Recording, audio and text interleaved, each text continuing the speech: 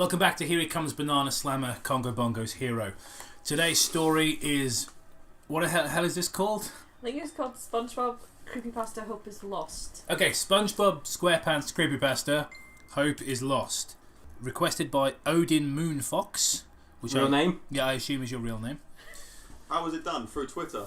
Yes. See, we look at the Twitter, guys! It's true. I don't. Hello. Not since you deleted your Twitter on April the 1st. Hello. My name is Black. Mr. Black! It's like... No, it isn't. Now, today, 1-2, SpongeBob's coming for you. Feeling like this maybe wasn't 100% serious. Added by Black Cat XX.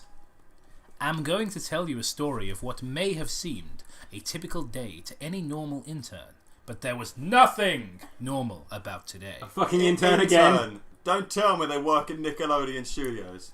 It was my first day as an intern at Nickelodeon Studios. No, you fucking what? This is... Right, I'm calling it now. Reskin of Squidward Suicide. I swear to you. SpongeBob suicide. Do we need to go get a teacher? Yes. They picked me up after receiving my associate's degree from ITT Tech. Wait. That you're the intern and they're picking you up. I think he means they... I don't think he means they picked me up in a car. I think he means they picked me up for the job. From ITT Tech, you mean made up fancy pants technical school? Just IT. Tech. It just sounds like Techie school. Like, I just think IT. I just think of as in computers. They've just made it up. It was a stupid school. Yes, it was one you made up, but it taught me what I needed for this chance. Running donuts and making coffee sucked. I can tell you that much. But it had its perks. Yeah, free donuts for one. Me being on the road of an editor. All the semen he can eat.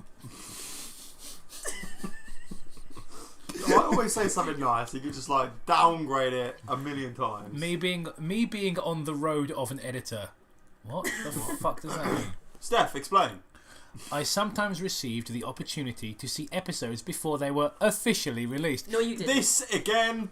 Today, I was invited into the editing studio. Yeah, I bet you were.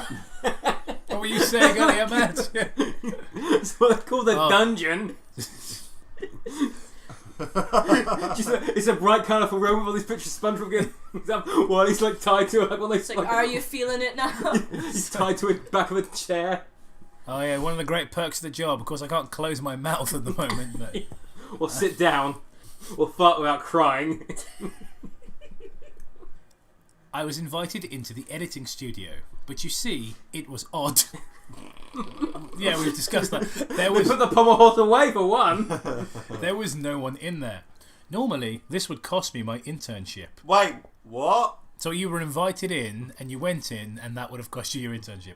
But oh god, I couldn't resist the urge. What? You were invited in! Once again, it's just going to deviant places. Hang on, were you invited in? And you're telling me that no one was in there and no one was who invited you in there? Did you just invite yourself? It was a spooky ghost. Ectoplasm. He just came out covered in ectoplasm. He's been slimed by the editor's ghost. Well, it's Nickelodeon. Editor's ghost cock.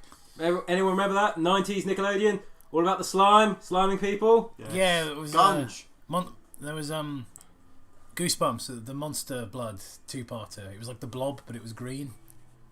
I just remember in general when they had the game shows and shit they're always just throwing slime and shit at people. Monster Blood episode where the Monster Blood didn't like the airline food.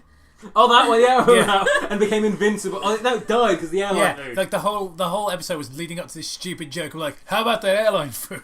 Written by Jerry Seinfeld. Before he became a deviant, had his sex change into a bee and then tried hitting on human women.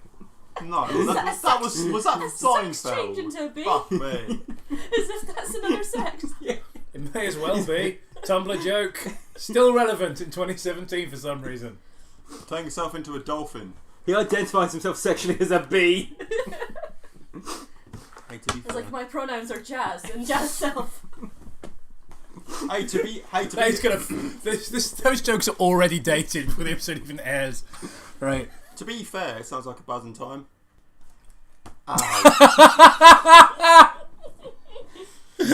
Someone out there will appreciate my puns one day. And today is not this day. Today is not this day. Tomorrow's not looking like Lee either. Come on, let's go. Oh my god, I'm still on the first fucking paragraph. It was overwhelming, encompassing. Wait. Oh dear God, that feeling. ... As soon as I walked in, the door slammed behind me like a banana. Banana slamming. Donkey Kong. Let's go. I figured this was one of those somewhat cruel pranks the editors sometimes pulled on the new guys. What? So, when the door locked, I figured this was some kind of punishment, and my heart slowly sank. Because you wanted it to be a punishment. My internship was in huge jeopardy. Oh, they probably already knew I was here. I mean, I was invited in. Panicking, I ran at the door with all my force, slamming into it with all my might. Now, not to boast, but I was not the weakest guy. That's not a boast! Wow. Not being the weakest guy. I didn't have brittle bone syndrome, impressed. I was in a room full of animators and editors, and I wasn't the weakest asthmatic guy there. Something like that, you know. You Wow, walk this into guy's a- fucking mastodonic ego. Wow. Yeah, well, I walked into a children's ward for terminally ill, and I wasn't the weakest one there. I might be boasting. Not to toot my own horn, but I'm Herculean in physique. Handsome in the face. Built like a centaur in the trousers. Joke, no one will get outside this room. Alright, I don't even care about this. There we are. Do you care about any pasta? I don't care about anything or person. Like, what do you think's been Welcome care about to this? Bad CREEPYPASTA, where we're all nihilists. I had been working out for the past 3 years, but dear Lord, there was something on the other side of Work on that his door. arms, Some force stronger than the strongest man, making sure, well, stronger than you. I mean, not necessarily. You've established you're not the weakest. There's a big leap. Yeah. Making sure I couldn't leave until I did what I was sent in to do. Now, in my panic, I hadn't noticed the netbook, the chair, and the small table it was sitting on. In the disc tray, there was a blank CD. Usually, these were editing discs, completely cherry episodes, just barely leaving production. It didn't have any markings or even a name, but something beckoned me, ... Something pushed me to the chair and No, forced me nothing to beckoned sit. you. The plot required you to go to the chair. As I slowly pulled the chair back, my heart rate slowly increased. You could almost hear it in my chest. Thump, thump, I thump. thought he was in shape. To be fair, luckily it was only slowly increasing. I slowly pushed the DVD tray shut without any prompt or confirmation. It just started. Something seemed odd straight away. Normally it would open in VLC or media player. However, this was odd. It just opened with no video player. It seemed the computer itself was just a video player. Spook. But it couldn't be. It seemed just like any normal netbook the interns or staff carried. Or was it ... I question mark. hate it when pastors do this. Just like Or the was scary it? bits coming, Now you guys. should be Wait for spooked the out. twist. As the title card flashed, I could immediately see my first assumption was wrong. It wasn't a cherry or slightly edited build. What? They never had title cards. This was either finished or ready to leave production. The title card seemed odd. I had never seen anything like it. Instead of the usual fun font they used that popped and seemed colourful, of course to appeal more to children, it seemed more ... gothic ... something you would see in a horror film ... The words and the title card made my heart sink farther. It had to be a joke, right? Why would someone try to scare me this terribly, though? The words read, "You nosy intern, you shouldn't have come in here." Oh, this is bad. And the usual happy bubble transition that we were all used to was gone. We were all used to it. Remember back in the day we used to talk about that bubble transition for you. Great times. Great times. All the transitions that would be in the unfinished episodes I was used to seeing. Yep. The text just melted down the screen, almost like blood running down a wall. ...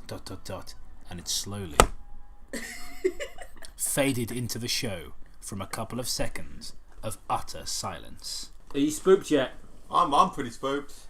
It transitioned into one of the familiar openings. ... With Spongebob slowly snoring in bed and Gary sleeping beside him on his newspaper. The blowhole of an alarm clock was there. Even the bed was. Well, you would think so, considering he's sleeping. Here it is, guys. You're talking about a reskin of Squidward Suicide. The tense changes. I begin to feel relieved. Oh, I remembered all of this from when I was a kid. for fuck's sake. It seems normal, but was it? Oh dear God, I was wrong. ... Forgive me. You must forgive me. I am choked up. ... Just writing this. Yeah, because all that. I wanted to What forget about? this, but something compels me to share my story. I was expecting the blowhole to go off, and SpongeBob to start his typical routine. Right, okay, blowhole. It's a bloody foghorn that Yeah. goes off in the. I'm picturing there's like a dead dolphin in the room. His alarm clock is just a dead whale. It's like nobody. That's probably the most grim. Just like just hanging up on hooks and just this huge fucking rotting carcass. Just a clock jammed into its chest. Hey, gee. Oh wait, that might actually be I was disturbing. going to say, that might actually be a better SpongeBob pasta, you know. I mean, it'd still be shit, but at least I mean, something would yeah. be happening. It's like, remember all these characters that you loved? Isn't it scary that they're dying? No. No, it's not. Right, has anything happened? Right, before we carry on, has anything happened? Nope. No. No. Oh, how? Other than the urge to make more jokes about it being gay. Oh, Well, how? we need to forgive him, maybe because of how shit the Because he's pasta all is. choked up, you remember? It's one of the perks of being an intern. Your own noose. And donuts. I just meant all the cock he could, you know. So I was thinking, or gobble. just massive amounts of semen. Just oh, how bad that thing annoyed me as a kid. Learn to write a sentence, but it didn't come. ... There must have been at least just 3. What? Wow. All right, God. Oh. There must have been at least just 3+ minutes What is that? of just SpongeBob snoring. ... Then ... Just. Something finally happened. Okay, great. It started to slowly pan into his face. That's not a pan. Yeah, I was that's a saying zoom. you've definitely used the word pan incorrectly there. Oh, so slowly, waiting in anticipation, just dying for something to finally happen. Yeah, I know the fucking feeling, mate. I would later greatly regret this decision. Oh, what I would give if it had just ended right then and there. I see what the I office... feel like- yeah, we're getting we're on the same page here. I feel like that when I think back to me saying, should we record a Tails doll? I found this Tails doll story. And Matt thought, I don't know. And if it had just ended there. If I said, don't be gay, Jacob, let's just play Gunstar Heroes again. Yeah. Well, Well, we wouldn't be here today drinking coffee and tango and listening to the Not show. together. We're having coffee and Matt's having tango. it makes it like, delicious coffee and tango. Tango. This probably won't taste horrendous. How was it with gin, by the way? That's We put fine. the gin in the tango. It was just that like good? tango, but with a bit of a kick to it. And laid back. That sounds alright. I can see what this author's trying to do. So we He's should try using it sometime. words like slowly and greatly. He's trying to put tension. He's trying to use tension and use all these describing words. Essentially, he's trying to build up his word count, so then he'd go, "Oh, I've got a 10,000 word thing on fanfiction. Isn't it great?" No, you're doing it wrong. The problem is he's trying to build atmosphere, but he's clearly never read a story Which has done so. Other than a hungry Or- caterpillar. at all. Cat for the step off, bitch. That's I'm what I looking was at doing. So he's read that, and then he's scared. gone straight onto this. I suppose, yeah. What was... I just had this flashback to college. I can't remember the context, but being like, now I can finally finish my novel. And it's just a guy at a typewriter. He's, that was one fucking hungry caterpillar. Honestly, it could have been anything. Yeah, it could have been any of the stupid jokes we used to make in college. But I just remembered that when you guys looked at the hungry caterpillar. It's like some like Stephen King protagonist and like a typewriter. It's like, that was a fucking hungry caterpillar. And I was writing a story about how great I was and using fakey words. Lady in the Water is such dog shit. It's so bad. Is that a new M. Night Shyamalan? No, it's an That's old an M. old Night one. Shyamalan. Well, It's M. like- Night it's Shyamalan the basically shit one plays that the no one Messiah. talks about. It's got Paul Giamatti in it. Oh. Yeah, it's like he has to protect the wingwangs from the flibblebobbers. Yeah, I remember that. And I'm making these words up because I can't remember, but they're about the same. It's like, there's this great big wolf thing, but it's known as a Nogla. Yeah. And M. Night Shyamalan comes in and saves the day. Yeah, he literally comes in and talks about how critics are evil. yeah. Oh. That is going to be the least fucking self-aware thing ever. That reminds me, you know what? There's an Irate Gamer episode where Oh, He God. reviews M. Night Shyamalan. that would the world probably implode if that happened. But the bad guy is like, I the bad guys who were all Chris Ball's green screened in.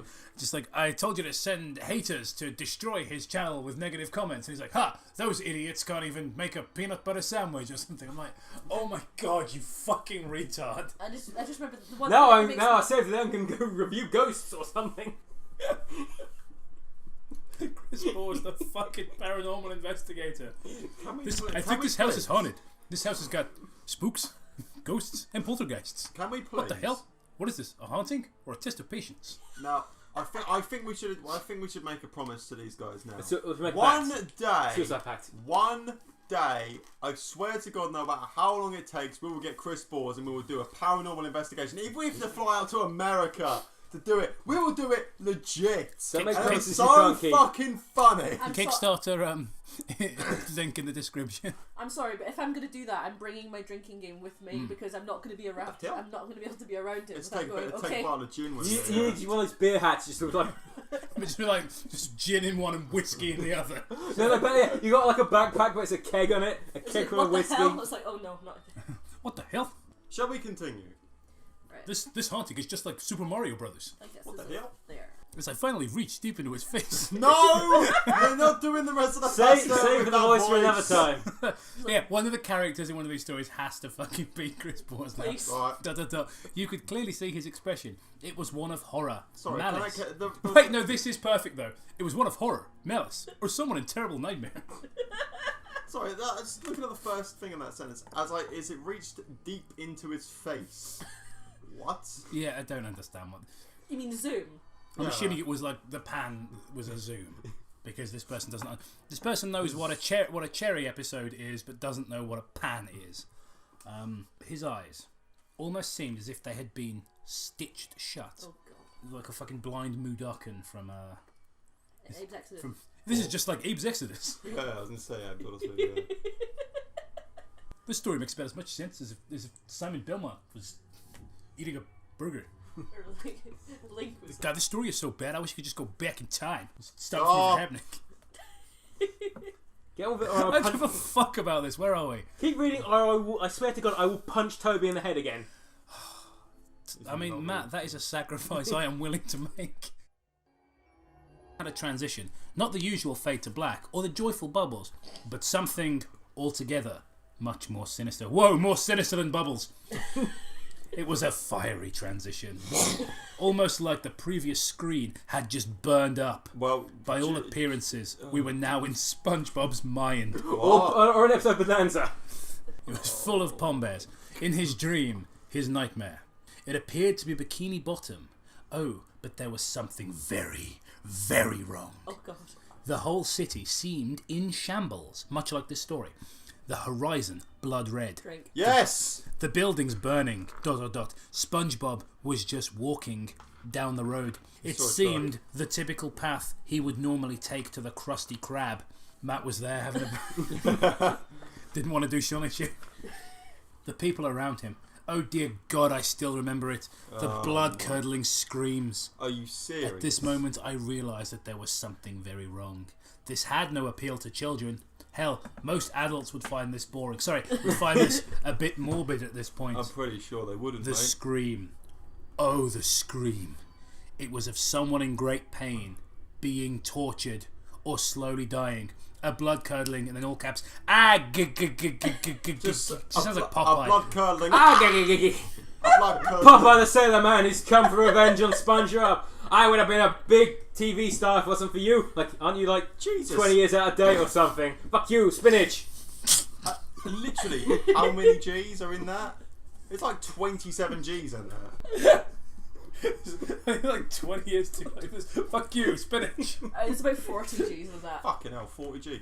At this point, I couldn't see who it was coming from. It could have been somebody from the next door neighbour from Home Improvement who's in all my episodes for some reason. Just SpongeBob walking, slowly, silently, as the screaming slowly continued. We should have made a drinking game out of the word slowly. Yeah. Getting louder and louder. Oh God. I almost wanted to claw my eyes out. I really wish That's you a bit did. extreme. Like, oh, that's like an unpleasant episode of SpongeBob. Oh yeah, the way does, the really bad episodes of SpongeBob. I've always wanted to claw my eyes out. Yeah, I always want to claw my eyes out when I have to watch the one with the damn splinter. Oh God, that's a horrible You episode. sounded like Orson Welles then. Whoa! Oh, the French. Tango. just be like, where does tango come from? Is that Oh, what country it's from? Dublin. Dublin. All right. And who makes Fanta? Is that American? Yeah. Coca-Cola. Is it Coca-Cola? Yeah. No, I feel like that's the American Fanta. No, I think Fanta's the one that's American. Has always been celebrated for its excellence.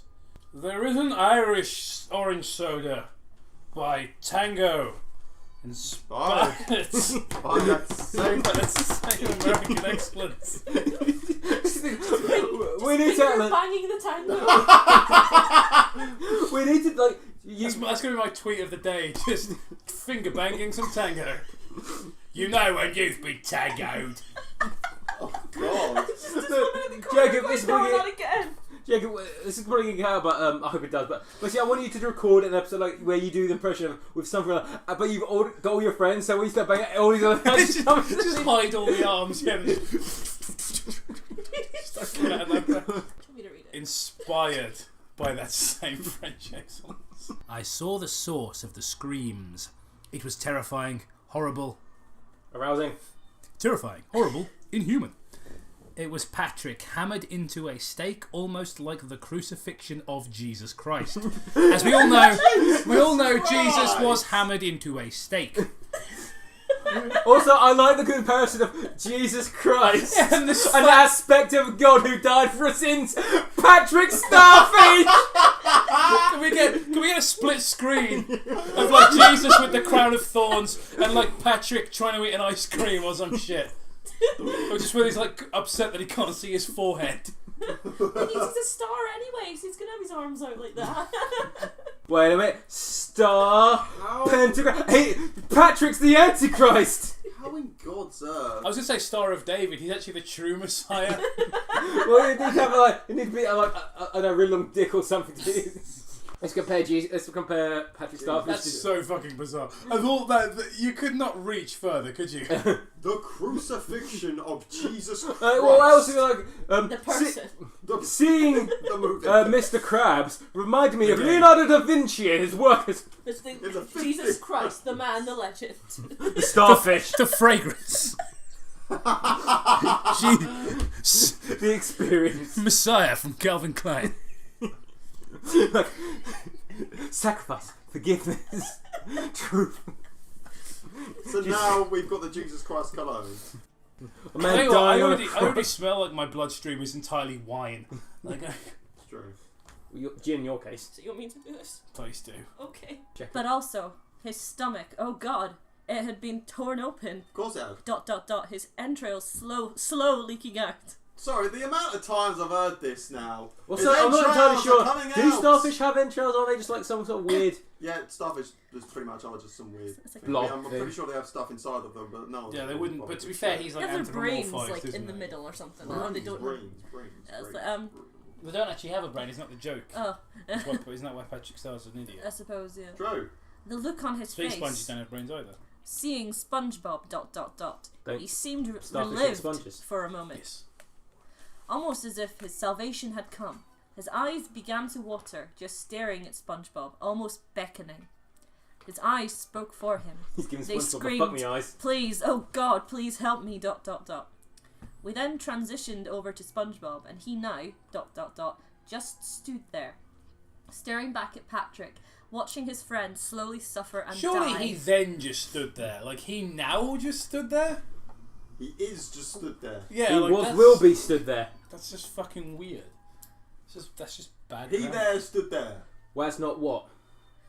It was like Patrick then began to weep slowly, almost as if he understood something that I, the viewer, did not.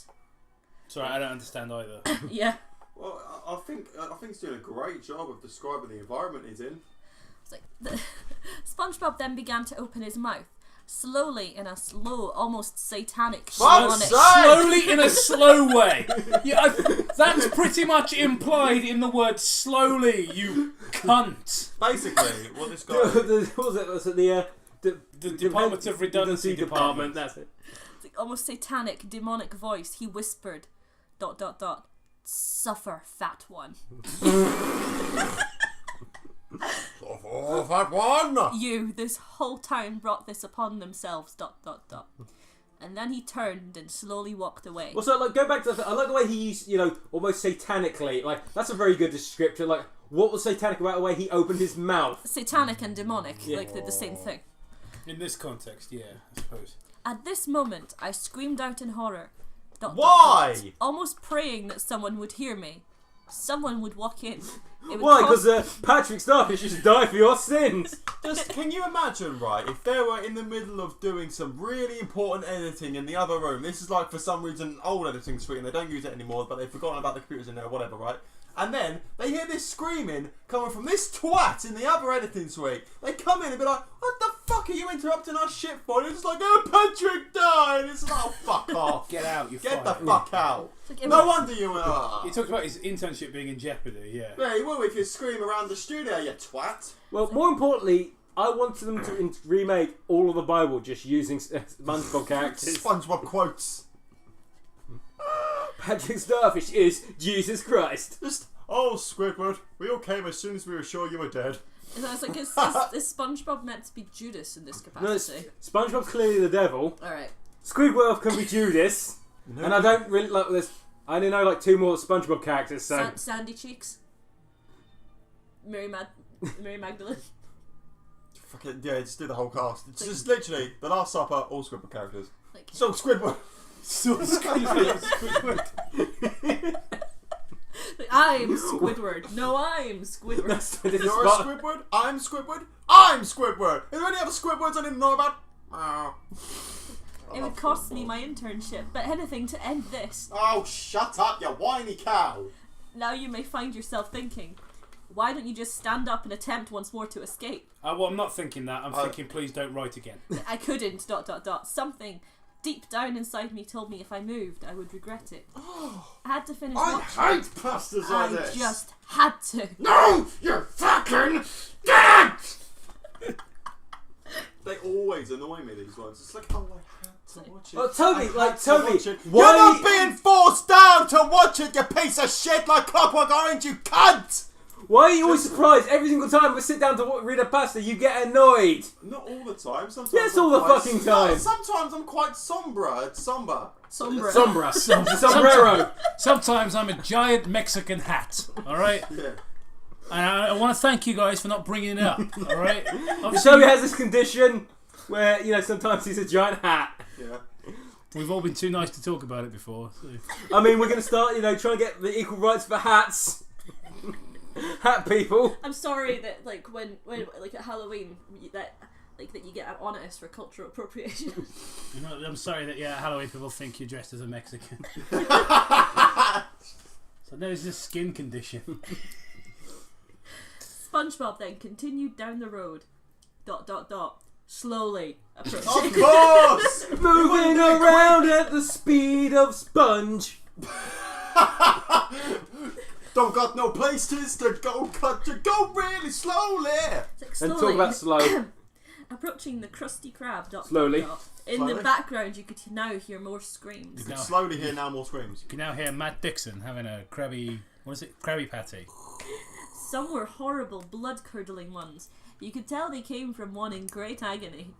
But there had been one new sound thrown in. What? A horrible, twisted laugh. One of great malice. Almost as if someone had been hunting an animal and thoroughly enjoying himself all too much. You could hear them very distinctly, fading away into the background. As if Sorry, is there a level of fun one is supposed to have hunting? You get to a level where you cross a line. Oh boy! But it's all too much. Can't wait to shoot that deer in the fucking head, yeah! It's like, yeah, that's fine. Well, I'm going to shoot his fucking cunt kids too. Alright, it's time to go home. Yeah. You got too much of the hunting vibe on you. The Huntington's disease. Fading away into the background as if they were chasing something in the other direction. You could hear them. ... Oh, even faded, it was still heart-stopping. Are you serious? It even put in. Yeah, he wrote gahaha. Yeah. He wrote, Stop laughing. he wrote gahaha as if he was writing dialogue for Bowser. Bowser. This is Bowser here. You can never pass my test, Mario. Hello, I'm Electrical Beast. He doesn't say hello. He's like, hey, hey, this is Electrical Beast, aka the Jolteon of Let's Plays. The Jolteon of Let's Playing Plays. Mario 64. Is that what he said? Who's this bellend you're talking about? Oh my god, he's the greatest. He's the like, worst. No, Actually, no, not like worst. honestly, he's Not like, worst. he's really sweet. He's like some like autistic man child. Oh, I who think you told me that. like, this guy Let's before. Play like games like Super Mario Brother, Super Mario 6. He did like 100 episode Let's Play of Super Mario 64, and when he finished it, like it was around Christmas, and he was like, "So this is my present to you. So Merry Christmas." And then It's he like the did the- jolliest person ever, and he like. When like the emulator lags out and stuff, he just gives it like fan fictiony reasons for doing it. It's like Bowser's using his time machine to slow things down. And then like he did like a game of like real life, and he just was like walking around with his camera. And he was like first, he was like a fucking POV of like it was called Let's Play Real Life. Yeah. We're gonna derail the whole episode still because it was so great. Because I've just been meaning to show you this, and he goes up to a bin that's like shaped like a penguin, and he goes, "Now that is a very creative bin." He's so adorable. Continue on. The Okay. fucking best, man. SpongeBob seemed unfazed, as if he was almost used to it. ... You could now, slowly, hearing clattering behind him, slowly Oh my god.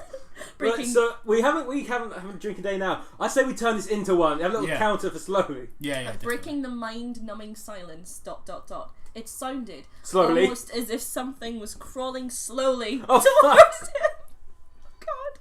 SpongeBob then slowly turned. Jesus fucking Christ. serious. We get it. He's a bit slow. As if he expected I think this. the author's more No, than a bit. you know slow, how Jesus. like every time someone says "be in the B movie," you speed up. Every time it's like it just slows down. Right. As if he expected this, as he slowly turned his face, slowly came Just into fuck view. off. turned it slowly. Just fuck off. How do you mean? There aren't any more definitions of slow. There's slow, there's a bit more slower, and then there's a slowish. You can't go slower than the slower. Alright, okay, listen. Somebody in the audience needs to make this video, right? Like Matt just suggested. It's this entire video, but every time we say slow or slowly, the video just slows down. Came into view. See how long it would be. His 3 hours. eyes. They It's changed. gonna end up being like 4 times longer than the universe. They no longer seemed to be his normal, happy, joyful-looking eyes. They were blood red and full of malice, They were only hate, colour I and know. anger. One would expect this face from a demon. Hell, even the devil himself would find this look fitting. I myself now slowly began to... Being a personal friend of Satan, yeah, I know what he does and doesn't like. I myself now slowly began to weep, with no end to this horror in sight. And as I begin to slowly cock this slowly gun into my slowly head, Unfortunately, the bullet's gonna take ages to get out of the barrel. as the bullet slowly exited the chamber, as I slowly pulled the trigger, slow death. It's as if this is like now slowly going through a Salvador Dali painting, and just everything slowing down and melting into each other. No, because that would be interesting. Yeah. His eyes now fixed on something. It slowly transitioned over. It was Patrick... Dear God... Oh my God, forgive me. No human should be forced to see that. What an animated cartoon! Seeing their Lord and Saviour being revived. His entire lower body was now missing, So with his basically- intestines slowly trailing behind him, the trail of blood behind him. What Wow. was Was it left? slowly drying? What was left of his arms had As two the holes paint in them, slowly dried on the walls. almost as if something had been torn out of them. The nails. Had he ripped himself off the stake? His face slowly came up. His Fuck eyes off. beckoned one more to SpongeBob, but this time they said something different. He slowly began to speak, and I'll never forget those words. What did he say? Kill me. Oh. He said those magic please. words. Ooh ee, ooh ah ah, ting tang, walla walla. Can you not do it in Patrick's voice for us? Kill me! Oh, hang on. Someone do that because I can't. Don't remember how Patrick talks. It's just like It's just like a really This exaggerated. is the read. It's like a really Kill me. exaggerated, like stupid voice. Kill me! SpongeBob. Kill me. Kill me! Kill me. Please! I'm sorry. Please, SpongeBob! Kill me! Please! I'm sorry. ... We're all sorry. Just one more! Just end the please! Just I a can't tip. take the pain! Ah. Toby, that's really creepy. You sound like the zombie dad from Majora's Mask. Ah. Ah, ah. SpongeBob responded with a hellish tone, even worse than before. SpongeBob responded with the Song of You Healing. take over now, please. You ask for forgiveness from me? Fuck's sake! Do you take me as your god? You will receive no divine forgiveness from me. You see, it's my job to make you suffer. Burn, fat one. And with the flick of a wrist, hellish arms seemed to just spout from the ground, grabbed a hold of him. It was alright though, because both SpongeBob and Patrick were just Chris Ball's green screened in, and tore him down into what seemed an endless, hellish abyss. Slowly. I like how often they have like words that are missing, like into what seemed an endless. Right, there's words missing there, yet he makes sure to add unnecessary words like satanic and slowly again and again. Slow. Like, just moron. All the way down, you could hear that blood-curdling scream from before. Oh God! No! No! Is that a Mr. No! Krabs? That's Popeye again. Fuck you, spinach. That's got to be a shirt. Can someone please make a shirt of Popeye with just "fuck you, spinach" written on it? Because I would wear this shit. I'd wear that every fucking day till it rotted off me. Then SpongeBob slowly turned. SpongeBob! As if nothing had happened. He even let out a small, evil giggle. Slowly. Just By this point, I had almost been wishing for the same thing to happen to me. What? Arms to come up and slowly slow you to slowness. To the slow dimension. Just so I wouldn't have to see this Wait, anymore. how slow? At this point, I was crying so hard. Right, I'm pretty sure those arms dragged him into, like, hell, right? Yeah. So I was begging for the same thing to happen to me, so I wouldn't have to look at this spooky SpongeBob episode anymore. Yeah. I'd Even enjoy the depths of eternal torture. I'd enjoy the sights of hell. Does he not have a life outside of SpongeBob? Did he collect all the movies? And I the imagine merchandise? he's one of like I collect all of the SpongeBob. He's Like collected all the the Sonic EXE author, who is just like my entire life revolved around Sonic, and I played Sonic until death. I've always been a big fan of SpongeBob, even the classic SpongeBob games. Much like everyone else. I cried so hard and got so far. Then you slow down a lot. It was almost felt like a little girl. I almost felt like a little girl, sexist. I felt weak, I actually think empty. I know lots of little girls would as be if manlier than this fuck. Yeah. I was about to throw. I'm surprised you know so many little girls, man. That's something we need to talk about. I was about to throw up. Where the fuck am I? There I am. As much as I wanted to, I just couldn't choke anything out. Is that how you Too throw much up? semen just like backed up. SpongeBob then slowly approached. Finally, the doors of the Krusty Krab. That's a terrible sentence.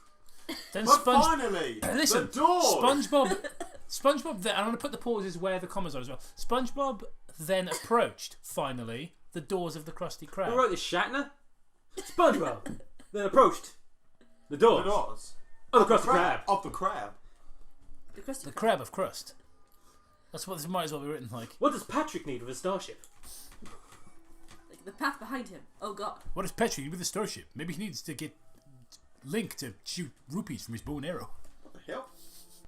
Tetris is Just go! We're near the piece of end! shit. The path behind him. Oh God!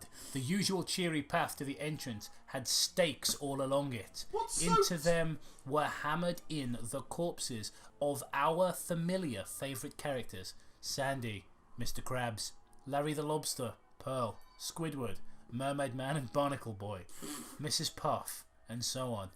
I don't know most of those people. And the rest, my leg guy. And on their faces, they all That too one bubble. They all too wore that expression of utter sorrow and horror, as if they had died crying in fear of what stood before them. We then transitioned back to SpongeBob. All Why of them we? in. Sorry. What do you mean we? Like, who the fuck else was watching this with you? We then transitioned back to His best mate SpongeBob. Satan. Who Bubble now buddy. reached for the door. Now something happened out of this horrible nightmarish thing I was witnessing. What? The whole building began to shake almost as if during an earthquake. Again with the missing words, but you put I superfluous predict words an throughout. earthquake up in here. The only light in the room That room, come in. blew out, and the power went out. I was now in the dark, alone, in this shaking building. I could hear my fellow interns The whole flee, city's panicking. and the developers run out without even a second thought of where I was. You could hear the car tires squeal as they ran away. They didn't give two shits about you, mate, 'cause you're the intern.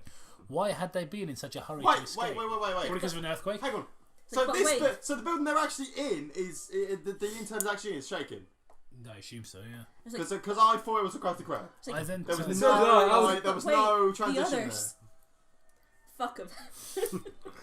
I then turned back to the show, almost as if I was being forced to watch. Almost as if it was bad, lazy writing. Yeah. He now stood alone. Who? I mean, I know from context that it's SpongeBob, but this is bad writing. All lights were out, and there was utter silence, except for a small red glow coming from the door that usually led to the kitchen. Except for the small red glow, and it was utter silence. Yeah. This very loud light. Oh, I fucking hate it. You wake up like, you know, you go to bed, it's all nice and quiet. The moment the sun comes up, fucking riot. Or is it just me who can hear sound? Look, I can hear light with my eyes. I can hear sound, man. That's not an issue. Wait, you can? I've been doing it wrong. That oh so familiar kitchen where SpongeBob usually stood making his delicacies. Delicacies! You mean And he doesn't he work These as burgers! does he work in a fucking fast food restaurant? he's a fry cook who makes Krabby Patties. We began to slowly approach it. Slowly. In silence. As he reached Apart from it, the loud noise coming from the light. he stood in front of the door, almost as if he himself Was a door. Come on. didn't want to go in. Reproachfully, he What? slowly turned the knob and the door swung open. Can you check the... Wait, reproachfully. Is that really the best word they could have used It there? probably is a word. No, I know it is a word, but it's It's a weird one. Oh God. a weird choice. Oh God. Oh God. Oh God. Oh God. Oh God. Oh yeah! Oh God, how I wish I could unsee what I saw and heard. SpongeBob faced a hellish demon of indescribable horror because I'm lazy, burning That's in a exactly. That portal is exactly what it is. to what seemed to be hell itself. Was this the devil? Oh God, the fear that came over me in that moment, Oh as God. its mouth, as his mouth slowly opened. Did you make them suffer, son? It asked in the most hellish tone imaginable. That pretty much is a very hellish tone. One of extreme rage, anger, malice, hatred. SpongeBob replied, slowly saying, almost afraid to reply, "Yes, father, they cried, suffered, and burned. A feast of Yes, souls waits for you below." It replies, "Hey, present tense, we haven't done that very much. Good, son. Now, back to your cage, and be gone with you." And at that moment, I finally threw up all over my lap. Yeah, that's really gross, isn't it? Yeah. Something began to sorry, emerge can I from just- SpongeBob, and his body almost... Give me a moment. And his body almost slowly deflated, ... It almost seemed to be a human, a dog. Wait, no, those are not the same thing. A human, a what? A dog. A dog. Something. Oh God, I can't even find the words, ... Wait, Right, does it get mixed up? what are you saying? I was trying to say. So, you're watching something. You're watching It's WatchMojo.com. You're watching something a bit shit, and you're just like, oh, yeah, this is horrible. It's an animated cartoon. Who then suddenly goes, yes, it's pretty horrible. Where's the point where you suddenly go all over your face? Apparently, it's the moment where Satan goes, "All right, back in your cage, SpongeBob." Back to the gimp cage. It's not even the worst part of this story. Because you could relate to it being an intern, like being But- kept in a cage and having I 10 guys don't know jizzing. if anyone knows this, but you can control when you sort of puke, you sort of get that feeling in your cheeks, the popping feeling, and then you're going to puke, and then you just make your way to the toilet. No? It crawled toward the portal, and with a swift kick, its father kicked it into what appeared to be hell itself. Then it turned slowly and looked at me, the viewer, and slowly it mouthed something so subtle, so quiet, but chilling to the very core. It seemed as if it was speaking to me. Suck a dick. It said, "Oh, don't worry, your world is next." How is this subtle? "He'll suffer at your hands, as this one did at his." It slowly transitioned over to SpongeBob. This is in parentheses for some reason. Or what was left of his corpse, just skin, ... Yeah, but And the then end parentheses. Oh, I get it. We're still in... This is really confusing, right? We're still in the fucking speech. But they've put these parentheses in for, like, stage direction. Just end... You don't have to do that. Just end the speech, put this bit, continue the speech. It doesn't need to be in parentheses. This is fucking weird. "Oh, and you'll all atone for what you have done. All of you, ... You're next, ... and with that, the computer itself slammed shut and burst into flames. As it slowly burned, I could only weep at this. This horror. It slowly burned. This couldn't be real. Nick, wake up! My eyes slowly flashed open. I was in the break room. Oh, fuck you! I was utterly pointless. I was in the break room on the floor. Above me stood my friend Tina, who said, "Oh, thank God you're okay. You just collapsed. You've been out for about 5 minutes." My whole body was rattled, broken almost. Turning to her, I had this uncontrollable urge. Turning to Tina, I said, "Don't thank God on this day. He won't save us. He has abandoned us abominations, his failed creations." Tina looked... Back to, Wait! back to being unconscious, boy! Oh, I fucking see that. I see You're that. like, hey, like, you collapsed.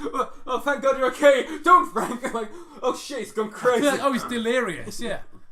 It's just like, wait, we're not even done. Tina looked aghast, horrified. She ran out screaming.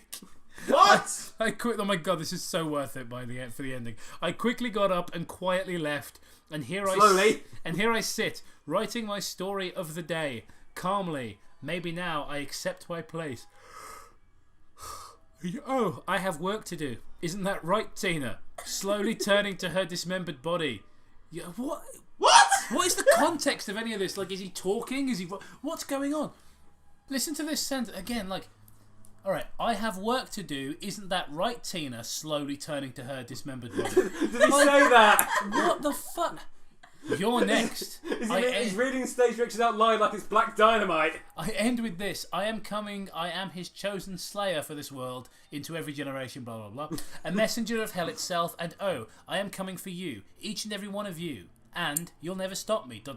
Don't try to run or hide. I'll find you. Written by the Midnight Wings, aka Nicholas James Snyder, probably a relative of Zack Snyder. It's very edgy. Inspired by Inspired by Squidward suicide. You don't say. I couldn't tell because it was basically the same. And fucking inspired by- story. I think it might Alec actually be worse in Clemens. some ways. Of course it was. It was At least it even. remains. All right. There's no comments or anything. Bye. Wait. Oh wait, no, because it's different on fanfiction. Yeah. You have to go. There's a little button. Right, so Somebody wants. stop. Okay, the rater says cliche, and more cliche. This made no sense at all. I'm not going to keep doing that. This story just went way overboard with blood, death, and suffering. You should have put Mr. Krabs as the devil since he loves money so much. Nice What? twist at the end though. ... Guest says, do you think you could ask the original author if I could MST this? I don't think you need to ask. I think that's how it works. Wow, scary. I mean, If- like, if we're not, not asking It's like, shit. if not, we've been doing this wrong for like years now. Yeah. Also, like, how often do you think, like, can I have permission to rip the shit out of your crappy work?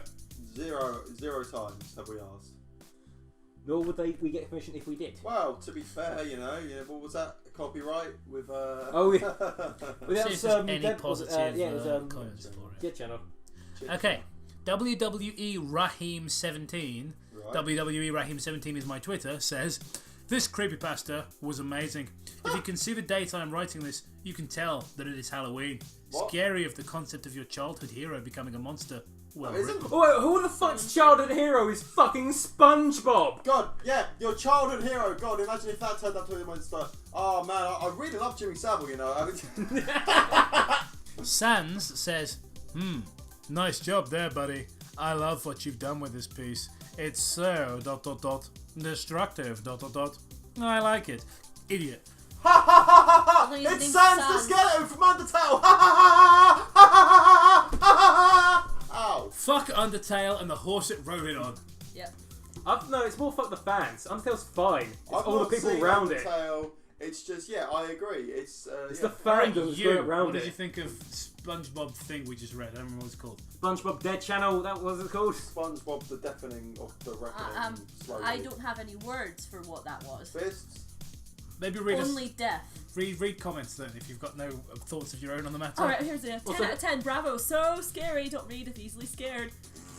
I was like, This is- like There's, 7 out of 10. there's easily scared and actually retarded though. Like I think there is a difference. Like, are these real comments? Because they sound like, when, like, welcome to You log into fanfiction.net your own- fake Yeah. comments. Someone just like, someone said to me, that creepypasta is creepy as hell. Patrick in the video, Alamadin me throw up. That's a story. Fuck. It was like Come on, no, let's end on that comment. Fuck it. All right. What did I think of this? It was shit. Boring. The constant repetition of slowly using superfluous words, like having the same thing over and over again, like slowly, or like demonic and satanic, but then later on missing crucial words from sentences. Just little things like that, but even fixing those wouldn't save the story. It's your typical, I was an intern at Nickelodeon and to spooky Spongebob was blood. And now I am terrible, and it's shamefully bad, and there's no excuse to write something like this. If you're writing something like this to practice, or like perhaps you're learning the language, for example, and you want to practice writing to yourself in private, yes. But putting this up on the internet, unacceptable. This is fucking bad. This story is best read slowly, of course. So you need to do it like 72. Put in Microsoft Word 72 per second.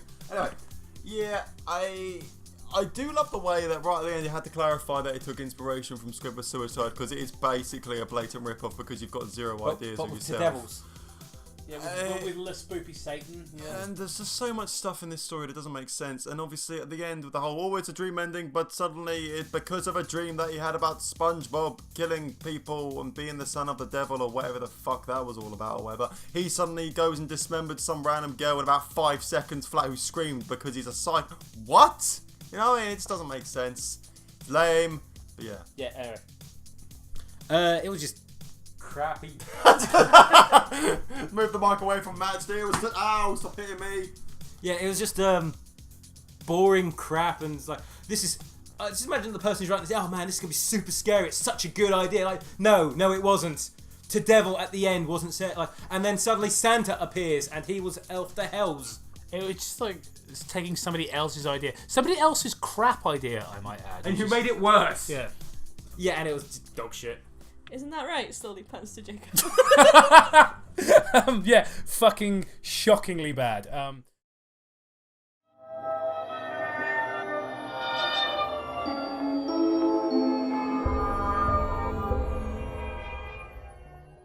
Welcome back to Bad Creepypasta. Jacob can't be here because it's his time to welcome people to the Space Jam, because it's their chance to do the dance at the Space Jam. Alright. Today we are reading The Bloody Painter, which was requested by Shia Waste Capukiful. I'm sure I just pronounced that wrong, but my fucking... Do you know why you pronounced that? Because it's a slam jam! This is Helen. 14 years old. Oh my god.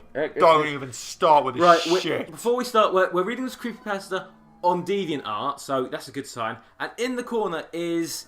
I can basically describe it as a Jeff the Killer. Oh, fuck me. It's going to be a fucking Jeff the Killer. And why isn't Jacob here? I mean, here is your chance. Right. This is You do Helen. the dance. 14 years old.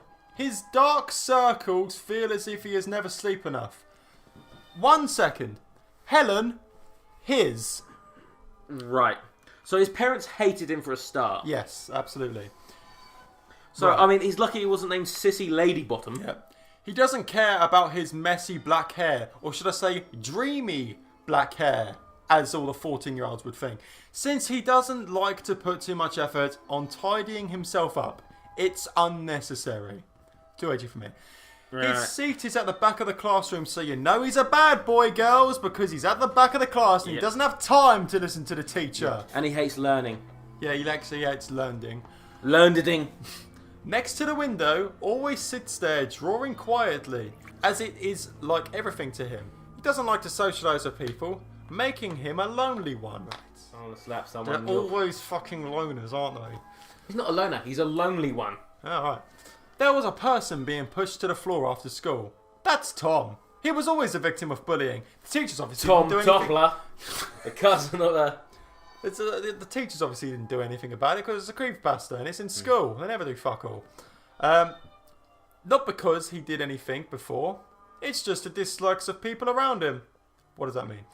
These things happen often. And Helen is used to it. I can't believe his name is Helen. Can't fucking believe a boy's name is Helen. I'm gonna write my fucking OC Jeff the Killer ripoff. And he's going to be a badass. Helen the Killer. Fucking why Helen? There's fucking plenty of boy names. Like, I don't know, Ron. Fucking Ron the Killer. Well, badass, isn't it? And then Helen the Killer. Susan the Killer. Though he doesn't. I mean, would explain, like, he's gone homicidal mad because people keep making fun of his name. Shit. Though he does not feel bad for Tom, he doesn't want to interfere. as it is quite bothersome. This is fucking the Winnie the Pooh. Oh, bother. During recess, it's American, thank God for that. Judy says she's missing her watch as she searches for it. Are we sure? Oh, Judy. Oh, poor Judy. She's lost her watch. Are we sure Judy's a woman? Because we've made this mistake about 5 seconds ago. Yeah, good point. Judy, who was 5'9", built like a brick shithouse, and star of the American male-only football team. Helen doesn't help her, since he's a douchebag, since it's none of his business. Suddenly, someone sees something flashing in Helen's bag. What's that? Ban says. I love the way they're putting all this emphasis into people who we don't know. Ban Shishigami. Bankai! As he puts his hand into the Weirdo. bag. Yep. And hands out a watch that is trimmed with fake diamonds. Helen is very surprised to see this, as he does not know how he got in there. Ah, that's my watch! Judy receives the watch from Ban. I'm sure that's supposed to be Ben or something. I don't fucking know. After seeing the situation, fuck's going on? Both of them stare at Helen with a weird glare. It's not me, says Helen. I believe it. I have enough problems being called Helen. I have enough problems doing nothing at work, drawing, or Look out studying. the window. His boyfriend just left him because he was drawing violent pictures of Frenchmen being killed. Who is still drawing on his notebook without raising his head a bit. Yeah, right. Judy leaves the classroom with Ben as she concludes. Wait, is it changed back to Ben or was it... No, I've just read Ben instead of Ban. The following. As usual, Helen sits at his table drawing. He notices the atmosphere doesn't feel right around him. People start whispering about him. And even a few starts call him a thief. What? English. He decides not to explain for himself, as he knows it's useless to do so.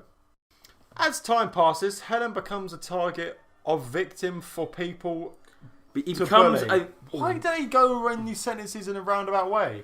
Everything he does is now being exaggerated. He doesn't like it, but he does not resist.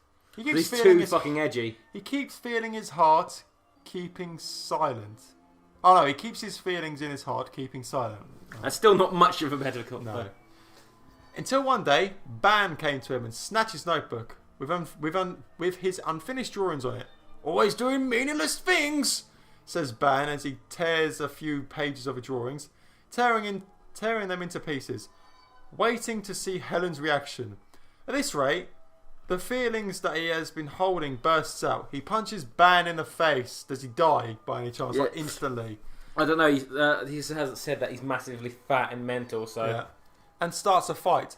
Helen isn't that powerful, however, so he was beaten up in no time. What his power level isn't? Oh no, he hasn't collected shooting lasers. He hasn't collected the 3 power stones and turned it to a massive motorbike. Yes, that happened in Power Stone 2. And so he was beaten up in no time. Other students went to see the fight without stopping it. Some people even stomped in his face and his stomach. No teachers involved. No. Well, apparently we've already had bullying earlier, then theft, and then assault. So. Yeah. After the bell rings, everyone stops what they're doing and went back to their seats. Like, they were in the fucking classroom! It's just like they're in the classroom and they're like giving them American, History X beat down. And then the bell rings and they all just fucking stop. Put your teeth on the curb, we're in a fucking classroom. Put them on the desk then! Helen returns to his seat as if nothing happened. Of course, he's too edgy. Yeah, people have been kicking him in the stomach and stomping on his head, but because he's like such a fucking badass with his tousled hair. The teacher walks in the room later on. Oh my Otis, in brackets Helen. Wait a minute, what is his name? Otis? Or is it Helen? No, I think he's swearing to Otis instead of swearing to God. Oh my Otis. Helen. The only Otis. You're a boy. What happened? Helen has many visible bruises on him that the teacher notices right after she enters the room. Everybody turns to look at him, waiting to give him a response while glaring at him with a murderous look. I fell from the stairs, miss, Helen replies as the glares disappear. After returning home from school, his parents also ask him what happened. He responds with the same answer. No one's going to care. Yeah, I don't care. He doesn't care. No, the blue jacket he is wearing covers all of the bruises other than those on his face. His parents believe it without doubt. Usually. Right, so, the only bruises you can see are the ones on his face. I fell over and I hit my face on all the stairs. Especially this shoe-shaped bruise. Oh yeah, all them shoe-shaped bruises getting downstairs. Usually when Heron's parents... Heron? I tell the Japanese. Usually when Helen's parents ask his about how he is at school. That's a sentence. No, it's not a sentence. No. It's really... He always says he's fine. He even lied about making a lot of friends, living happily every day. Helen refuses to tell his parents the truth, since he doesn't want to make his parents worry about him. But wasn't he so... He doesn't care so much then when he'd be truthful. Like, yeah, I really don't care. Yeah, I got no friends and everyone hates me because some faggot who's called Ban. Some guy called Ban. Yeah. This is some guy who's like... I mean, his parents... I mean, my parents at least gave me a name. It's the wrong gender, but his is just a sound. Yeah. But a few months later, he has gotten used to the negative comments about him, so he must be getting a lot of dislikes on YouTube and stuff. His YouTube channel, 2AG4U. And getting hit or humiliated has been a normal event for him. So what, are you going to go back and say to your parents that you fell down the stairs every single fucking day? You clumsy motherfucker. He's completely immune to these things now. What? Who framed him in the first place? Why did the culprit do this? This doesn't matter anymore. Nothing matters anymore. Why was this watch so important, you ask? Well, that's not actually in the story. You! Hi, you there. Helen receives a message from an unknown user on Facebook. You're who, he replied. You're who, he replies. I'm Tom, your classmate. Tom has never interacted with him before. This surprised Tom was him a only bit. mentioned once before. If you have forgotten, so had I. Yeah. What is it? Helen says. Are you alright? It's none of your business, Helen concludes Tom's question. Tom types for Rob before coming up with, listen, I know how you feel right now. You're in the same situation as I am. I really want to help you, but I can't. Sorry. Afterwards, Tom and Helen text each other for a long time, and Helen feels much better after telling him all the pain and feelings he's been going through. He can even joke about it with Tom, often using happy face to show his happiness. Does he feel like a room without a roof? Fuck off. This is the first time he thinks he has made a friend. This is so like all those years before 14. Like were you still uncaring when you were 7? It is a warm weather in the afternoon. It is a warm weather. English. It's not that hard. Come meet me on the roof after the first period in the afternoon. We need to talk. Don't ask me why. So I immediately asked him why. Sweet suicide pack. Just why on the roof? I mean, we're not in Japan. You can't just go up on the fucking roof. Yeah, I can't think of any school. Like, there's no school or college I've been to where you could get to the fucking roof. No. It's like, apparently in Japanimations you can. Texted Tom last night. Following his instructions, Helen meets Tom on the roof, waving his hand and walking towards him as he says... Then they start making out, and it's totally hot. Yeah. Tendoyu! Hey Tom, what's up, friend? I have something to say. Something important, says Tom with a serious face. Also, hey there, I've never referred hey there, Toby, what's up, my friend? What is up, dog? We've said that to each other, but only in joking, but we never actually got hi there. Jacob, I'm glad you made it here to the quarry, my friend. Remember the watch thieving incident? How could Helen forget about it? That was how he started his suffering. Helen nods to show he remembers. I was the culprit! Dun! What a fucking surprise. I mean, shit. Tom, but why? You are my favourite weeaboo. Getting tired now. Tom looked down, scared to look into his eyes. What? Helen is... Turn up the funk! What? Helen is shocked. Helen just turned into Little John, because he always needs a mention. Yeah. I stole Judy's watch and framed you as the culprit. Why did you do this? With you as the new target victim, my life is much better, Tom smirks. It's true. Smirkily. It's true, however, that when everybody decides to bully Helen, they won't bother Tom anymore. It's just like abandoned toy. What? It's just like an abandoned toy. Or abandoned by Disney. I'm being bullied at school. So my only goal is to hope that I can frame someone so everyone moves. Like, I'm not going to tell an adult. I'm not going to stand up for myself. I'm not going to knee the guy in the dick or anything. No, I'm going to do this elaborate plan. I hope this all works out. Yeah, it'll totally work out fine for you, mate. For him, that's totally perfect. As long as he keeps silent, he will be able to live in his school life safe and I sound. think I know what's going to happen next. You see, Tom in a rage is... not Tom. Helen in a rage is going to grab Tom. And then he's going to take him to the edge of the roof. And they're going to totally start making out. Stop fucking saying that shit! It's so... he succeeded. The plan was outstandingly perfect. If it was so outstandingly perfect, Why then why did the you- fuck did you tell him? So I framed a guy to get the heat off me. So now I'm going to try and befriend him and then tell him I did it. Why? Like, why were either of those two steps necessary? No idea. Helen grabs the collar. Yeah, it's not working. How much fucking helium's in that fucking thing anyway? Helen grabs the collar of his shirt after pushing around a bit. They ended up near the edge of the roof. Oh no! Oh. Tom slips and falls from the roof. Helen instantly grabs his hand and tries to pull him back up, but Helen does not have much strength to do so.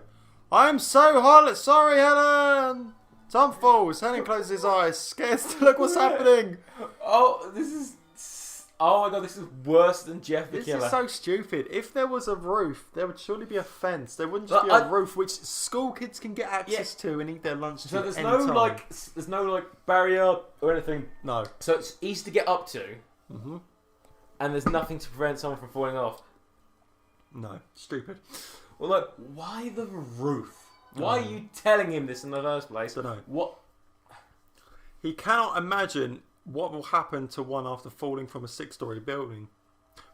I'm thinking he hits the probably fucking die. ground No, yeah, with luck. Yeah, with luck, you know, it's not a day when they fucking replace the ground with pastry, is it? So it's fine. That's the Thursdays. After the policemen arrive, they have an interview with Helen. He was too horrified by the accident, not really an accident, however, to say even a word. Once again, Helen becomes a topic of discussion between students. Some people thinks Helen pushed Tom from the roof. I'm not sure. Like, so basically, up until this point, everyone's like, "Well, Tom was his only friend, so he threw him off the roof." Yep. Woof.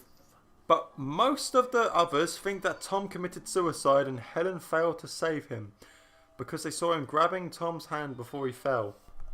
That night, Helen was in his room crying, shivering. He cannot stop the Farting. guiltiness from growing inside of him. He needs to calm down, and suddenly a thought flashed in his mind. It's not my fault that Tom died. He deserved to die. What for framing you, Jesus Christ. This makes him feel much better, and his guiltiness fades away too. Helen That's how that creepily works. smiles, yep. Thomas had his punishment. I suppose it's time for the others to have theirs, isn't it? His cries turn into laughter in the dark. Have to add in the dark just to add another airiness. In the brightly lit room Fucking with all his terrifying. Pokemon posters and his My Little Unicorn hug pillow. Helen's classmate decide to have a party on the day of Halloween. But it's not to On celebrate. the day of Halloween. But it's not to celebrate Halloween. It's just to have friends to come over to party. I don't know why there needs to be, like... Why even mention Halloween then? Yeah. Not to celebrate Halloween. Oh just wait. It's because it's a creepypasta, and you know Halloween makes every creepypasta infinitely scarier. I mean, Michael Myers versus Jeff the Thriller was spoopy as hell. So scary. Of course, Helen was not invited to the party. The night before the day of Halloween, Judy and Maggie were texting each other on Facebook. Right, who are these people again? I have no idea. Both of them live in the school dorm. They're 14. Why do they live in the school? Like, I'm assuming they're the same age. yeah, I'm guessing this is some, like, you know, America's like, it's not a boarding school, is it? I fucking know. Both of them live in the school dorm, and Judy's room is next to Maggie's. Right, there's loads of times here, but I ain't going to read them. So, Judy, who's going to come to tomorrow's party? I'm so excited. Happy face with the D. Yeah, D. Most of our class will be there. But I texted Ban so many times. Even got all the messages I've sent are read. He just never replies to me. The hell's wrong with him? Judy, he's probably working, I guess. How old are you? 14. You're 14. What, like... What's he got a paper round to do? Maggie, Something weird is happening. I've been hearing footsteps coming from my door for a long time. I think someone's walking around the dorm. Whoa, that's scary because, you know, it's a school. I know that we're not the only two people in this, like, dorm-year-old for 14-year-old... Did I say dorm for 14-year-olds? What? Maggie, wait, I'll go check. And in brackets, using the hole on the door, Maggie saw something unusual. But I'm pretty sure she... It's just a fucking... giant hole. It's not like no spy hole, peephole. No, the hole. There's just a fucking, like, baseball size. I'm sure that they wouldn't write that in the text, though, would they? What do you mean, like, the directions? No. Maggie, oh my god, there's a guy outside who's wearing a mask and a blue jacket and he's holding a knife and he's all bloody. Maggie, fuck, he's knocking on my door now. Maggie, oh god, oh god, oh god. Judy. Why the fuck are you texting this? I don't know. And why is it like, okay, so all the times to spell something correctly. I know. Like, was that the autocorrect? Judy, just calm down and find a weapon or something. You're 14! Lock the door! Don't open the fucking door. Wait, there's a hole in the door. Judy, protect yourself. Maggie. Before you wreck yourself. Oh, here we go. He's turning the doorknob. Good thing I locked it. Maggie, I'm scared. Judy, Maggie. Maggie, what should I do? Judy, Maggie, listen. Crap yourself. Yeah. It's a defense mechanism. Maggie, all in caps, save Judy. me. Right, and this is all Judy at the end of it, so I'm just not going to keep saying the names now. Maggie, calm down. Maggie, you there? Snake! You there, Snake? Snake! Snake! The message is shown to be read, but Judy doesn't see Maggie's response. Suddenly, Judy hears sounds of her room door opening. The instant she turns around, she feels a terrible pain in her stomach. A bloody person is wearing a mask and blue jacket bursts into the room and stabs her. That night, all of the students who were in the dorm were murdered. What? No one knows how that killer did it. The murderer used the victim's blood to paint on the walls of the dorm. Most of the paintings being a happy face of all the fucking things you can put on the wall. Many of the corpses were being chopped and mashed and... What were these fucking mashed potatoes? Yeah, he's got Make sure there's no lumps, boys. We're having shepherd's pie the tonight. mashed potato killer. That would be Mashed potato killer versus boiled potato killer. Who would hurt more? I don't know. Then roast potato. Is this basically the EXE version of Bodger and Badger? That would be funny. I can't believe you fucking remember Bodger and Badger. I know, I fucking remember that shit. Possibly to get more pigments. Helen Otis, the culprit, is still currently missing. So his last name is Otis. Why not use that as a first name? Fuck knows. Because his parents hated him. However, in the chat room where Judy and Maggie texted each other, a message was written that responded to Judy's first message at 9:03, 11:15. Judy, don't be excited about tomorrow. Happy face. Because there will be no tomorrow. Dun dun dun. Well, that was fucking another Jeff the Killer rip-off. And why? The reason why I say rip-off is because somehow they make it worse. I know there weren't many jokes cracked in that, and it's probably not our best episode ever, but still, this shit needs to be documented. Right. Do you want to know why? There's lots. Look like these fucking whoever did these art isn't actually bad, but it's just there's a comic book. Fuck off. But anyway, it's just stupid because it's uninspired, dumb, and like oh no, a 40-year-old like if he's 14 and he's not particularly strong. They mentioned that before. No, I know. So like, what did he just fucking Hulk out or something? Yeah. Hit the gym. I don't was he using his insanity rage magic to make himself stronger? I love what and then he opened the door and he opened the door, came in, was ready, and then got fucking pounded in the face with a fucking tire iron or something. Fucking ridiculous. I mean, opened it and he's got drilled in the fucking head with someone with a fucking flashlight or something. As you say, it is uninspired, and at the end of the day, he's a 14-year-old boy who can overpower apparently every single motherfucker in his dorm. Now, I'm sorry, but if there are people living in this 14-year-old dorm or whatever, Surely there'll be people living next to each other and would hear the screams and maybe go investigate with a couple of guys. Maybe, I'm not trying to say anything here, but maybe get a teacher. Fuck off.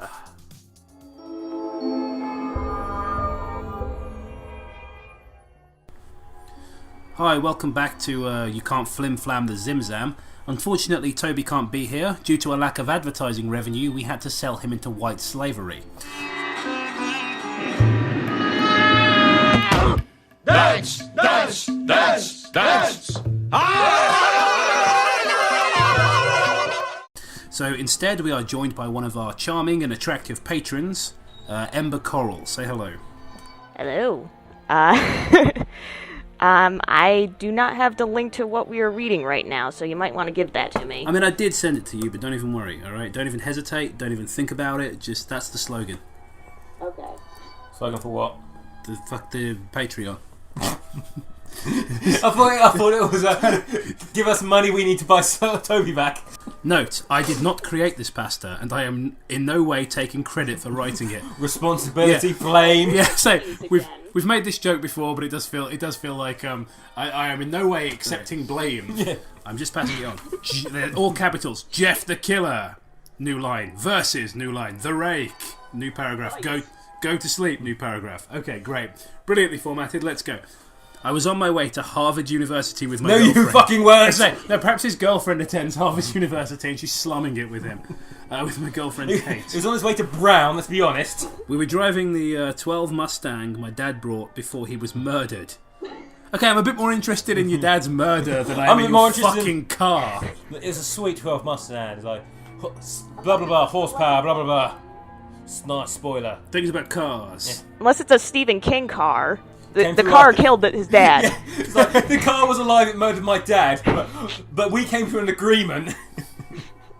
Moving on from there. You see, me and Bumblebee here. I was a farm boy from Kansas. And then it just says, Sigh. Was that the town I lived in, Sigh? It didn't have a proper name, but everyone in Kansas was like... So we named it that. Me and my dad would always set scarecrows in the field where he worked most of the year. My brother and I fought about who would set the scarecrow for Halloween that year. This is just keep turning into Stephen King books. Now it's Children of the Corn. 1997. Children of the Corn a Stephen King book? I don't know. Who cares? About a half mile from the farmhouse. I was chosen by Dad to set it up. Send it into the corn. And then I was promptly sacrificed to Dad's heathen god of the fields. I carried the shitty little crow through the field to an empty post. I climbed up with the scarecrow on my back and ready to fix the crow onto the post.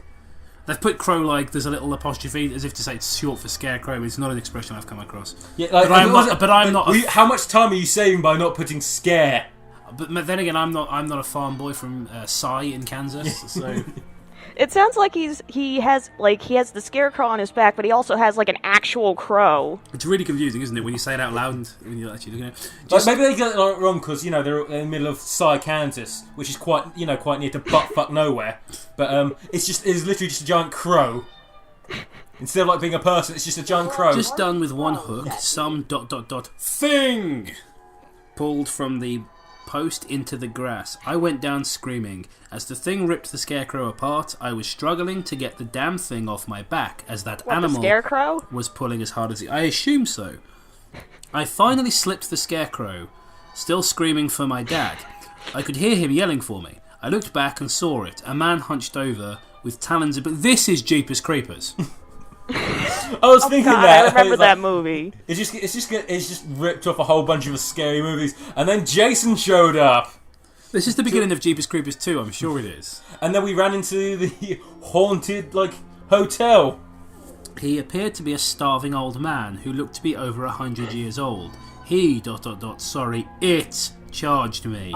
It said something about his peepers. That it charged me. I know what he means by that. But I'm just like that'll be.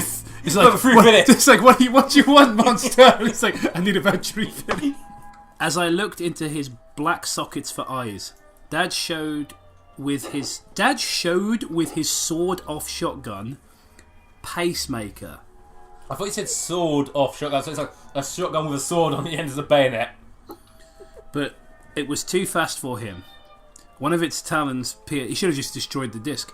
One of its talons pierced his chest, while Pacemaker's bullet... Why would you call a gun Pacemaker? Pacemaker's bullet pierced the old man's chest. Both fell to the ground dead, or so I thought.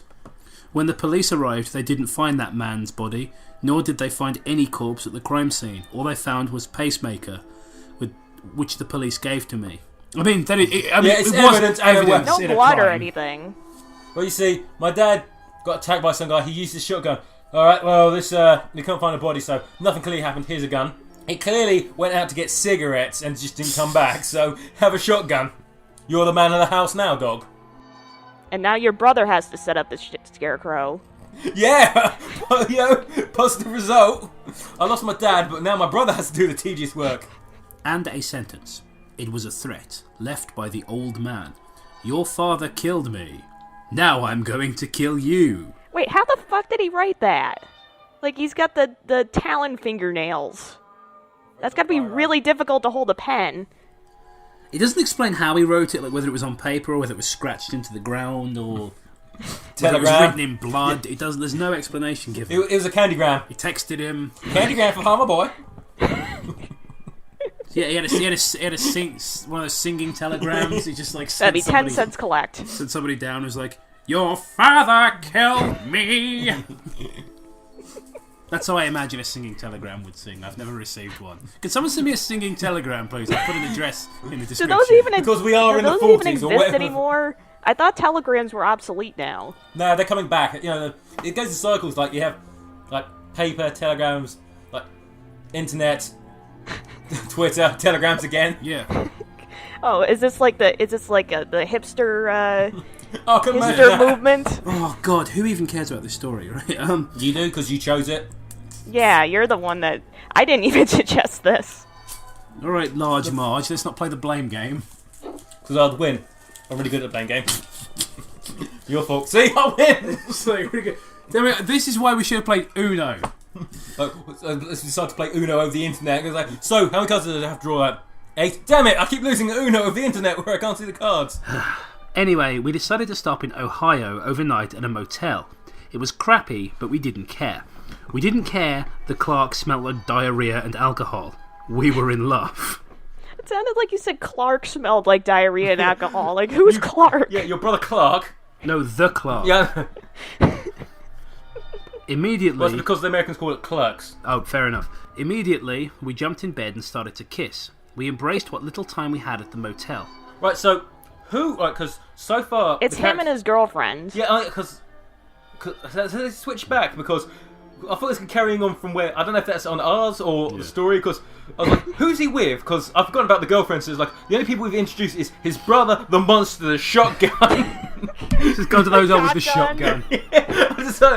Now the father's out in the way, no one can get between me and the shotgun. I've just got this image now of a guy who's just lost his father checking into a seedy motel alone with a big shotgun. What a fucking dismal image. He has like a bottle of lube. Oh no, I'm just gonna make sure this is shooting properly. Once again, like, how, like, some states have different, like, you can't, well, they changed it now, but how you couldn't marry, like, there weren't, like, gay marriage in certain states. There's still, in America, it's backwards, and they won't let a man marry a shotgun. I have a right to bear arms! Why can't the arms have the right to bear my children? What about the people that have, like entire arsenals of guns, though? Would that be polygamy? That's like a harem. Like, you get those, like, cult figures who just have a harem of women. It's just one guy on, like, a farm. He's just got a gun, guns. You're all my angels. We will ascend it. He's just got these, like, drink the Kool-Aid. He's just got, like, a bunch of revolvers. Guns in front of them. Wacky cult leader found dead, trying to give drinks to guns. News at 11. It's like, we don't know what happened. We think the guy was retarded. It's like, gun cultist has taken his own life, surprisingly through poisoning. Yeah, imagine that. The guy checks into the CD hotel with a shotgun and poisons himself. I couldn't check into a good hotel because I spent all my money on this poison. Once again, now it's Romeo and Juliet. It's like one family of humans and a family of guns. At the end, they die of poison. Just like this gun in his arm. It's just like slurping poison off the barrel. Like, you can't marry one of the Gunatinos. Your father is shot. Alright, shall we get back to... Can we go back to the story, not just being like an improv podcast of randomness? Okay, immediately we jumped in bed and started to kiss. We embraced what little time we had at the motel. Okay, since you're a lady, you be the lady voice. Oh, okay. Because Toby's not here to do it. I have to take a shower. I'll be right back. I'll be honest, it's not a very convincing woman, but you're not a professional voice actor, so it's fine. She walked into the bathroom. I fell back on the bed thinking about what we would do together. Fucking hell. With the guns. And then he sighs again. Sigh. I pulled out an innocent-looking box, opened it, and looked at the treasure that I would have presented to her. A beautiful ring topped off with 2 polished pearls. I thought it was going to be another Why gun. does he keep sighing? Was this written by Chris Chan? Beautiful ring topped off with 2 polished pearls. Huh. Marriage would have been the best thing for us if Jeff didn't come along. Now, that's supposed to sound ominous, but it sounds like some sort of like wacky, romantic comedy. It's like me and my girl and Jeff, the annoying roommate who bugged. I keep trying to propose to her, but Jeff keeps interrupting. Or just some like shitty love triangle. Yeah. Like Jeff stole my woman from me, and now I'm out for revenge with my shotgun. And it turns out he's actually alone in the hotel. He's just remembering a much nicer hotel with his girlfriend. Plot twist, this is actually Michael It Myers. was really hard to understand because Jeff is also played by the same actor, and then a giant fucking spider shows up for no reason. You need to give it context because people think you're talking about a Stephen King movie. No, I said for no reason, not for a stupid reason. But it's a perfectly good reason. Spiders are scary. They attack Toronto all the time. People aren't even bothered. It happens so often in Toronto, they just get on with their lives. Somehow he snuck through the bathroom window. I jumped up from bed when I heard Kate screaming. It wasn't terror, no, it was pain and suffering. I slowly put an ear to the bathroom. Okay, you heard your wife screaming in the bathroom. You didn't kick the fucking door in and grab the, fancy shotgun that you take everywhere. No. Well, to be fair, I think we made that up about him carrying the shotgun everywhere. But the thing is... I find it interesting that only now does he decide to name the girlfriend. That's true, actually, but it's like, which is a death sentence, obviously. But like, he's like, I'm going to slowly put my ear to the door, when she's screaming in pain and anguish. Oh, I need more. Honey, can I come in? We just had sex, so... Yeah, he's trying to save the embarrassment. Yeah. Like, kick the fucking door in. What a beta. She would have fucking said no. Like, if he had proposed to her. Yeah, who was fucking who in that? I slowly put my ear to the bathroom door, you cuck, and heard, "Go to sleep!" I heard the knife plunge into Kate's body several times. The shower kept going, her screaming He is just stealing things from other horror movies. Like, murdered in the shower with a knife. I'm like, the killer scarecrow and all this. He's gonna go to sleep and you don't go in or anything to help her. Just listen to her die. That's okay. It turns out he's been carrying his brother around in a basket. Like, what other horror films? Like, someone had sex with a fish. I heard the mirror shatter. Then the intruder rushed towards the door, punching a hole through. He kept punching down the door, ripping it apart, trying to reach me. Once again, we'd like to emphasise, Jeff has no superpowers. Clearly, the door is in one of those motels that are based after Japanese buildings, so it's like a rice door. I imagine the door's just like really flimsy because I'm picturing again this kind of Michael Myers-esque sort of. I prefer my one where it's yours really is better. run down, ratty Japanese stuff. Welcome to the inn, guest Sama. I was just thinking. I bet the mirror shattered just because of how freaking hideous he is. Oh no, fish in the mirror. A gecko. He has no eyelids, he just licks his eyeballs clean. Oh no, you know what? I've just accidentally read ahead and we were right about something, and I'll point it out. It is a Japanese... Yeah. It's not that. I heard the mirror shatter, and then the intruder rushed towards the door. That's when he stopped and looked at me. I saw his face, a creepy-ass expression. The killer had these dark little eyes with large dark circles around them. He wore this impossibly large smile on his face. The killer in quotations.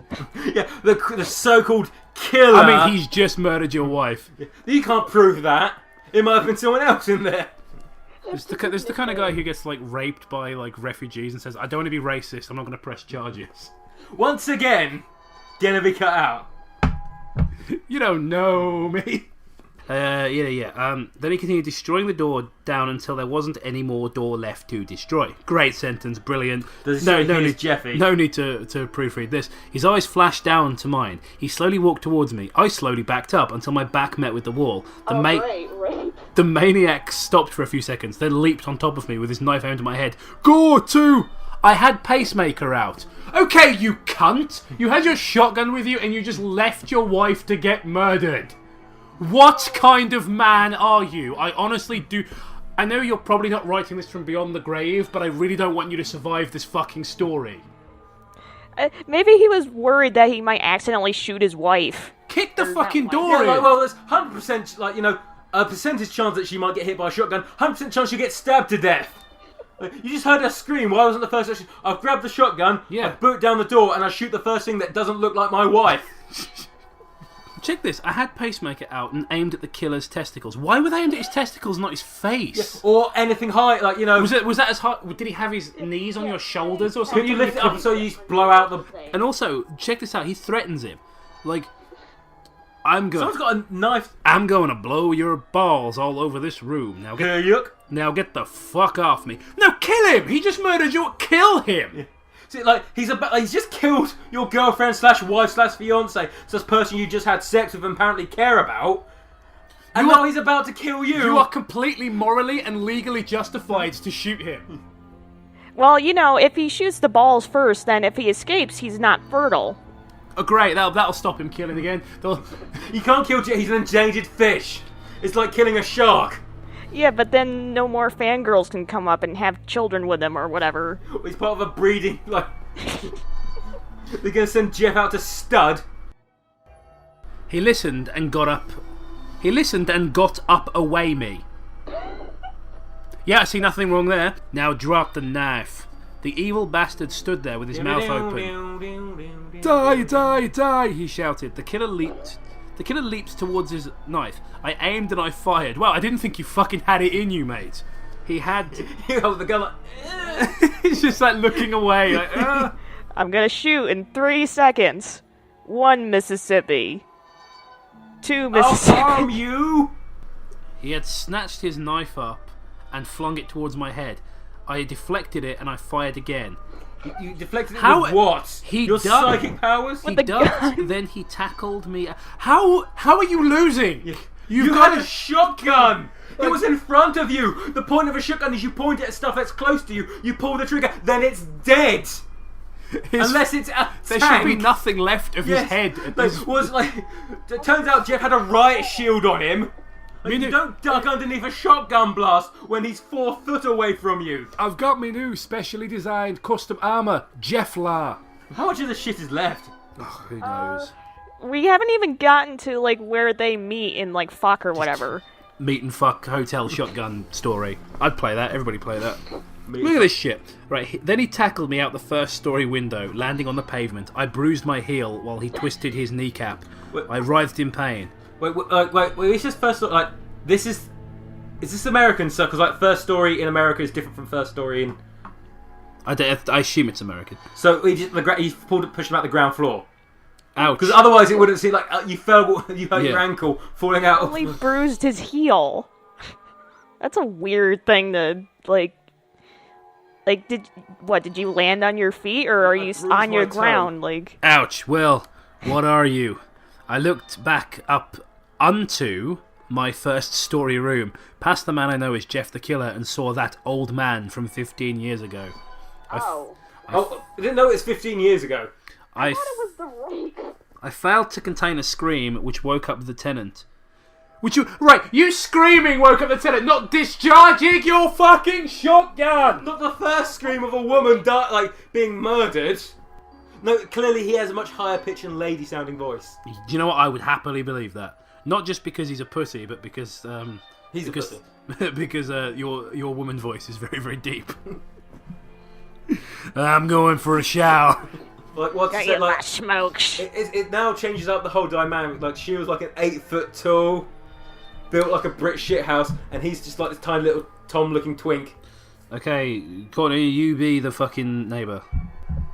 Will you shut up? Some people try to sleep. No, seriously. Wait, really? What the hell's going on here? I'm trying to sleep. What the hell is going here? Like, again, proofread.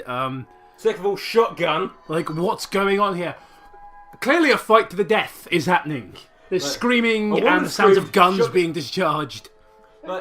Where does this take place? Detroit? What's this just considered normal? It's like, hey, I'm trying to sleep. Can you stop with the guns and shit? No, because they'll be firing back. Where was this, Kansas?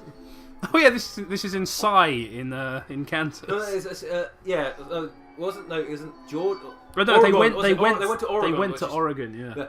Which, as a well-educated British person, I have no fucking idea what the difference is other than maybe the colour of the corn. Did they take the Oregon Trail to get there? Die of dysentery on the way. That is the only thing I know about Oregon Trail. Super education. It was a super educational journey that was difficult and strangely addictive. And filled with people screaming about the diarrhea. I actually never played that.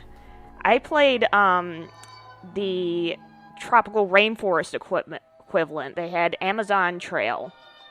He's died just as well. It's exactly the same. It's like, you still got to get the oxen over the river. Just as soon as he finished ranting, the old man did something impossible. He jumped off the first story He ate floor. his own head. This has got to be British, because he jumped off the first story floor, and like that's impossible. So presumably, yeah, because like you were saying, okay, you confirm this because you're American. In America, the first floor is the ground floor, isn't it? Yeah. Typically, yes. Of course, there have been places I've been to where I'd go in the elevator and, like, ground floor and first floor are two separate things. So that's okay. Like, so that's what it's like here. It's ground floor and first ground floor, then the first floor. So okay. So maybe who knows? Who knows if it's an American story or not? Right. He jumped off the 50th floor. Okay, he's Superman. All right. Landed on his feet, looked towards the tenant, and pounced on top of him. I saw the way that thing dug into his flesh. I love that it says shots fired, like he jumped into his flesh. Shots fired. Come at me. The screaming ceased. Then I remembered the warning. Your father killed me. Now I'm going to kill you. But first, I'm going to kill this random guy. Like, there's the priority. There's the priority target. Who's this cunt? I'd better kill him. Your father killed me. I'm back now. 15 years later. Now I'm going to kill this guy. Then maybe you later. Distracted by some other cunt. I'm reminded of one of those Goosebumps stories where, like, the girl ends up killing the cat several times. It's like a demonic cat, and she tries to suck the life out of her or something. Sounds exactly like Toby. What on earth are you talking about? Goosebumps. Talk about Chicken Cottage. I think it was called Cry of the Cat, but when he was done tearing apart the piece of meat that was the tenant, he faced me. Jeff barked, "Oh, I saw him first, you freak." The old man slowly turned to face Jeff. "Yeah, I'm talking to you. What you gonna do about it?" The creature charged Jeff in an instant, started slashing at his chest. Jeff kept swinging his knife at it, but that thing didn't care. It knew he couldn't. It knew he couldn't really it. Right. So first of all, that sentence terrible. Second of all, I'm just imagining a slap fight. An old man slap fight. Like Jeff. Let me try that again. It knew he couldn't really it. No, after a short pause, the sentence is still written the same. The monster was too fast for Jeff. Way too fast. Hold still! Jeff was getting pissed off. His swings were getting faster, but even the greatest killer makes mistakes. The old man finally got a sufficient hit in and went for a gut blow to Jeff's stomach. The killer dropped to the ground. I'm assuming this is the Rake speaking. Well, hit me! Come on, hit me! I was just picturing like Batman coming at him on a motorcycle, and he's just going. No, I was mentioning that thing. Stop trying to hit me from Team. That's it, Team America. Yeah, that's from the Matrix, right? Yeah, I know. With Lawrence Fishburne, like that. All right. I fired pacemaker at the old man. Instantly dropped to the ground. I couldn't believe it. The gun or the... I finally killed the old bastard. I really did it. When I was walking over to Jeff, he had internal bleeding. I could tell because of my magical doctor pills. Right, okay. Harvard. So I'm assuming this guy's got fucking Claws. X-ray vision, but still couldn't see what was happening to his wife in the fucking bathroom. Maybe no, that's just it. He was secretly Superman, and the bathroom was filled with kryptonite. Yes, a lead-lined bathroom. But it wasn't serious. I kneeled over Jeff. The sick fuck was still smiling at me. Well, you got me, kid. Are you going to finish me? And then he says, "Nope, I won't." Why not? You fucking beta! Dude, unless this next action was he pulled down his trousers and stuck his dick in Jeff's mouth just because he could. Like, just to rub it in. This guy killed your woman who you were about to propose to, and you're going to let him live. Fucking ridiculous. I think the idea is that he wants him to suffer. Once again, unless the next sentence is, I shot off Jeff's junk and now he's my woman. Yeah, like it should be like, no, I'm not going to kill you. I'm going to just shoot you a bunch of times in like the legs and stuff, and then call the police. Because I believe you should face justice for what you've done. That's the only way. That is the only way that I'm going to excuse that. Now I haven't read ahead. I don't know what's going to happen. But if his next action isn't if his next action isn't making sure he can't get up and then calling the police because he believes in serving justice, there's no excuse. All right. So let's find out what happens. I bent over and presented myself. I knocked Jeff out with the butt of pacemaker. He wouldn't trouble me anymore, but I knew he would just get madder and kill me. So I didn't. Then the old man attacked Jeff, throwing him through a wall. Jeff's knife was right next to me.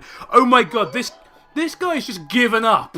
He's like, I'm nearly at the end of the story. I'm just going to type anything, not proofread it. This is horrendous. Throwing him through a wall. Jeff's knife was right next to me, and the old man was going toward me. Toward me, you retard! I grabbed it, and he jumped, so I stabbed it. It didn't even flinch. Moving on. Then right wing.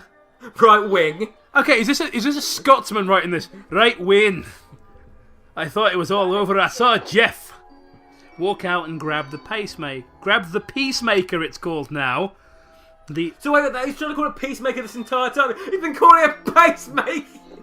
I mean, that makes a bit more sense, but the peacemaker. The old man heard him and started to run toward him. Ween, it was close to him. Jeff let off a shot and hit the thing right in the head. It being scared, it ran off. Jeff ran after it. I heard the whole thing. Jeff said, "Shh, it's time to go to Kip." Then let off some more shots. Entail the thing was into. Jeff picked up his knife and started... Has this guy had a fucking aneurysm halfway through this? And started walking to me. He said with an evil smile on his face and said, "No, wasn't that fun?" And just walked away. I didn't question it. Probably best not to. He spared my life because I spared his. I don't know what, but I never saw him after that day. And that's the end. That is inexcusable. Right, so, you hit the bottom, but then, you hit the bottom, but you dig down, but since it's in like a drill site, you just circle round that shitty drain. That's one of the worst ones we've ever done. It was only saved by being relatively short. If that was like an hour long, like Leader the Killer or something, that would be in like the top 10 worst we've ever done. Which we need to do. Fucking abysmal. Alright, Matt, your thoughts on Jeff the Killer versus the Rake. Right, so it's a true, it's bad, but I think the thing that makes it worse is just how cucking pussy the main character was. The whole... Yeah, he was insufferable. What a shitty... I wanted Jeff the Killer to win. And just the constant spelling, it got bad at the end, but the fact that we got Pacemaker for most of the... And then the only saving grace is the love between him and his shotgun. And we don't even know who won. No, and the thing is, that for a story called Jeff the Killer versus the Rake, there wasn't a lot of Jeff the Killer versus the Rake-ing going on. And then they fought, it's like... Aliens versus Predators. Oh no, there's aliens, and then there's Predators. About 5 minutes in, now they're fighting each other. Yeah, see, the thing is, take Alien versus Predator. That movie delivers on its premise, right? There's a lot of xenomorphs fighting predators, which is exactly what I wanted. People slag that movie off, whatever. It's their opinion. I like the film, whatever. And the same with something like Freddy versus Jason, a film I particularly like. Actually, I think it's one of the better Freddy Krueger movies after the third one. I don't know much about the Jason movies, to be honest, but again, it delivered. Freddy fights Jason a number of times in the film. It delivers on that premise. They have a slap fight once, and some other guys involved. Jeff versus the Rake versus this arsehole.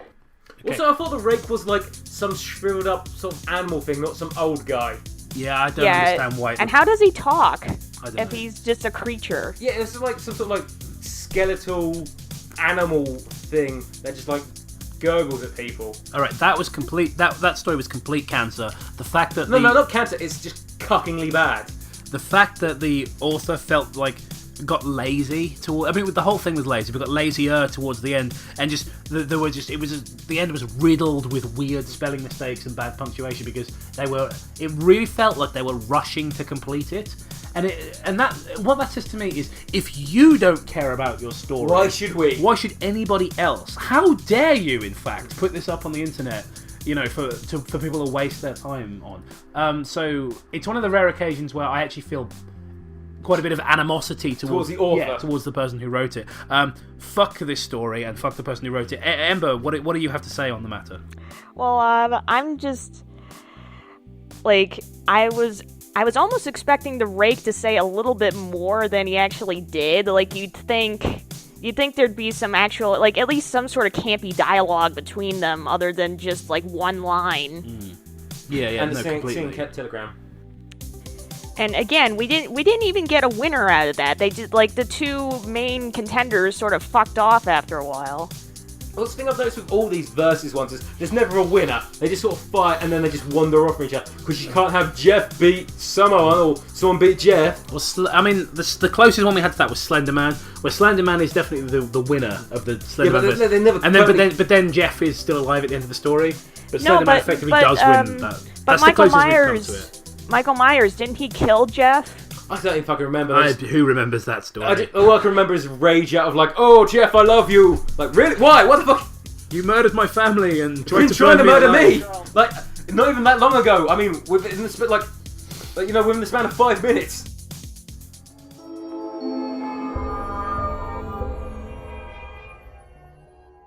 Welcome back to Jim Carrey's stupid anti-vaxxer face. Today, we are joined by one of our lovely Patreons. Bienvenue, Mike. Comment ça va? Je suis ravi de vous avoir avec nous sur le show. Wow, your French sucks. But Yeah. Hello everybody. Sorry for if I make mistake because I'm not an English-speaking guy. So hi everybody. Some people may remember me from the live when I gave you lots of money and I became a Patreon. And that's what brought him here. Certainly not his wit. Now, he suggested a few stories to us. We've got two, and they're both short, so we're going to do them both. First one is YouTube is watching. Yes. This happened around 10 years ago. Around with the W instead of a U. Great start. Oh, yeah. This happened around 10 years ago. Oh, wow. He's trying to speak like a child. I was on YouTube, you know. That's impossible since the story was written in 2013 and YouTube was created in 2005. So the guy was visiting a site that didn't exist back then. That's what made it so creepy. But I kept getting a weird feeling. You missed the line. Watching Hey Arnold 6, which by the way is the name of the guy who wrote the story. So the guy, and the channel doesn't exist anymore. But I kept getting a weird feeling like someone was watching me. I always feel like somebody's watching me, and I have no privacy. Oh. And then I knew YouTube was watching. What? I shut off my laptop and ran downstairs. Swap. Double twin swap. Just fucking bang on it. At this point, I was really scared. I call my friends over. It's happening right now, and we saw it. And now it's the past tense again. And ever since, I've never gone on YouTube again. So keep in mind, YouTube may be watching you. What does that even mean? Nothing. What were they even watching? All right, there's a couple of. Before we move on to the next one, there's a few comments. Lone Creeper simply says, "We've reached a new low." Yeah. And that was 4 years ago. And even. So, oh no, the lows go lower, mate. Yeah. Read half the stuff that we've done, honestly. I mean, at least that one was short. Yeah, short and shit, and it's the second most downvoted pastas on the website. And yes, it's not the worst one on the website. For example, they are worst. For example, Jeff the Killer versus Freddy Krueger. Yes, it exists. Gotta do it. We have to. All right.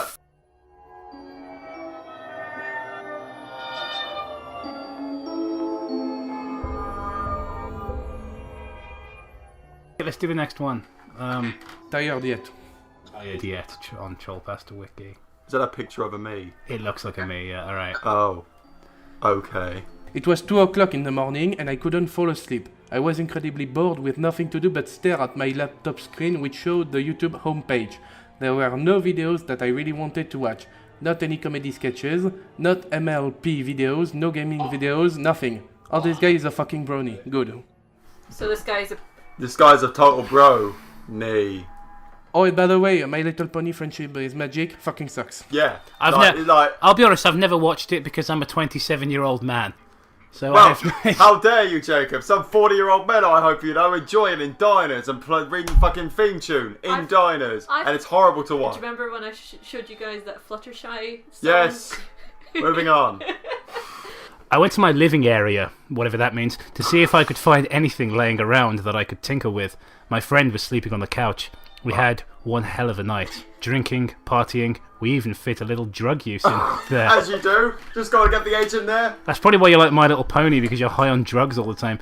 So I looked for something to do when I saw my 3DS sticking out from my friend's pants. Are you sure this is your 3DS? Or maybe it's a euphemism, like I grabbed my friend's 3DS while grabbing my George Washington. I slowly pulled the handheld out from my friend's jeans. Oh, okay.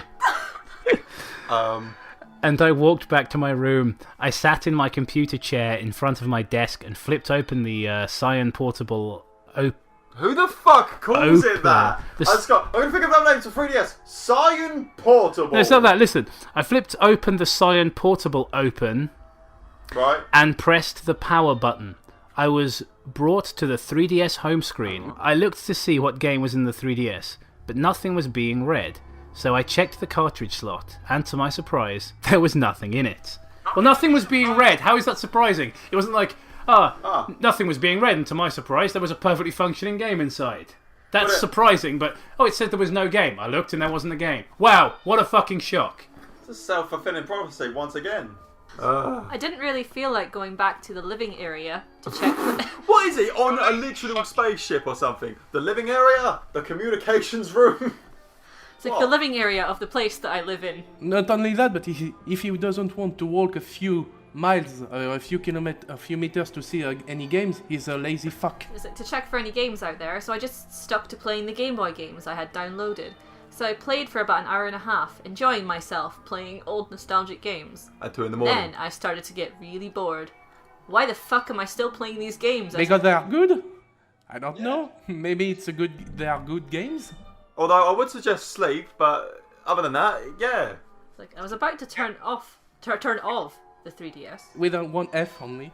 When I remembered that I wanted to check to see if my friend did anything to the 3DS.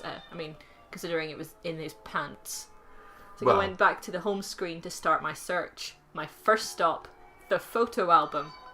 What? Also, not only that, but I doubt his friend, if he did something to the 3DS, would take a picture of it. Like I know I stuck my dick and I came on your 3DS and I'm gonna take a picture of it. It would be incredibly dumb. Maybe it's just me, but if I did something bad to the 3DS, I wouldn't take a picture of it. No, you'd be playing Monster Hunter Generations instead. When I got to the photo album, I saw many pictures of the night we had. Who the fuck takes pictures with a 3DS? Literally no one I know has ever taken a picture with a 3DS. Take your phone out with you. Jesus. Maybe he doesn't have a phone. Maybe he's too poor. Maybe he's throwing so much party that he doesn't have any phone. He doesn't have money to buy a phone. It's true. How's he going to call his friends and invite them if he's having that many parties? Yes. We found a flaw. That's it. It's just gone now. That's the one flaw in the story. That's the one plot hole of this entire story.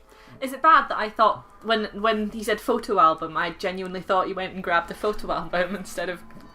Well, it's bad because considering he was flicking through his 3DS, and you assumed my first stop on the 3DS menu was to put it down and do something else and pick up a hard copy of my photos. Yeah, that's on you, Gemma. That's not on the story. Story before, and when you see the ending, you say, well, yeah, probably the guy is probably that stupid.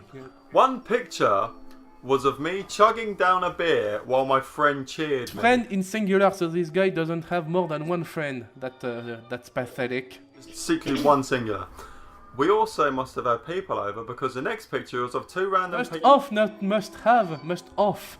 Oh yeah, was of two random people fucking on my couch. Excuse me? Who fucks on the couch in front of many people? Like, honey, I'm horny. Okay, let's fuck on the couch in front of what kind of party was this? Did he just hang out with a bunch of porno actors or something? And also, once again, who takes pictures of two people fucking on their fucking 3DS? I deleted the picture from the album. Fair enough, mate.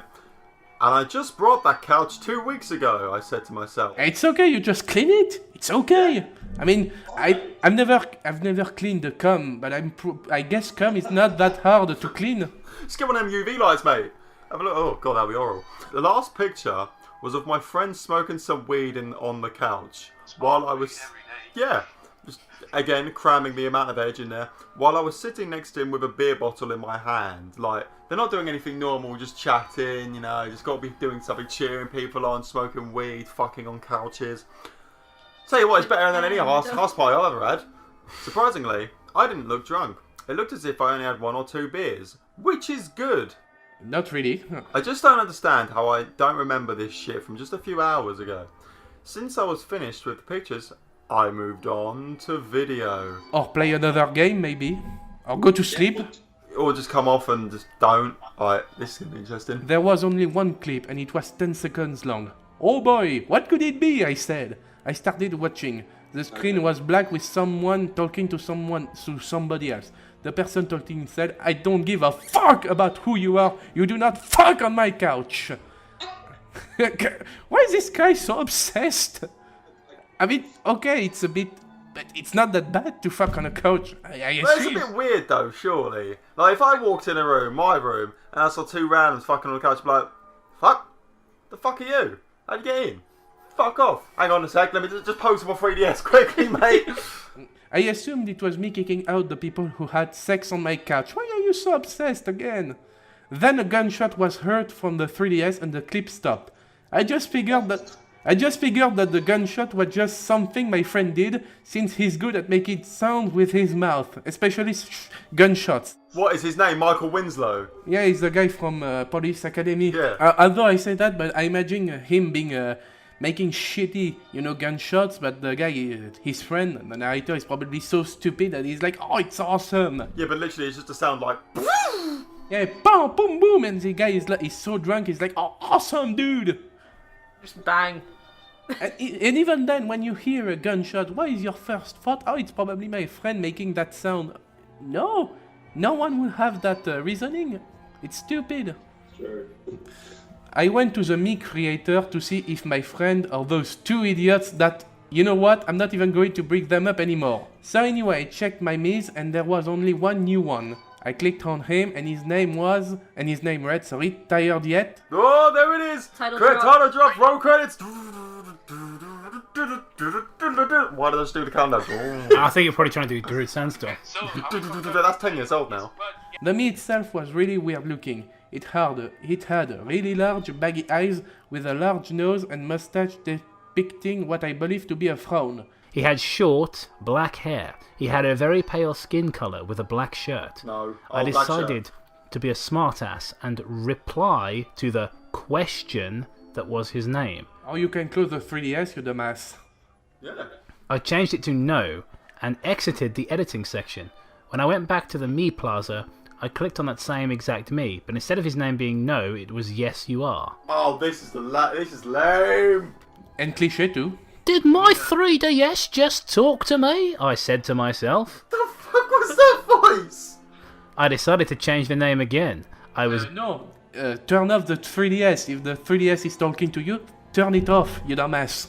I know I keep insisting, but would any of you reply if your 3DS was talking to you? I think I was going insane and go to bed. This combination of weed, probably killing people who fucked on my couch, taking pictures on a 3DS, and beers while my friend chugging me down, probably all got on top of me, really, and just, think I go to bed. I decided to change the name again. I was given more space to type, like I was supposed to type a sentence or something. So I typed, how the fuck are you even talking to me? Why did you have to put the word fuck in there? I went back to the plaza. Because he's a badass. Yeah. And sure enough, the name was changed to something different. That is something you shall not be told. Ask me a question worthy of my answering, you swine. Why do you sound like the fat controller from Thomas the Tank Engine? Ha ha ha, you are wrong. The same Me also changed in appearance. I don't know why I'm doing that voice now. Different. Also changed in appearance different. 10 out of 10. Doesn't mean anything. Same eyes, nose, hair, and shirt. But he was smiling. A small little smirk crawled up his face. He also grew eyebrows. Okay. Large, skinny, villainous-looking eyebrows. He looked at me with his evil face. Look how evil he is with his eyebrows. I decided to, in quotation marks, reply with another question. Why are you such an asshole? Like calling me a pig. Like calling me a pig? I went back and I had another reply, but this time the reply was more sad. He read, "Oh, I'm sorry, I didn't, if I hurt your feelings. I do that sometimes." The me also went back to its original look. Sad, depressing, and something I didn't want to look at.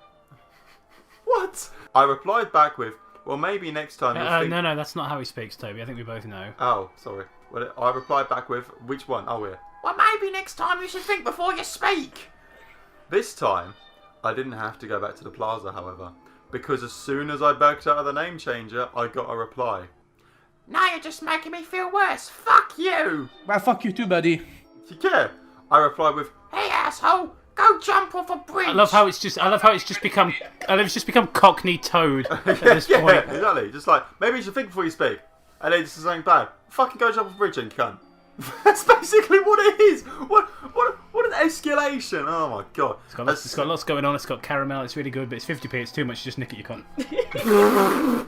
As soon as I backed out, a pop-up appeared saying, "This me..." Oh, sorry, I don't know. It's no one speaking. "This me is no longer available." And when I went back to the plaza, the me was nowhere to be seen. Wow, what a surprise. Now, I then went back to the 3DS home screen. Right, Gemma, you want to take over? I was a little freaked out at the time, Why? Nothing freaky happened. but I didn't really think a whole lot of it. Okay, fine, you're freaked, but you don't think about it a lot. Okay, fine, that's not contradictory at all. I went to the living area to go check on my friend. This What does he living mean area. by that? This is the front room. Yeah. The living He room. wants to play with his friend. The lounge. Yes. With his George Washington in his right hand. See if he was awake. I walked over to him, only to notice that he had a knife in his chest. What, you didn't notice that before? Oh, okay. Right. What the fuck? I yelled. I What went. the hell? Some sort of knife in my friend? What the hell? What is this? Spooks? Ghosts? So we had weed, beer. Weed? Beer? People fucking on my couch? 3DS porn? What is this? A party or a test of patience? I went for my phone to call 911, but it was dead. No, your phone is not dead. I mean, maybe it's just me, but I don't like it when people say, "Oh, my phone is dead." No, it's not charged. Dead is something that applies to a living thing. Your phone cannot be dead. I went outside to run to the police station when I noticed a trail of blood starting at my porch and going around my house. And you didn't say that before. Yeah, it just... Hang on, what's the logistics of that? Either you got a blood bag, went la la la la all around the house, or you literally just dragged the body all the way around the house, Hitman style, and then decided, I want to run to the police station. Why don't you take your car? Does he have a car? I don't know, but I mean, if he wants to run to the police station, but unless it's closed, it's gonna take a long time. Just take your car. I mean, you're old enough to drink and to smoke weed. You probably can drive. Weed doesn't necessarily mean he'll have a car. He might have spent all of his car money on weed and drink and random people fucking on his couch and 3DSs. 3DSs. His friend's 3DS anyway. 3DS board? I walked to the side of my house to go and see where it leaded to. Upon reaching the side of the house, I saw two people laying on the ground with bullet holes in their head. As I moved closer, Is this? It's gonna be the two people fucking on the couch. I recognized them as the two people who fucked up. But that's the only thing he says when he sees the dead body to describe. He's not like all those people from earlier. No, the two people who fucked on my couch. He's obsessed with his couch. I mean, Still really you imagine if he was at their funerals? Oh, I didn't know them, but I know they fucked on my couch once, and oh, it was a beautiful couch. He's and really everything, fucking salty about like them ruining his couch. Or maybe he's just jealous. No. He was like, He probably never gets laid. He does watch My Little Pony. yeah, he's maybe like thinking, he's like, I got that couch 2 weeks ago. I was wanting to fuck on that couch before them two. Well, look, going back through his album pictures, you know, his friend cheering him on while he's drinking. It's not going to attract many people, is it? So I ran back and into the house and grabbed my 3DS and turned it on. Not your 3DS, it was your friend's 3DS. I mean, your phone is dead, but there is probably another phone in the house. I don't know. Who has landlines these days, right? No, I mean, maybe someone else has a, Oh yeah, his dead friend might have a phone. Yeah. A message popped up and saying, check the mirror. Oh, can I please read the last paragraph, please? Yes. Please. I went into the bathroom to look in the mirror. I was covered in blood. What a surprise. Blood on my hands, blood on my shirt, blood on my shoes. I was covered. And apparently he didn't notice that before. I also noticed my eyes were bigger than normal and were very baggy. You didn't notice that before? Nope, just he's got no mirrors. No mirrors, no reflection on the 3DS, which you definitely get when you turn on the 3DS, but there you go. I have 3DS, I love 3DS. My hair was darker than normal and my beard stained white t-shirt was now a blood-stained black tee. Then, after putting 2 and 2 together, I realized something. Oh, that one is good. I was the one who murdered my friend and those 2 other people. I was the one who would take the blame. But worst of all, that me was me. He's fucking spelt it. Steph, can you put that sentence on the screen from? Me, it's me. He's actually spelt it the same way. That me was me. As in like we me. I don't know how I don't even know how. I don't even know how this was written because underneath it says template by and then it's just blank. And me was me. And then spooky skeleton in the pit. No, it was you that killed them. No, it was me that killed the me. It's like, no, Toby, you are the I think 3DS. the guy thought about the last phrase, that me was me, and he said, oh, that's brilliant. Now I need to write a story around that to justify this fucking sentence. Because it's perfect. That me was me, Wiz. You're gonna say that you played the 3DS for like an hour and you didn't even notice that you were covered in blood? Oh yeah, I can see the comments. They weren't showing on the mobile phone version, but I have them here. Oh, yeah. You know, it's not horribly bad. It is. Yes, it is. Other than repeated cliche and really simple plot, I think There's it 2 reasons to dislike classifies as creepypasta wiki material. Yeah, but, I mean, that's not really saying a lot, is it? it. No. There's such things that are already common on CW. If, however, it is not accepted in a CW, I request equally bad pastas that are already there be shelved here and make room for pastas that are actually good. Thanks in advance. What do you think you're actually talking to the admins when you type this? And also, yeah, I'm with you, mate. I'm all for moving shitty stories from the creepypasta over to the Trollpasta wiki. Like, you're not speaking directly to lol skeletons and stuff. Hang on. They must be doing something right, though. Guy, I would like to remind everyone that actually liked a dating game, and that's why he doesn't want to put it on Trollpasta. Yet even he thought this story was shit. That's telling a lot. I recognise them as the 2 people who fucked on my couch. Stopped reading that. That was by Shea Gorath, Daedric Prince of Madness.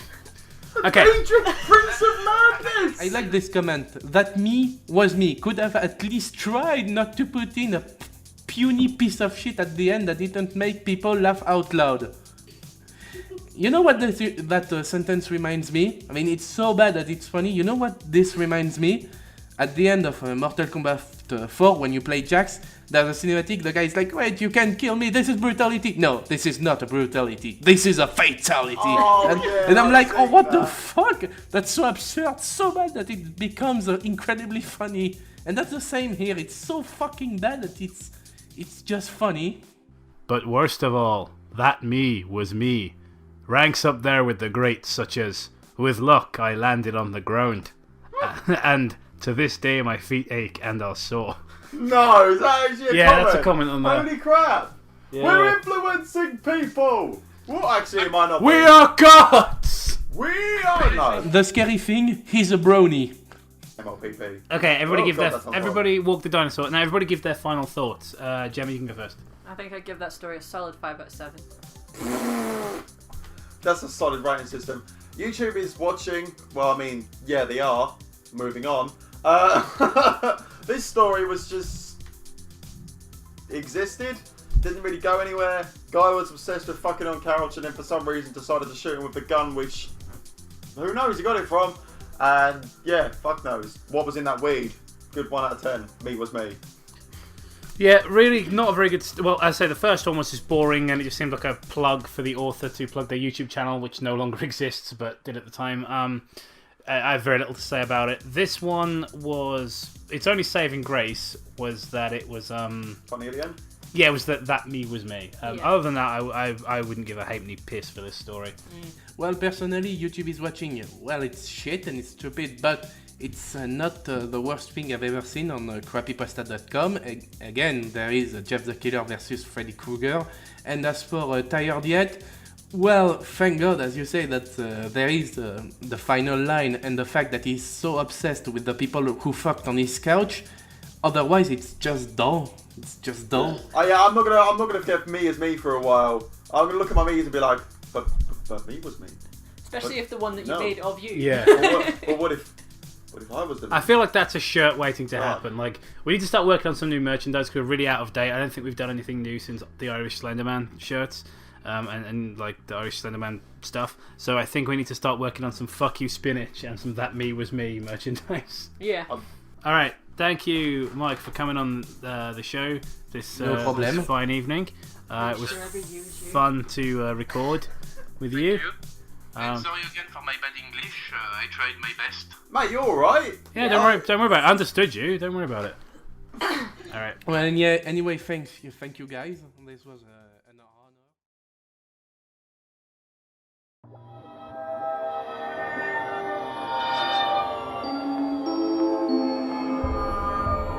Welcome back to Saved by the Bell. Today we are joined by Joe, who's one of our lovely, handsome, well-endowed patrons. Say hello, Joe. Thank you. Hello. Toby's not here because he fell down the well. Alrighty, so the story that was requested by Joe is Whistle. It's on the Creepypasta wiki. I've never heard of it. Let's get crack-a-lacking. The specific memory from my innocent childhood was so vivid. Okay. It's not a very well put together sentence. Or a very good way to start anything. I thought I've forgotten. Oh my god. Okay, I'm not going to harp on about this throughout the whole story. I was trying to get this out of the way now. Please proofread your shit. We've been over this before, guys. Proofread your shit before posting it. Yeah, this is why I suggested it, because it's not absurdly bad, but there's a lot of this really weird, stilted sentence structure that is just poorly put together. Thanks for that. But it has been lingering in the back of my brain, just waiting there, waiting for it all to come back to me. Is it too soon to make a John McCain joke there? I'd probably end up cutting it anyway. Causing me fear and paranoia. Delusions occur often as it comes by, taunting and haunting me, never stopping. It hurts me inside. The dreadful tune, the catchy whistle. As it plays, it comes out as a low, soft tune. It seems peaceful, but it's dreadful. Oh my god, this is just... What is this? What is he talking about? Maybe he's just like me. He really hates whistling. I friggin' hate whistling as well. As a 6-year-old child, I was curious about certain things. Adults, school, life, and most of all, full stop, ghosts, full stop. Also, don't start a story on the internet with as a 6-year-old child, I was curious about adults. Yes, yeah. So I went to this chat room. As a 6-year-old child, what were you really curious about school? Because when I was a 6-year-old child, all I was thinking about was candy, the toys I was playing with. You know, maybe if my brain could push hard enough, I could think about what we might have for dinner. But I certainly wasn't thinking about school. As a 6-year-old, like you think like things like, man, I hope I'm a transformer when I'm older. Yeah. Literally, my memory of being 6-year-old, like the things I was curious about. How fast I could roll down a hill, and whether or not the Green Ranger would ever get his powers back. That's like... I think like I saw something when I was 6 that I later learned was my dad's porno mag. But like even at the time, I'm like, you can't tell me that a 6-year-old child was interested in ghosts. It's just a funny list of like, you know, got all these other like worldly, such a worldly 6-year-old and ghosts. On my sixth birthday, I received a detective case and supplies. It was amazing. I was the most boring child in my school and was heavily bullied. I used to go around my large, spacious home pretending to be a detective. I remember when my friends and I... Full stop. That's not a... I remember when my friends and I... Just that's the whole sentence. Bill? Mate, it's just true. I remember my friends. Oh, I had no friends. Bill, Jack... I was a total fucking swat. Bill, Jack, Tony, Parker, and Toby Keck. We lived near a park every day. It's the wrong every day. Our parents would drop us off at the park to play. I never realised the oddities of this park until it nearly destroyed me. What, financially? Spiral slide! My friends and I were playing at the park. A classic game of tag. Full stop. Something that a normal child would play as their childhood continued. Sure? 13-year-old child still playing tag. As I climbed the tall, sturdy playground, well, I hope it was, I lost my footing and descended down. You mean you fell? I hit my head hard on the wooden board. Okay, well, there was no wood chips? No sand? Usually that cushions your fall. Play area. Shouldn't there be something soft under you? Or at the very least some like soft tarmac stuff that they put out on them? Yeah. Maybe it's done like it's like this is like the early 90s, 80s sort of thing where it's just concrete. Yeah. Well, I mean, hey, natural selection, right? The strong kids survive. Say that. Weed out the weak ones. Yes, weed out the weak ones as they throw themselves off the top of the play structure. I passed out. Oh, yeah, okay. Well, you fell, you hit your head, you passed out. Don't you mean you died or you got knocked out? You cracked your head, you hit your head, like one of two things. You die, or you hit your head and you start crying because you're 6 and you just hit your head. But I could still hear the innocent voices of my childhood friends. What were their names? Who gives a fuck? I could hear crying. Dancer, Prancer. I found myself in a hospital. Oh god, here he comes. The child's hospital, as opposed to the adults. I had not yet learned how to sleep by myself, thankfully enough. I don't think you learn that. I think it just happens when you're tired. My parents stayed up all night. As I slept, I had entered... Oh, I forgot. I had entered astral projection. Fucking what? Okay, no. You don't have a bunch of fucking filler and like build up of nothing at the beginning of your story to just drop astral projection on us immediately with nothing. No lube, just straight in raw with astral fucking projection. Bent over a barrel, no lube, square dick. I became a wizard. I didn't know I was astral projecting. On that same night, I got past the astral plane, where the lost souls and devils linger and roam freely. So, like, what the fuck is he talking about? What sort of new age hippie horse shit is that? I cracked my head and then I became a fucking medium and launched my fucking soul out my... What? Yeah, well, we've established. You set yourself on fire, you become super strong and unstoppable. This kid clearly became just the mind. He's he's going to lead the human race into a new era of all-knowing and peace on the astral plane, indeed. Hoping to be free by entering a human body. Okay, that's referring to the demons, I suppose. As I roamed around, I heard the dreadful whistling sound. Oh, okay. Oh, he heard a dreadful whistling sound.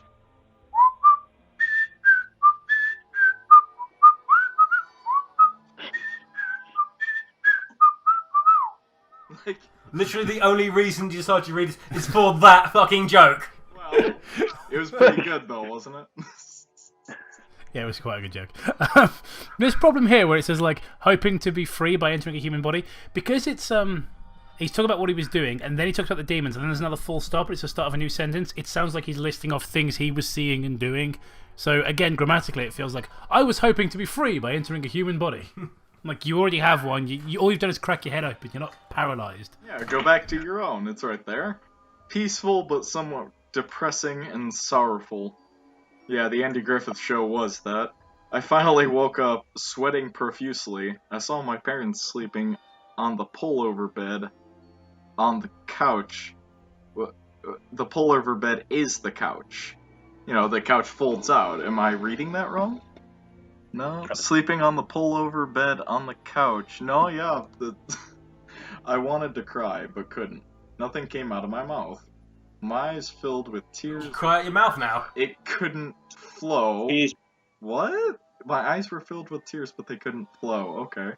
I sat there being devoured by the pitch black room. Well, it wasn't pitch black, because you could see your parents. And there's no Vin Diesel. My parents and Vin Diesel. The Dr. Vin Diesel. I felt it coming. Oh, don't take that out of context. I finally fell asleep. After a few years... Okay. I never heard that whistle again. Wait. Like, the way it sounds, like, the way that's structured... Did it sound like, and then I fell asleep for a few years? Like, was he in a coma for like 6 years or something? Yeah, you're right. It was like that Sonic one where it was like, I played Sonic R. A couple of days passed. I was 12, entering grade 7. Nervously, I put on my new clothes. Simple, but looked great. As I looked into the mirror, I noticed something different about me. I was tired, and my eye bags were dark and puffy. I ignored it and washed my face, making sure to enjoy the splash of ice-cold water. No, the splash on ice-cold water. What, so you just throw some water onto some water? The F is it's on the opposite side of the keyboard as the N. How do you fuck that up? The first week of school went by, followed by the second. No shit! Time went forward in a linear fashion. On the third week of school, My true love great destiny. sentence, I heard the whistle. I was walking to school. I could hear the sound of birds chirping and the wind blowing. The skies were clear, and the hot sun blazed upon my back. I entered the schoolyard. I saw a bunch of kids on the playground, happy and energetic. As I got off the last flight of steps on the stairs, I heard it, the whistle. I started to feel... dizzy and drowsy. Do it because I'm laughing. I could notice black patches as I looked across the schoolyard. I started to see things. Demons. Figures. Men with arms as large as a 10-foot pole. So men with 10-foot arms. That's so weird. Why a it's pole? not a vague measurement. Yeah. Like, arms are as long as a street light or stuff like that. No, here's an exact measurement. So, yes, like... The man's arm was as long as a yardstick, so he had a yard-long arm then. What the... It's just so weirdly worded. And it's just a 10-foot pole. Arms, it could be anything. Arms as long as a 10-foot piece of spaghetti. His arms were as long as 10 feet of curly-whirly. It doesn't necessarily tell us anything about these figures that should make us worry about seeing them. That could just be a normal guy. You know, if you've ever been to the Guinness Book of World Records Museum, you can see some pretty weird-looking people. That guy could just be especially oddly proportioned. I turned behind me to look at what was tapping on my bony shoulder. A blood-covered entity. Is that all the description we're going to get? Okay, I passed out. He was as tall as a 5-foot stick. Waking up in the hospital. When I got home a few days later, I was able to function without the dizzy feeling. As I laid on my bed one night, I started to hallucinate. I looked up... Are you sure you weren't astrally projecting again? I looked to my sides, figures pinning me to the bed.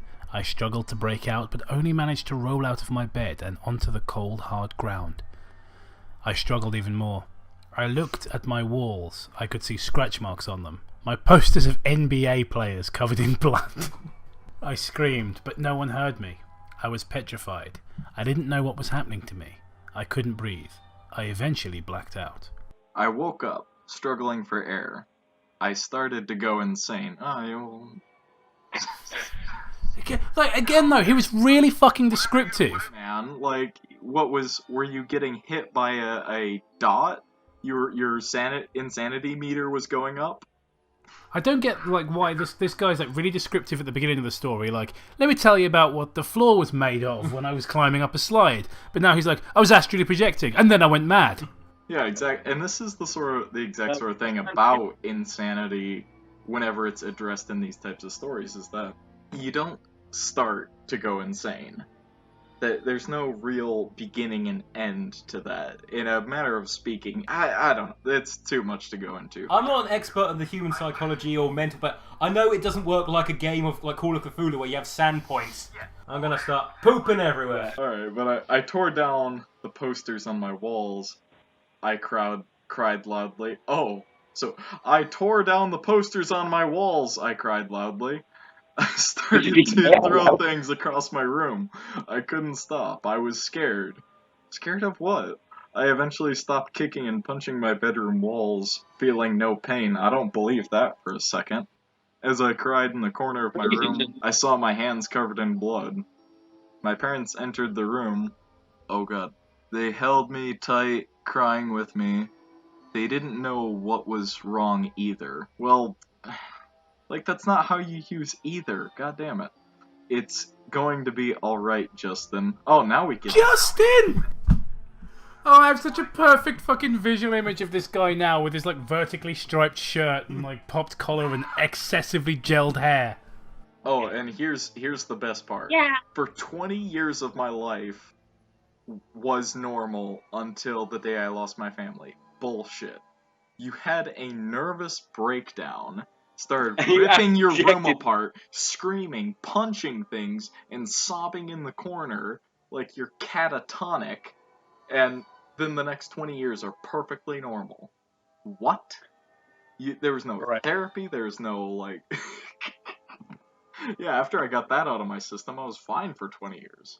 I was out playing ball with my son, Jacob. So wait, we managed to get Toby in here and a Jacob. You're left, Matt. Where are you at? Why haven't you come on stage yet?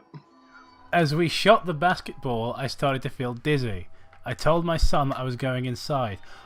Oh no. Right, as I sat on the couch, I heard the whistling noise. I couldn't remember it was the whistling noise that haunted me as a kid at the time. Proofread! I closed my eyes and dreamed. I saw my son, Jacob, with a tall, disfigured man, with a Cockney accent. I'm not going into perspective. All I knew was that he was tall and covered in drapes. No, curtain man! I'm saying, isn't drapes another word for curtains? Yeah, they were very ornate and very well stitched drapes. They were very classy. Dad, help me! My son said to me, eyes filled with tears. Jacob... ... My voice trailed off. This was the last time I saw him. A week later, my wife disappeared. I have nothing left. I am depressed. I have never felt like this in my life. I sit in my empty house, awaiting the whistle to play once more... ... Then end! Okay, so what do all the hundreds of thousands of comments say? Okay, so there's 3 comments. They probably will not get any more because I expect this story will not last the week. I was honestly surprised that it was still here. I'm like, oh. Frankie22 says, I love this story and it had a great ending. The ending makes no sense. What ending? No, Jacob, there was no ending. It stopped. Sharpie the Killer says, beautiful ending. I loved this! 10 out of 10! And Insane Soul, and I think that's quite appropriate, says, I loved it. Great. 10 out of 10. More runs everywhere. Okay, Matt, what did you think of the story? Well, it was random dumb crap that ended not so much with a bang, but more of a wet fart. Yeah, I'm completely down with you on that. It wasn't the worst one we've ever read by a long fucking stretch. Like, this isn't the worst story. It's kind of the least story we've read in a while. Like, nothing of any consequence seems to happen through the whole thing. And then suddenly they'll drop a massive bomb and then go back to being really detailed about nothing. I was drinking my tea and I put a little bit of honey in there because I had a sore throat. And then a giant spider ate my face. It's just like, what? And then I went back to drinking the tea. It's a bit more difficult, but... And you see, this is the sort of thing about creepypastas that I personally find very irritating. I'm like, this isn't a story.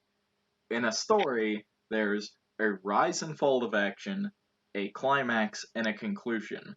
This just has never-ending... It's supposed to be build-up, but it stops before the climax, because nothing that happens is really climactic, because there's nothing he's working towards. He's just a kid, and then he falls on his head, he goes into the nether realm, and like just sees shit, comes back, and then it just fucks him over at every turn.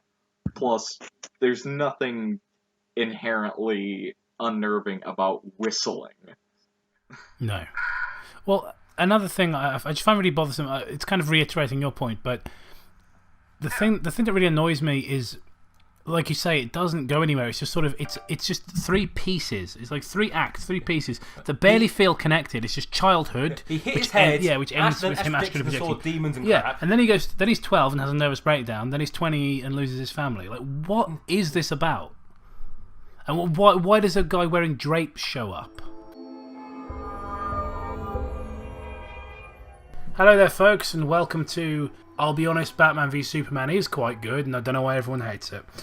Today we are joined by a very witty and handsome chap, a real man's man, Sarah, one of our patrons. Say hello, Sarah. Hey, guys. So manly! Oh, God! I can't handle it! Butch Cassidy and the Sundance Sarah. Boom, the Sarah Dance Kid. Nailed it. These are the jokes. There's no refunds available for patrons, so... The story is CREEPYPASTA, the baby alive doll. Dolls. The perfect gift for your loving daughter. Oh. The gift that you could hold dear.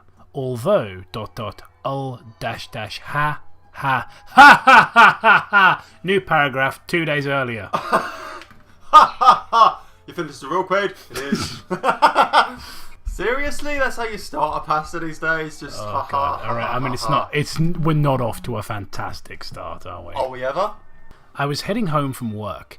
Had to gain a few bucks. Well, you were just at work. And a step closer. No, Toby. I think the implication is, it's a pointless sentence because I was heading home from work. Had to get a few bucks. I'm like, yeah, I know what work is. Yeah. Like, I understand why people attend their jobs. To me, that sounded like you finished work and still needed a few dollars, so he's gonna go get a new job, like get a better job, yeah. And a step closer to success. I wanted to celebrate with my family, my wife Joy, and my daughter Sissy. I kind of want to swap so that Toby's the daughter now. No. Who's Too late. 3 years old. Also, it's Sissy's birthday today, so I went to Walmart and bought a gift for her. She likes dolls. I decided to get her one. Since it was from Walmart, it'd have like a scary white, like yellow giant fucking smiley head. Yeah. Oh God, no. No. Yeah, I work at Walmart and it is so boring there. Well, actually, no, except for the toys section at Walmart, it is an absolute nightmare. I've heard that people, because obviously we don't have Walmart in this country, We have Asda, which is still quite horrendous. But I've heard that the people at Walmart are like the biggest fucking freaks imaginable. Like the people that come in, there's like a whole website dedicated to it. Oh yeah, people at Walmart.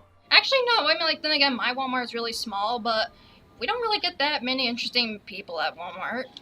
Except for one time, an old classmate of mine showed up, and he's just go around the entire store with a top hat on, sunglasses, playing 1920s jazz music on his phone while on rollerblades. I fucking hate this person. I don't know anything about them. But I'm just this is the kind of person who's tweets themselves with the hashtag absolute madman. Oh my God, that's fucking spot on, mate. It's just it's I said I was going to have a bath in my clothes, and I did. Absolute madman. Before we get on and before we degrade, I just want to say hello to you, Lauren, from Hyper Japan. Don't forget I forgot, because I didn't. Don't forget I forgot. That's Don't think I forgot. Fucking Fuck Toby you. Mitchell My 2017. mannerisms are shit, mate. Fuck you. This man is a professional actor. Can't even bring a Professional. sentence together. Cast me in something. But it was very, very nice meeting you in London. And I hope you enjoyed the event, because it was great. All right, there's the shout out you probably slipped him a tuppence piece for right now. What? A fucking threepenny bit. A coin. And I'm just talking about old fucking English coins, mate. All right. It's been a long day. Okay. I fell asleep while I was doing housework. Don't fuck with me. I'm dangerous right now. I'm gonna grab 7 ducks and just throw them at you like shurikens. Why ducks? I like them. I think they're neat. Should we get on with the story, maybe? Okay, yeah. I was at the toy section. There were a lot of dolls and some cunt on rollerblades and a big top hat. But the doll that took my attention was the cunt with the top hat and the rollerblades with the 1920s jazz music. Its name was Baby Alive. The sales clerk said that it walks and talks in Brad Dourif's voice. I had the perfect amount of money for it, so I bought it. The perfect amount of money. It's not going to tell me how much. I was on my way home until I heard a very quiet whisper. The whisper scares Tenswap me out of my flesh. Oh my god, it's now a spooky skeleton. It's just like... Yeah, but the surgeons will fix that, They're fucking still working with him, aren't they? What the fuck are you doing? I'm imagining like that I'm just a skeleton playing my ribcage like a xylophone. The tone of the whisper was rusted and it was rusted. What?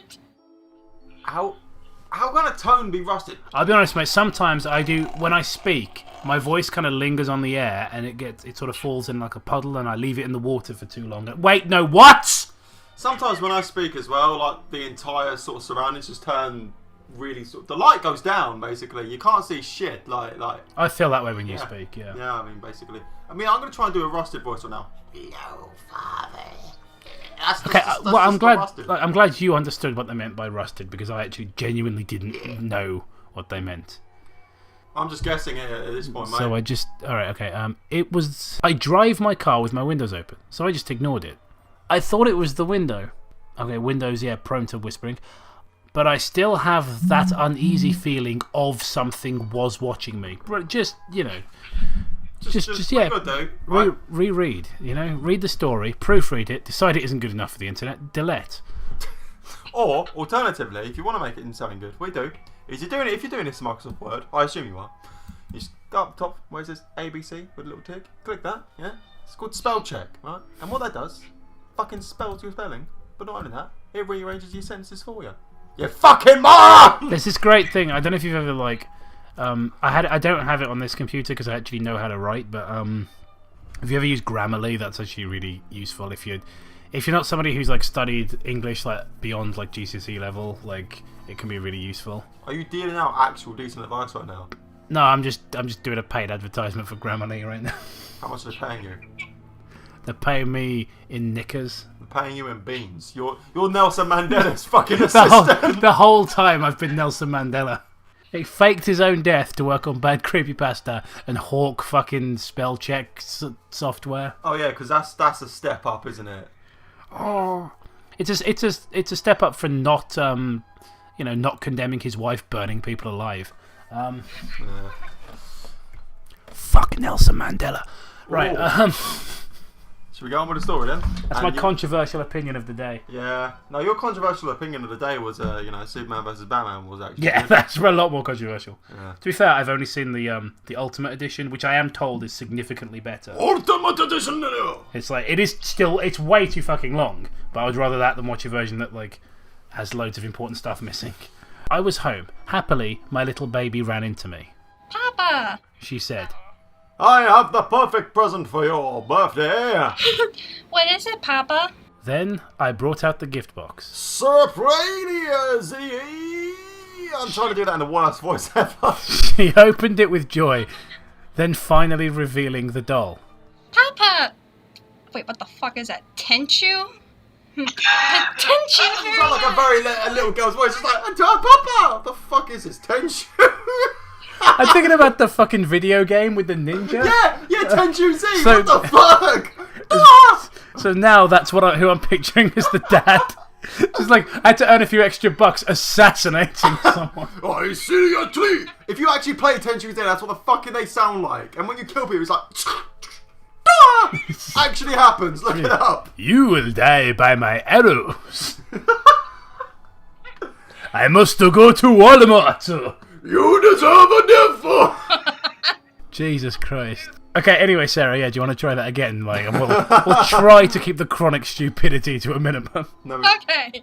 Alright. Papa, thank you very much. Fucking hell. Oh, it says thank you in brackets. No one literally says thank you. I get... No, because she's supposed to be a little kid, isn't she? Like, Yeah, but Yeah, but I would not have written thank you. Like I was trying to write like a kid trying to say thank you. It's too distractingly funny. Tank Jew, maybe. That might work. No, I wouldn't. She said with a happy voice. I guess. Toby, Toby, you can be the wife and the husband. Oh, great! Yeah. It's not that mention of webs. Elementary, my dear Watson. So you got your raise? My wife told me. Yeah, pretty much. But a raise not that bad. I said, why are you delivering it like an auctioneer? So my daughter played for like hours with the doll. She seems to enjoy it. She even had a little tea party type of playing that doll. That is not a sentence. Brilliant. That should exist. It did like the fucking Nina the Killer from Google Translate. It's just like that sounds like a sentence from that. But something has been bugging me. ... Whenever I looked at the doll's head turned into me while my daughter is not paying attention. What? So the doll's head turned into you. So the him. Doll's like head was just a fully grown ninja. Sorry, I forgot that that's the guy from Tenchu Z. Literally your customized character. Why is it every time I say Tenchu, I actually bring out an imaginary sword? He does. He keeps going Tenchu and like gripping like a fake sword in the air when he says it. Oh, You're fucking weak. Oh man. Oh, sorry. Just ignore can we just get a meme of Toby that's just like teleports behind you? Scoff, amateur. I don't know. Steph, put that on the screen. Bolt in the doll's neck. Wait. Do baby life dolls even have freaking bolts in their neck? I don't know, probably maybe. If they are dolls of Frankenstein's monster, then literally yes. going to say the same joke, but... Actually, a little Frankenstein's monster, little baby life doll would actually be kind of cute in my opinion, but... Yeah, the thing is, like, I think this is like a lot of girls would play with those. Like, the sort of slightly alternative kind of preteen girls I think would be big into if you released, like, Universal Monster dolls, you know? Don't know you already like do Frankenstein and Dracula and stuff. I don't know. I don't have a daughter. Like I don't fucking know if they do that. I'm just saying that I think would be that'd be a good moneymaker. That would be. Look, they've released. Shit, let's delete us talking about it in case no one's done it. I mean, I know they have like Monster High and like what was it? Oh fuck! It was like DC Girls. That was it. And it was like Wonder Woman. Yeah. And then it was just like Harley Quinn. Saw that like at Walmart. It's like, why is Harley Quinn and like I don't know, like or like Green Ivy or whatever, like part of like this whole like superhero like schoolgirl thing? It's like that makes no sense. Girls Unite! All right. It kind of sounded like it said Girls Unite alt-right. Pictured like a bunch of Girls Unite Third Reich. I'm just picturing now a bunch of like blonde-haired girls, you know, with like the like the sort of the low country kind of look with the clogs and everything, and like the what, playing football? Go! Go Bundesliga! Oh, just like fucking busted out Nazi memes. What happened to this show? Oh, I don't know, man. Literally, this started out as like, oh, isn't it funny that like people who like Sonic write terrible horror stories, and now we're just like, Second Holocaust when? Like, how the fuck did this happen? What are the words that came out of my mouth, Jacob? Jesus! You just went Girls Unite Third Reich. Which I admit did give me an erection, but even so. What the fuck, man? Alright, okay, let me start that sentence. It's like descending. Please, please start the whole sentence again so that we it. can delete all the Nazi propaganda. Some of it's funny. Alright. I don't know. It must be a loose bolt in the doll's neck. It must be! In all caps. I just shrugged it off. But the stare of the doll scares me. I am definitely having nightmares tonight. I don't know, what's with like the random caps all of a sudden?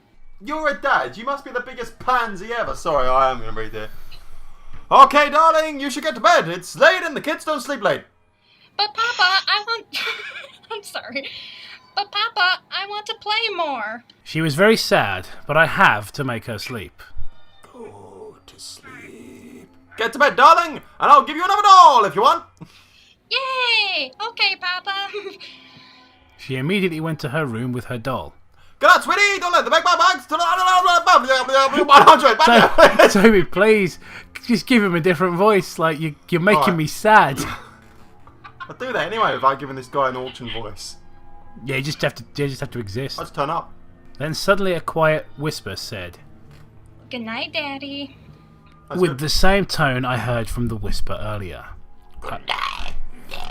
I shivered in fear. I looked around to see if anyone was there. The results are nothing. The room suddenly got cold. Fucking results are nothing. I get my report back. The results are nothing.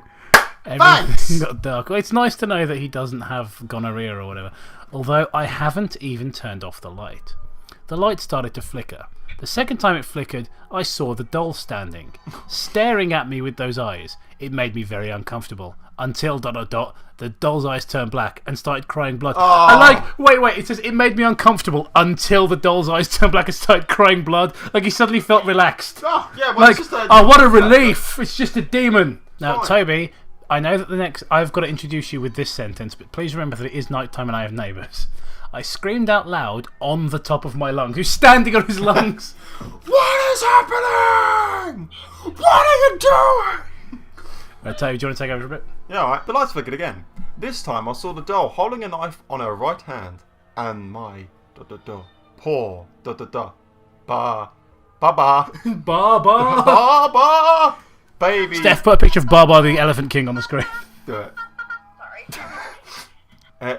Babies, He-Man, head. At that moment, I thought my sanity snapped. What is it about sanity snapped? That's from Jeff the Killer as well. It's like, oh right, I'm sane. There's something horrible. Now I'm insane. I fell unconscious on the floor. When I woke up, I looked at my watch. I knew the time that had been stolen. Yep. It was only 5 minutes after that happened. Then I remembered. Sissy! I ran by her bed and saw her sleeping. I sighed with relief. I must have been having delusions since I had that hard day today. Did you really? Because all that happened was, oh man, could sure earn a few bucks, and then you went to Walmart. We don't know what he had to do. We don't know what he had to do at work. I closed the door and went into our room. Our room. It's our room now. So, did she enjoy her new doll? My wife said. Yeah. Also, my wife was a fucking idiot. Yeah. She loved it, but what is it, darling? Actually, never mind. Let's talk about this tomorrow. My wife looked at me with a worried expression and said, Are you sure, Luke? He's got a name. I thought he was tension. Are you sure, Luke? You're sweating. Yes, I am very sure. It doesn't even say very. Yes, I am sure. Good night. I gave her a kiss on the forehead and slept. That was a very, very bad idea. The dream I had still haunts me until now. I saw my daughter running around. Catch me, Papa! Catch me! I'm coming, baby!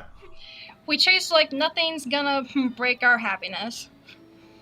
It just sounds like a fucking Bon Iver lyric. Like, that doesn't even sound like... It doesn't even make sense. Okay, baby, I'm tired. We should stop. Then I saw that doll. That doll has black shiny eyes and crying blood. Just like what I saw on my delusion. Her arms was bleeding and was pulling my daughter. Great sentence there. Papa, help me! I panicked, but I can't move.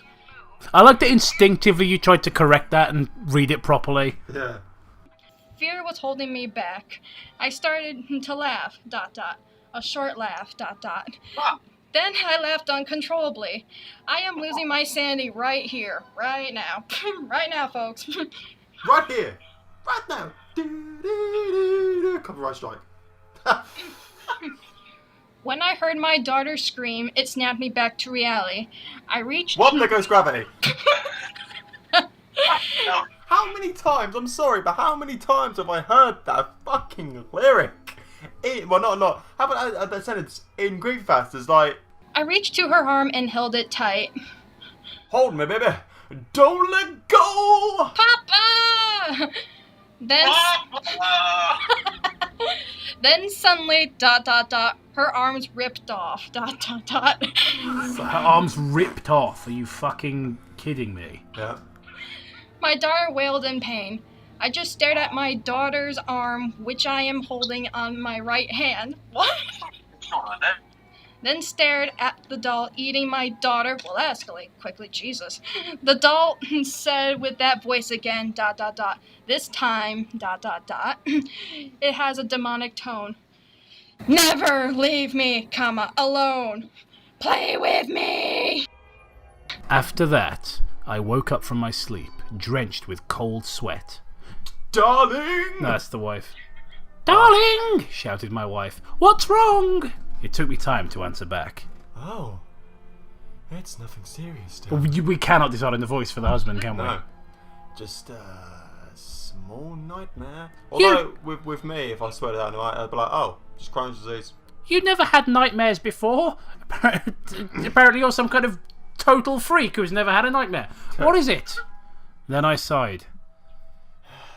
It's that doll. The doll! The doll! Don't mind us, we're just literally sucking our own dicks. This is like the doll. The doll. It's honestly like having your old man here. Like, it's just... Fuck's sake. Just inhaling my shaft. Then my wife chuckled. Ah, Common? You're afraid of a doll? He's not Common, he's Tenchu. I thought his name was Luke. Yeah, Luke. Luke from Tenchu, as portrayed in the movie by Common. There you go, Steph. Fucking Photoshop that, you cunt. You could love that one. It was probably like, no. But that daughter. But that daughter is different. But that doll is different. It's like having a living monster. My wife kissed me and said, Darling, you're just imagining things. Not that you're crazy. You're just not used to it. Come here, you. Well, not used to dolls. She hugged me. Thanks, darling. A man like me, darling. It's my first time to get scared. Yeah, he doesn't get scared like facing off thousands of like arrows and, you know. Yeah, it's true. People lobbing swords at his head. Infiltrating ancient Japanese palaces and just to assassinate a leader. It's fine. Let's go back to sleep. Then she took the blanket.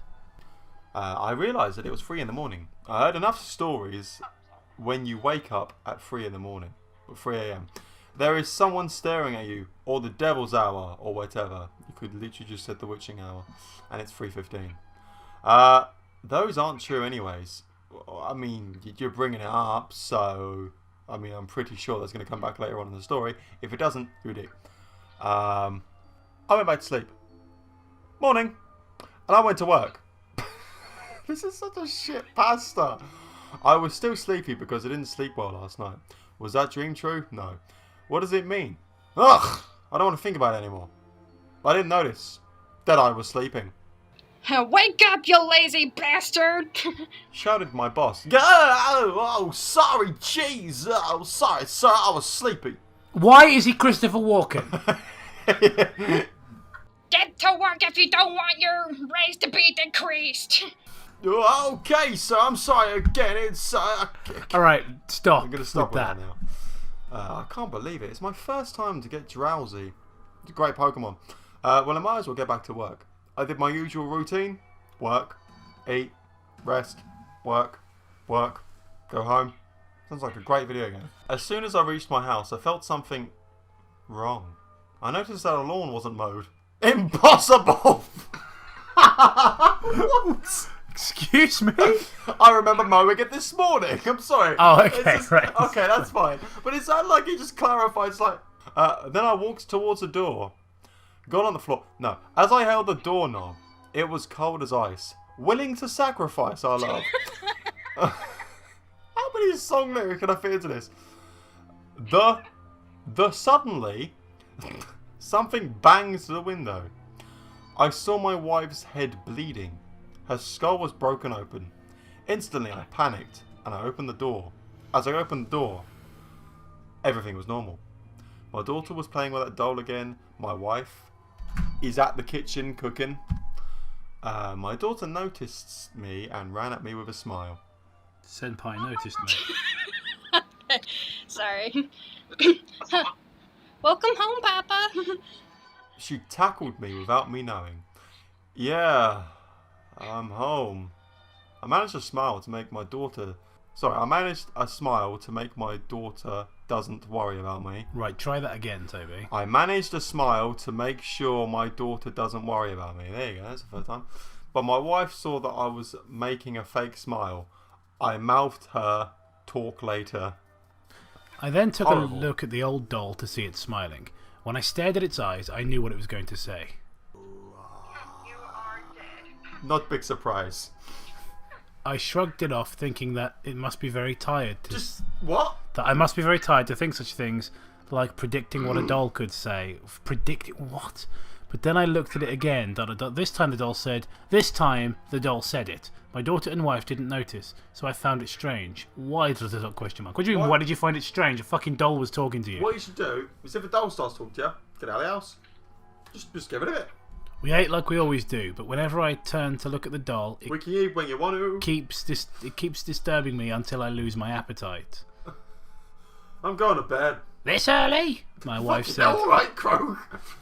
I've had a rough day. I went to our room and slammed my body to the bed. Sweet dreams. That voice again. It's the doll! How can I resist, like, being self-referential here? I know. It's the doll! I turned around to see the doll at my doorstep, staring at me with a knife.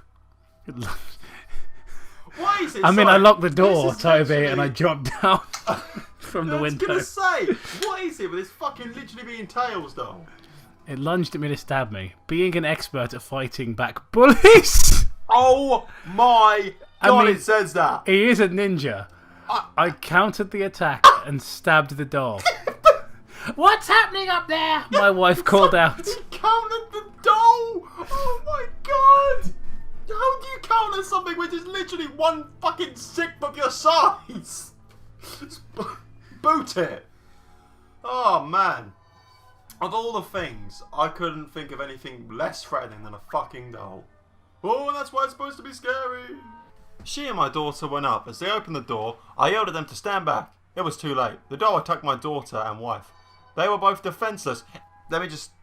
It's a fucking doll! Just literally grab it. Yeah, we do. Grab it. Hold on to it. Got a knife. What's it going to do? Fuck off. Take a knife off it. And just fucking put it on the floor. Stomp on it. Done. Fucking done. Well, wait, how can your daughter be defenseless against a doll? Even my little girl could probably fuck up a doll. In fact, she has before.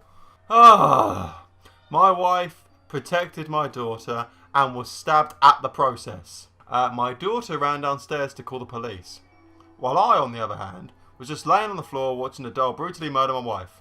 Why wouldn't you just get up and just give it a boot? Just fucking boot it in the head. I don't understand. It's a doll. The doll chopped my wife's head off, as it does. Opened her skull and ate her brains, because dolls have a digestive system. Then it sliced my wife's stomach, pulling off all the intestines. I snapped back to reality and kicked the doll. Bit too late for that though, really, isn't it? I mean, you know, your wife's dead. You don't really seem to care. Oh, Mum's spaghetti. Yeah. That's the second. I've already made that joke, mate, because that exact same sentence has been in it before. I found her on the basement. Fuck's sake. Hiding from the doll. When I opened the cabinet, I saw her crying. When I looked at her eyes, it was full of fear and pain. Then I saw that she was also bleeding. Papa, I'm scared. I set her aside to comfort her and tended to her wound. We stayed at the cabinet until it's safe. Boy, were we wrong about that. Oh, yeah. The doll found her way to the basement and slammed the door open. My daughter screamed and the doll stabbed her throat, making a sound that sounded like a whistle. They're just fucking setting us up for him, aren't they? Yeah. Stabbed in the throat with a whistle, shall we say? Fuck's sake. This time I was alert. I took the doll by its neck and wrestled it to the ground. Fucking RKO! You're gonna get back up, reverse its finisher, get your own finisher, fuck it up, pin, 1, 2, 3, get the ref in there, done! That's how you win the WWE World Championship against a fucking doll. I've just got this image of like a grown man fighting this tiny thing. Like, for anyone who's seen the new Twin Peaks, they'll know exactly what I'm talking about. If I just say like the creepy tree being like, squeeze his hand off. It then suddenly grew to life size. Are you serious? Just like for no reason. It's just turned like, into the fucking Power Rangers. It's just fucking like, well, this staff like fell right in front of me and the ground cracked open and then the doll turned pretty big. Each other's weaknesses and tried to kill each other. It stabbed and hacked and slashed, hitting me mostly. Sorry. How many weaknesses does a doll have? Because I would think that all of it is a fucking weakness, considering you slash it once with a knife, it cuts open, cotton everywhere. No, sorry, it's full of your wife's fucking brains, isn't it? Because you've got a digestive system somehow. What the fuck is happening? I don't know. Alright, as the battle progressed, I then found out that the doll was... As the battle progressed? What is this, fucking Waterloo? Stop dropping your phone, Jacob! I can't help it, man. It's just like slippery. My hands are just slippery with hate and disappointment. It just like secretes out of me like a Make sure it's kind of enzyme.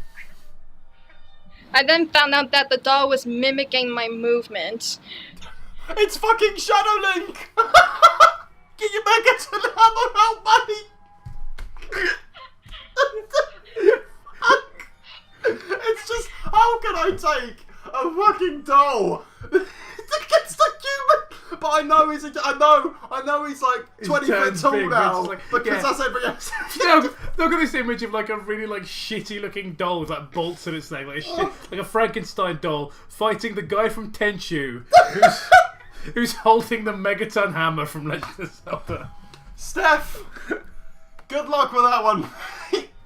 Just stabbed my head. The doll did the same thing, thus ending its life. Alright.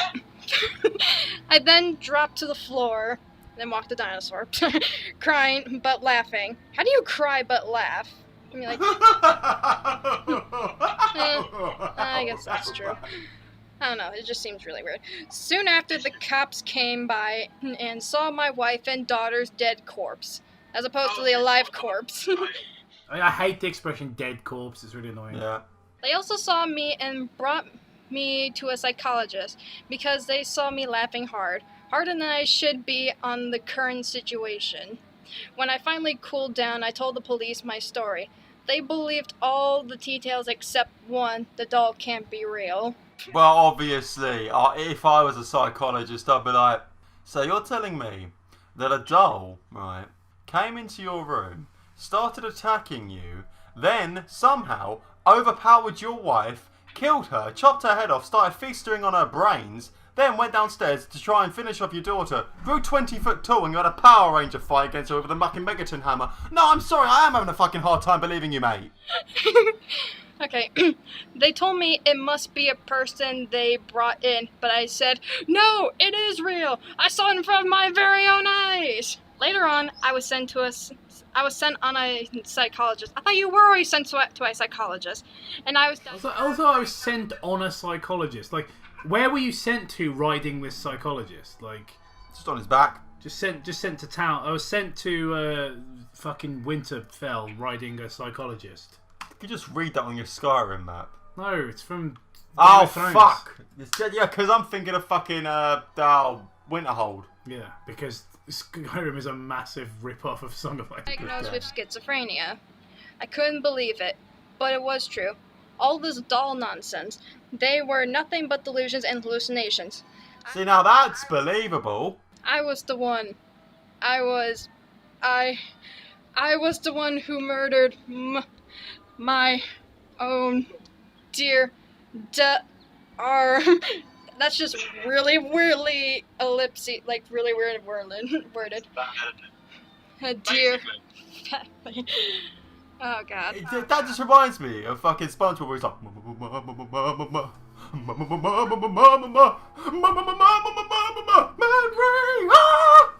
Sorry.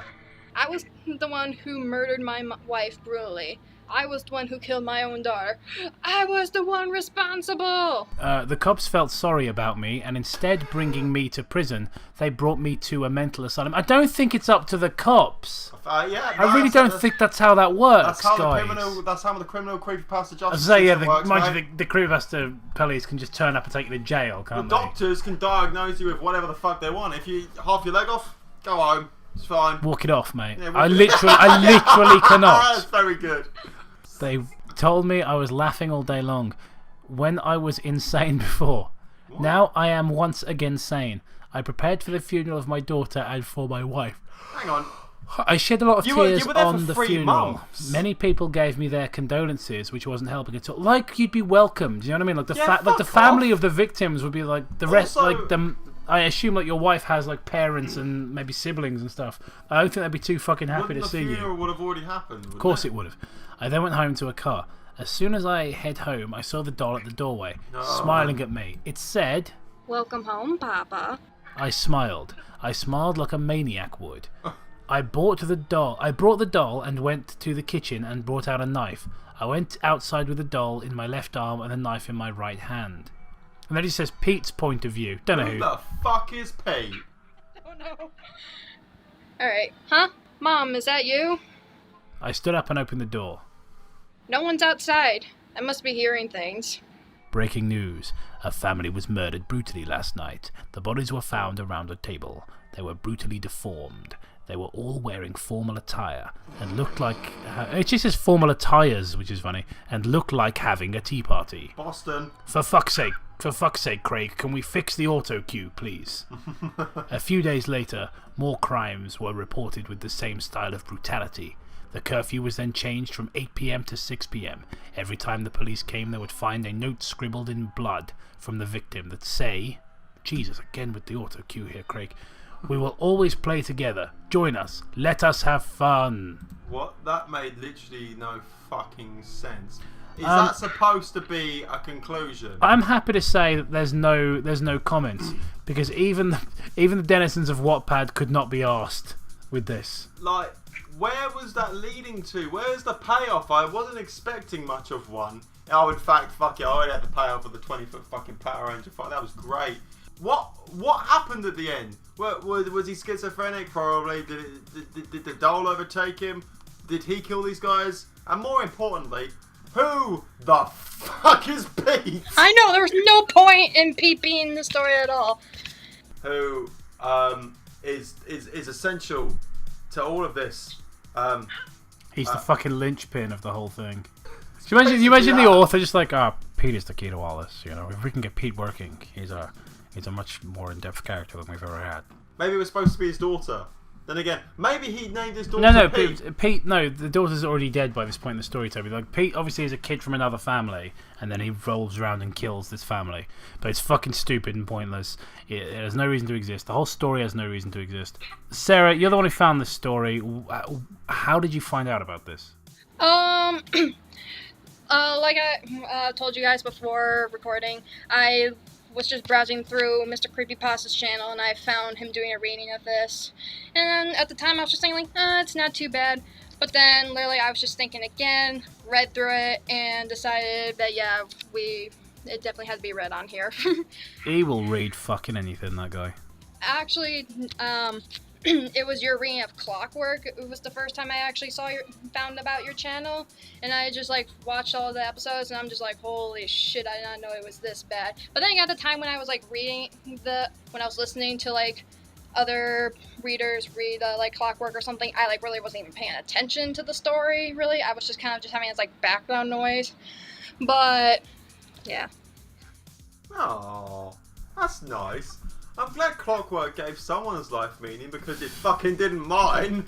Yeah. Jesus Christ! Like, actually, to be fair, I'm glad of all the episodes that you got into it with, you know, was Clockwork. I like that I came up with the best joke in that, the fucking John Cena one. I like that you interpret that as gave someone's life meaning, not like cheered somebody up or like helped them discover CREEPYPASTA wasn't very good. Gave someone's life meaning. I mean, I think a lot about our channel. Yeah, Jesus Christ, like, Toby. we give people's lives delusions of grandeur a little bit. Yeah, alright. I didn't actually mean to say that, but you know, fuck it. It's like 10 o'clock at night, mate. It's really easy to make fun of you, though.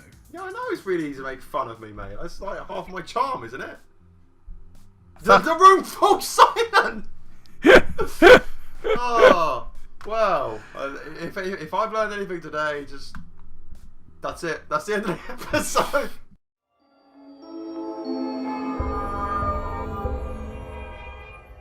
Hello folks, welcome to Bad Creepypasta. I'm afraid Matt can't be here. We felt it was pointless saving the soul of the show with an excommunicant heretic in the team.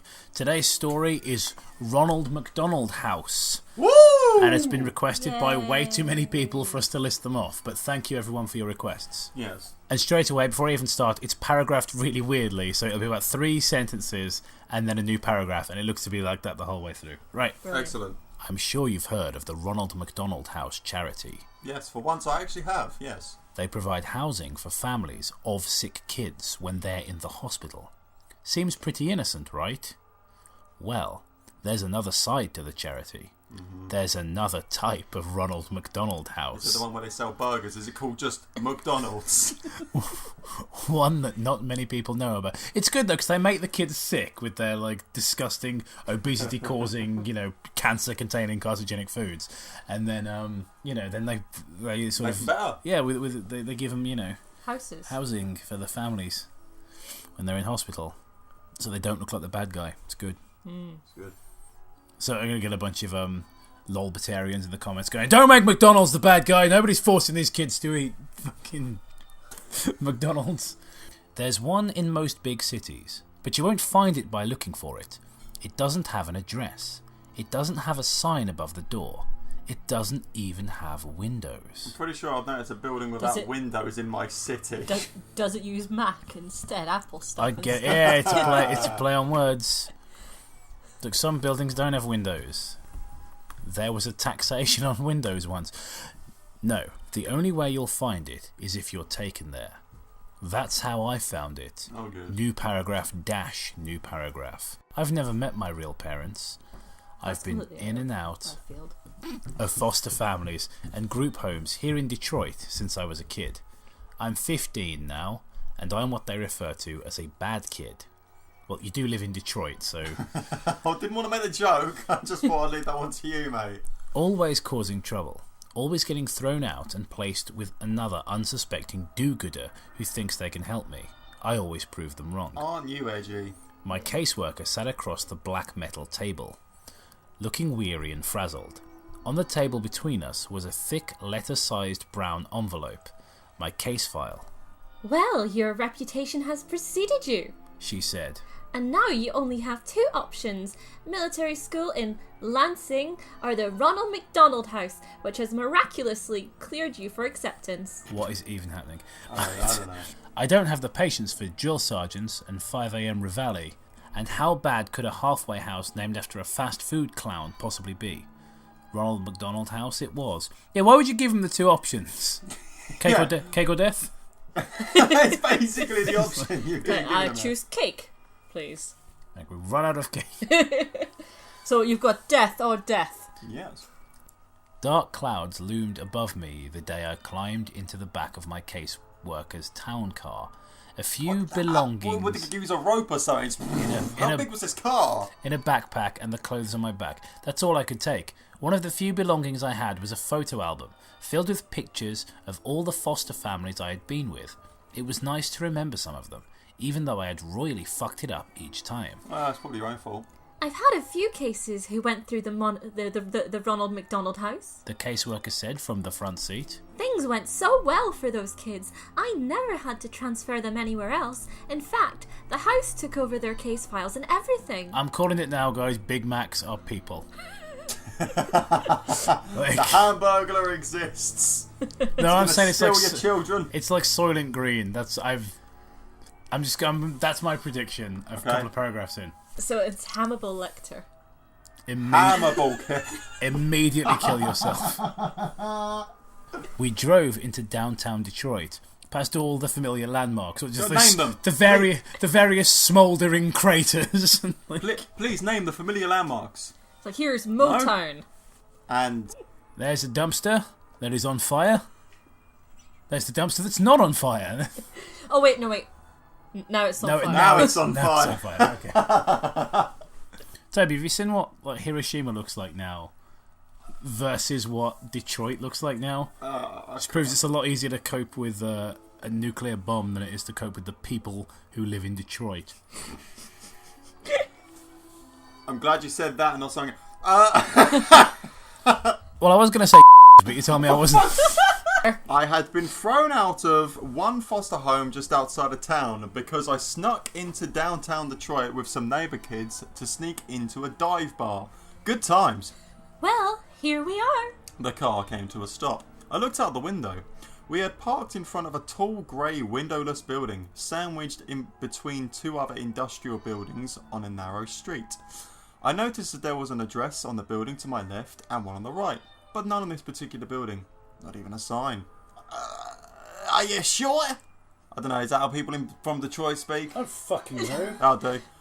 It's in New York. And it So was. it's- It was. Yoink! Just a room full of people. You have family in America. Like Toby and I at least have never been to America. What's your excuse? I'm copying Limmy's show. New York. I asked, hesitating as I'll I say opened... it twice. Say it 3 times and New York would just appear in the state of New York. I asked, hesitating as I opened the car door and climbed out of the back seat. I slung my backpack over my shoulder, clinging tightly to the strap, and followed the caseworker up to the windowless metal doors. She pressed the buzzer and spoke to someone inside. And the doors clicked to unlock. We walked in. As soon as the metal doors closed behind us, I noticed the pin drop silence. It was that sort of silence that is so oppressive and empty, it almost deafens you, and apparently makes you feel bad about yourself. Across the dimly lit lobby, there was a glass window with someone inside. A secretary. She was turned away, typing something intently. We walked over to the window. My caseworker rang a bell on the counter, and the secretary spun around in a chair. Her face was painted like a clown. What a spook. I'm sorry, but if you're trying to establish like a foster home or whatever, this is supposed to be a halfway home. I don't fucking know. Dressing like having your face like a clown, isn't that kind of scary? Right. Her face was painted like a clown. Like Ronald McDonald, in fact. The OG himself. She even had the short curly red hair. What? Otherwise, she wore a typical white nurse's dress. What do you mean otherwise? Just you can't imagine ignore Ronald that. McDonald wearing a nurse's dress. That's nothing you can skip over. Just like, Dawn, how you doing? Oh, Jesus Christ, what happened to your hair, man? I wanted to laugh at how bizarre it was, but I couldn't. Why? It's alright, we'll laugh for you. A chill swept down my spine. Something was not right. I watched as the nurse and my caseworker interacted. Paperwork was passed through the window. The caseworker slid my case file under the glass, as the nurse slid her some papers to sign. As my caseworker signed the papers, the nurse looked at me. Her smile should have been warm and welcoming, but all I saw in her eyes was hunger. Hang on, Jacob, look at me. Are you hungry? No one can look at me with their eyes with hunger. Okay, let me look at myself. You're looking at your fist. I am. I'm pretending that there's a mirror. You're miming to Hang an on. audience that cannot see Hang you. on. Maybe let's get my phone right. Okay. You can pretend though. You don't have to really Right, get no, your no, phone no. out. I'm gonna do it. Right. Okay. Just dedication to my audience right now. My audience. Fuck you guys. No. Right. That's not a hungry look, is it? Like, what does someone look like you when they're looking at you with hungry eyes? I don't Is it know, like that Toby. song? You I feel the don't know, magic Toby. between you and I. I can't stay here. Is that the voice? That is the voice. Okay. I stammered loudly. Fuck it. Take me to the military school in Lancashire, please. Oh My God. name is David Bowie. That is nothing. Like it's not even resembling. Hey, come on now. I think you broke Jacob. It's crazy. What's the matter, sweetie? The nurse asked, her voice muffled slightly by the glass. Afraid of clowns? There's no Super Mario laugh. He's adding that. He's ad-libbing again, folks. I looked into her hungry eyes. Now there was a malicious glint as she laughed. My caseworker laughed too, obliviously, and said, No, don't overreact. You'd hate the military school. Besides, this'll be good for you. And as you can see, this love was meant to be. Yes! Said the clown nurse. That's just clown nurse. It's just so Clown odd. nurse. This'll be good for you. Before I could object, I heard a slam behind me. Fuck that. I spun around to see an open door in the far corner of the lobby, to the left of the front desk window. There was no one there, just the light that flooded in from the door. Then the creeping shadows, shrill echoing laughter, and growing shadows along the wall inside the door. Oh, Said the caseworker. here comes the welcome committee. As I stared in horror, clutching the strap of my backpack, my caseworker patted me on the shoulder for the last time. Don't worry, honey. It'll be different this time. You'll feel right at home here. I promise. She turned to leave. I felt bile churning in my stomach. No! I said desperately. You can't leave me here! It's the worst accent, but I don't care. Oh no, I've got to get going. I never did like clowns. And with that, she left me there. The metal doors slammed behind her, and I was alone. I faced the open doorway by the front desk again. The shadows had almost entered the room, and the piercing laughter was filling the lobby with sound. They had pitchforks, torches. What's going to be around this door? What's going to happen? Go on, let's have a look. I ran for the front doors. Why? Nothing has provoked you yet apart from Clown Nurse. Why are you so scared? Hungry eyes? Don't be so afraid of a song, mate. Pounded and yanked and pushed and screamed. Screamed for help. Screamed for my caseworker. Screamed for anyone. Please, God. Maybe it's kind of an attitude. Maybe you deserve it. You've been a twat all your life, essentially, ain't you? I turned to see the nurse behind the glass smiling at me again. And then they entered, laughing all the while. A whole group of laughing nurses with clown faces and red hair. Oh, God. Some male, oh, God. Some female, but all with the same terrifying Ronald McDonald makeup. Terrifying Ronald McDonald makeup. You really can only choose one. And how does that work? Just like, what makeup should I go for today? I think I'll go for the Ronald today. It's a good look. It's in season. Well, presumably, Toby, that's just the theme of the Ronald McDonald halfway house. So I'll go for the Ronald, yeah. Give me the hair. Get on the hairdressers. What do you want? Perm? The Ronald? The Big Mac. The Mac Nuggets. Oh, fuck's sake. And in the dim light of the lobby, I could see the glint of metal tools in their hands. Coming up the rear was a... Sounds a bit rude. You children. Oh, shut up. You're going to sound a bit rude. To be fair, I was trying not to laugh, so there. It was a pair of clown nurses rolling a metal table, complete with restraints. Coming up the back passage. Rolling a metal table? What just like a sleeping bed? All I'm imagining now is the Silent Hill nurses with Ronald McDonald clown makeup. Really? Because their faces painted on. I'm imagining really because I'm imagining clowns ejaculating in someone's anus. That's what. I mean, what else should you take away from the story other than that? With metal tools. Jacob has a clown fetish confirmed. Get the fuck away from me! Boy. I screamed. I pounded at the metal doors again. Let me out of here! They surrounded me, grabbing me as I thrashed and screamed and tried to tear myself away, laughing as I kicked and squirmed. They slammed me onto the rolling table and strapped me down.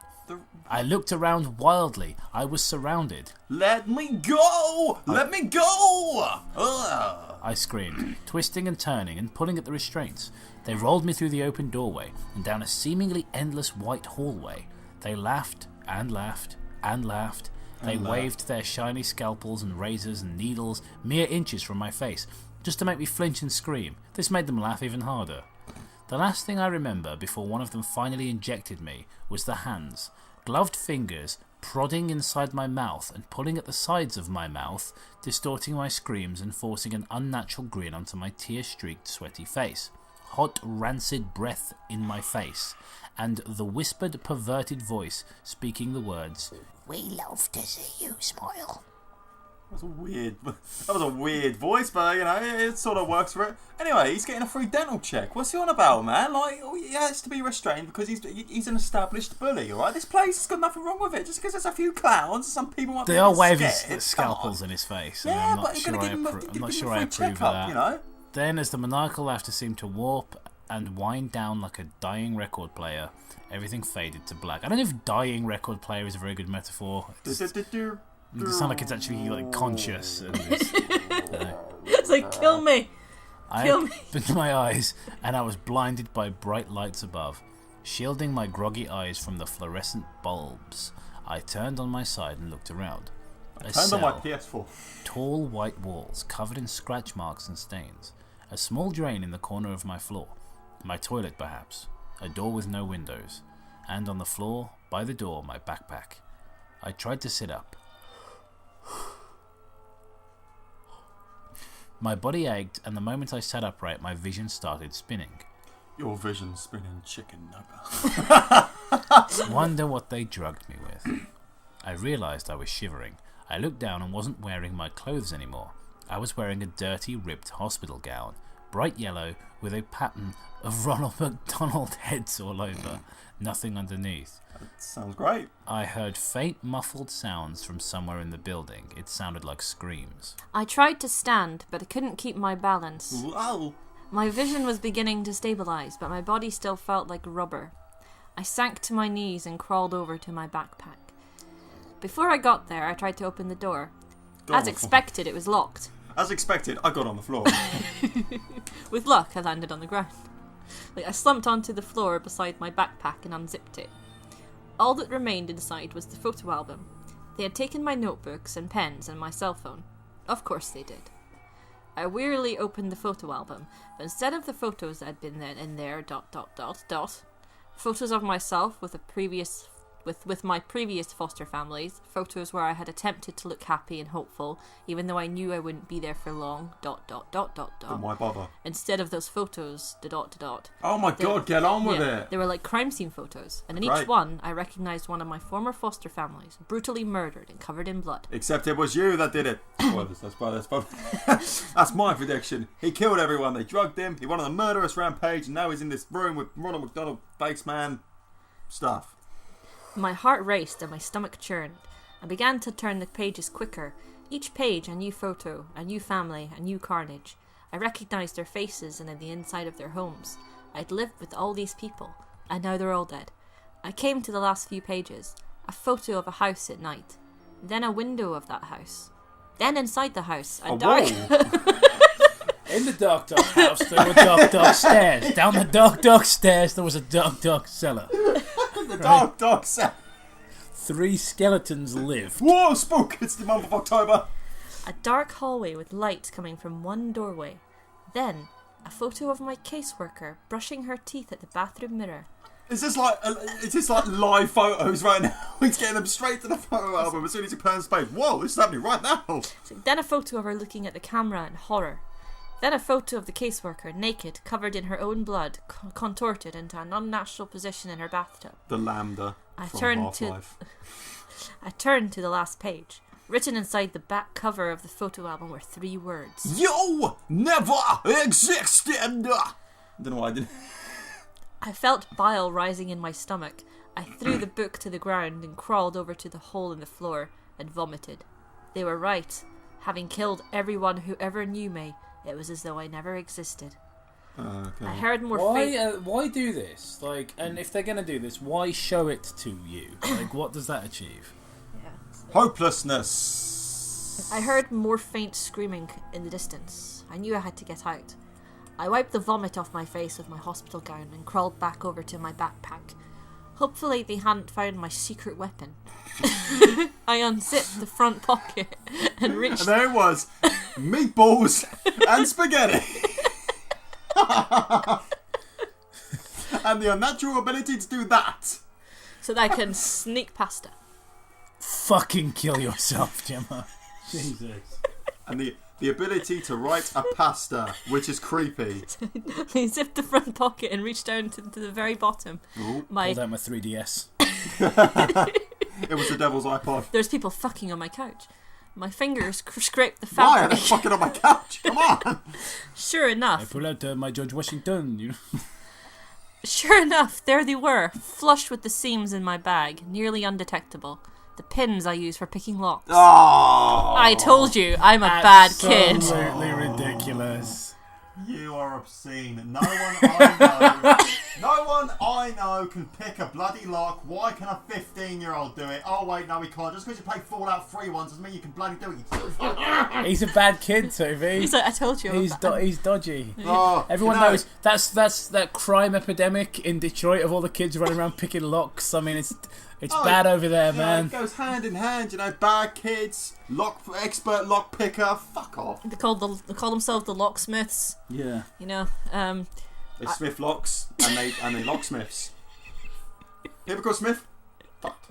No, what they do is they lock people called Smith like in houses, and burn them down because they live in Detroit. And... I told you I'm a bad kid. Just fuck off. Why are you trying to establish that again? We already know. You're putting in capital letters at the beginning.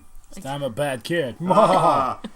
Edgy, more like. That's what you're trying to be. I bet you took this inspiration from Shadow the Hedgehog. I don't know why I'm getting that. Nothing personnel, kid. The author is probably like ever so slightly overweight, with like who unironically like uses XD when he's sending people messages and has way too much hair. Yeah. And he probably listens to what's his name? What's that song by? Oh, Let the Bodies Hit the Floor. Drowning Pool. Drowning Pool. You know that other song that they did. Oh, I'm tearing away. That one. They did a song other than Bodies. Yeah, it's like I don't care about anyone else but me. That's why it's the OG song. They were listening to that First while writing this. And then there's like a line in it where it's like goes, "Oh God damn, I love me." I remember that. I was gonna be honest, because if you think that song's bad, imagine Dragons. Okay, like well, here we are. I leaned against the door and listened. I could hear footsteps approaching, but just as soon as they had come, they faded in the other direction. I knew I had to work fast. I jiggled the handle with one hand and picked the lock with the other hand. It was surprisingly simple. I'll jump back in there. Was it? Did you whip out a credit card as well? Just go. Here you go. Holding the handle, I slowly pulled myself to my feet. I could maintain my balance now. I pulled the door open, just a crack. I'm not done with the lock picking. Why are you so fixated on the fucking lock picking? Because if he couldn't walk 5 seconds ago, basically, how could he suddenly be an expert lockpick when he's just gained consciousness? I don't know. It's stupid. What do you want? Story is false. What do you want from me? As I think this never took place. A clown nurse darted past. My heart almost stopped, but his footsteps didn't slow or change, and soon faded. He didn't notice me. I'm glad you included that in the story. I poked my head out of the door. Seemingly endless white hallways in either direction. The distant screams were louder now, coming from all around. Taking a deep breath, I stepped into the hallway and closed the door behind me. I decided to go to the right, passing doors identical to the door I had been behind. I heard the screams and sobbing coming from behind each one. I stopped for a moment at one door. I heard the crying of a child inside. I jiggled the handle to see if I could let him out. Locked. Expert lockpick, come on. I kept moving, looking behind me every few seconds to make sure no more nurses had come into the hallway. Then I passed a set of white double doors. I stopped for a moment. The word "Play Place" was written in tall, thin letters across the width of both doors. Oh, excellent. I heard more screaming coming from within, the screams of multiple people, and laughter, the insane, shrill laughter of the clown nurses. What is actually going on? I shuddered. I was afraid to find out what sort of torture was happening inside, and I knew I had to keep moving. I saw a door ahead with a stairway symbol. I headed for it. That's a whole paragraph. Yep. As I opened the door, I glanced behind me and saw 2 clown nurses emerging from the Play Place room. Their white nurse outfits were covered in streaks of blood. Could have been tomato ketchup. They could be making the hamburgers in there. I quickly shut myself Oh my into the god, are the stairwell. kids the hamburgers? That's what I said right at the fucking beginning of the story. I thought you said they were going to be hamburger people, as in the actual hamburger. I thought that's what you meant. Yes, Toby, that's what Jacob was talking about. Toby, your fucking listening comprehension is like that of a fucking 10-year-old. I need help. Hamburger people. I even clarified what I meant right, at the beginning as well. I will go back and listen to this story and I'll be like, yep. Yeah, but I'm going to fall out myself there. Never going to go over that one. Hamburger people. It's like Mayor McCheese. That's it, Mayor McCheese. That's what I was looking for. Hey, he's a good guy, right? He's a G.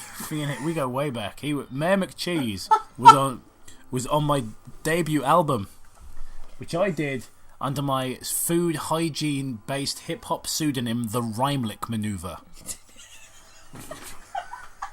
I was part of a group called Mackie D's and the Munch Bunch.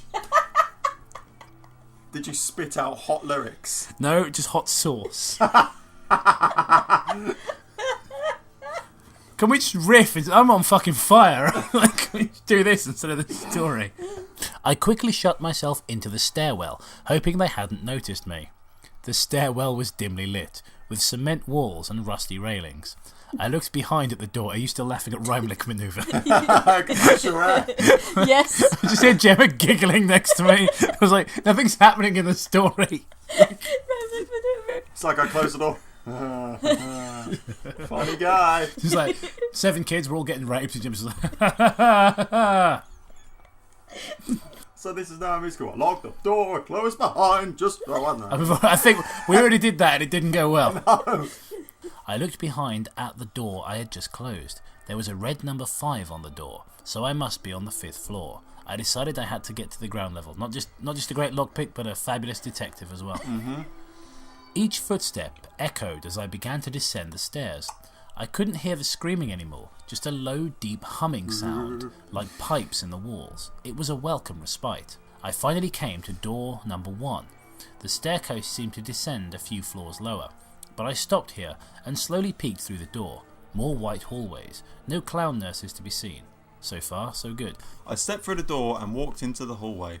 I noticed I couldn't hear any screaming on this floor, just a buzz of the fluorescent tube lights above. I came to the end of the hallway and another set of double doors. Jacob's doing a weird sort of dance right now. It's kind of distracting. It's also strangely hypnotic and erotic. It's so Rainbow Rhythms.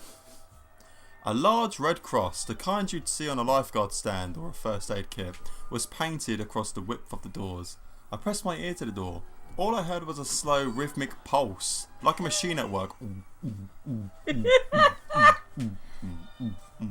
You gotta see this. And faintly, a beeping sound. Can you please stop dancing? It's very distracting.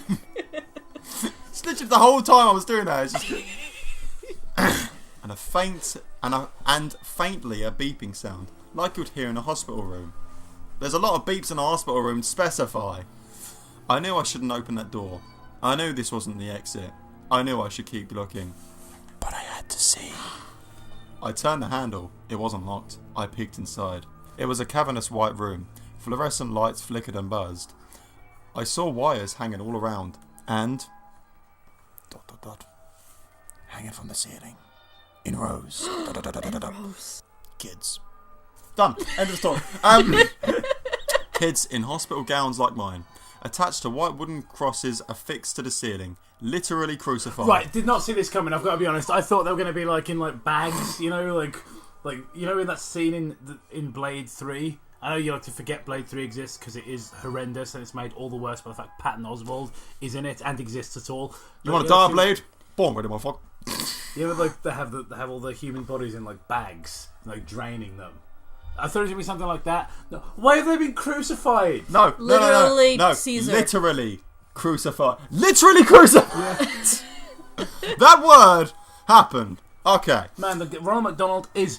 I'm so triggered right now. Ronald McDonald is literally Nero. They were silent. Well, they're not exactly going to be dancing around like Jacob was just now, were they? They're not going to be like, so happy, I'm getting crucified. Yeah. Their heads drooping forwards, their eyes either closed, staring at nothing. About to die. Yeah. Some seem to Twitch. Some seem to live stream on Twitch. That's alright. They're doing alright then, mate. Some seem to Twitch. Hey guys, how's it going? Welcome to me, Crucified Jim. I'm playing Tony the Tiger's Mission Nutrition here on VR. You want to get this game? I'm live from the Ronald McDonald House of Pancakes. You can get this on Steam, on Crabs, all the most popular gaming platforms. The Xbox 5, 12, 17, and the Nintendo 69. I don't know if that's a thing. I'm losing a lot of blood. Everything's black. I can't see a thing. Some seemed to twitch a bit, but most were still. Their crosses swung back and forth very slightly. And the hanging wires... They weren't wires. They were intravenous tubes attached to the kids' I was right about this. Wrists. Tubes sucking out their blood. I almost vomited again, right there. Again, why are they crucified? It doesn't make sense. I almost vomited again, right then. Right there. Because they sold their soul to Ronald McDonald. In the very centre of the room, amidst the rows of hanging crosses, I could see Jesus Christ literally getting resurrected. That's not in the story. But you looked at me then just like, what? I had to. I was convinced. That's how bad this is. I could see where the rhythmic pulsing sound came from. A huge steel cylinder which seemed to be collecting the blood from all the tangled tubes that dangled from the kid's wrists. The chances of anything coming from Mars. I opened my mouth to scream, but I have no mouth, and I must scream. To cry out in anger? Why are you asking that question? It's just a better story at this point. We'll be here all fucking day if we keep doing that. All I could say was, "What the fuck?" And that was when the alarms began to sound, loud and piercing, like police sirens of hell. They must have realised I was missing. Like the police sirens of hell. I can't imagine there's an active police force in hell. I think they'd be quite fucking busy. It's like, 666. You can't. What if the police in hell? There's a crime going on. I imagine there is. Yes. There's only evil people here, so yes, there's probably a lot of crime. I imagine in hell, if the police work in reverse, so if someone's trying to be nice, then they start beating them up. It's like, no, got to beat us up. Maybe this guy, like, his imagination's quite limited. He just imagines police sirens everywhere because he's lived in Detroit his whole life. Yeah. So that's what he hears, like, in the morning instead of, you get woken up by seagulls. For him, it's just like, seagulls. Rather than going like, it's just like, woo, woo, woo, woo, and gunfire. And remixes of, whoop, whoop, this is son of the police. So you have to reach our offices in LA if you want to get through to us. Oh my god, just remove. She is filled with the puns today. LA. Remove Doc at once. You love it. Okay. I don't know if I do. I shut the doors frantically and glanced around the hallway to see if anyone was coming. No signs yet. I ran for the stairwell. As soon as I entered the stairwell, I heard laughter from above. What is that? I'm evil and I'm laughing, I'm above you. Echoing and reverberating. You'll find your enemy standing on a bridge laughing. I'm on a bridge. Echoing and reverberating throughout the stairwell, the clown nurses were coming. Much like winter is coming, the clown nurses are coming. It's just so unthreatening, isn't it? The clown nurses. What are you babbling about? Like, in and of itself, a nurse dressed as a clown could be a scary image, but the phrase "the clown nurses were coming," I'm picturing some guy on a horse, crying out that the clown nurses are coming, trying, the fourth horseman of apocalypse or something. The clown nurses are coming. Repent. I stumbled down the stairs as fast as I could. Oh my god, imagine that! Just the guy with like a sandwich board. Repent, the clown nurses are coming. literal clown nurses. What they do at the Ronald McDonald house is they get these children. Exclusive interview. They crucify them and they suck out their fucking blood, and that's what you're eating, and that's what you're eating in your Big Macs. And it just makes me so mad. Okay, thank you, Mr. Sherwood, for tuning in for the morning programme. And kind of got off topic there. I don't know how we got on to clown nurses. Literal nurses, they're sucking the souls out of these kids. They're after their spirits. They're after their energy, which they get through sodomy. And they suck it out of them, and they put that in your Big Macs, and it's turning the kids gay and transgender. We were just talking about the situation in the Middle East, but okay. We'll get back to our regular scheduled programming after this. I stumbled down the stairs as far as I could. I must have gone down another 3 stories before I reached the basement. Oh, great. I found myself running through a dark, sewer-like hallway with small light bulbs overhead every 10 yards or so. Hillary's into creepy weird stick stuff, man. Did he have a yardstick or something? How the fuck did he know it was tenure? The smell of decay and rotting flesh grew more and more pungent as I ran. Well, I wonder what's going to be in here then.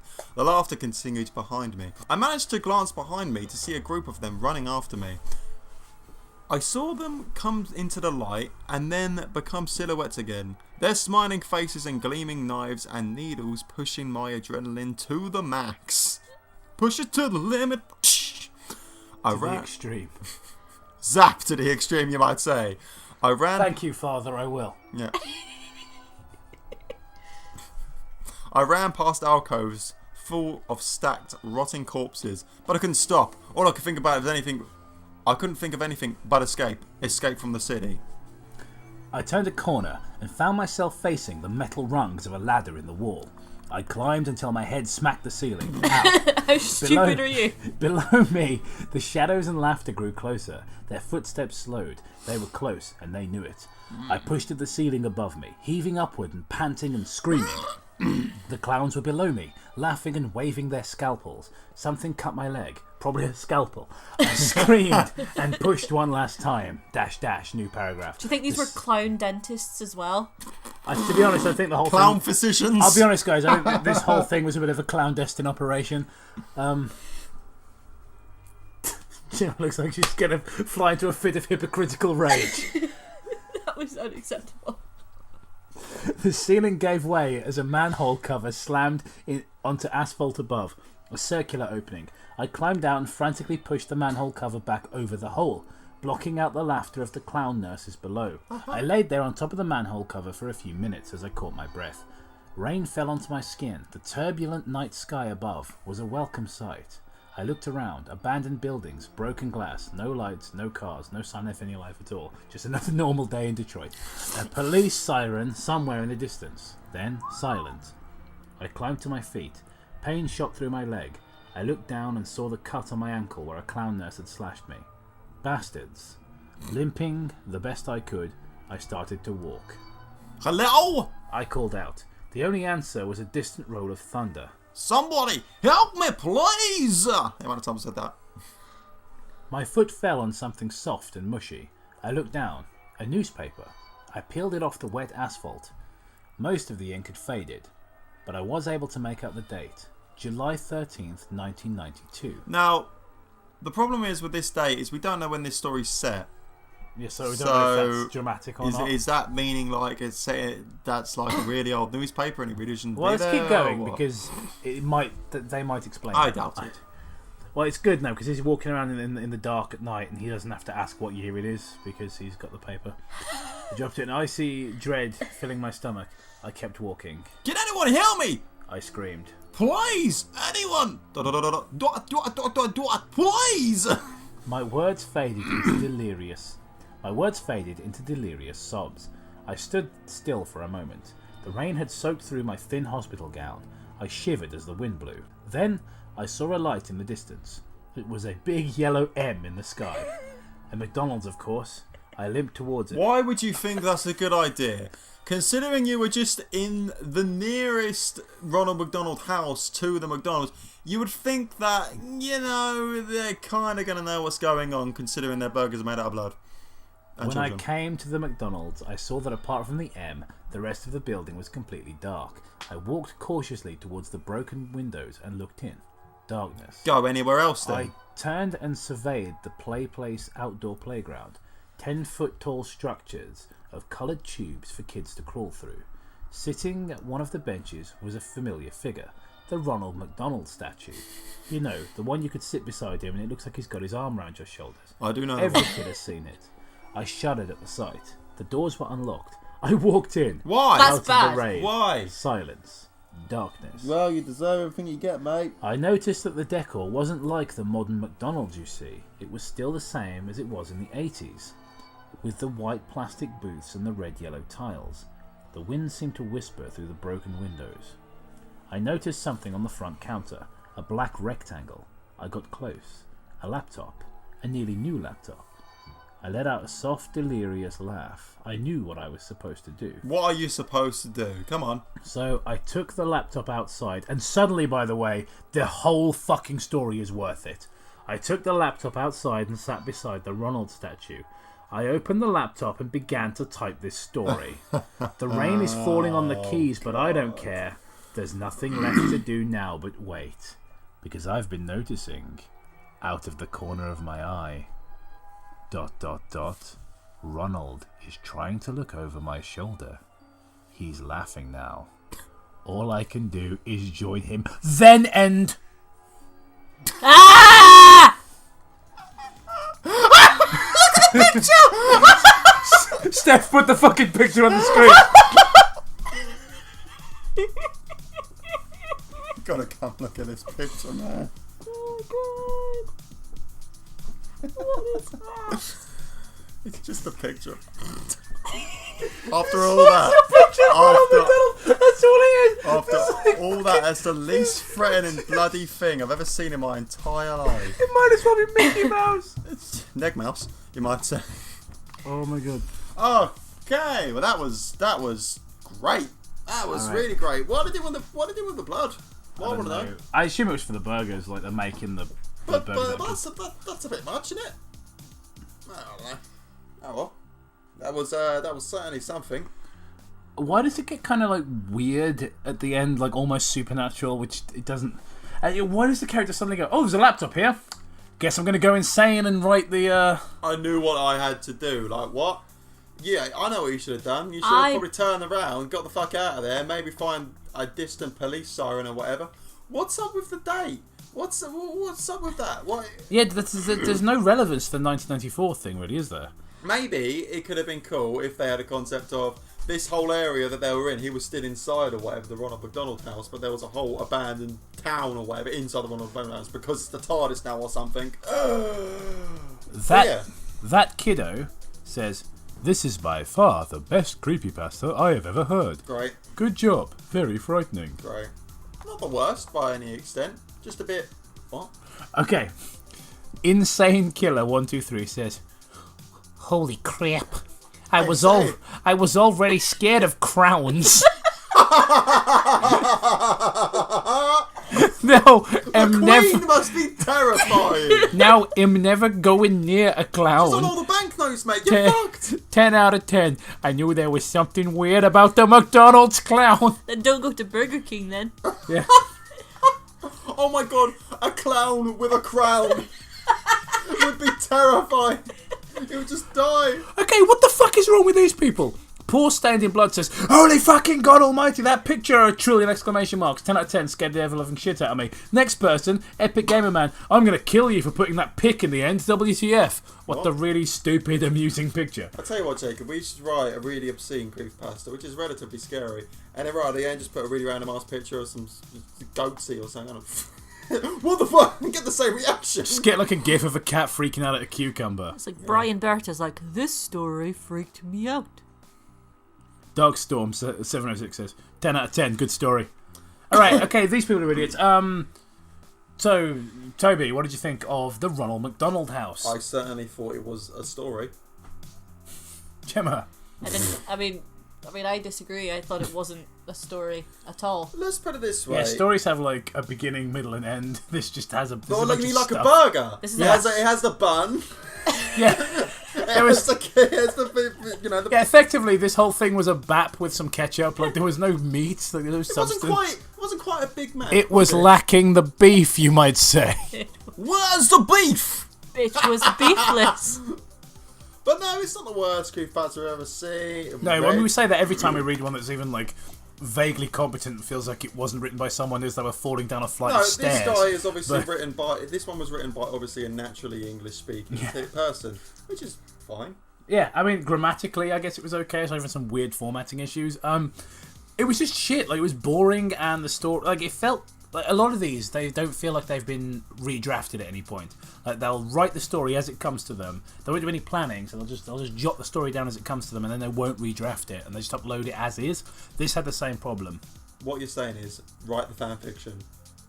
I'm just saying try harder with your stories. You know, if you've got an idea, plan it out first before you start writing, so you know what your story is. Then write it out, and then maybe even go back and do a second draft or a third draft, whatever. Because otherwise you're going to end up with stuff like this that's really just kind of mediocre and bad. It's still on the wiki, which is a shame. Really, it makes me kind of sad, but also amused that the Creepypasta wiki admins are so determined to have a website that can be taken seriously, that they're constantly deleting all the sort of comedically bad stories, and yet they can never finish. They can never finish scraping the barrel because the bottom of the barrel is so positively subterranean. They just can't.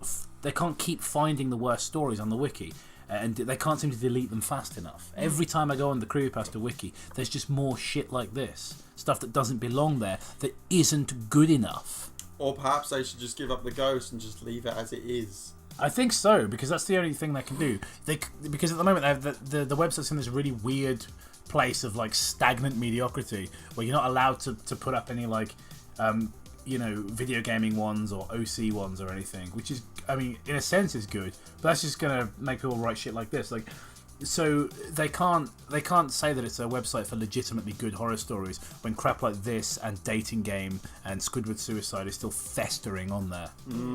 Yep, I agree. Just because they're popular doesn't mean they're good. Yeah. effectively. But hang on, let's analyse this picture again. I'm just gonna have a look at it quickly. There's some spooky, what looks like maybe spooky eyes in the background, but it could also be some shit on the lens. Yep, that's not spooky. It's not scary at all, is it? It's like Ronald McDonald himself is inherently not frightening. Like that face is very because he's made by marketing. He's designed by marketing execs. He's supposed to appeal to children. His face is very welcoming and kind of a bit silly, and like he's kind of lost in thought about something really asinine, probably just about chicken nuggets. There's nothing frightening about that picture. I'll tell you who is frightening. The fucking Burger King, man. That is terrifying. The Happy Meal boxes are terrifying. Have you seen? Oh my god, they are awful. Have you seen the high chairs? The new McDonald's high chairs. I wouldn't put a child in them. Yeah, the new McDonald's Happy Meals, the way they look, terrifying. I would change the whole story to Happy Meals. It's fine. 10 out of 10. Anyway.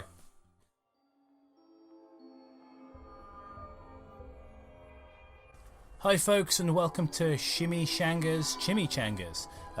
We are joined today by one of our Weeaboobian patrons named God of Neckos. Yes, I am your god. Fear me or don't fear me? I can't tell by the accent.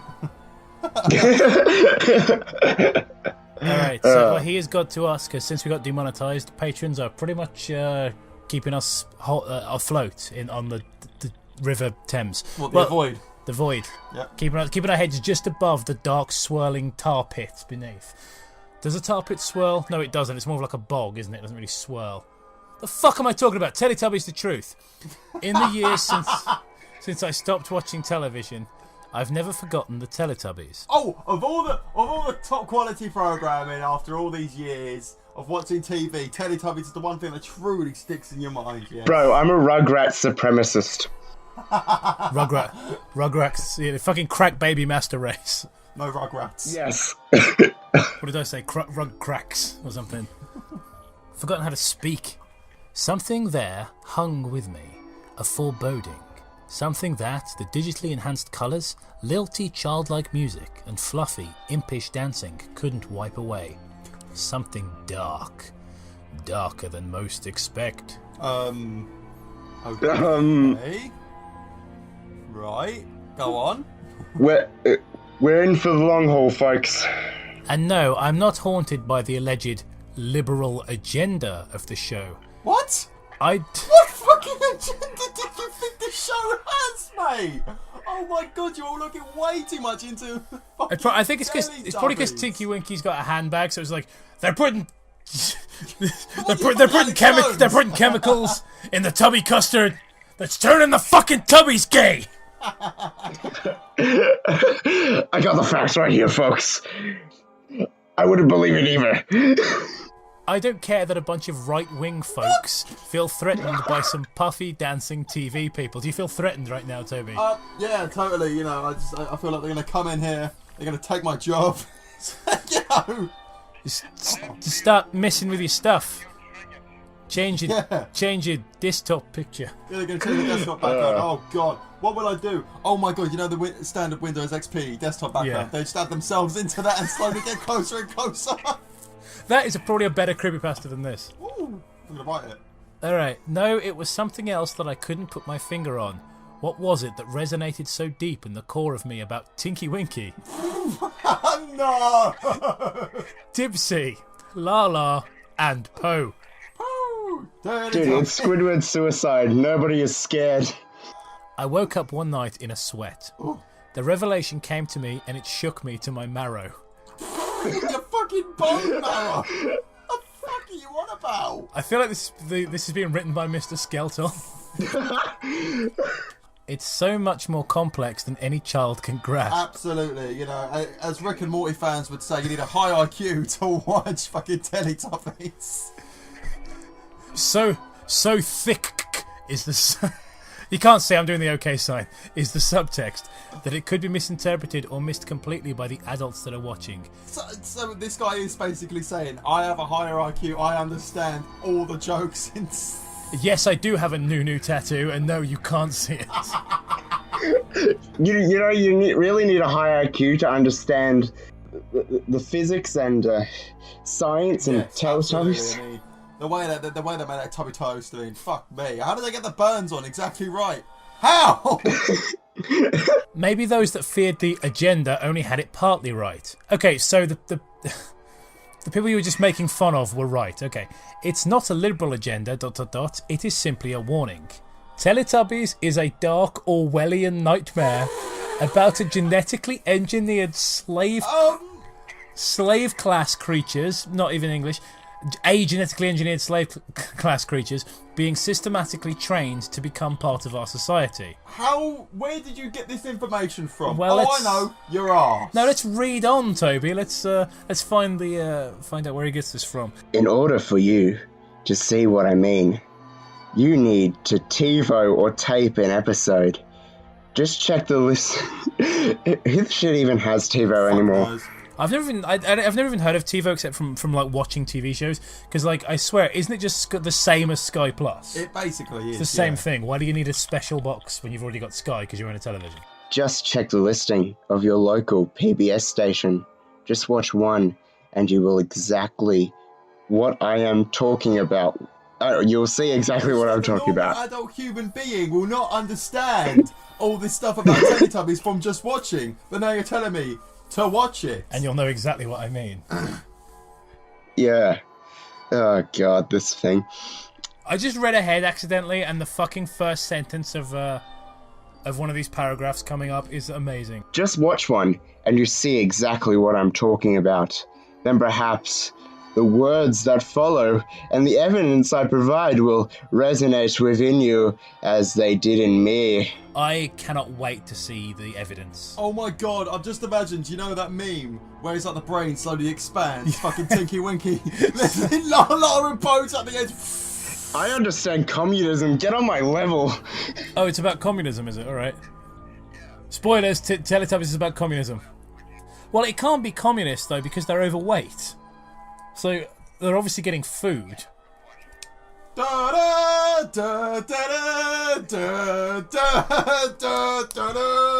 no backstory has ever been provided on the show about where the Tubbies are, or even where they come from, one thing is clear: they are not in control of their own destiny. Fucking hell. Yes, you need extensive backstory on the Teletubbies. You know what? Teletubbies ARG, coming to you in 2018, boys. The augmented reality game. Let's do it. What's is it called? Tubbyland? Is that where they live? 3 things control their day-to-day lives. First, there is The Voice. An awful TV show that used to be on BBC One. Then it got brought out by ITV because it was absolutely dreadful. Because it's got Will.i.am in it. Because it's just your name's William, you cunt. A tinny female voice that tells them. A female voice? No. Oh yeah, it's a bloke, isn't it? Yeah, it's just like time for Teletubbies at the beginning of the episode, and it's clearly a man. Time for Tubby bye bye. Time for Tubby bye bye. Ow! Fucking like that shot. Sorry, they remade it, and you know that they've actually remade Teletubbies now. And guess what? It's more commie now, more communism. They fucking drive cars, and they have 8 kids, and all of the kids. The creepiest thing about the kids is that they're not obviously they're not real kids, but they're CG animated tiny children. What the fuck are you talking about? The new Teletubbies, mate. There's no new Teletubbies. This is bullshit. Honestly, mate, it's not. Toby, that's not. Yeah, I said that's a dream you had as a child that was really scary, and they were projecting into this fucking fake remake of Teletubbies. I fucking watched it this morning. That's like you didn't. You had a terrible nightmare that you thought was real. You know when you that time you thought you had sex with Scarlett Johansson, but it was just a dream. Remember? You didn't really meet her at the Golden Globes. That's... Oh yeah. Because I've had a reason to go to the Golden Globe ceremony. That's what I was trying to explain to you at the time. Oh. And now it's the same thing happened with this supposed Teletubby remake. You had a really scary dream this morning, Toby, and being that you're not very bright, you didn't know the difference between a dream and reality. Oh, there goes gravity. You can't stomp the Trump! A tinny female voice that tells them when to eat, when to sleep, and when to say goodbye. The robotic maternal voice blasts from a speaker implanted in the ground, hinting that something larger lies underneath and is constantly vigilant. Okay. By the way, on the subject of the female voice, I just realised that this story might be from another country and they might have redubbed it. So they could have dubbed it with a woman. They could have, but still, it's our show. That means the story. No, don't. Let's not claim Let's not claim ownership of Teletubbies, Toby. Let's not let anyone. I will have you know, I am the inventor. Let's not get more demonetized than we are already. Yeah, exactly. Negative money. You start over YouTube. No, it's more. Money. To be honest, this is not about monetization. This is just about shame. Like I feel I don't want the sense of shame that my country might have had something to do with Teletubbies. There we go. The second is Nunu, a harmless-looking anthropomorphic vacuum cleaner robot who wanders after them. A fucking Nunu though, man. Don't eat my fucking Toby Toast, you bastard. Alright. Cleaning up their messes that they made and passively scolding them for bad decisions. Doesn't say a fucking thing, mate! He's never said a word! I don't think a Hoover has the fucking vocal cords for human speech! How can you stop? How can a Hoover scold you? Just turn on and look at you. Toby, we're like 4 paragraphs in, man. We can't just keep explaining why everything's terrible. Nunu is the watchdog, the controlling tool of the powers that have placed the Tubbies here. The third, Triumvirate is iconic, menacing pinwheel because we can't fucking pronounce it. Right, Jacob, you wanted to take over? I did, but I'm gonna let Toby take over instead. Alright. The pinwheel is the true power. Fucking hell. Maximum power. I'm just thinking of the fucking pinwheel skeletons in Dark Souls, but why? What? Right, okay. A magical godhead that the simple-minded Tubbies worship. I've seen them in prayer position before. Yeah, totally. Oh my god, it's Scientology. When the pinwheel spins, the Tubbies stop whatever they are doing and run to the top of the hill. Here they perform a ritual for the gods in the sky, trying to curry favour? What? I love the way this is worded. What the hell is this? Is this even serious? Like, when the pinwheel spins, the Tubbies stop whatever they're doing and run to the top of a hill. Here they perform a ritual for the gods in the sky, trying to curry favour. There's no way this is legit. There's no way this person isn't fucking with us. Trying to curry favour or get to the top of the hill, make a fucking chicken tikka masala, mate. What are you doing? They gestate and roll around like puppies having their bellies rubbed, trying to win the ultimate prize. ... And only one is favoured. Only one can be chosen. When that one is chosen, they are blessed by having the genetically implanted bioelectric television screen in their abdomen activated. Oh, I see what they're doing. What the fuck is this shit? The Tubby is rewarded not only by being the pinwheel's messenger to the other Tubbies, in brackets, mouthpiece, if you will, close graphics, but also apparently by a physical orgasm of joy at the activation of the screen. Teletubbies, orgasm. This is what I decided to do with my life. Yeah. You know, when we started our YouTube show almost 5 years ago now, that's what you really think was going on, wasn't it? Yeah. The second the Trollpasta Wiki was created. Exactly. And what does the screen show? And then we instantly lost worth as a human race. So true. And what does the screen show? It shows an indoctrination film. Here is the world of man, and one of its customs. Learn, for you will soon join us. Live among us and serve us. A message from the pinwheel god.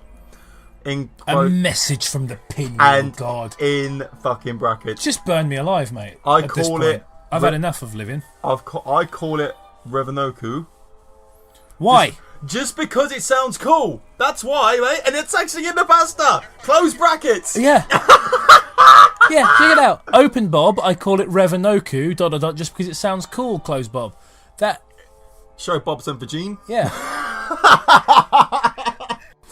When the ritual of the indoctrination is done, the Tubbies return to their day. Childlike and innocent. Oh, if this is gonna turn into... Oh, all the characters you love are dying. Isn't that scary? Can somebody please shoot me? Finally, watching over it all is the Sun Baby. The innocent, benevolent soul of a humankind hangs over it all, illuminating Tubbyland. You see, we are guiltless in this. We have chosen for ourselves the form of a child, an infant. What could be more guilt-free and benevolent than a cooing baby? It is a form of the childlike Tubbies will understand and not fear. A form used to hide the watchful, totalitarian eyes that peer out from the dark. Isn't it funny when Toby tries to pronounce like multisyllabic words? Like totalitarian. Right, show me the word. Yep, there we are. Totalitarian. Totalitarian. The French totalitarian. You're like Logan. The powers that control Tubbyland have made it beautiful, green, and colourful. Temperature controlled. I have not. Oh my god! Teletubbies is Geostorm. It's the prequel to Geostorm, everyone. Fucking stupid, man. I have not determined yet if it is an island or another planet. I mean, I'm pretty sure it's a set, but you know, if you want to go there, we'll just say it's the fucking village. You know, I assume it's supposed to be an island. If they're training them to live amongst humans, it's probably going to be an island, isn't it? Or you know, it could be like. Or it's like a hologram. It's one of, you know. Oh my god! It literally is that. What's that program with the blob? It's called The Village, isn't it? Yes, The Village. Yeah, it's literally a prequel to The Village. I lean towards. Although it was called The Prisoner. The Prisoner, that's it. The village is where they lived. I have a poster on my wall that says "Map of Your Village," but no, it's not. The show is called The Prisoner. I lean towards planet because their underground bunker they live in seems to resemble some sort of buried spacecraft. Wherever they are, I don't know, mate. Wherever they are, they cut off from outside influence. Anyone who has ever watched The Prisoner can make the connection quickly. What the fuck? I literally said that before you saw my that. god! What the hell? It's reading your mind. I know. Oh god! Oh god, that it's true! Ah! Like Elo from The Time Machine, they kept simple, stupid, sated, and enslaved in a place. I think it's pronounced Eloy. Eloy. Yeah, like the Eloy, because that's what they call him in the movie. I don't know how you would pronounce it in the book, or if they even feature in the book, because I haven't read it. But the movie, they call them the Eloy. Okay, like the Eloy. It's a good movie. From The Time Machine, they are kept simple, stupid, sated, and enslaved in a place of vibrant beauty.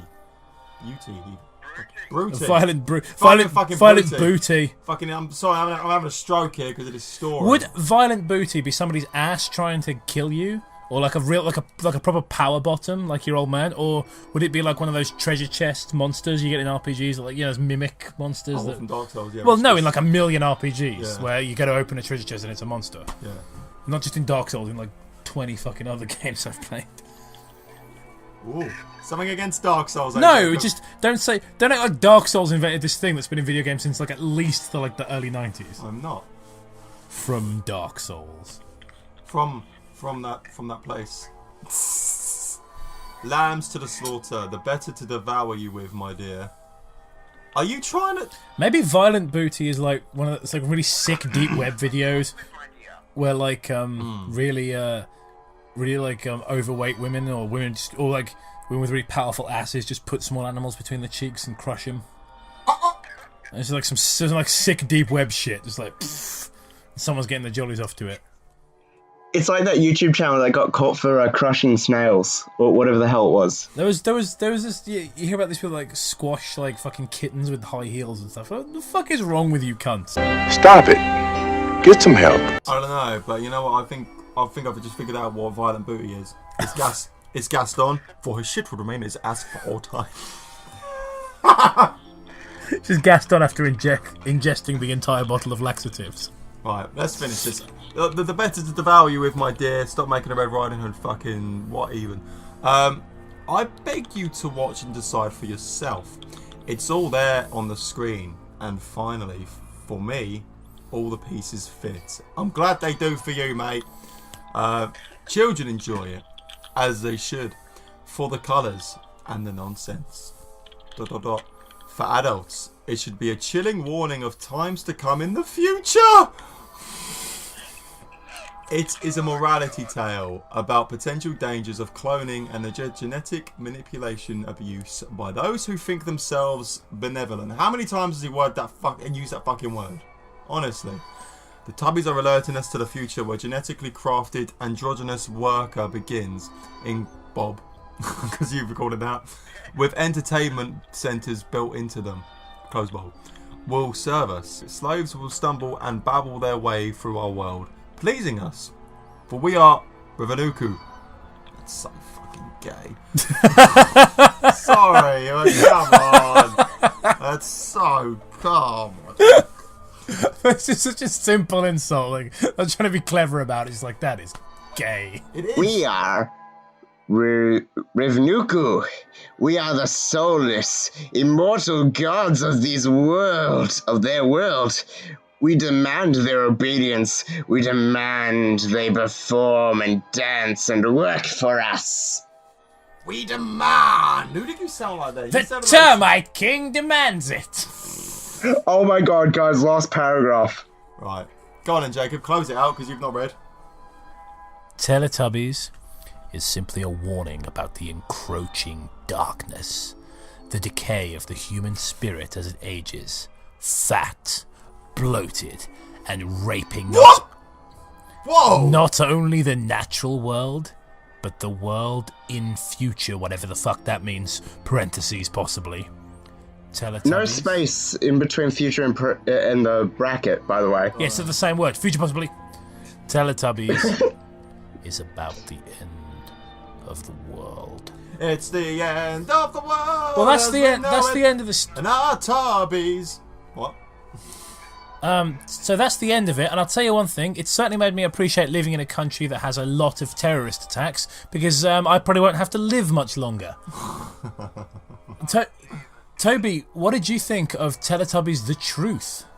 I think it's a bit of a bamboozle, mate. I'm not sure it's the actual truth.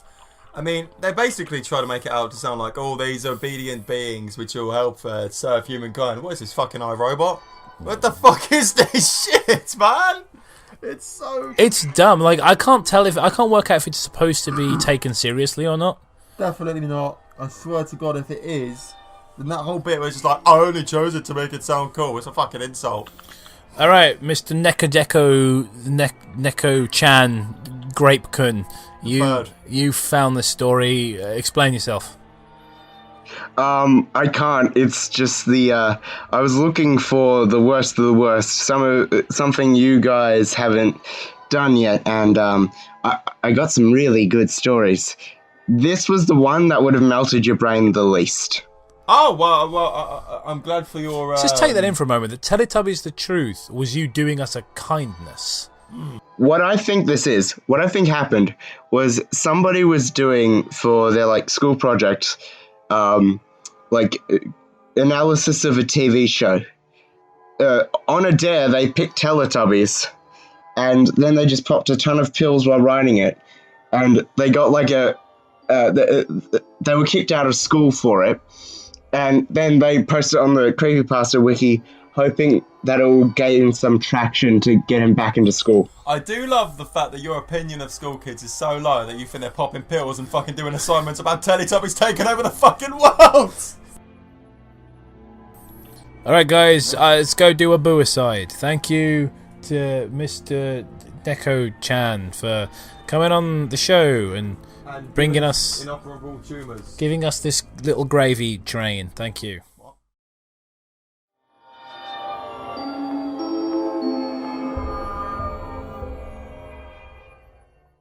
welcome back to Bruce Willis. Used to call himself Bruno and had an album called The Return of Bruno. I own it, bought it in a charity shop. And he used to have a cartoon. He used to have a cartoon too, where he was Bruno the Kid. Real thing, look it up. Bruno the Killer. Yeah, and people still refuse to call him Bruno. It's just rude, isn't it? Without further delay, we're doing a creepypasta, hence the name of the show. You already know what it's called. It's written in the title of the video. The Inugami, I guess, is how you pronounce it. Inugami! I think that's closer, yeah. And it's written by Gemma. Do me like a drum roll sound with like your face. With your Kit Kats. Yeah, use a Kit Kat. There you go. Right. Worst drum roll ever. JC the hyena. So, Can't believe him. if everyone's just got like some liquor, they can. Okay, there are many legends and mysteries in the world, particularly in Japan. Just has more than everyone else. Japan. Tiny island. Which is tons. Well known for its unique ghost stories about demons and gods. They wouldn't be ghost stories then. The Oni and the Gami/Kami. What is considered a demon or even a god would be the Inugami. The name means dog god in Japanese. The Inugami is a being that resembles an anthropomorphic dog. Figured that out. And there's it's Japan, of course. They put dog ears and everything. And is a master of the black arts. Right, okay. What exactly is the black arts? Yeah, without verging into some... Are you sure you don't mean any like martial arts? According to traditions, the Inugami can be conjured through a complex and very dark sacrificial ceremony.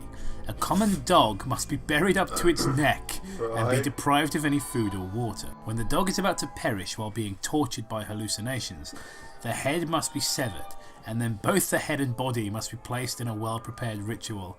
Only then will an Inugami be made. Must be placed in a well-prepared ritual. What? What does that mean? Like ritual site, ritual. Yeah, bot, it doesn't actually. A well-prepared ritual. So like, someone else is having a ritual nearby to like I don't know, like something else, and they just chuck the body into it. Literally just like ruin someone's funeral. It's like sorry, I got this severed head. Yeah, so it's just like really like it's like a really mean sort of like like people throw like toilet rolls or dog shit. This is when you throw an entire dog corpse that you've been torturing. The problem is just because we've just been watching The Misadventures of Skooks, so I'm picturing Scooby-Doo as well. Oh, one hell of a fucking pit you're gonna have to dig into the sand. Families who keep an Inugami within their household are called Inugami Mochi, meaning those who keep a dog god as a pet. There's someone. This is so fucking dull and redundant. There's someone who's knows Japanese better. Is like, no, it's not. Not all Inugami are loyal and benevolent to their masters. Well, presumably they're gods. They don't need masters, do they? Yeah. Some can turn on their masters and even kill them, but like a normal dog, if the master is not a well-trained conjurer. He needs to fucking level up his conjuring. One such Inugami is said to exist even to this day. Oh. This Inugami is infamous for the haunting of the Kyuki family mansion. According to legend... So infamous, we've all heard of it! Yeah, we've all heard of the Kyuki Incident Mansion lyrics, words. Go on. Thanks for the memories. Thanks for the memories. Homicidal Leo's theme Even though tune. they weren't so great. According to legend, the last member of the Kyuki family, Sako Kyuki, was a paranoid man and sought for a way... Okay, redundant use of the word for. It could be sought a way to protect himself and his mansion. Learn to write. His pet Akita Uni, Toby... Are you serious? Yeah, fucking pet. Oh, his pet Kunta Kinte was ravaged. Toby. Wait, is that the black art? Slavery? Right, boys, correct. Where was I? Oh yes, Toby was ravaged by an unknown, but fatal disease, and in order to gain disease, ninjas. It was on the tip of my fucking tongue. In order to gain the protection he desired, Master Kyoki thought it necessary to put his dying dog out of its misery by sacrificing it. When the rituals... As you do. That's what I do. Before those pets... before you... like, oh, he's getting a bit old, he's really not enjoying life anymore. Should we put him down, or should we sacrifice him?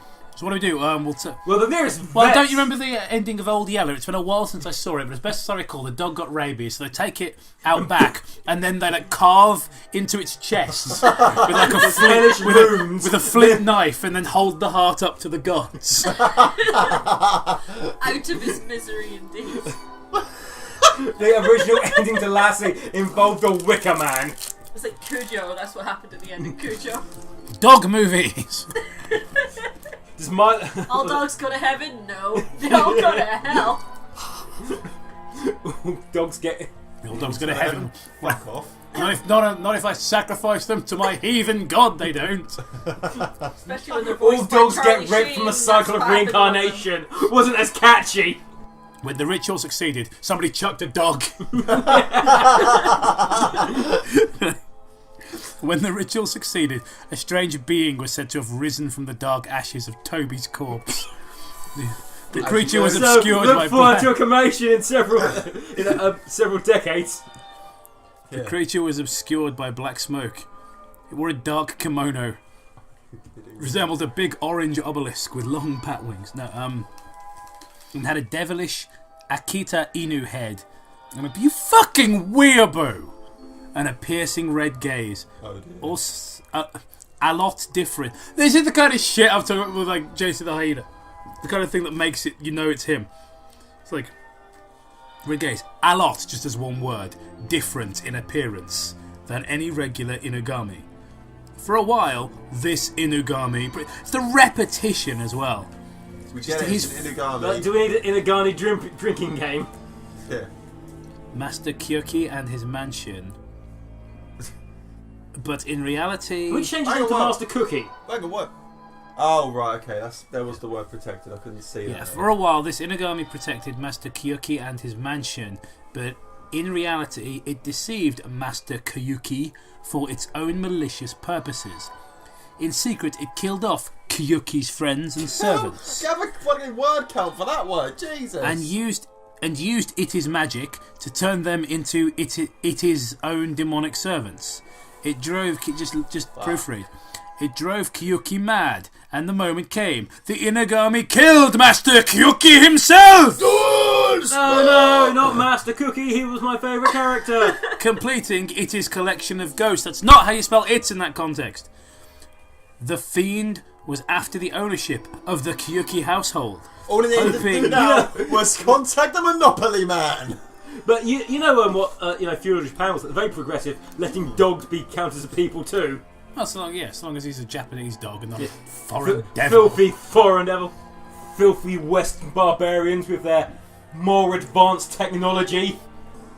And their steel doesn't need to be folded. No, I didn't weigh myself. Quicker, like all those people who like katanas are great. No, they're not. They're made from dog shit pig iron. Hoping to make it a home of nightmares and evil for all those who dare enter. Ever since then, no one has ever entered the old Kyoki mansion, and no one was ever heard from again when they did. Spoops. Wait. No one has entered, no one was ever heard from when they did. Okay. I think there's... So did they enter or not? This is like a Zen riddle, wait. Yeah, essentially the reason they framed it like this is actually it's just like old Japanese philosophy. Like, If no one has entered, then how come no one has returned? I get it now. He's retarded. Right. Get it. It's like the answer. What's the sound of one hand clapping? Does a tree make a noise? Is JC the Hyena retarded? You need to meditate on it. But I mean, the answer is yes. But there's so many different ways he's retarded. Fucking dribbling imbecile. Is that the sound of one hand clapping, Toby? It is. No. Does a tree make a sound if no one's around to hear it? Yes, because it's sound, and it doesn't need a person to exist. Also, when is a forest actually empty? Have you ever been to a forest that's actually empty? There's always a badger in there or something, some bees. They're people too. Yeah, but I've seen bee movies. They get it right. I've seen bee movie. We want to get like the forest of Japanese hornets. The scariest place on the fucking planet. In 1978, authorities were investigating. Oh Christ! Is it still going on? No, just. Is it gonna be this is Derek gonna Green? fucking blow your mind, right? In 1978, the authorities were investigating the disappearance of 3 teenagers in Kyoto, and it wasn't until they searched the Kyoki mansion that they began to suspect the hauntings being responsible. The police would never never suspect that. The police found a journal lying around on the second floor of this mansion. The journal belongs to Hiro Okamoto, of one of the 3 disappeared teenagers. Here's what the translation of the journal I thought you were going to say the journal belonged to Hideo Kojima, and it's just Metal Gear Solid. It's its entirety plot. So Hiro Okamoto. Hiro Okamoto. It's the Japanese name for Derek Gree. May 20. Why does JC the Hyena think everybody writes the time in their diary? Look, May 21st, 1978, 4:23 p.m. 4:20 p.m. But also... Sub diary! Dude! Weed! Blazing! The Mao XD! But, like, nobody writes the fucking time in their diary. I don't. Who has the time to look at the time? It's just like, that moment where Toby just admits he keeps a diary on the fucking show. I don't, actually. His little girly diary with little hearts in it. shit. He talks about all the cute boys he's seen. You need to, so we can read your. I want to know what you would write in a diary, Toby. We need to keep. You need to keep a diary, and then after a month of doing it, we need to read it on stream. Got up today, went back to sleep. 2 out of 10. Play. We're back again. This is like played Silent Hill, got stuck on the first level again. So I always wanted to play Silent Hill, but I got stuck when. I just sat there and played with a ladybird. It's like Gold Pilkington. Just that rescuing insects from the pool. That brilliant Kazuki has done it again. That brilliant Kazooie has done it again. The brilliant Kazoo. He was able to prepare a trip for him, me, and Akiko this weekend. What luck. He said this time it's going to be the old Kyuki mansion a few miles out of town. Do you think JC the Hyena just wants Japanese friends because he's just a fucking weeb? Probably. I think he probably just wants friends. Akiko says she's unsure about going because she's heard of the old ghost stories that go on at that mansion. How a crazy man that lived there killed his dog to create a guardian. But then the guardian betrayed and killed the madman and joined. What's the thing you've just fucking told us? And joined 6 other guardians. Oh no! Don't tell me there's actually. Is that gone anywhere yet? Thank fuck for that. And killed the madman and now lives in the mansion. Madman. Both me and Kazuki assured Akiko that the rumours about the mansions are mere old wives' tales and that everything was going to be alright. May 24th, 1978, 12:10 p.m. Well, here we are. We made it to Kyuki House. Jeez, talk about your fixer-upper. At least it's still livable in some standard. Kazuki is... Oh, a spooky old mansion that one's been in for like 20 years. Fixer-upper, you say? It's a fucking upkeep, you cunt. Come on. Needs Luigi to remove the place. The place has been haunted for years. No one lives in it, but they still bring the people around every Friday. The cleaning lady comes out every Friday to fix. But Jacob, if mosquito sucks on boob, does it get blood or milk?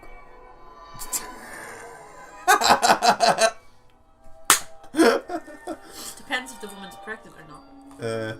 Kazuki is practically enjoying himself with being here. He's practically enjoying. Oh my god, it's fucking Jason O'Hena again. Does he know what the word practically means? What? He did this in Sonic as well.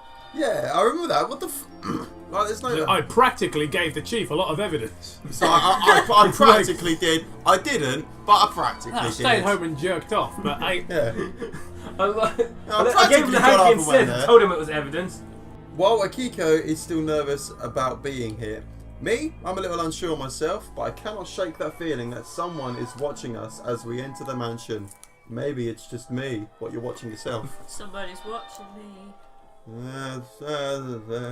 2:44 That's how the song goes. Yeah. We had a nice lunch at the dining table. Why would you? It's covered in dust and it's not been inhabited for like 20 years. You just go... Where are you going to find the plates? But, what are you... How? You had lunch at the dining table in an abandoned building. Fuck off, Is this what people the did? fridge wouldn't be on. Is And, this the water wouldn't be running. So yeah, is this what people did? Back because it said it's the 80s, right? So before, the internet, they started exploring abandoned houses and having lunch in there. Well, thank God that Sonic came out a few years later to basically revolutionise how everyone in the world behaves. So listen to this. Akiko's feeling more confident about being in this mansion now. I'm glad. Maybe it's because we had lunch. Oh, you know that, Akiko. She's always nervous before she has her midday sandwich. Toby, if you do start keeping a diary, I assure you it won't be any worse than this. I can't even imagine you writing that. Just like, my kid's mum was feeling better today. I think it's because we had lunch. No, but the thing is, like, also, like, once again, another point you made about, like, someone just, like, stopping and goes, like, you know what? I'm going to wait till the end of the day to write in my diary. I'm going to do it like, as we go along at the fucking checkpoints. So this is the thing, like, if it's going to get later on where it's like, oh, someone's chasing him, how fucking fast are you writing, boy? You're like, wait, hang on a second. Time out. I've been chased by a ghost monster. It's super spooky. Okay, time in, right? Ah! As for Kazuki, he's going on about some of the rooms in this house. I'm just seeing Kazooie now because I know. I'm seeing Suzuki and just like a car. Suzuki, Honda, and Mazda cruising around some of the rooms. that really takes the fucking. How much does that take? You know, if say this was Fred, how much would it take the wind out the sails of a horror movie if it's 3 sentient cars? My friend, like the ring, but all the victims are all cars. Calls out to you and just runs her over. There was my this friend Yamaha found a piano.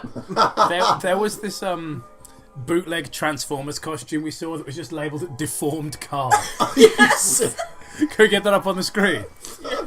How particularly interesting and decorative they are. Clearly, whoever owned this place has ...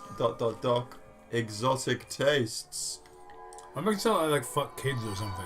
Yeah, like some sort of like it can mean from anything from it's like porn collection. Literally, someone having exotic tastes can mean anything from it's a child sex dungeon to it's a fucking saloon. Yeah, it's like they have they got a fucking bucking bronco and like like saloon doors and they have exotic tastes. Like, do you mean like spicy foods or do you mean it's the Marquis de Sade? Like, what are you actually implying with that? May 25th, 1978, 8:30 AM. Something weird happened last night. I stayed in an abandoned building on the fucking floor because I'm a weirdo. Fucking idiot. I was awoken up suddenly by the sound of something like a knife swiftly slicing through flesh. Seriously, did he say "I woken up"? And then I woken up. And then there's terrible. And this is all in bold. And then the mad whining of a dog in pain. At least that's what I thought it was. I shrugged it off and went back to sleep. Because why not? So, how do you recognise the sound of a knife swiftly passing through someone's skin? Yeah, other than like an anime sound effect. Like, what the fuck's it? Oh, fucking hell. Shing! Akiko's back to her unsure self again. Perhaps she needs a bit more lunch. Oh my god, it doesn't. No, it doesn't. Oh, thank I really thought it might. I genuinely did. Maybe she was hungry. She looks as if she's had a hard time sleeping last night. You're so hungry for sandwiches. Saying a pair of red eyes kept staring at her. Kazuki clearly saw something too, but he doesn't seem to want to talk about it because he's edgy. If only they could leave the building. Because maybe he's hungry and just needs some lunch. Yeah, so basically this Kazuki, or Kazooie, what the fuck, is basically the Sasuke of the group, because, you know, Naruto. Weep! I'm on about Edge. Because that's look. What are the 3 characters anyone knows from Naruto? Naruto, and the 2 people begin with S. One of them's got pink hair. I don't fucking know the names of any of the characters in Naruto. I just know Naruto. Well, aren't you special? 99% of the people do. Pretty sure do. No, yeah, 99% of weebs. Yeah, that's true. I ain't a fucking weeb. Yeah, I'm not. My mum is a weeb. And it's passed down to you. Great family tradition. Must hold up the honour. Yeah, Toby, if you don't watch Attack on Titan, you'll bring great dishonour. Dishonour? To be fair, your old man's bought playing Dishonour. You still have my copy of Cowboy Bebop. Yesterday. I do. You can have it back. It's on Netflix now. I know. Yeah. Akiko requested that we leave once more, and I almost thought about considering it too, if it weren't for Kazuki. He told us that there was no ghost in this house. That's it, fucking done. Apart from the red eyes that he saw, and the uneasing feeling, and the fact that you just spent the night in a fucking abandoned house. And said nothing bad was going to happen. Maybe he's right.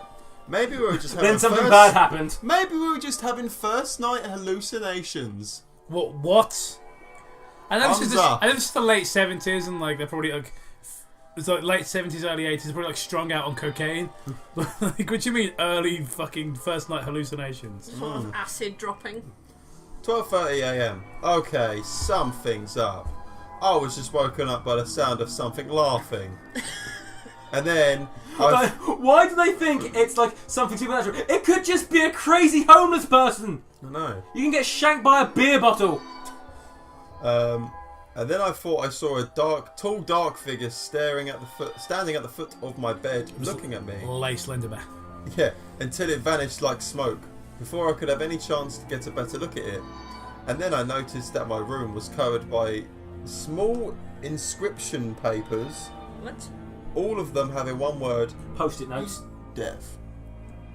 What the hell is going on? Question mark. So someone broke into the room and put a bunch of stickums around the word death. Yeah. May 26th, at 6 a.m. Oh my god. What, did they actually say post-it notes? No, it says inscription notes. Papers. I was going to take some. I thought he was going to say prescription papers. I was about you're prescribed a bit of death today, mate. Yeah.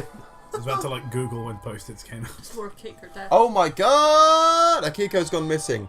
We didn't find her in her room, and we've looked all over the house. As we were looking, we kept seeing bizarre hallucinations that looked like previous owners of the house. How would Wait, you is this know? like Bioshock or something? Yeah. Well, like keep seeing Fucking those visions, hallucinations. yeah. At least Or he had those a plasmas. reason for that. Not only that, whenever we tried to get in out of the house, we end up back in the same foyer we came out of. Oh god, it's Grave Encounters. He probably literally watched that one. Oh, that was a great fucking movie. Grave Encounters. Shit. Kazuki's acting very strange. He just told me that this is my fault and this is happening. What the hell? He was the one who told us to come out here in the first place. Why is he placing the blame on me? He almost attacked me, saying many odd things, like Akiko, and I were out to get him. Or I was nothing but trouble. My god. The look on his face. It was maddening. I don't know where he stormed off to now. But now I'm scared. Akiko's missing, and Kazuki's probably losing his mind. I just want to go home. That's Toby's fact. And then 2 hours and a half later at 8:30 a.m. Okay, Kazuki seems to have calmed down, saying he's sorry for being the real cause of all this and just blaming me. I don't know if I can trust him anymore. Though, now's not the time for that. We need to look for Akiko. 5:30 p.m. ... Quitting time. ... We just got attacked by a ghost. I better write this down. This has been Bad Creepypasta, and yeah, I better jot this down in case I forget. Fuck's sake. We just got attacked by a ghost. Yeah, we did. Join us next time on Bad Creepypasta when we'll play Chef's Love Shack with 4x-Dacious swimsuit models. I'll fucking watch that. It looked like a woman that had her neck snapped. Kazuki practically beside himself. He's practically beside himself. He ran off screaming, saying he can't take any more. I can't explain more right now. Sounds pretty fucking beside himself. Again, redundant use of the word practically. I need to go after him. Can we get that clip from Princess Bride where it's like, I don't think you know what that word means. 12 minutes later, I managed to calm Kazuki down. My goodness, I've never seen him so broken up. Yeah, he's only literally just happened 12 minutes later. It's fine. He looks like he's almost ready to kill himself. Not now. We need to find Akiko. Then he can kill himself. Once we find Akiko, then he can kill himself. Look, I need you alive, alright? You can cover more ground that way. I'm surprised he wasn't practically ready to kill himself. 8:21 p.m. More ghosts. These ones. My god. He hanged himself. He was practically swinging from side to side. He got shot. Oh my god, I can't believe you killed yourself. Why would you do it? You're gonna love this, mate. You're gonna love this. These ghosts, these ones look like if they were killed in the most cruelest ways. With lasers. Yeah. I can't even describe it. Lazy. Lazy writing of the week. To be fair, I see what he's trying to do in that, like, I wouldn't necessarily blame laziness, more a lack of talent. It's like, oh, I'll leave it to the audience's imagination because I've learned from my other god-awful stories where constantly describing all the blood and everything. So, like, shall we do it for, like, one guy was dropped in the pit for a Kandiru. I think that's how you say its name. Kandu. Basically, everybody got made into sushi, watashi wa weeaboo, Fairy Tail, fucking raw XD. Beat Takeshi. Just finish that fucking story, man. They're all four sorts of fairy tales. Not only that, We keep seeing the same dog-like creature in some rooms. Yeah, this one was definitely the same one I saw the other night. Is that thing the one that's causing this? Are the rumours true? 9 PM. No. No. ... No, please. Don't let it be true. Kazuki, he's gone. He tried to kill himself. I tried to tell him not to. You tried to? But that thing. I practically told him not to. Yeah, it finished the job. It killed Kazuki and ran off with his body. But that's not suicide though. I gotta get out of here. I don't even know if Akiko's alive either. That monster probably got her too. But it won't get me. I'm gonna get out of it whether it wants me to or not. 2:40. No PM, just 2:40. It's after me. It knows I'm trying to get out. What is this thing? What does it want? What do you want? And May 27th. I can't take this anymore. I'm hiding in this closet hoping it doesn't find me. As I'm writing this, really loudly. As I'm writing this, I can hear the dog spirit coming closer. Oh God, help me. Please don't let it find me. Whoever finds this journal, whoever's reading this, do not enter the Kyuki mansion. If what's good for you, do not enter. But hang on a second. How would you find it if you weren't in? That way you flipping out a window. And you're not, and you couldn't be bothered finishing the word. Well, remember, Matt. Like if they, yeah, no one's ever got in the mansion, but if they did, they were never seen again. The journal of Hiro or Kamio stops there, along with a few bloodstains. On the last couple of pages of the journal, there was nothing but the Japanese symbol for Yami Inugami. When translated, for Yami Yugi. Yeah. When translated, these words are Dark Dog God. That's the end of the story. I Horrendous. want to kill myself. It was mercifully short for a JC the Hyena story, though. Yeah. Yeah. You could still make a drinking game out of it. Yeah, because it's repetitive and awful. No comments on it, amazingly enough. This laptop's burning me. So we'll give our thoughts on it. I thought it was boring, tedious, and it was only funny because of the legacy of the fact it's JC the Hyena. So it was fun picking out weird little idiosyncrasies that JC the Hyena writes. I practically enjoyed this story, and when I mean that, I mean I didn't. I'm sorry, but it's standard. Not the worst thing ever. Not the best thing ever. Never will be. It's not dog shit because it's dog god shit. Slightly better. It's god shit. Alright, fuck it. Thanks. Also, wait, did you know that God spelled backwards is dog?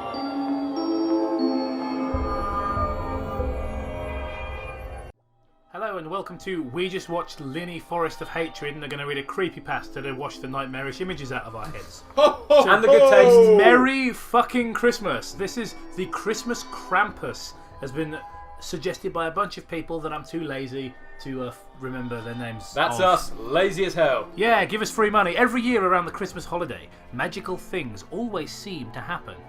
I don't know if that's true. Like the Coca-Cola ad and capitalism. And death. Capitalism is pretty fucking great.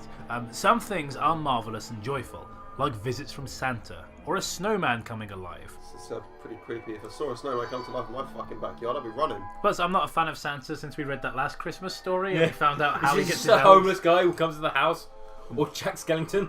Many people say they can feel the Christmas magic in the air around them. I don't know if that's Christmas magic or mulled cider.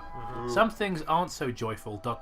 Like the suicide rate. Around Christmas every year, kidnappings, murders, and suicide rates go up drastically as well. I like that Toby just cheered for that. Yeah! Hey, suicide rate! We have too many people in this fucking world! Sorry. Even when horrid things like this happen, people often feel, yet rarely do they admit, that they still feel a kind of holiday magic behind it. What? I'm gonna be with Jesus! And then a wonderful way to end the sentence. Although be it a dark magic, not English. One example comes from a Christmas demon. Comes out when fucking hell. When I think of the celebration of the birth of our Lord and Saviour Jesus Christ, I think of demons. The demons that it created and influenced. Yes. A Christmas demon known as the Krampus. It's one of the Kramp twins. The Krampus is I just made you fucking remember the Kramp twins, didn't I? What hideous animation. The Krampus is well known in countries like... Motherfucker, I just remember the Kramp twins, you piece of shit. Like Germany and Switzerland for taking naughty children in the dead of Christmas Eve night. Here is one such account. December has the 6th, hiccups. 2013. My name is Eli Roth. Excuse me, my name is Eli Rockford. Story. So it's Eli Roth. I am currently 7 years old as I write this. He's Which so actually, good, that was the author's note on Hostel. Actually, Yeah. I'm 7. I'm currently 7 years old as I write this garbage. I got this thing called cabin fever in the works. God, what shit. I confide in this journal. Okay, I am 7 years old. I confide in this journal something I can't tell my family because they would never believe it. It's just the same little kid from the beginning of Jeff the Killer. He's like, I heard a noise in the middle of the night. It was 2 omenicides. I'm like, fucking. Have these people met a 7-year-old? Can we stop and just wait till Logan comes home from school? Just have him read the story. And then I just start writing about, I play Breath of the Wild and the divine beasts are big. It's like, because he's fucking 7!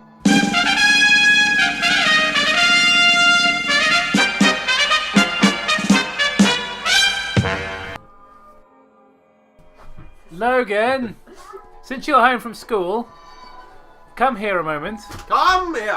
Young man. What's happening? We're getting big hat We're Logan. making a point. Right. Hello, Logan. How was your day? It was good. Can you come here? Watch the wires, obviously. Could this sentence I've highlighted in blue, can you read it out loud for me? My name is Eli Watford. I am currently 7 years old as I write this. I confide in this journal something I can't tell my family because they would never believe me. What, mate? Does that nice one, Logan? Does that sound like something you, as a 7-year-old, would say? No. No. Here you go, Logan. You can have some chocolates. Thank you. I'm assuming you haven't started Give me a yet. hug. No, we're recording. Alright. This bit is it's supposed to be a 7-year-old. Oh. We're going to wait for the 7-year-old to come in and ask his opinion over whether he would ever say something like that.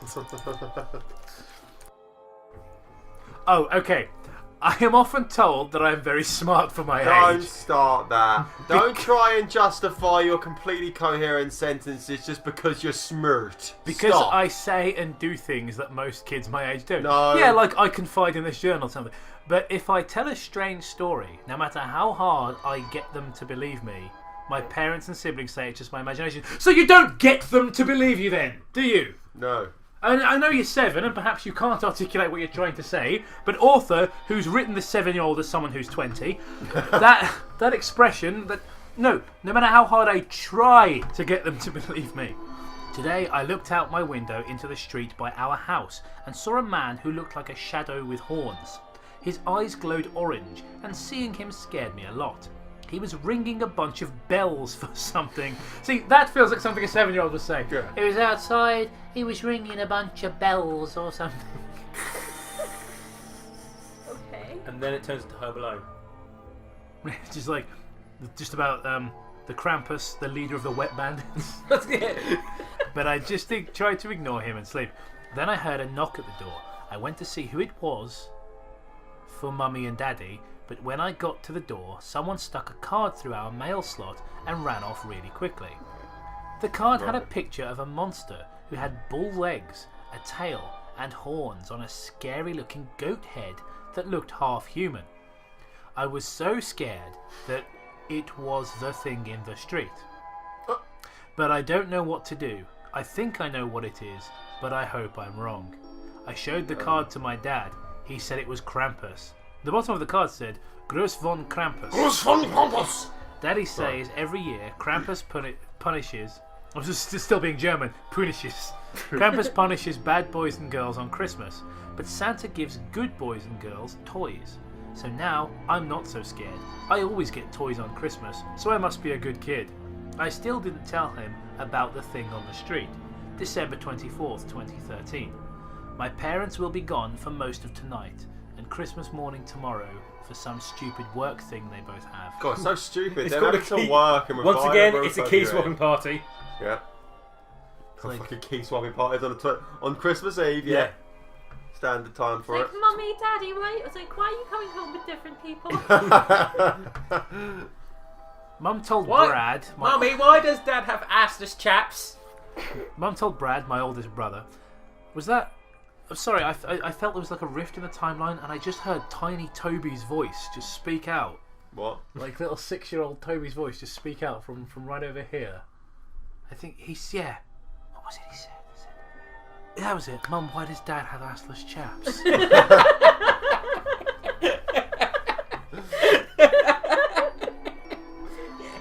Fucking hell. Mum told Brad, my oldest brother, that we would have a babysitter because she didn't trust him to watch all 5 of us by himself. As a Catholic household. Mum often let Brad watch us, but we had broke a lot of things the last couple of times we were left alone. So Mummy said she would get Rebecca to watch us. Rebecca Krampus. Becky. Rebecca came to the house at 5. Also, your name is Becky. Rebecca came to the house at 5. She was very pretty, and Brad couldn't stop staring at her. Mummy and Daddy left a couple of minutes after Rebecca got here. This was the first time Rebecca had watched 6 kids at the same time before. And I don't think she knew what she was getting herself into.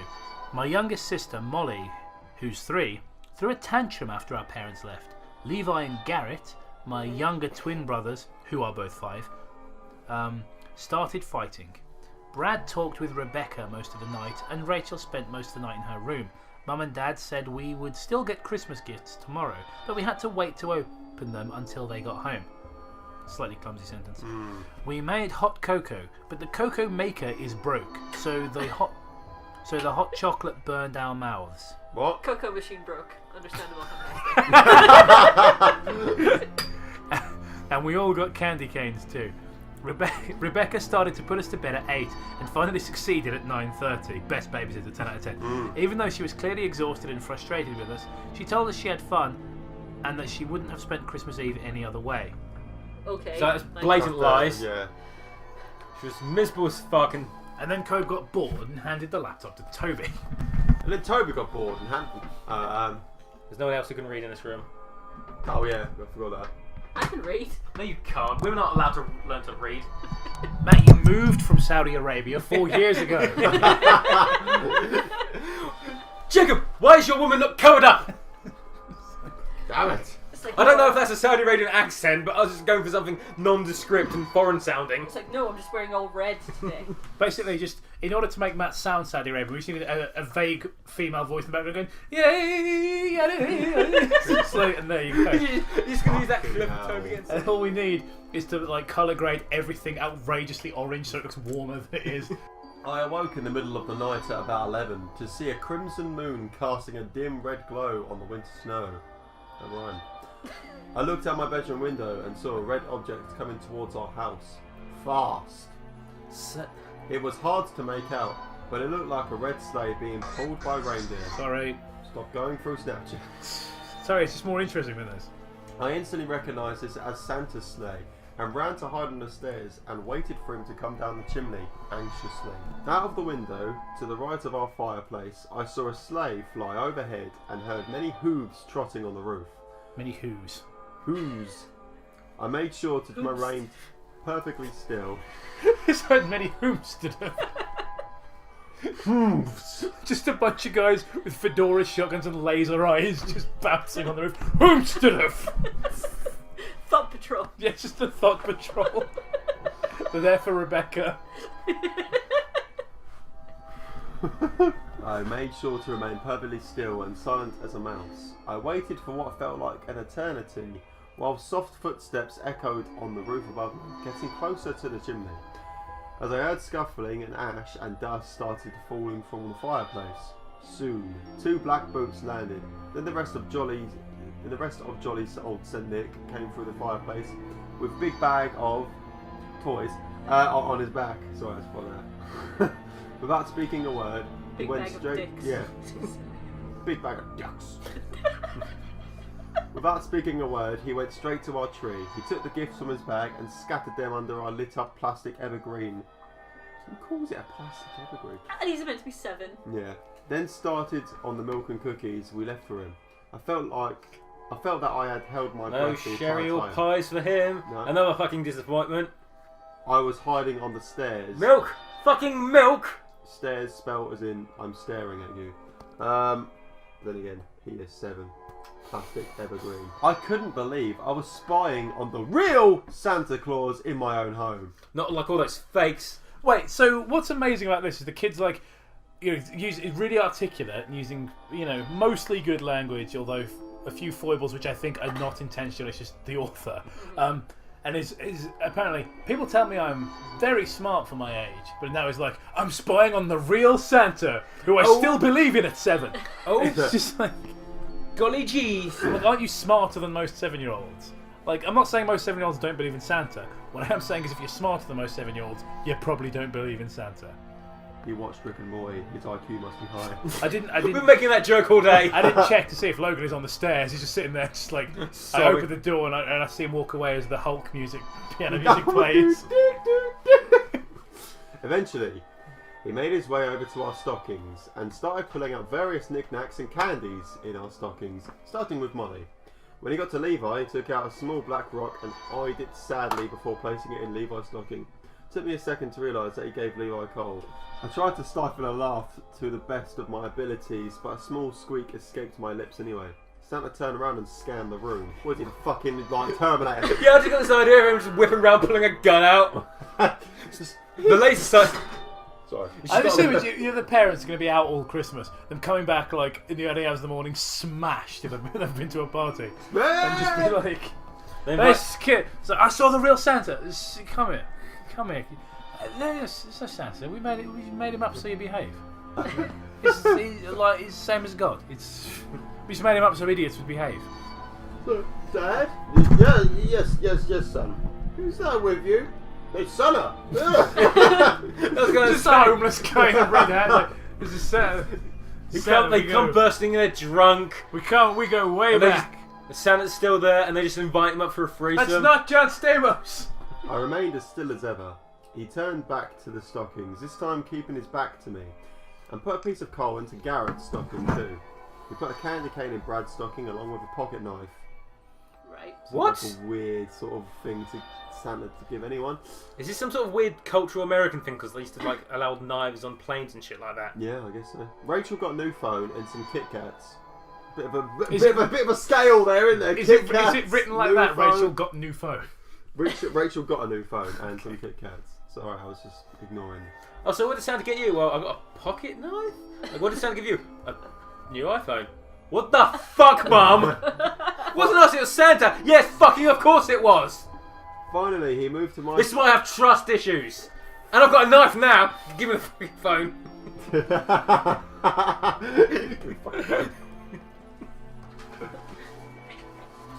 That was unbelievably sinister. For the benefit of the tape, Logan just sort of slid some papers. So Logan, why did you give us papers? I don't know what you're talking about. Dun dun dun dun dun dun. Imagine if them papers just said you're dead to me. It's gone. He's been listening to us think the whole thing about Santa being made up. No, it's for term 3. It's for him to join athletics or gymnastics. Athletics. I think he's different enough. Yeah, it's just, I know. Don't worry. He almost joined the ukulele class. I would have beaten him up. So I would have beaten him up, and I was the one running the class. Well, it's entrapment, isn't it? Oh, so everyone's come here to learn ukulele? Yes, sir. Just like, wow! Just 10 guys appear, pick each child up by the ankle and start dunking them in the toilets. That's what you get for wanting to play the ukulele. Learn a guitar. It's too big for my arms. Grow faster. Jingle bells, jingle. In the true spirit of Christmas, an entire class of children being essentially assaulted by grown men. Oh man. He moved to my stocking, which is always furthest to the right, even though I'm the middle child. He began rummaging through his sack. I'm the only one who giggled. I'm the only one who giggled that he moved to my stocking, but everybody else fucking. Yeah, right. I'm immature for that, but the rest of you guys. All right. I'm gonna have to stifle a laugh at sack. Sorry, but it's a hilarious word. It's bullshit. He began rummaging through his sack as I leaned forward excitedly to see what presents I was getting. I really am struggling when I say this. Holy shit. Wow, I had a big load of presents. He reached down, couldn't wait to deposit firmly gripped his dick and ejaculated into my stocking. I was very confused by this, but he had a big throbbing sack. There. It was almost full to bursting with presents. Apparently it's not out of Toby's system. So. No. Right, I'll do this sentence and then you can go. Santa pulled out a large jet black piece of coal. Coal, guys! Coal! He pulled out a large jet black coal. He knew me so well. And stuffed it into my stocking. It was ribbed for my pleasure. Did you say stuffed it? Yeah, he stuffed it into his stocking, yeah. I felt a wave of anger, sadness, and regrets all at once. I almost stood up right then to tell off the jolly old elf. But then when he turned around, I saw tears in his eyes. He looked as if he was filled with similar emotions as I was. Like he didn't like to have to give bad kids coal. And it was for this reason that I remained quiet as Santa climbed back up my chimney, got into his sleigh. Gemma, for God's sake, if you're just going to sit there and giggle at everything, go upstairs and play with Logan. No, I'm just. I went into the kitchen. Went in! Kitchen! That's where women belong! Sorry, I just got my head's in that place. I watched out my downstairs window as a sleigh flew from the roof and into the black abyss. I heard as a slave flew. So that's absolutely what I heard. A slave. So Pete was there. I watched out my downstairs window as the sleigh flew from the roof. So his slave carrying him. And into the black abyss of Christmas night. I sat there, still in place for a very long time, pondering how I could still be a better child next year. Go upstairs right now, ask Logan if he knows what the word fucking pondering is. When I spotted something out... Right. I spotted something out of the window again. It looked like the same figure I'd seen before. But this time, the sleigh looked as if it was black. Oh, here he comes. I wrote this off, as it was really dark outside, except for the moon's red glow. What? I wondered why Santa would come back. Maybe he forgot something. Maybe he made a mistake. Maybe I wasn't naughty. And he was on his way back right now to fix his mistake. My mind was racing from one thought to another as I began to hype myself up for all possible Christmas presents. I'd stopped watching the window and had begun to daydream about the next morning until hooves on the roof interrupted my thoughts. Till the patrol interrupted my thoughts. I heard loud, heavy clacking, this time as he got closer to the chimney. Ash began to fall down the chimney, creating an ashy cloud around the fireplace, as what I assumed to be Santa began coming down and landed with a loud crash. My final thought before seeing what came next was, how has no one noticed all of this? Through the cloud of thick black ash protruded two large horns with stripes of red and white like those of Kandy Kane's. As the dust settled... Well, that's really unintimidating, I was isn't it? saying that's really not very scary. The rest of the figure was revealed. His skin was pale, His skin was a pale, icy-looking blue. His beard was like Santa's, except it was black and came to a point, and nothing like Santa's. His nose... they were made of hair. Yeah. His nose was long, and his face looked grizzled, but more human than I thought. His horn... Then you thought what? His horns looked like they'd touch the ceiling if he jumped. His body looked human in shape, but animal in appearance. His legs were twisted and ended in hooves, like that of a cow/bull. He had a long tail, his torso was contorted, and everything but his face and palms was covered in fur. Oh. Just look over it, it's just like me with a roast dinner. Can I have the last crispy roll? Yes, you may. Jacob's had like 8 of them. Oh, was it? Oh, I mean 2, but... He had broken chains around his wrist and what looked like a heavy red Christmas ornament attached to his tail by another chain. Utterly terrifying. Mm-hmm. His ears were pointed and so were his yellow teeth. Despite his horrid, outlandish appearance, the most noticeable things about the creature were its bells that it wore and the basket on its back that had the limp arm of a child hanging from it. Okay. Dead children! The stories were true, and so is Krampus. He moved around the room with such speed that I was caught off guard. Wasn't it that one? I couldn't believe my eyes. I had seen sleighs go by, magic reindeer fly overhead, and had even seen Santa Claus himself. But none of that could have prepared me for the beast that is Krampus. He moved around the room. He just seemed like he's talking like, oh yeah, I'm really worldly. I've seen all sorts of magical things 5 minutes ago. Yeah. Oh God, I've seen Krampus. Oh God, I'm so terrified because I've seen Krampus. And I'm now equally more terrified because I've seen Krampus. That was literally that sentence. I did not need to be there. He moved around the room with such speed that I was caught off guard. This thing looked about 8 feet tall without its horns. With them, he towered How tall are your ceilings, over mate? everything in our large home. He made his way to the fireplace and took the coal from Levi's stocking. He rolled it around his long bony fingers for a moment, then took the coal from Garrett's stocking, then finally mine. He studied the coal for a moment. A wide smile full of pointy yellow teeth beamed across his face. Naughty little children. I heard it say in a cold, raspy voice. A shiver ran up my spine as it spoke. I was paralysed, both in fear and awe at the arousal. creature and arousal. Let's get gut. Sake. I was paralysed both in fear and awe at the creature that roamed in my living room beneath me. I thought he was moving towards a tree, but he walked past it and started going down into the hallway, into Levi's and Garrett's room.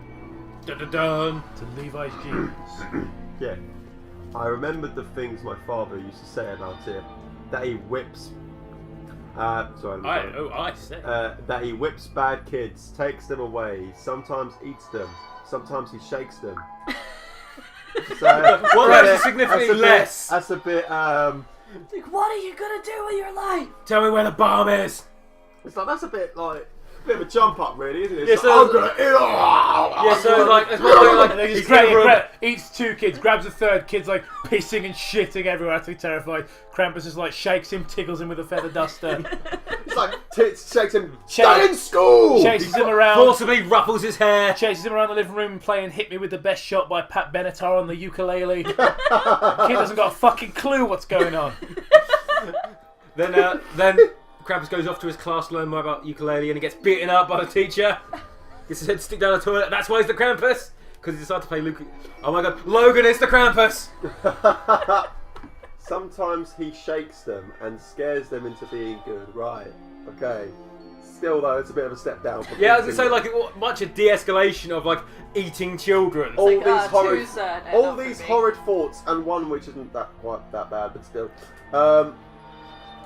And more danced through my head as the monster creeped into the twins' room. I tried to scream with all my might, but no sound would escape my mouth. I have no mouth, and I must... As I finally was able to choke out, "Levi Garrett!" Screams had already filled their room. What? I don't know. Levi came out running out of his room, screaming his head off as... Oh! Screaming his head Sorry, off. yeah. It's right. not like you Screaming paused. with his head off. Yeah. I'm fucking tired today. Levi came running out of his room, screaming his head off as Garrett followed suit. The creature's long twisted arm reached out from the room and grabbed Garrett's leg, pulling him back into the room. I stood up from my spot on the stairs and motioned for Levi to come with me, because fuck Garrett, he's gone. Come with me if you want to live. Yeah. Well, because he needs to say Levi so he can be in charge of the servant calls. Garrett, sorry, can I just pause? What sort of fucking name is Garrett?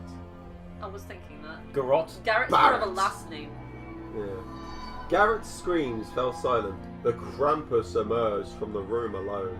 His nose seemed shorter now. His face even more deformed now. Why? I gripped Levi's hand tightly as we ran for Brad's room. I waited on its door again and again. Oh, I wailed on his door again and again, but he wouldn't come out. I would have tried harder to get his attention, but I could hear it coming up the stairs, and as each hoof hit each step. I took Levi to the laundry room, and I told him to hide in the laundry room. In the washing machine? Prophecy, yeah. Once I was inside, I began lowering the laundry hamper so we could get downstairs without confronting the monster. Before he was lowered out of sight, I told Levi to start the hot cocoa maker, because I had a plan. Is this just like, is this literally just Home Alone, just with a monster? Yeah. He nodded, and once he got out to the bottom, I felt the hamper get lighter as he climbed out.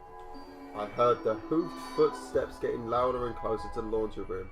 I began pulling the laundry hamper and climbed in just as the door violently was flung open despite the locks on it. How many times do you want to say laundry in this sentence, by the way? Laundry. Laundry. Laundry Hepburn. Donkey scrotum. The beast now, try this again. The beast licked his lips with his long, skinny tongue as he approached my trembling body inside the hamper. Okay, come on. This is going... Okay, come on. I began to bounce myself and up and down on his... and rock the hamper as Krampus got closer and closer. The hamper wouldn't fall no matter how hard I rocked it. And the creature was nearly upon me. I felt its breath on me as it excitedly panted, getting further. Please just murder it. Please be murder. I expected its breath to be hot like that of a dog's, but instead it felt like the coldest winter chill caressing my skin. I shook the whole... He held me tight. Yeah. I knew he wouldn't let go. In his big, strong arms. I shook the whole hamper as savagely as I could before it finally budged. The hamper fell, and before I knew it, I was on the first floor. I crawled out of the chute and ran to the kitchen as the demon rampaged upstairs. As I came into the kitchen, I noticed no signs of my little brother, but I did see that the hot cocoa maker was on. The stomping of the creature upstairs continued, but didn't seem to be near the stairs, so I focused on finding Levi. He wasn't hiding in any cabinets, and he wasn't anywhere in the living room. I decided that it might be in his room, so I quietly creeped to it slowly, but steadily. The twins' room was trashed entirely, and Levi wasn't there. There was blood on the wall. I shuddered to think that it once belonged to my baby brother. A small, bloody handprint was smeared on the wall by a door. Dread was all I could feel at that moment. Dread for misbehaving all year. Dread for what I'd become of my little brother. And dread for the silence that fell in place of hooves stomping around upstairs. Judge Dredd. Yep. That would be awesome if Judge Dredd came in today. You betray the law! You betray the Christmas! The law of Christmas. I know this is sort of a bit early to do this because it might turn out to be a dream or some sort of doctrine, but do you think it's like really weird that like be good, you say like be good or in England it's like Father Christmas won't be in your presence, and in America it's be good or you get coal. But like it is like in Germany, be good or die. Yeah, be good. Like be good, don't be naughty, or you deserve fucking death. So there's a supernatural being that will go around and murder children for misbehaving, but but other murderers or rapists or other terrible crimes someone could commit. Nope. No, it'll be fine. It's fine. Right. Don't worry about that. Do you reckon you want to chime in on this or just keep playing Snapchat? I'm not on Snapchat. Twitter. Yeah, it's entirely different. Stop looking up, I don't know, bird porn. I was just looking at dicks. I quickly and silently made my way back to the kitchen and took out a large coffee pitcher of scalding of hot cocoa. As I kept out of the kitchen into the living room, I had an ominous feeling of dread. Again, the dread. 7-year-old man. Pardon? He said, "Did you, 7-year-old man, have an ominous?" As if I was being watched. I could barely see the dark of the night, and I couldn't locate our light switches. The only source of light I had was the dim, eerie glow of lights from the Christmas tree. As I scanned all the entrances to the dining room, something moving caught my eye. The chandelier started swinging, as if something had bumped it or hit it. There was a soft thudding that accompanied the squeaking of the rocking Corona as I looked around to make another vague shape. Rocking Corona, something else a 7-year-old say. In the glow Christmas lights, I saw what bumped the chandelier. 7 years old. Right, pass this over back to Jacob. The monster was crawling on my ceiling like a large twisted spider. His arms were bent in excruciating looking ways to grip the ceiling and watch me with his eyes that burn like fire. I wanted to scream at the top of my lungs at the very sight of it, but instead I held my ground. I knew I had to be safe enough to write this pretentious diary entry. A cruel smile spread on the bright across side, the he's face. not writing one every 15 minutes like he was in that haunted Japanese house. Across the face of the predator who was stalking me, he undug his fingers from the ceiling and landed on the floor in front of me with a thunderous crash. With luck. Mere inches away from me. This was his mistake. Ha ha! I have got to know. You are 7 years old. Is it actually the Predator? Because that could make sense. That could actually make sense. What do you mean? Predator versus Krampus. Yeah. I threw the entire pitcher of burning hot cocoa on his face, and the beast immediately started writhing in agony. So scary. My one weakness. Hot water. Hot cocoa. He covered his hands. How did you know my only weakness was all the things humans are weak to? He covered including the common cold. He covered his hands over his quickly blistering face. Terrible sentence. He took his hands off of his face just as it began to melt and peel off. I don't think that's how you spell peel either. The bits of flesh and blood melting away to reveal his horrible skull with its eyes in their with its eyes still in their sockets. It froze for a while, and for a brief moment, I was happily assured and content that the Krampus was dead. But then it started cackling an awful and disturbingly malevolent laugh. Turning into Ghost Rider. At the door! Screaming at the door! It pierced my ears like knives and overloomed... Maybe that's the thing, it's not actually the Krampus, it's just Nick Cage. It pierced my ears like knives and overloomed over me to instill as much fear as it could over. So not loomed over, overloomed. It's a sequel to Overblood. It was working. Before my very eyes, the muscles around the creature's skull started to grow back, and in seconds its new face had formed. Ta-da! Wrong, it looked more like a goat with pointy teeth than a human, but you could still partially see it in there. You fool, don't you know about the Krampus' healing factor? That's in all the legends. Okay, it's when it's possessive, there is no fucking apostrophe, okay? No. Can people please learn this? It's really irritating. And I say, again, well, there with the in the context of the story, yes, it's a 7-year-old, but considering the 7-year-old writes like they're in their 20s, it doesn't fucking matter. But like, we had this with that Inugami story as well, and it's just like, I just feel like you were in the 8th grade once. You know, it's like fucking. It's just turning to Bill Worst. Or just like the entire. It's an apostrophe and an S. His beard was still as long as before. Wait, so Jacob, just be clear. Does it have multiple beards or does it own a beard? Yes. Now it looked almost out of place on the demonic beast's head. I turned and ran behind the Christmas tree, avoiding the abomination's lanky arms as I ran by. Hey, you can call Krampus a lot of things. Lanky, fuck you. That's our word. Yeah, that's right. The Krampus immediately started coming towards the tree, intent on harming me. I push, present tense, all of a sudden, the plastic evergreen It's on the just a monster plastic Christmas tree. and Stop calling it ran that. back upstairs to find my little brother. I wailed on my other siblings' doors, but no one would wake up. No, wouldn't it be better if this was just presented as a story rather than like a Yeah. Because where's the diary entry gonna go? You know what I mean? In space. This is like here. It's just one of the examples of the Christmas Krampus. Yeah, all that didn't need to be there. Mm. We go to sleep, so we're not bothered. But the doors are also heavy, and not so much sound get through them. I'm pretty sure that if someone was wailing on No, hold on a second, Toby. I think this author just had a minor stroke. Everything's in fairly comprehensive English. Everyone locks the doors to their rooms when we go to sleep, so we're not bothered. But the doors are also heavy, and not much sound gets through them. Not much sound. Fucking hell, mate. I mean, fast, guys, alright? Is their face weird? Yeah. Are they slurring their speech? It's time to call 999.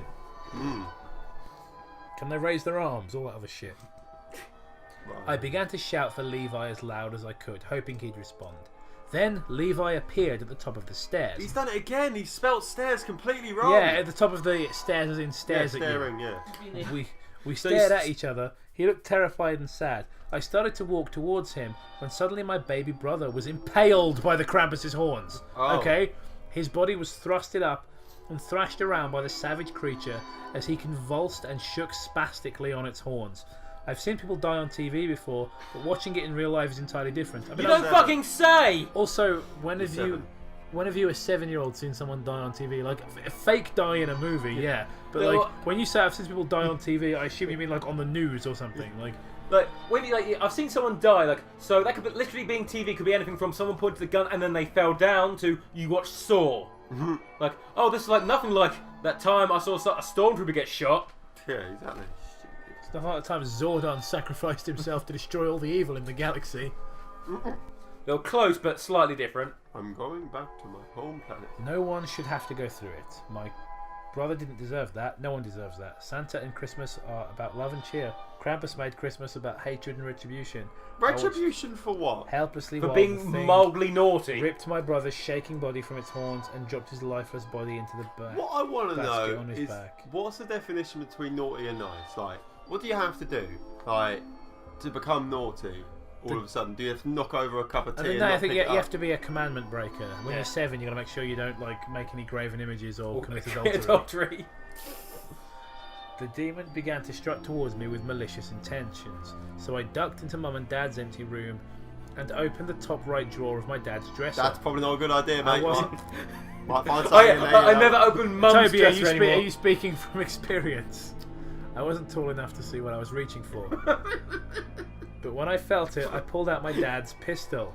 Right, that's just the name of it. Right, pistol, okay.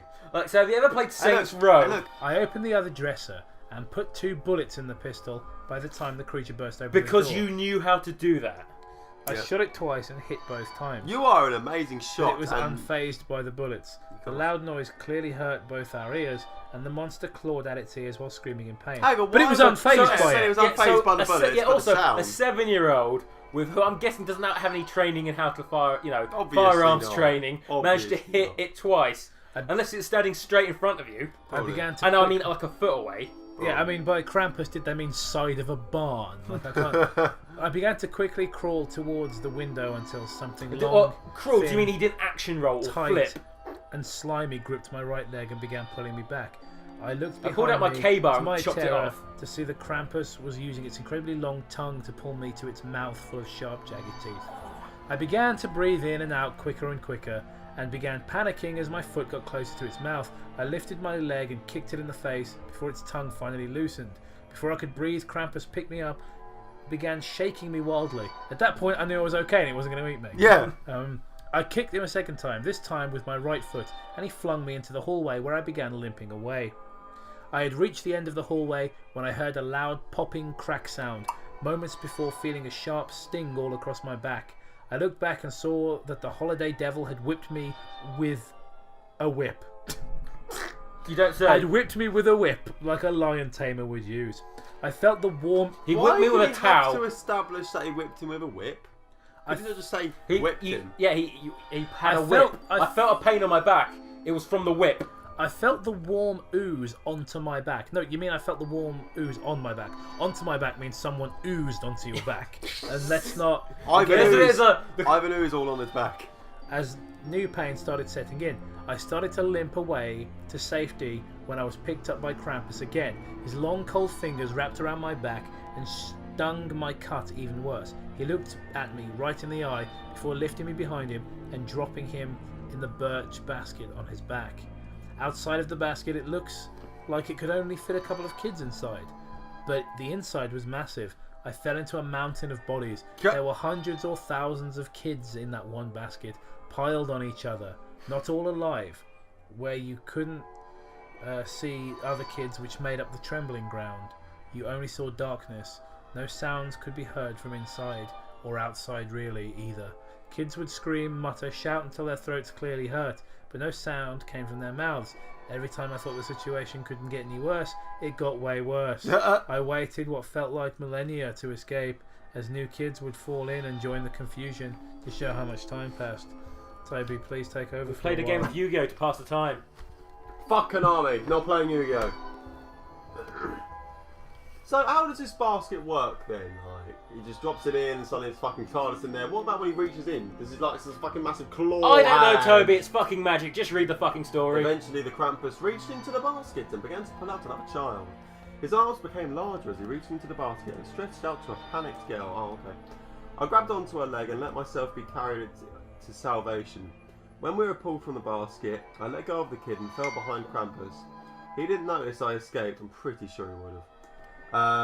Good thing you're super smart and you're the first person to ever do this. Yeah, he was too focused on the girl. He looked at the small girl for a second before biting into her flesh with his sharp teeth.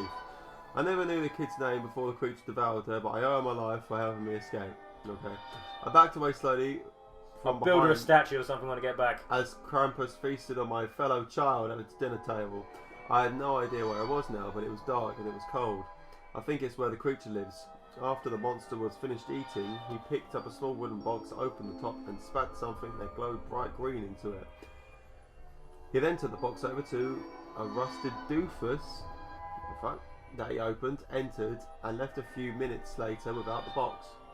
A doof? Like? I don't know. He then left the room, leaving the child's remains with a large platter and a rusty door opened to MichaelLeroi. I opened the door to see dozens more of wooden boxes.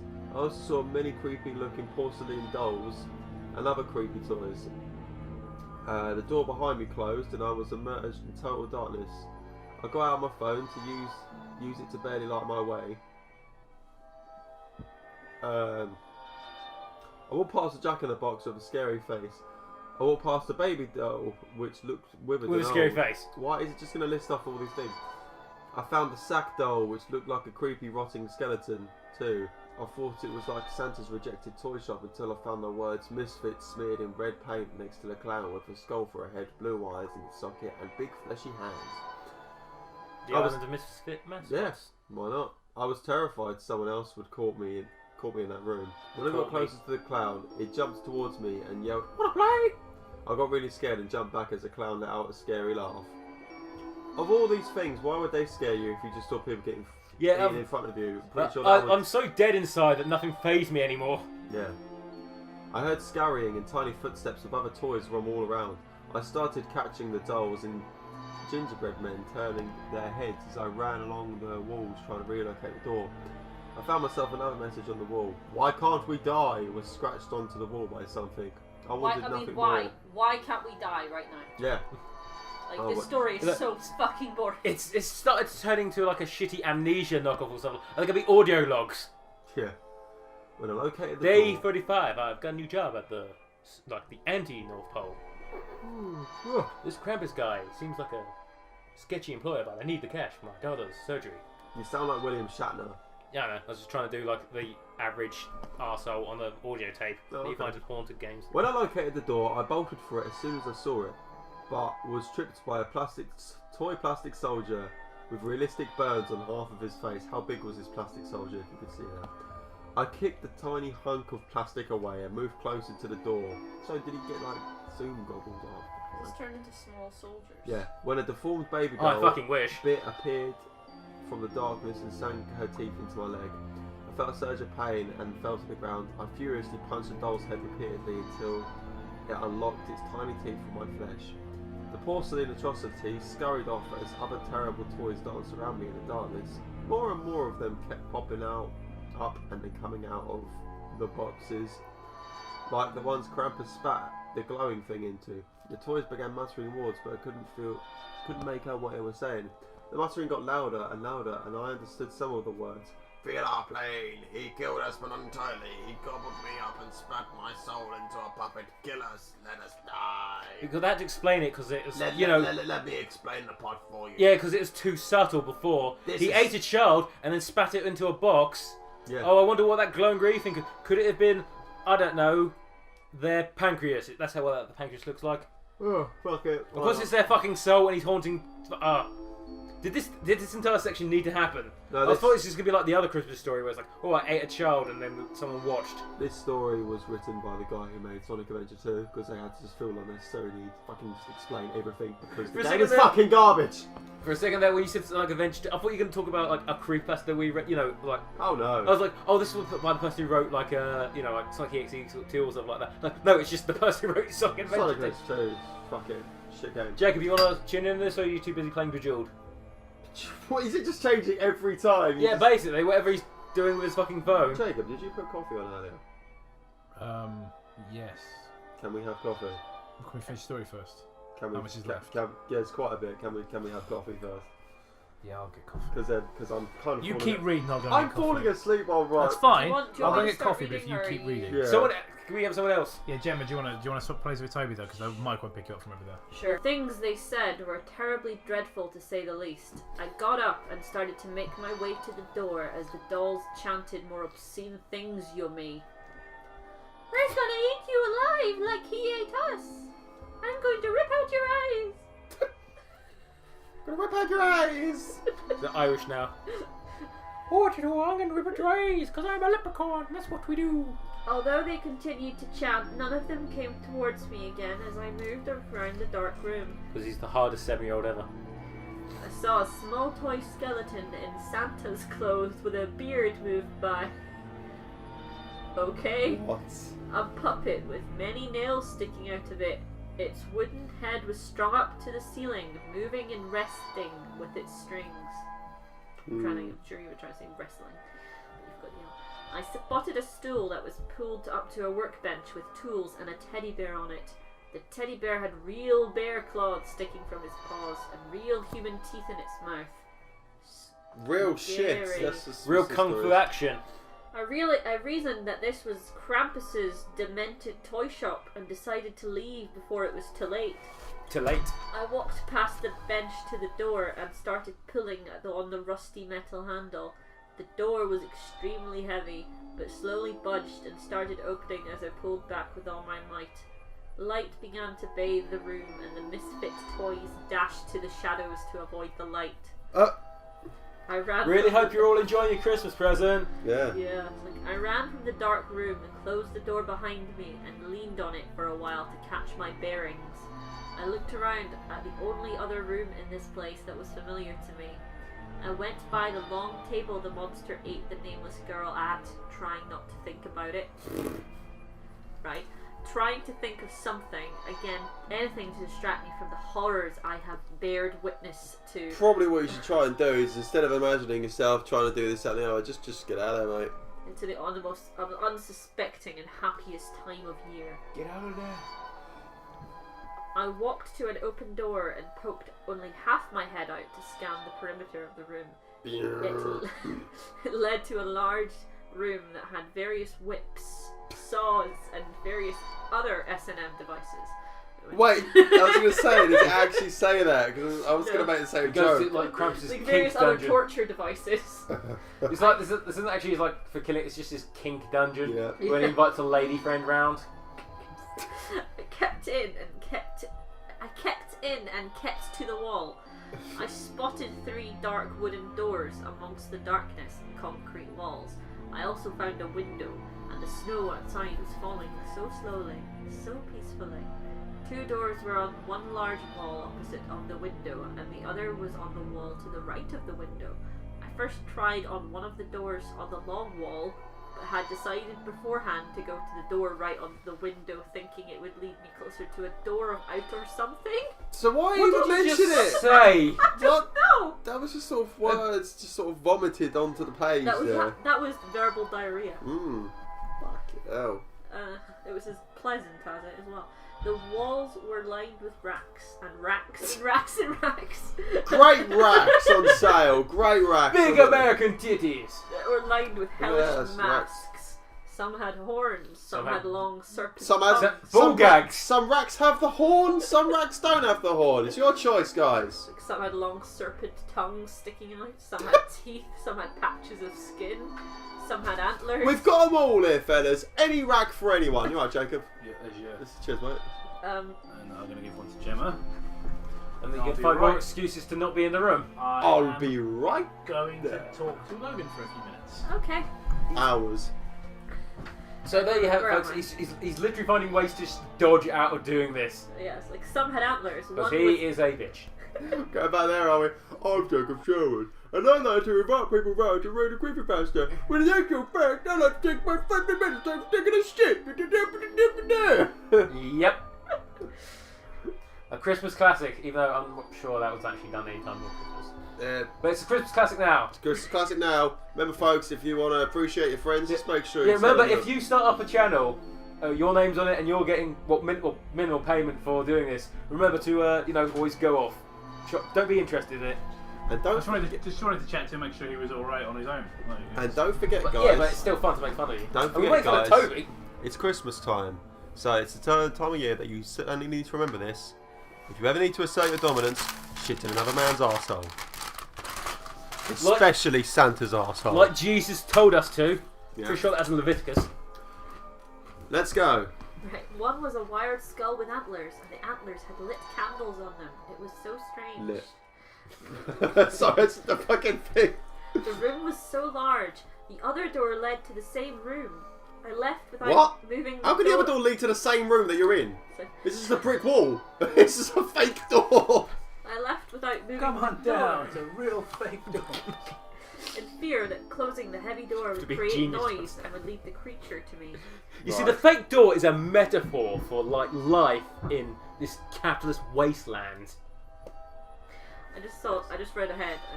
Go on. Does it get better? Does it get less boring? Oh wow, this Yes, is really it gets. good. It kind of gets. I think it gets. It's like, whoa, holy shit! This is This is last like the best paragraph. It's Really so good. thing. Toby, you should read it. And just walks out.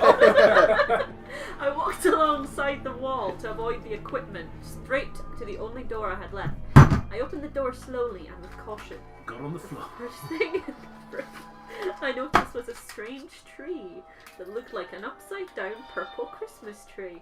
The trunk in it. Upside down purple-headed custard. I was going to say, was the custard leaking from this purple tree? The trunk was on in the bottom, but the pines and branches looked upside down. The tree was decorated. The with Trump red, was on the bottom.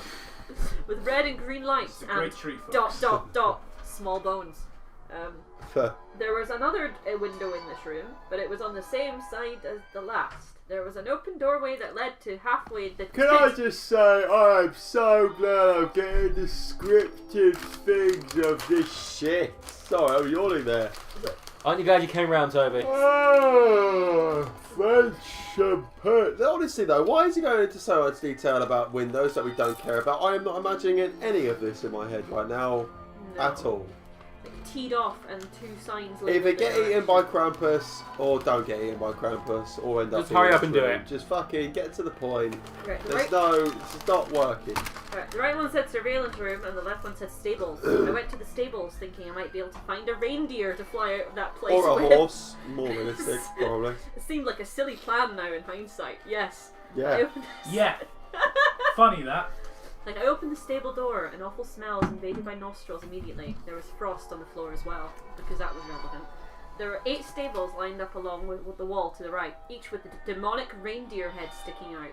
Below each head was the doors to each stall, each with pendants of names on them. Excellent. I read the names out loud as I started down the road. Is it like Hubbery, like the Guardian of Sadness and shit like that? Each deer was grotesque in their own right. 1 or 2 had exposed skulls. That looks Each pretty had jagged teeth. Some had manes, and other had dried blood on their Oh no, fur. manes! For God's sake, they were just hillbillies. 7 of their eyes were red. Slasher, I said as I passed the first one. Hang on. Wrathful, Gorgon, Putrid, Cyclops. Cyclops was missing 1 fiery eye. Fucking Gorgon. Rabies, and Goner.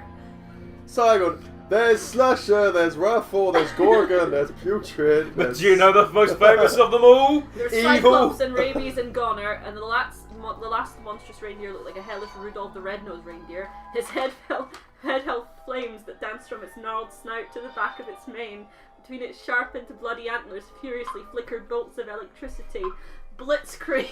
But do you know the most famous reindeer of them all? Blitzkrieg! You're fucking having me on. There is no way it says Blitzkrieg on the screen. The reindeer. Still on the wiki, folks. Blitzkrieg, the satanic reindeer. Still on I can't wait for that Christmas special. CREEPYPASTA.wikia.com, the mark of quality. It's like Slasher and Wrathful and Gorgon and Putrid and Cyclops and Rabies and Goner and Blitzkrieg. So, anyone else feel that edge? I decided riding one was out of the question and began Well, searching for an Well, Blitzkrieg, clearly. I don't know, I Rabies, mean, he probably Rabies knows might where have been England the one. is, so... Rabies might have been alright, you know. I realised the only door to the room was Wait, the what's one I the came what's the from. one Goner? Like Goner. like Goner. like Goner like so was he having an off day with like the edgy names like and you can be Goner. Gonorrhea. Goner, because you sound like Connor, except fuck it G. Oh Goner. no, like the Slasher, Gorgon and Goner. There's always one, He's isn't like, there? He's the lame one, he's the one that we don't think is going to last the night. Oh hey Dad. Like, I'm Slasher, I'm Wrathful, I'm Gorgon. I'm Goner, guys! Howdy! Howdy-ho! Really, if they're picking on names, they're not going to be making fun of Gorgon in you guys' mind. Like, Goner is the one everyone's going to think is super lame. Yo, I'll get those kids, but after I've played Magic the Gathering. Was it what else? Like, who wants to join me in my ukulele club? Gunner. Right, let's go. I looked all over the room, looking for some other way out, and saw the reason for the cold. The top crease and upper part of one wall was missing and led outside. It's far too high to reach. I left the stable room and went into the surveillance room. The handle felt icy cold as I slowly opened the door. The room, like all the rest, was large. I wonder if this room's gonna bear any relevance to the whole story. Probably not. One wall was covered with monitors. The bottom middle monitor stuck out more than the rest and had a keyboard below it. A chair was also pulled up to it. Each screen had various kids on it, some in dreadful conditions, others minding their own business. Okay. No sound came from the monitors, but I started to notice I was hearing a ticking noise. A clock above the door I came in read 5:45. Christmas Day didn't start at my house until 6 o'clock. 15 minutes. The wall opposite of the monitors had many names scratched into it. I wonder if the dead girl's name was scratched into the wall. It wouldn't matter because you wouldn't know what her fucking name is. A door that read exit was to the right of the monitors, but the computer said search name. I sat in the large chair and typed in Garrett Rockford. A nutcracker that had 2 bodies attached from the sides of its head popped up. Right. Each body seemed to be trying to yank away from the other. Its face looked like it was in pain. So was I, and it seemed it had the same colour of eyes as Levi and Garrett. Okay. I looked up Levi Rockford and the same thing popped up. I sat frozen in awe for a moment. Tears filled my eyes and ran down my cheeks. The ticking of the clock seemed to turn into clopping as I sobbed. Oh! No, clopping, did it?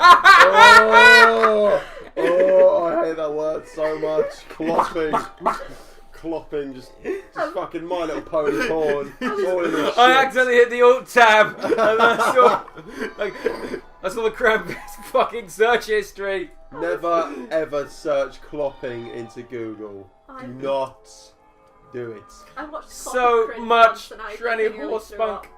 Clopping cringe. I've seen people go crying because clop sexuals are being oppressed. Yeah. We have to watch that. More than I ever cried before. Yeah, I understand. I've never seen a grown man in a horse outfit jacking up. And on this day, I realised that humanity's really not worth saving, is it? To be honest, I think we should just call it a day. I cried so hard I began hearing a ringing. Then the chair I was in spun round, and I was face to face with Krampus. He looked menacing and insidiously sinister. His horns were partly covered in blood. His long fingers... You've already described him! I know. We know what he looks like, just fucking get on with it! Stop doing describing shit! No one cares about this whole bit of bits and just got out of the fucking basket could just be completely just ignored. Yeah. Could have taken it all out. We didn't really know about the fucking reindeer or That's the... what we do. We're almost, I can see the home stretch. Right, so it's like... He's waved his long, sharp, bony finger at me and tisked. Naughty. He said cruelly and mockingly. He licked my face with his incredibly long tongue, then began to wrap it around my throat. Has this guy been watching New Nightmare or something now? It started constricting his tongue and choked me. I was gurgling and coughing and struggling, did close to nothing. What's even worse, he put some clock on. I started feeling weaker and weaker as my head heated up my lung. As my head heated up my lungs, screamed for air. My vision even started to become blurred. Then I knew if I didn't do something quickly, I was going to die. Hank, I'm going to die. I punched him in the face with all my might and knocked him back for only... Right, get Logan down here. Yeah, I want him to punch any of us. Okay, go 8 foot tall giant. Demon from fucking Christmas Land. Yeah, or someone who also 7-year-old child. Also, remember, his face. face was melted off earlier. Oh yeah, sorry, I forgot that. Yeah, right, okay. He might have punched his bones. So yeah, so the 7-year-old can totally take out the giant demon, goat Christmas man with high speed regeneration. Yeah. I knocked him back for another brief moment as his tongue recoiled into his mouth. I utilised my time and ran towards the exit. It wasn't even anything clever. My leg thrashed up, kicked him in the tongue, and he bit off his own tongue. Yeah. Yeah, kicked him in the chin, just bite his own tongue off. I felt the ground shake directly behind me as heavy hooves shook the floor violently in their wake. I felt the creature's cool breath on the back of my neck. I pushed the door open and ran into the freezing cold as my pursuer followed suit. I ran until I was knee-deep in snow, until a lanky hand gripped me and started dragging me back. The dark sky slowly lit as the sun started to emerge from the bottom horizon. The Krampus stopped dragging me. He dropped me and stared briefly at the rising sun. "I'll come get you again," he said as he dropped my leg and retreated to his lair as I lay in the snow. A silhouetted figure came from a distance. I closed my eyes for what felt like seconds, but when I opened my eyes, the sun was higher in the sky and the figure was closer. I could make out he was wearing red, and then I passed out again. I opened my eyes to see an outstretched hand with a black mitten on it. It belonged to a fat, bearded man with a silly hat. "Santa?" I inquired. Child, He said in a soft, soothing voice. let's take you home. That's my impression of Matt. It was like the greatest Christmas special ever. We're all so fucking lazy. People are falling asleep. I had to get coffee. Matt kind of me asked to do Santa, so I was going to do an impression of Matt doing Santa. Merry Christmas, everyone! So next year, you need to do an impression of Toby doing an impression. Just do that. Just literally do what I just did. It's just so apt for 2017. The utter shit show this year has been. Just like, fucking Christmas Krampus. It's alright, 2018, you know, it can't be much worse, you know. 2016, everyone died. 2017, everyone raped each other. 2018, what's that gonna... That's getting cut. The next thing I remember was waking up in my bed at home. Levi and Garrett were kidnapped in the middle of the night. I found out from Rebecca, Brad and Molly, who had already told our parents and the cops. I tried to tell them what really happened, but no one believed me. Is it because you got really boring and really descriptive and literally went, no one cares what you have to say? I forgot what his name is now. Twat. You know, They only got mad when I tried to explain it to them. So I gave up on trying to tell them. That's how I spent my Christmas. Did you open your presents? Is this like his report to his class or something? And that's how I spent my Christmas. All these kids just fucking traumatised, half of them asleep. Immediately gives him an F. It's too long and very boring. Factual, but...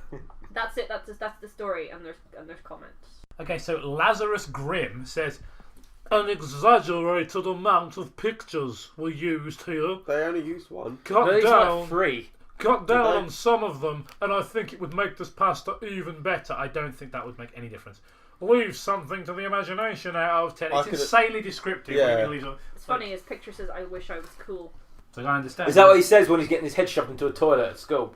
I wish I was cool. A couple of words are misspelt, like or, stairs, and footstep. And somebody replies with, a 7-year-old wrote it, cut him some slack. No, he didn't.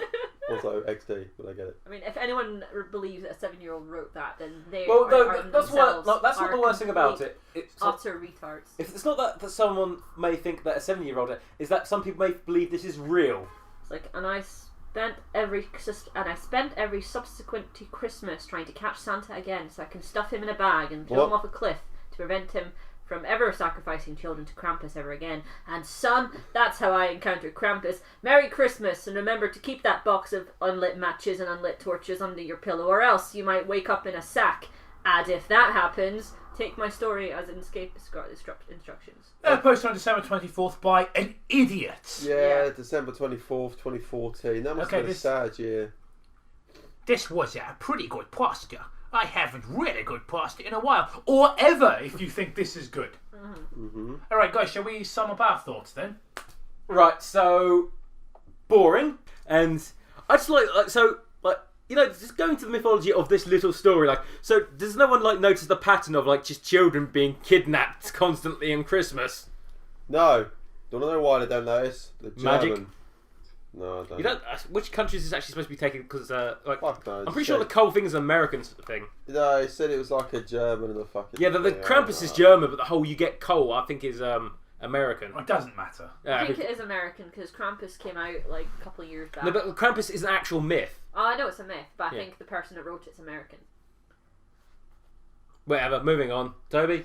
Oh, I'm tired of unnecessarily long pastas. Aside from that, they just go on. It's like they're just trying to put up their word count because that's all that matters these days, and it's just. Well, they think they're clever by purple prosing it up. Yeah. It didn't really have anything good. I mean, it was a laugh with the reindeer. I appreciate the effort you put into them. I you know what? If of all the scenes, that was one that could stay. But other than that, that's it. That was so incredibly boring. I think I tuned out. Listen, I tuned out when you guys were reading it. I was tuning out while I was reading it. I don't know how you fucking managed to cope. That was completely stupid, and I did not like that one bit, and it was completely pointless. And The sleepy life Christmas is for me. pointless, and I hate myself. Dull, dull, dull, unbearably dull. That's like the worst Christmas song ever. Why on earth did the author need to present the protagonist as being 7? But not telling the story as an adult? Because that would have cleared up at least the issue of this is not how a 7-year-old writes, instead of going, this happened to me when I was 7. That would have fixed that issue. That would have fixed that issue right away. But then they couldn't decide on whether to, because there were some weird spelling mistakes and weird grammar errors. So it's like, is that because a 7-year-old wrote it? No, because you're still, as Matt says, purple prosing it up. This is really bad, and it's yet another story in the endless catalogue of fucking trash that's on the wiki.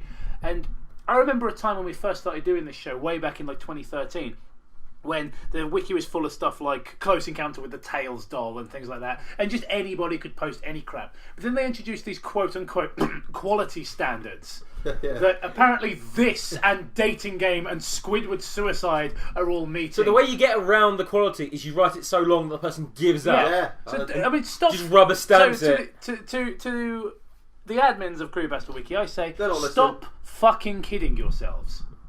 Stop kidding us that you're trying to maintain the integrity of your website. If they're a good... Because anal cancer like this exists on there. Merry Christmas, everyone. I genuinely would like to say...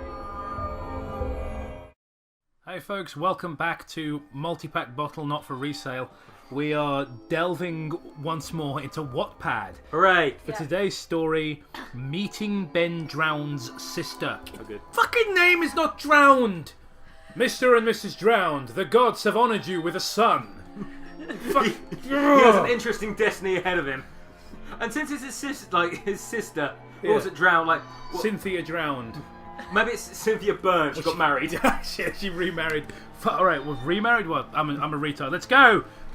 Ashland's POV. Ashland, not a name. Great start. Drowned is not a surname. Ashland is not a first name. So she's nothing. She's a non-entity. Alright. Today, I'm 12. But I'm sad. Like a 12-year-old. Why? Because this was the age and day my brother died on my birthday. Mark quality. Oh dear. 7 years ago. Gemma, can you please voice the main character? Can you please voice Ashlyn? Brother, let's go, please. I said as we walked to the lake. Fine, you win, Ben said. It's strange that A-R-E, family never invites us to go anywhere. Ben mumbles to himself. I don't actually know what a Finnish person sounds like, so it's just like vague European voice. Just do a Swedish voice to say it. Just Nick Finland, probably. Few minutes later, as we arrive at the pond, then in parentheses, oh, I forgot to tell you that they have swimming suits on. I saw my father, future bestseller, right here, uncle, and our 2 cousins. They're important in this chapter. I looked around, and there was a greenish lake, my father's van, beer bottles / broken ones, and the tall trees that is surrounding us. Ashlyn, Drake, James, Ben and my father says. I thought, why didn't my father call Ben? As I walked to father... I'll give you guys some beer if you kill Ben! Was that the voice? If you kill Ben. Right. Father says, I was shocked if what he said. My cousins agreed, but I didn't. I started to run to Ben, but it was too late. They started to drown him. No! I yelled and started to cry. How could this happen to poor Ben Drown? Yeah, who saw this coming? Yeah. What an unexpected turn of events. I think that's called non-negative determinism or something like that. The same thing happened to Madame Guillotine and hello. And Samuel Shott. Yeah, I've met inventor of the bullet. I've met some really interesting people. Hi, I'm John, choked to death on an ice cube to prove a point. Wow, that's a long name. Yeah, it's not even my full name. It's I'm John, choked to death on an ice cube to prove a point. - turns out it won't melt before you die. If you go near them, I want them to kill you too.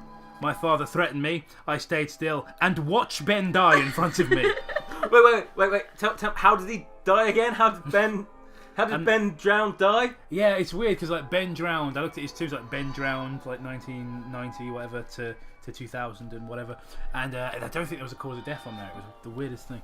How the youngest member of the Drowned family passed away.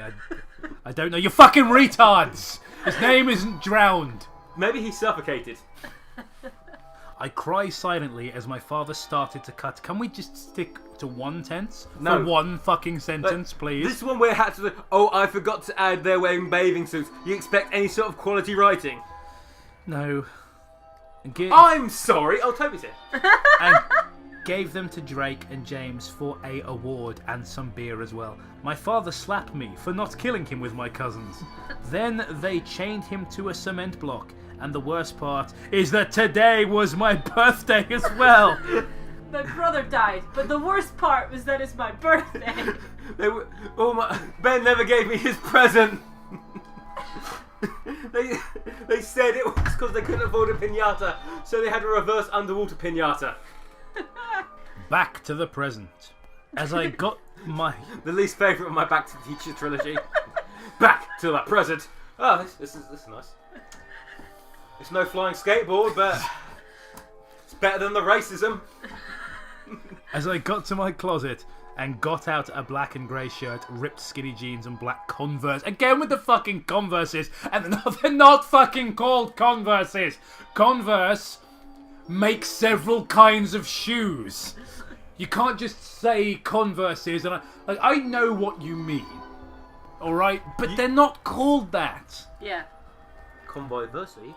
When I was done putting on my clothes that I've given more description to than what my brother looked like or was like as a character, or literally anything else other than the trees, I went to the bathroom and I straightened my dirty blonde hair and brushed my teeth. I should have washed your hair. Yes. I'm also a filthy fucking child. Yeah, I like to think that they don't mean dirty blonde as in the colour. They just haven't fucking cleaned. But I have to clarify that because some idiot in the comments will be like, you guys know dirty blonde is a real expression. I'm like, yeah, we know, it's a joke. Yeah. Everyone who disagrees with me speaks like that. Yeah. It's funny. It's usually because they're sucking on dick. Dick. Sucking 10 dicks. I was really upset because I went and had breakfast with Toby this morning. I couldn't bring myself to crack the joke because he didn't look like he was in a good mood. But Toby's dad left. He kissed Scarlett on the cheek. And I really wanted to go, don't I get one? But he just looked like he wasn't going to laugh, like he was going to be annoyed. I was like, I really let him decide. It's a very careful balancing act of like ripping the piss out of Toby. Yeah, it's like, do I make a joke about his dad being gay right now? Or do I hate myself forever for not making the joke?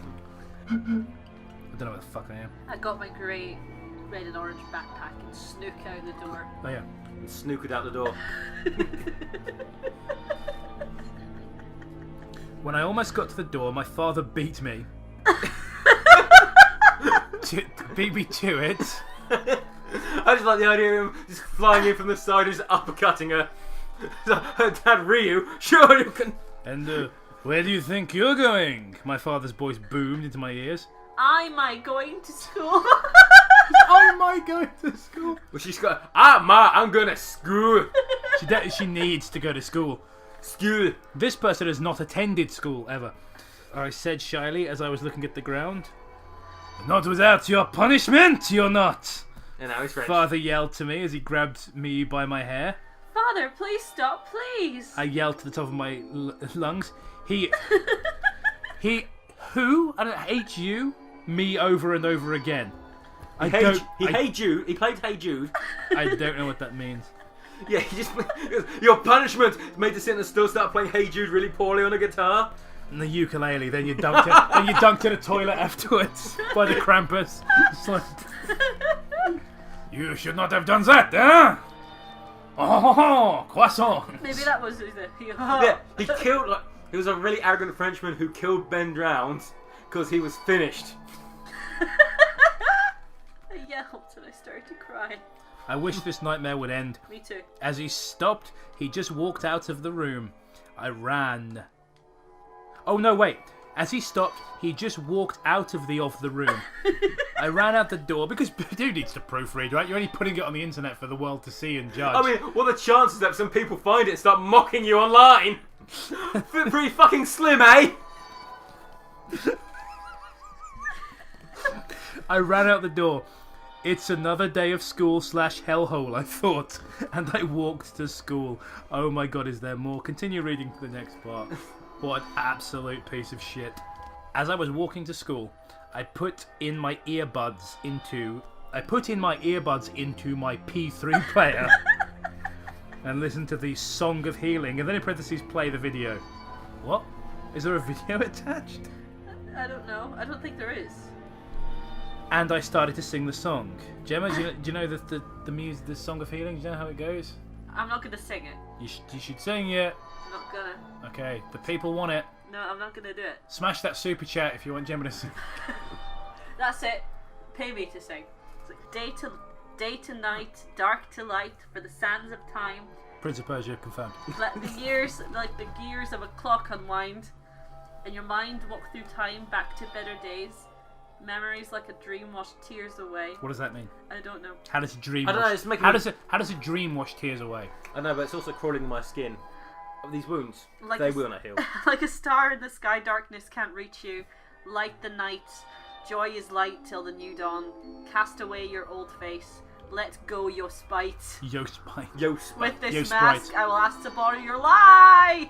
Oh my, and it actually says that. Gemma's not trying to be edgy. It really says light with like 5 fucking eyes. So obviously, Somebody Dante from that featuring. Can that be the description of this video? Like meeting Ben, Jan's sister, and then in parentheses featuring Dante from the Devil May Cry series. Also, that wasn't like it wasn't a great poem, but it's better than the rest of the story to the point where I feel like it was probably stolen. Yeah, I think it is. I think. Like, I don't think that the author wrote that. I don't think so. But let go your spite. Let go your spite. No, let go your sprite and pick up that Boba Bola. But then God said, "Is Beppis okay?" Alright. Yeah, asking me for like, oh, can you get a Beppis when you go down the shop? Like, the fuck's a Beppis? And like, Jacob, what's a Beppis? Because Pepsi. Why don't you just say fucking Pepsi? Get back over that fucking wall. I'm so used to saying Beppis because of you, Jacob. So Gemma communicates almost entirely through memes. Just like Would you also ask if you could get like lemon iced tea? Was that something else entirely? It's like, oh, well, I wanted to get like, here's your lemon iced tea. I wanted flapjacks. I just call them lemon iced tea. As I finished the song, I was already at school. As I entered the school, I went to my locker. Within a split second, I was pushed into my locker by the bully Nate and his 2 friends Sam and Levin. Wait, someone's called Levin. Okay, one, and he's not the one being bullied. Sam and Lennon. If your name is Nate or Levin, you're not bullying anyone. That's like how, you know, in the new Heathers, like the fat girl is popular. Like, have these people been to a school? If you've got a weird name or you're fat, you're not popular and you ain't bullying anybody. No. Fat bully. And then in parentheses, sorry if that's our names. Don't you know your own fucking name? Sorry if that's our names. You fucking idiots. You idiot. Well, well, well. Look who we have here, Nate said, giving me a big grin. I said, it's a school in Scotland, you see. I said coldly. Just then, I felt my face heat up on my right cheek as I felt is stung. I'll try that again because I think something just blew up in my brain. There is some, like blood coming out your nose and some brown stuff coming out your ear. Just then, I felt my face heat up on my right cheek as I felt is stung. Oh, crap. No, it's still retarded. That's what you get for talking back to me, yelled Nate as his other friends laugh at me. Are you sure they're not laughing at Nate? I didn't answer back. If I did, they would hit me again. Nate let go of me and walked to his girlfriend, made out. Is that her name? Made out. I'm Nate and this is my weird lass. Made out. We bonded over our shitty names. Just a large ew. No, you gotta go, ew. Ew! I thought, and walked to my history class. New paragraph. After school, new paragraph. I walked into the forest, and I walked to the pond where Ben died. gosh, I miss you so much, Big Brother. I wish I could have helped you, but I didn't because I wish I could inform anyone of how you were murdered on my birthday. But they were too fast, I thought. It's murdered by Sonic EXE. It is set in Scotland now. I thought. I sat down on the ground crying. After a few minutes, I heard something. Hello, is anyone there? I yelled. The sound came closer. I ran out of the forest and went home. Question mark, question mark, question mark, POV. I've been watching her scene I died. I can't believe that she can put up with her family. To be continued. ... I hope you like this chapter. Leave a like. Commit on how much you enjoyed it.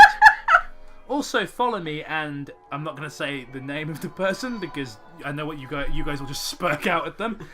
She is the most awesome friend on Wattpad I could ever have. Later ... for now. Do we need to continue reading? No, I think that's it. Should we read the comments? Sure. The maniac's in. The maniac is in. If they did that to my brother, I swear I would snap and kill them in all the most painful ways. The maniac is in, said as he stuffed more Doritos into his fucking mouth. As he wore his, fedora and got his zombie plan ready. Zombies are my specialty. J17 Hinson said they shouldn't have done that. Brilliant! Oh, because that's a thing Ben says! Woo! Yeah. Reference! Pickle Rick! Alright, the Shadow Wolf chick. This is Toby! I'm fucking shaking. I'm so fucking triggered right now. That's genuinely what the comment says. That does sound like what Toby would say if he had read that. Alright, and then it's like, Madison Clay 4, huh? So that's his backstory. No! Wonder. Well, Ben's father, Drake, and James are on my to-gut list, so I'm gonna gut him like a fish. Get the reference? No, and I don't want to. Sapphire Pokercraft says, the fuck? Why would anyone, let alone their father, drown their own kid? That's fucked up! He should be in jail by now. And he abuses his daughter. That is still fucked up. What are you talking about? What are any of you talking about? Because they're idiots who like to, role-play and dress up like Ben Drowned in the mirror. Fucking name isn't Drowned. It's not a name. It clearly is now. Clearly he's, Mr. Drowned, Mrs. Drowned. Michaela 0304. Is that really how Ben drowned? No! No, you idiot. It's just like someone did their little retarded fan story. It is implied in the original short story that it was his father that drowned him. Yeah, but I doubt it was a spur of the moment, I'll give you 2 beers if you drown your cousin. But again, it's implied. It's never... It could be a red herring. It's never confirmed. Or at least not in the... I know there's a bunch of expanded lore shit the author did, but I didn't read it because, there's... Only so much time in the day. Yeah, basically. So that was great, guys. Gemma, what did you think of meeting Ben Drown's sister? I know we haven't read the whole thing, but we got to the point where the author said they were going to write more. Can't think of anything. Come back to this section later before posting. What did you think of it? I didn't think of it.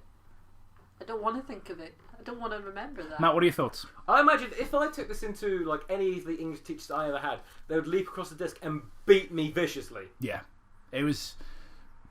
I got the feeling at times that it was some kind of... The thing is, Poe's lore is just such a common occurrence in my life now because I've always been good at telling satire apart from sincerity. But in recent years, when it comes to partly stupid social justice stuff on Tumblr, and in this case, creepypasta, I can't tell the difference anymore between satire and people genuinely doing their best. I don't know the difference anymore. I think that person's genuinely doing their best, and that scares me. Hi folks, welcome to Mr. and Mrs. Blump's pastry shop. Today we are joined by Tim, who is a man what jib me money sometimes. Today's stories, there's a few of them. We're starting with Roblox is not 3. It's not, it's 7, I believe. Right. Yep. Let's go, Broncos. Hooray. Right. One day, when I was bored on Roblox, play something else. I search up Roblox on games, catalog, groups, etc. But then when I searched up people, I saw someone called Roblox is not 3. He was red with weird body parts, and his head Looks like a bug. and his head went through his hat. He had a game called Roblox Won't Be 3. I wanted to... This is capitalised like a fucking Jaden Smith tweet.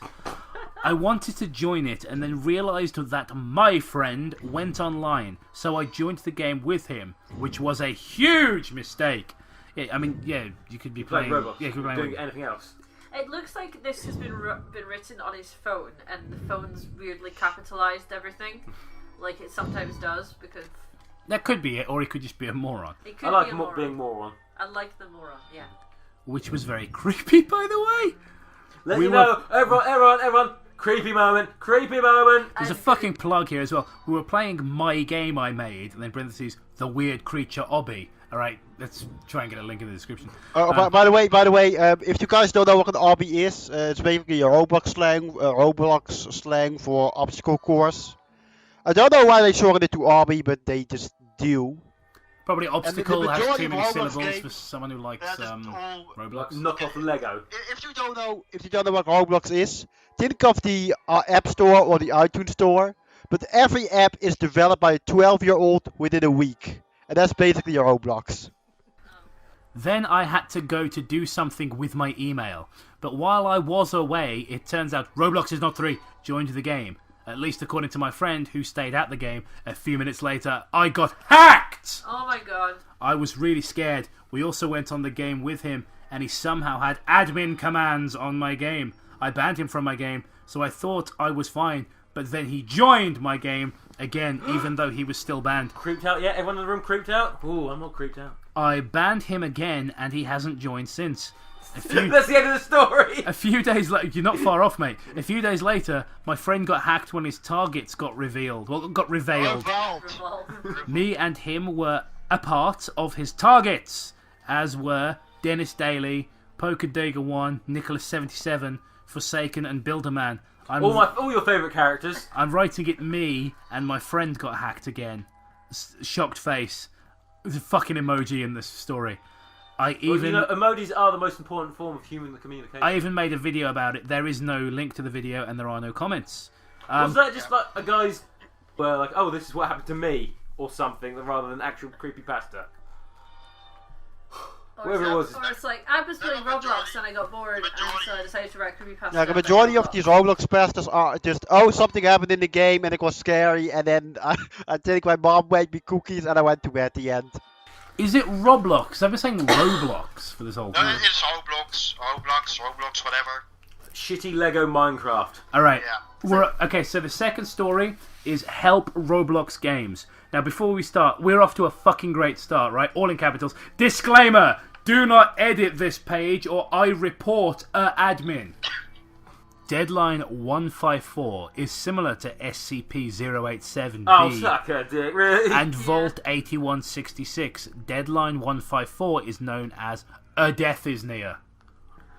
Deadline 154... I hope you got, all the SCP's catalogue, because I don't know which one that is. Is a creepypasta. I actually know what SCP-087-B is. Which one's that? It's the stairs.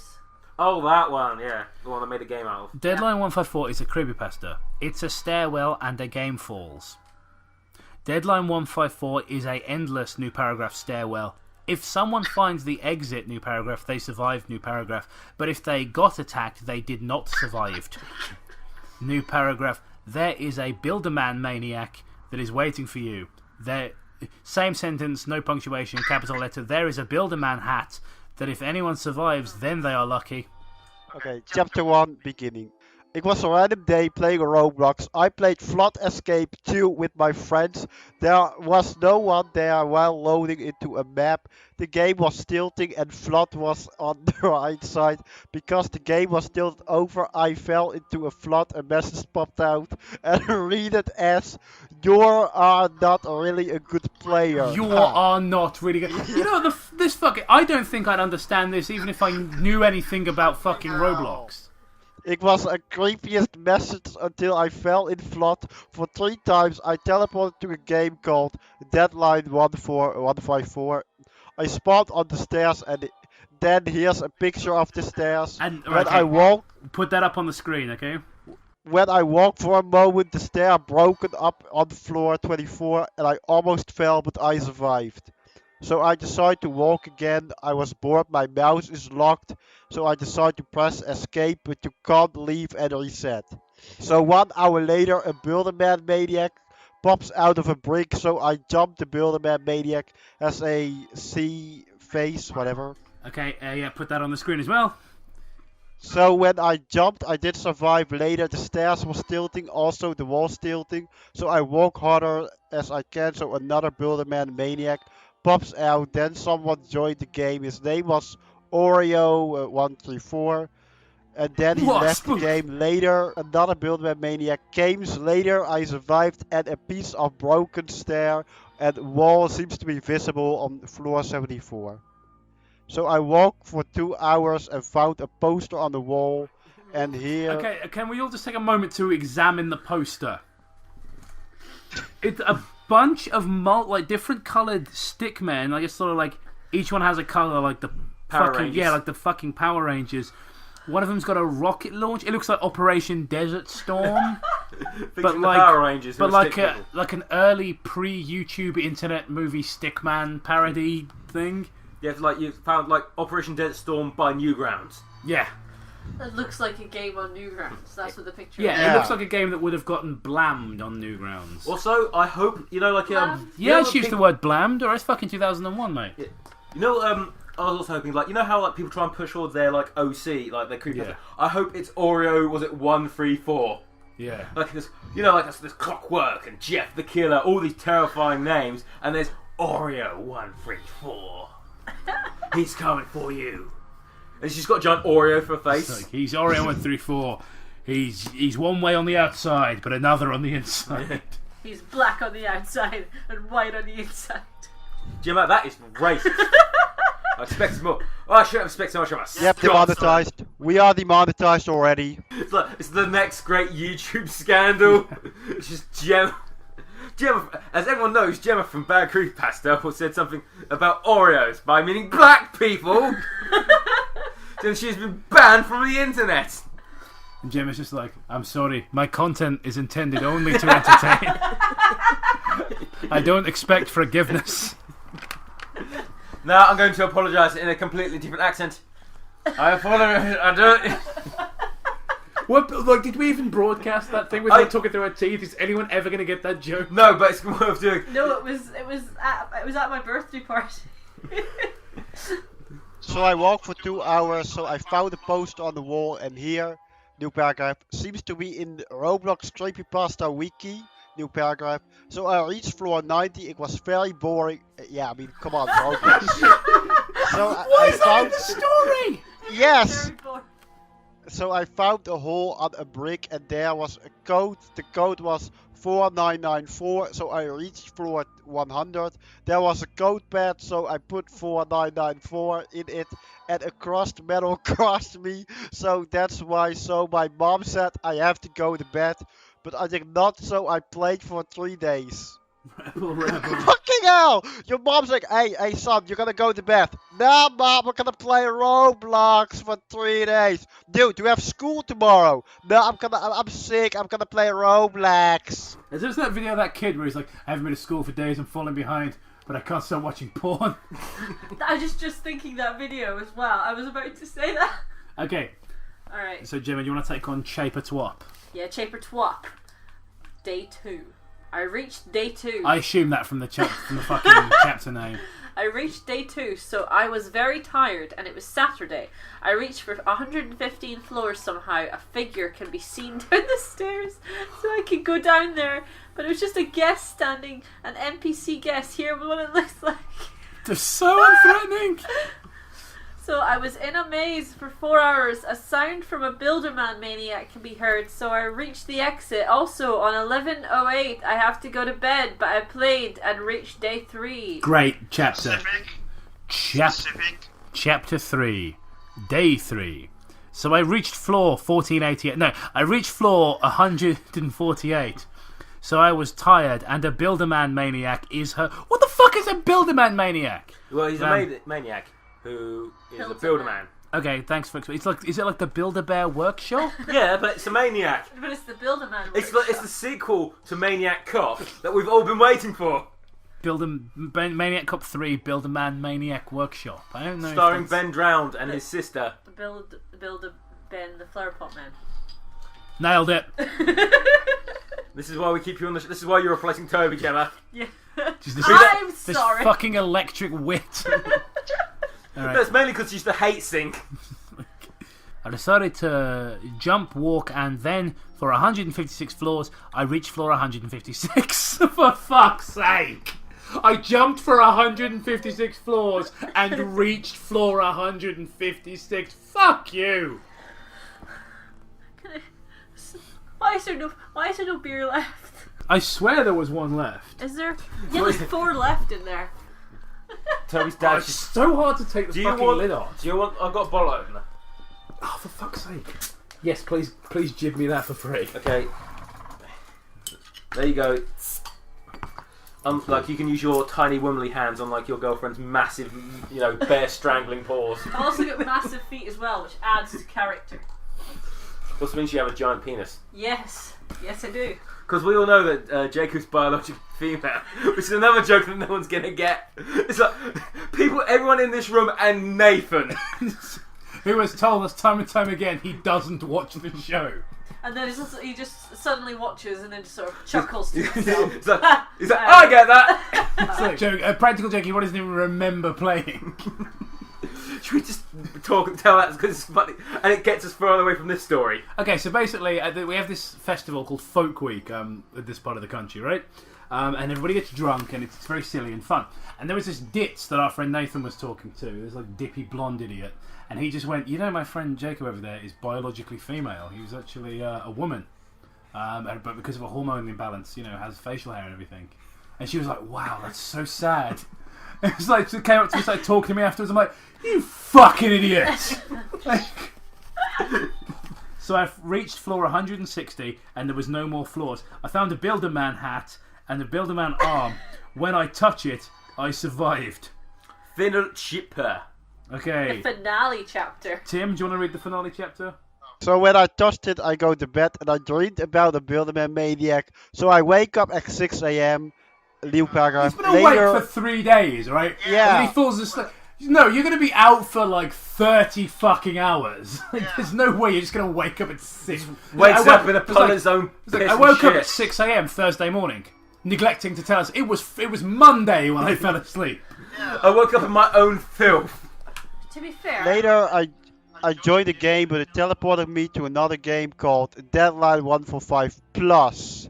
Again, why do I have to join Deadline Plus? I don't want it to join. Don't want it to join. So on the plus one, you are in the Happy 2010 Happy Home in Roblox. Yeah, what the fuck is he talking about? So on the plus one, you are in a 2010 Happy Home in Roblox. What does that mean? So all you have to do is find the 8 Builder-Man hats, similar to Slenderman. So when I reached 7 Builder-Man hats, I decided to find more until the Builder-Man maniac chased me. So what the fuck? So the Builder-Man maniac got me, so I failed and the game shut it down. I got out the game so it never happens to me again. Do not edit or I report admin and edit your page. Okay, what? Shockingly enough, there's no comments on that. No. There used to be a lot of comments on this, but it was removed or deleted, whatever. Well, they just removed this unacceptable hate speech. Yeah. All that you could possibly. But okay, well, like around 100 comments on the original one, but every single one inviting a new racial slur, each worse than the last.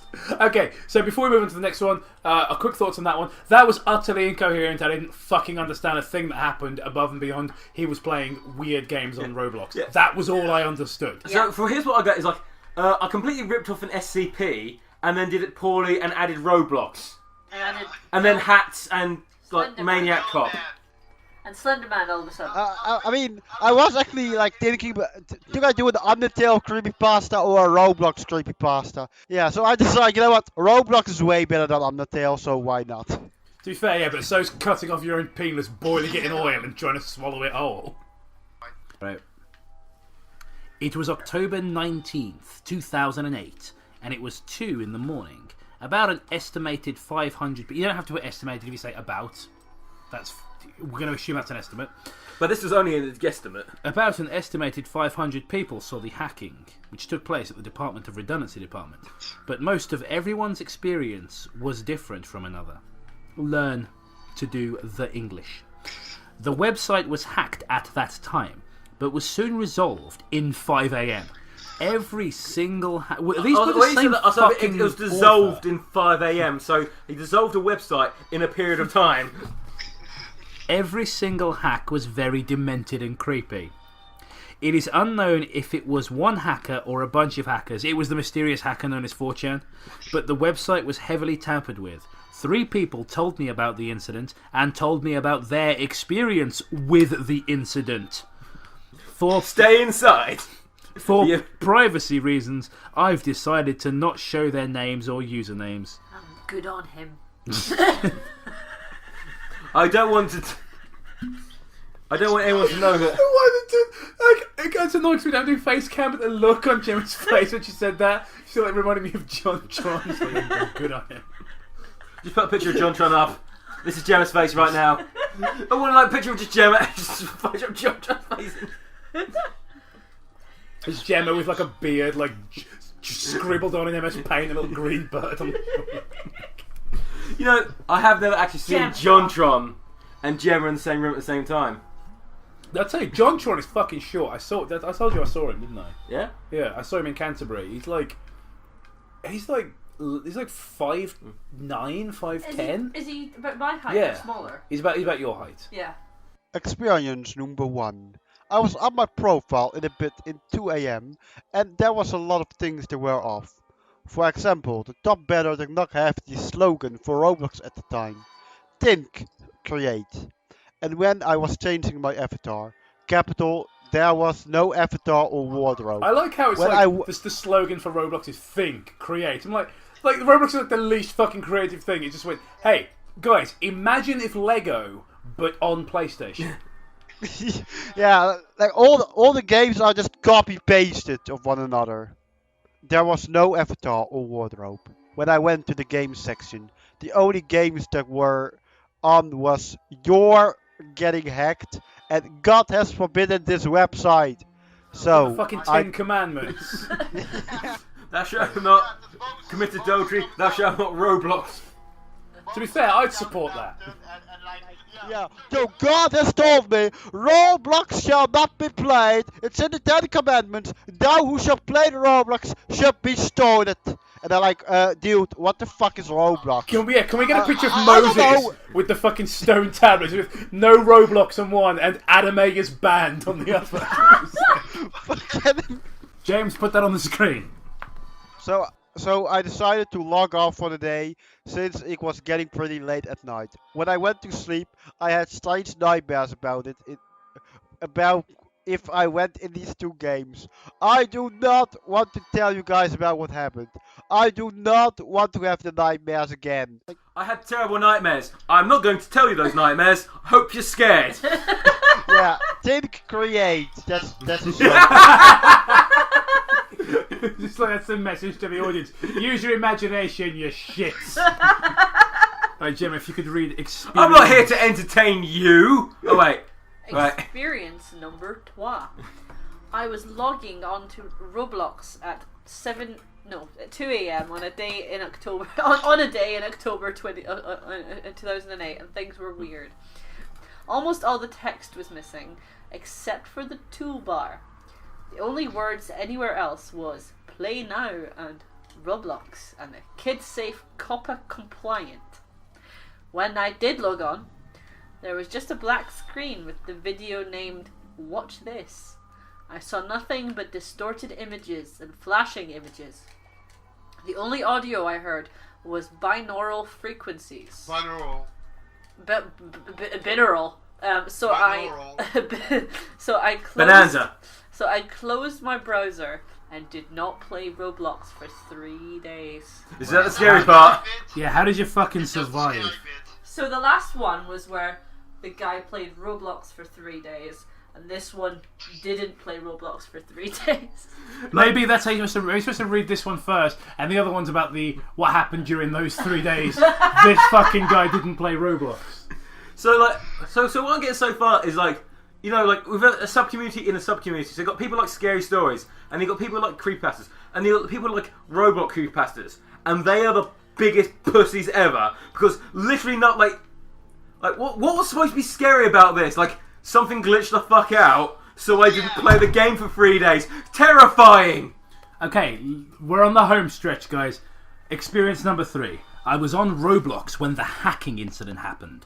I swear this is how it started. When I logged on, everything was normal. Until I went on to the game section, that's when things started to get weird. Start there, then. First of all, it was only a blank page with the game, "We have risen." I played the game and I was confused because this was a pirate's life. And it's not in like inverted commas, so I assume that's not the title of the game. It's just a statement of fact. Like, I was confused because this is a pirate's life. I was gonna say you had Moses, and now you've got Jesus. Just we have risen. So yeah, so Jesus, Moses, and a pirate. Actually, talking about like Jesus and Moses, I played Roblox once with Toby, and like it was so bad. There's a lot of weird Christian propaganda on Roblox. There are games that just wind up with you like meeting Jesus, who's just being like a Lego man crucified. It's like, what the... Well, this... James, I guarantee you can find Roblox Jesus to put on the screen. It's like the Minecraft Christian server, but not ironic. We need to stop swearing, really, because this is a Christian server. I played the game and I was confused. Alright, not whatever the hackers called the game. Then, when I went to the My Roblox page, my browser crashed, so I decided not to play the game for the rest of the night. Then end! Okay, now, the comments... creepy. Somebody thought that was creepy. Oh my god, there's 19 comments. Tato, creepers plus pasta minus creepypasta. And somebody's advertising his own creepypasta on this. What the Look at fuck? that picture. Someone just took Kapiapi's picture and like painted it. Why is that a comment for a fucking Roblox creepypasta? And someone commented going, "That is not related to a Roblox creepypasta." Well, neither was this. This isn't related to anything. You know, this is just a bunch of gibberish. Alright, I can't be asked to read comments because the thing's barely working. Right, that was guys, shit. Yeah, what did we all think of our trip to the Roblox creepypasta wiki? Yeah, I'm staying the fuck away from there. Yeah. That was like, please give me Wattpad stories. Yeah. Oh, trust me. There are Roblox creepypastas on Wattpad. Let's never read Roblox again. 'Tis a silly place. No. Roblox creepypastas on Wattpad. That's like... That's just injecting cancer straight into your dick. Oh my god, like, there are certain websites, you know, we venture onto sometimes for a laugh, you know, Wattpad, the creepypasta wiki. The Roblox wiki? What a cultural toilet! Oh my god! And we read stuff on DeviantArt. Fucking give me DeviantArt stories, give me Wattpad, give me fanfiction.net, but never the Roblox wiki again. Welcome back to Fuck Planet Fitness. The story is HD Death. The best kind. Yeah. Harold Donald Death. The third. Yeah, it was the best-selling author of War of the Worlds, wasn't it? Possibly. HD Death. Mm-hmm. That Sam was an old-fashioned, as you could... Alright, I feel like we've jumped in halfway through the fucking story. That Sam was an old-fashioned... Maybe it's like we missed, like, so it starts with death, and D-Death, and HD Death. It'll be H-double-D death. That Sam was as old-fashioned as you could get, especially when it came to technology. He refused to own a microwave, a cordless phone, CD player, like living in medieval times. I don't think not having a CD player is akin to living in medieval times. You know, just like no squalor. Just like, in fact, like you've seen Game of Thrones, it's kind of like that without the magic. Like, oh, we're focusing on fixing everything. A fucking microwave. So he's got no microwave, no no phone, throws his food on the ground, doesn't clean it up, I think that dies of dysentery at 25. There's a creepypasta that's just been added called He Knows, and I really hope it's just that famous green text. I had to fucking screen grab that really quickly. Print screen. How do I save a print screen on this piece? Man, he had this wall full of records that he'd go on about for hours, making us listen to golden oldies when we were supposed to be playing cards. It wasn't so unusual, holding on to the past. Were they playing Yu-Gi-Oh? Playing the shitty games, suck ass. He wouldn't have a microwave, but he'd have his dual disc. But one thing that always bugged me was that TV of his. High definition was all the rage. But here was Sam with his black and white RCA from the Stone Age. This guy's not great at history, No. is he? Biggest problem in the medieval ages, was the lack of cordless phones. Fucking TVs in the Stone Age, mate. I tell you. It's literally watching the Flintstones. Yeah, I was going to say, it's like Flintstones. It's got a fucking... But made of actual rock. Still better than the author of Origin of Laughing Jack. Still more historically accurate. Idiot's Lantern. I mean, you had to turn a dial to change channels. Yeah, it's really not that big of a deal. It's really, oh man, it's way worse than that fucking touch-sensitive shit where you're like, where's the button? Yeah. How do I turn oh wait, a volume, oh wait, it's an AVO for, oh man, I wish I had a fucking button or a switch. And there were only 13 of them. I don't even know how he got any kind of signal. He used to say that God kept the shows coming. Maybe he believed the spirit of his dead wife, Agnes, was beaming cable down from heaven. Maybe he was a fucking idiot. Like, I'm sure he didn't believe that. Like, are you just being a sarky prick? Yeah.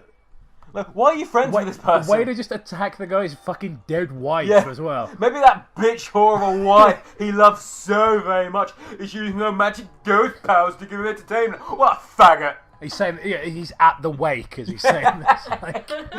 We all, as we sit here putting Agnes, we all are thinking the same thing. What a bitch. Let's all take time to piss in her grave. Wait, just me? Come to think of it, this technology business all started when she died. Makes sense, I guess. The loss of a loved one can change us in odd ways. I think... turn us into a Luddite? I think Sam wanted to stop time, or go backwards even. But there was never any sadness there. Yeah, but if he wanted to do that, then he would need a time machine. Clearly, he's wrong. It must have been about respect. Respect for things that had gotten old and were being forgotten. I'm sorry I ever stepped in to fix what I thought was broken.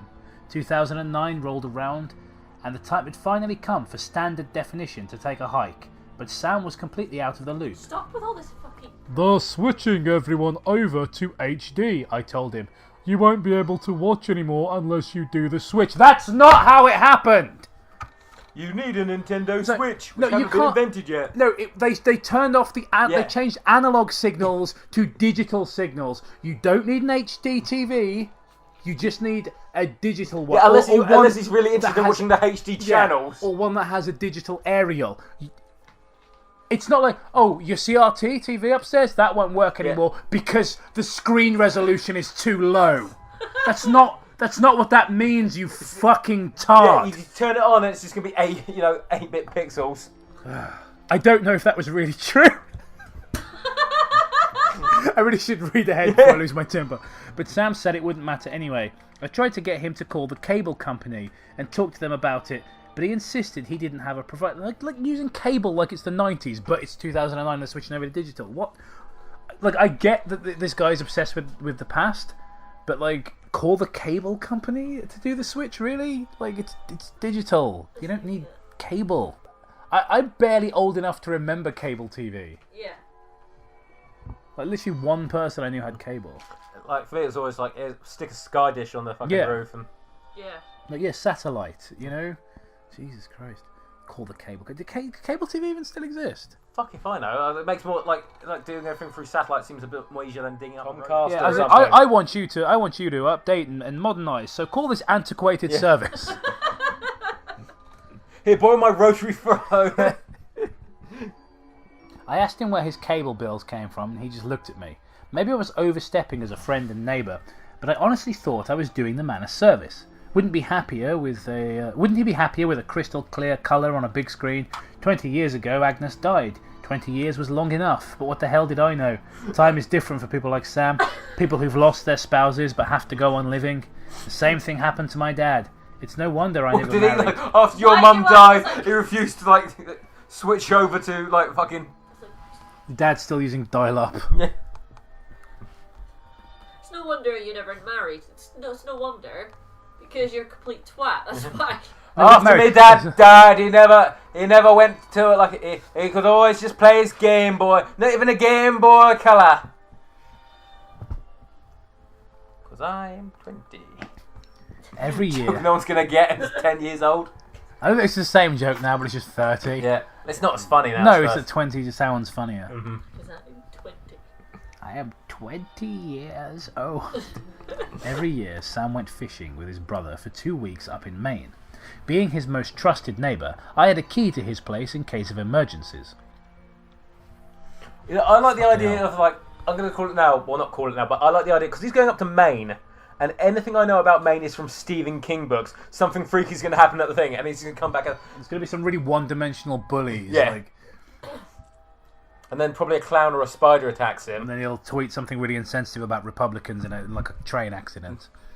God, I hate Twitter so fucking much. But that year, I abused his trust and did something I'll regret for the rest of my life. I called up the cable company. You bastard. Son of a bitch. Worse than what I suggested. That thing that was cut. Posed as Sam and had cable installed in his house. Because even though it was 2009, I didn't want him to modernise too much.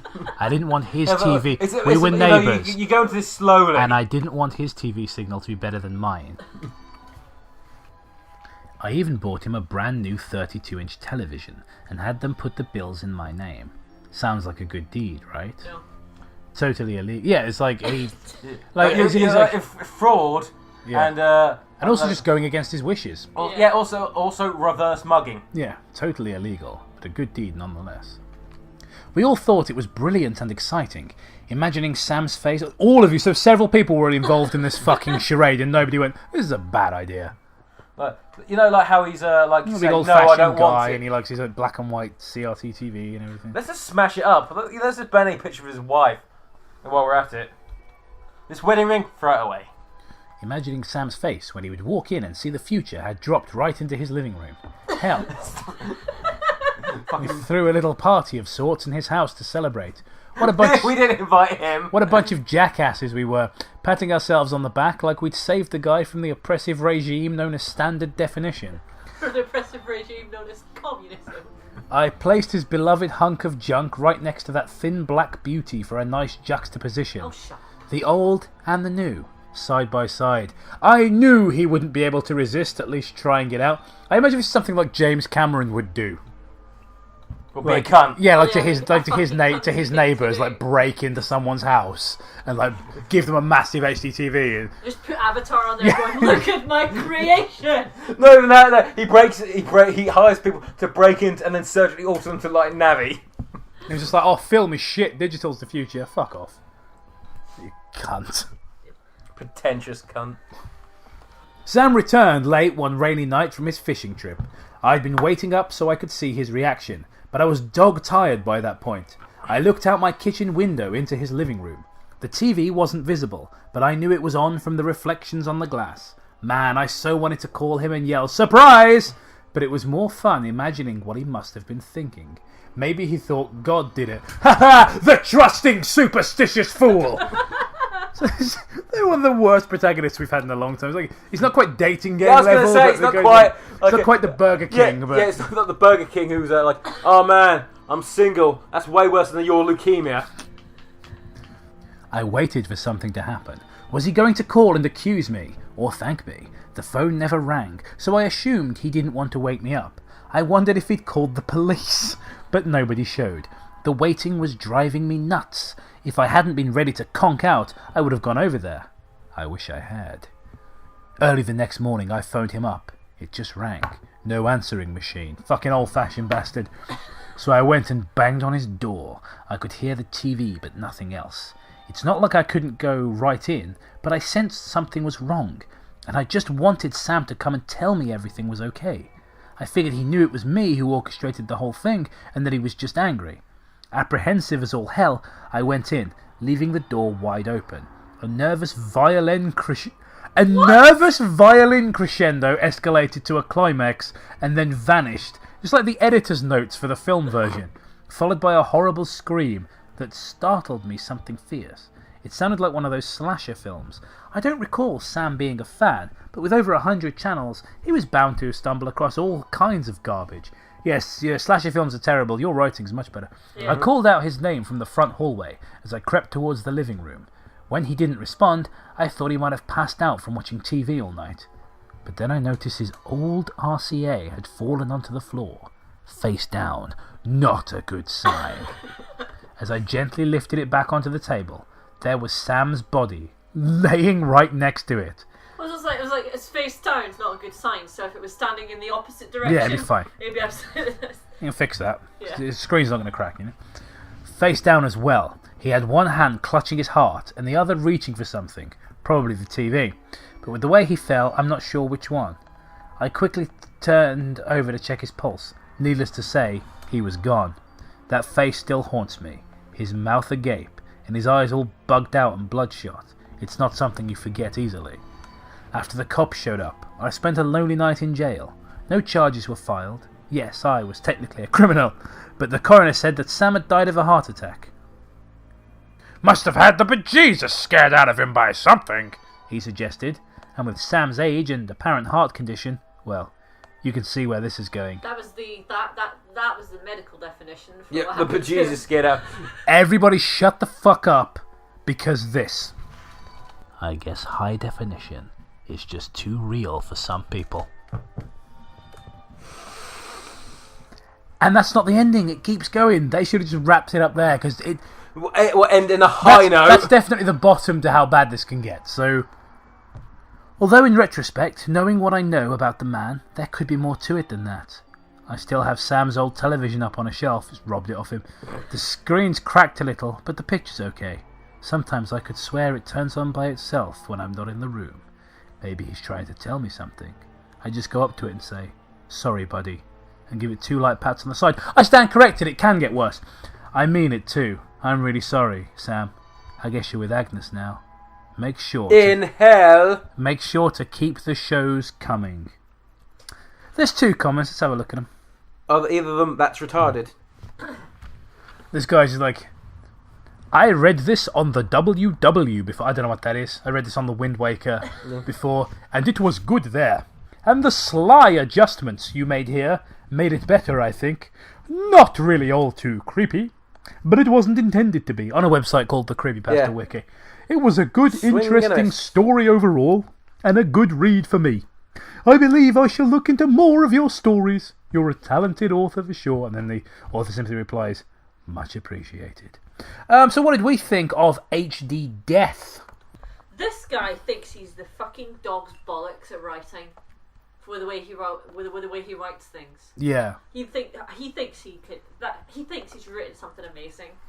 Kind of sad, really, isn't it? Yeah. Once upon a time, there was an old man who liked his old stuff. So I broke into his house, gave him a new TV, and then he died. The end.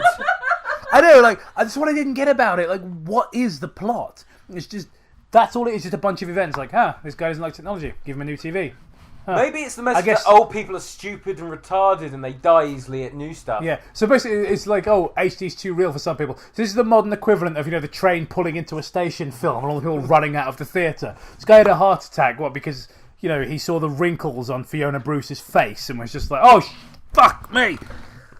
I was hoping it was going to turn out to be like a joke thing, like what he was actually doing. He was just watching porn on his TV or something like that. Like he had like a VCR hooked up to his TV and was watching porn, and then he found the high definition porn, and then he had a heart attack. I actually thought it was going to turn out to be something like, it turns out that he got addicted to the television or something like that, and that he pretty much that he stayed there to the point where he just couldn't, he didn't get up from it, and then he died on the sofa. My other theory about it was that it was going to turn into be some sort of like lame SCP sort of thing where it's like, oh, he's the only one holding the demon and the TV at check. He needs to watch it, but because they unplugged it and then gave him a good TV, the demon escaped or some bollocks. Yeah, it wasn't very good. The thing is, it wasn't horrendously written. No. Like, the actual prose was fine. It just was quite dull, and the story wasn't compelling.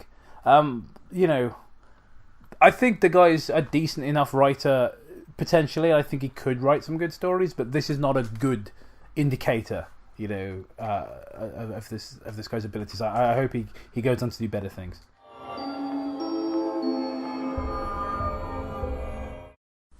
Welcome back to Swing Your Arms from Side to Side. We are reading a story called Creepypasta Shadow of Blood, which sounds like a rejected Castlevania title. It's submitted by some guy named CJ. Let's go! Sirens blared, dogs howled, and police surrounded a nearby house, one of which screaming had heard from a few moments before the police were called. Wait, screaming had heard from the house. Wow. Good start. Oh god, it's one of these, isn't it? It was the same thing. The entire family was dead. Their bodies slashed to pieces. Messages lined the walls, written in Japanese with the victims... Yes! Just me and Toby simultaneously dying inside. with the victim's blood, roughly translated. The shadow of blood comes for you next! Police were always baffled by it, until dogs started barking at a fast-moving person fleeing into the woods. Police could never see him clearly. So this keeps happening. We're baffled. There he is. I don't know who's done it. It's the fast-running guy again. Total mystery. Thank you, Detective Dog. You're the smartest person on the force. Yeah, that's the thing. Is it sounds like the dog. Not like those racist dogs. That fast-moving person. It's like the way the dog. Yeah, good thing McGruff the crime hound was here. Hey, being a police dog is rough, man. Fuck you! Oh, don't slap me! Police could never see him clearly. He just looked like a black blur that quickly blended into the darkness of the night. Way too fast. Please be Shadow the Hedgehog. But there is more to this boy than meets the eye. He's a transformer as well. 3 years ago. Just notice that he's a truck. There's more than meets the eye with you. There lived a boy named Takaki Yuki. He was a small 12-year-old boy living with his family in Tokyo, Japan. I'm sure that we served that. Alabama? Yes! I'm sure that I served that in the restaurant I work in. He did look a bit strange for a Japanese boy. He was masculine. His skin was pale, his hair long and silver in colour. Albino. And his eyes were deep crimson red. Yeah, he was an albino. He also had a scar running down his left eye and cheek from a training accident with his father. What were you training to be when you were 12 years old? His father, Fire Lord Ozai. No, the thing is, he looks like that, but he's training to be a salaryman. See the stapler here? Oh, whoops! He could still see out of his left eye, but it left that scar no matter what. His family consisted of his mother, his father, and his older sister, Mimi. Azula. Azula was the younger sister. His excelled in school. No, she was the older sister. No, she was younger than him. Was she? Yeah. I don't know. She just looked like... Everybody shut up, because listen to this. His excelled in school. I've just read that. And was very good at the martial arts his father had taught him. Had lots of many belts. Had many belts in fighting. So much so, he had been given the family katana. A blade that had been in the family for generations. That's right, Toby. While you were out in the club, this boy was learning the ways of the blade. His life couldn't have been better, ... until ... he began to get bullied by older boys at his school for the way he looked. Maybe you should just fight them with the martial arts he learned. They beat him constantly, calling him things like freak and mutant. Obviously, he wasn't that good at martial arts, was he? Every day he would come home with bruises that Mimi would treat. He never fought back, never once caused the older boys physical harm. Since he was taught to respect the older than him. Ugh. I'll just not proofread this. It's totally fine. Stick it on the internet. Don't even worry about it. Well, and then I'll just wait for the praise to come pouring in.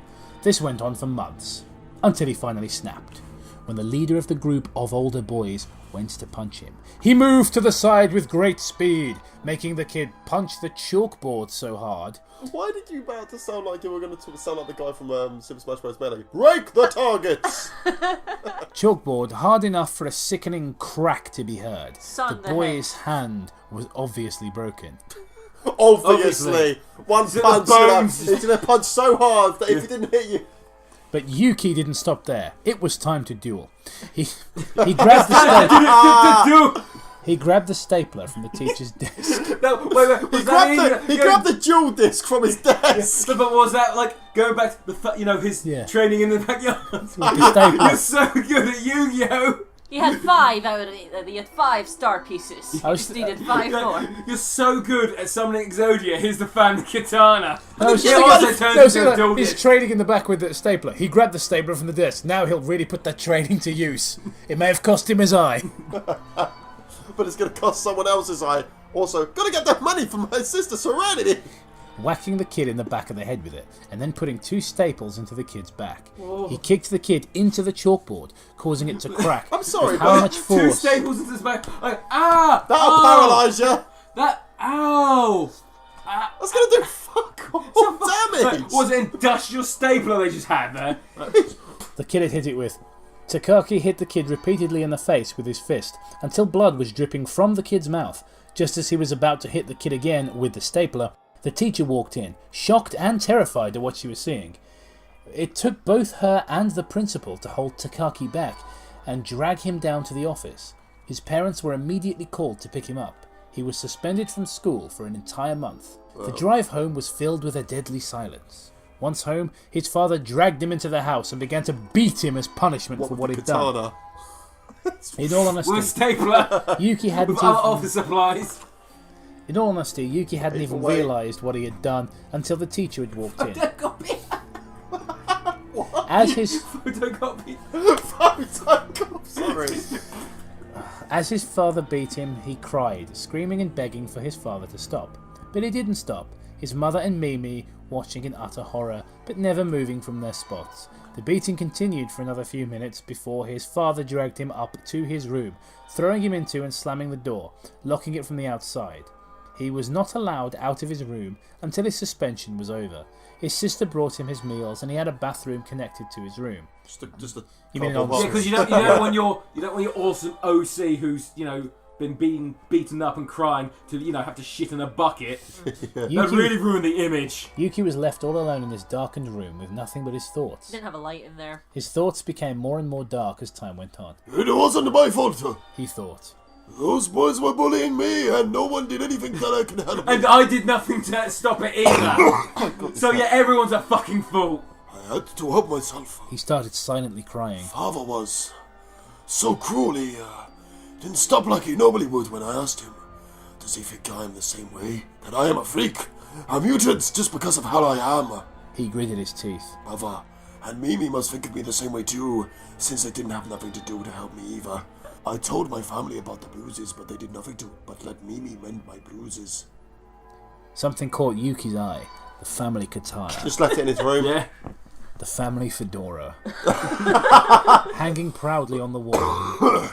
One thought started screaming in his head at that moment. Make the pay! Make the pay! Mimi walked into his room. I think it should be Gemma. Japanese. Dinner's ready, Yuki. That's not Japanese. Oh, fucking hell it is. Yuki just stared at her, not saying his usual thank you. She blinked, confused. Yuki? What's the matter? She asked. Suddenly, Yuki lurched forward, grabbing the katana and pinning Mimi to the wall. Yes, I mean, she was so horrible tending your wounds. Her eyes widened with shock. Her eyes widened with shock and fear. Brother? She whimpered. Takaki's eyes were full of tears and anger. Why didn't you stop, father? He growled. Mimi flinched. She gulped. She couldn't think of what to say. Yuki unsheathed the katana's blade. You deserve a death. No, that's not what it says. You think I'm a freak, just like everyone else. I'll make you pay! Pay! Pay! He screamed. I'll make you pay! Mamma mia! I'm a Japanese! Just like, yeah, everyone knows the Japanese. Some shit accents, and their spaghetti. Mia, bring this honor to the family! He screamed. Weren't you a good boy like a scorpion? He screamed before he shoved the katana's blade into Mimi's chest. She slumped over, the blade having pierced right through her heart, killing her instantly. He pulled the katana out of her, letting her body fall to the floor. He still wasn't satisfied. He needed more. He ran down the stairs, finding his mother in the living room. She looked up, and she went pale at the sight of her son, panting, eyes full of rage, hair mangled, holding a bloody katana. She screamed out in pure terror. but was quickly silenced with one swift slice to her throat.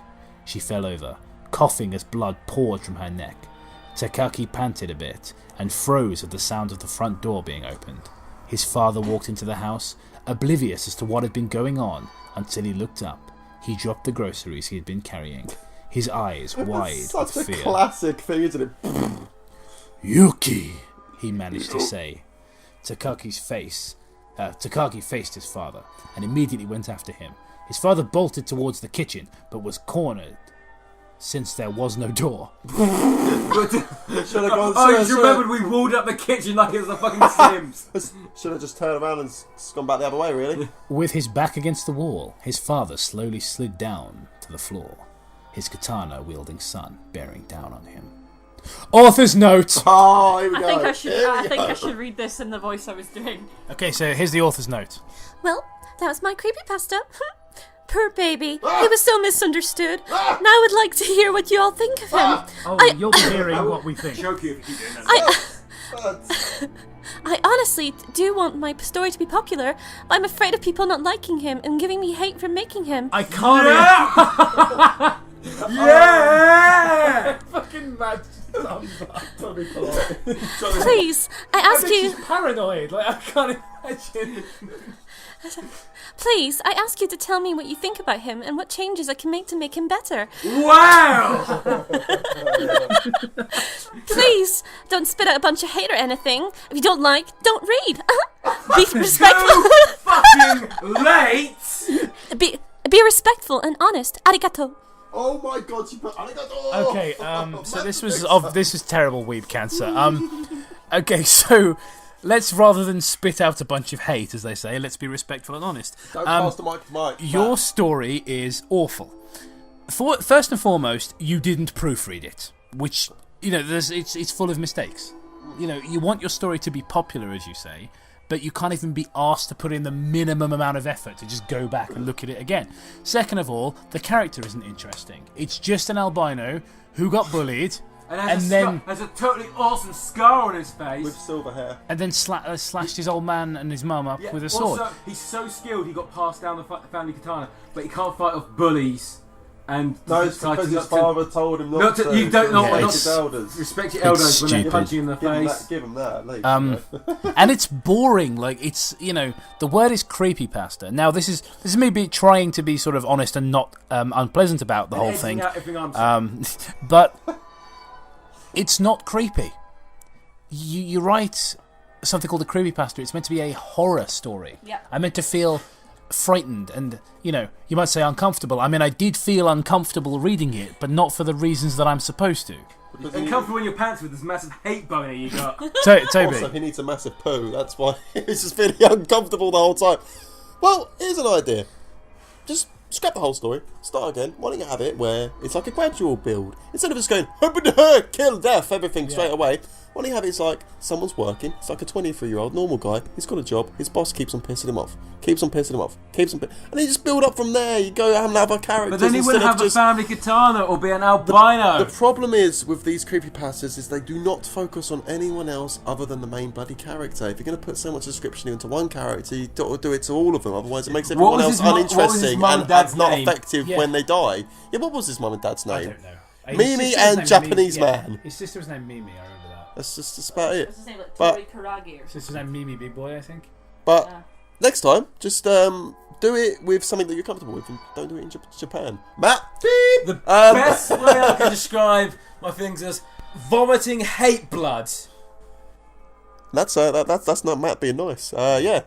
So no, there's no reason to be nice. It's bad. I've reached the level of absolute really hatred that, like, words escape me. There, there aren't as many grammar errors as we're used to, but there's still too many. It obviously hasn't been proofread. It's dull as dishwater. None of the characters matter. Nothing that happens in it matters. It's incredibly short. Like and the end of the story is this guy kills his family. It's literally Jeff the Killer. It's the same thing. Kid gets bullied, kills everyone. These stories, I mean, it's mercifully short when compared to those kind of stories, but the problem is, in the incredibly short, run time of this story, there's no attempt to build any kind of atmosphere. They just go, oh, here is bad, here is guy, he is good, but then bad. How many stories have we read where someone gets bullied and then they murder their entire family?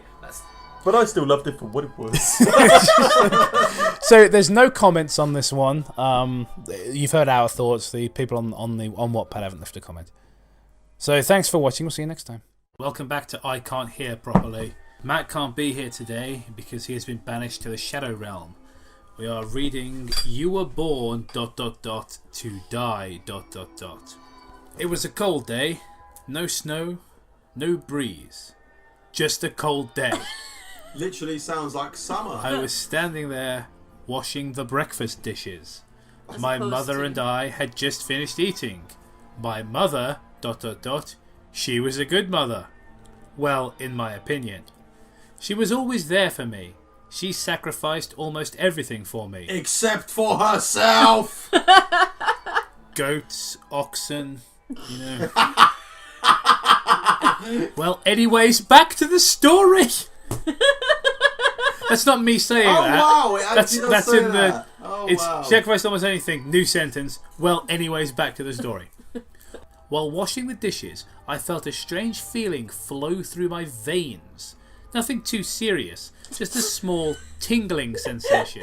Through my dip. Nothing too serious. Hey, Jackson! Dan called. Be a good guy and call back. I snapped out of my train of thought. It was my mother.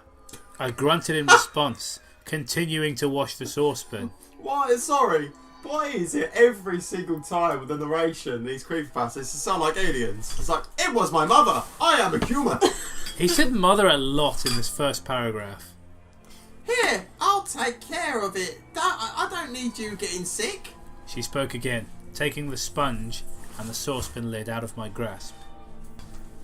Okay, and then a bunch of lines, new paragraph. You sure? Jackson asked his mother. Why is it the third person now? His mother looked up at him with a smile that melted everybody's heart. Everyone. I don't know who else was in the room to have their heart melted. Yes, son, I'm sure. God, I like the way that the voice always goes worse. His mother chuckled, and then she simply went to washing the saucepan lid. Great. Jackson simply nodded a soft, thanks, Mum, ... barely audible. As he walked out of the kitchen, he heard the familiar sound of his phone ringing.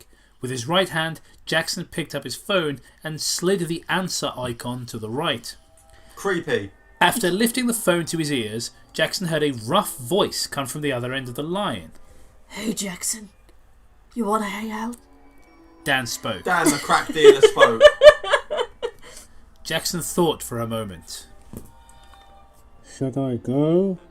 Well, that's like an echo because he's thinking. Oh, yeah. You know what? I'm not going to do that. Should I go?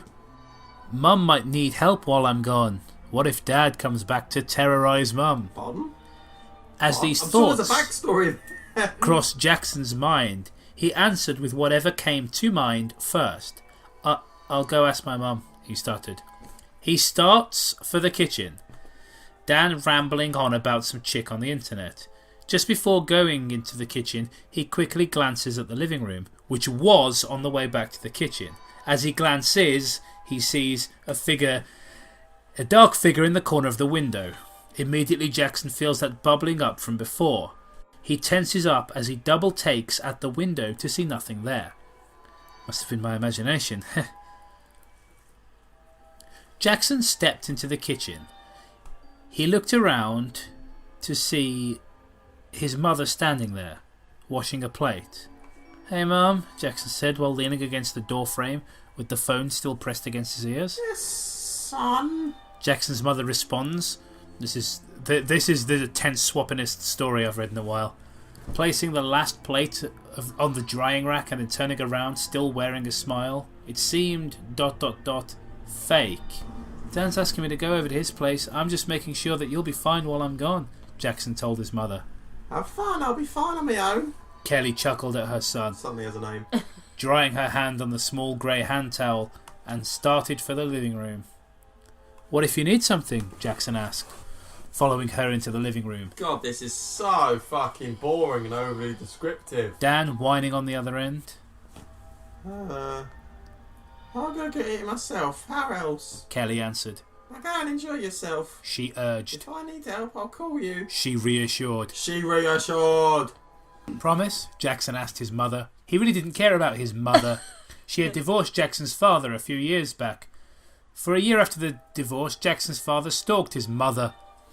But what scared Jackson was that when his mother had gone to the attic to fetch childhood pictures of hers, she'd found a bunch of pictures of herself and Jackson in places they'd recently visited, like the mall, movie theatre, and numerous other public areas. Toilets.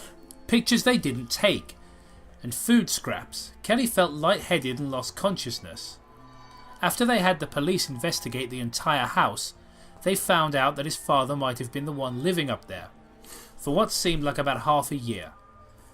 The fact that they never found Jackson's father is the reason why Jackson was afraid of leaving his mother alone. There you go, there's backstory. I'm glad that got explained.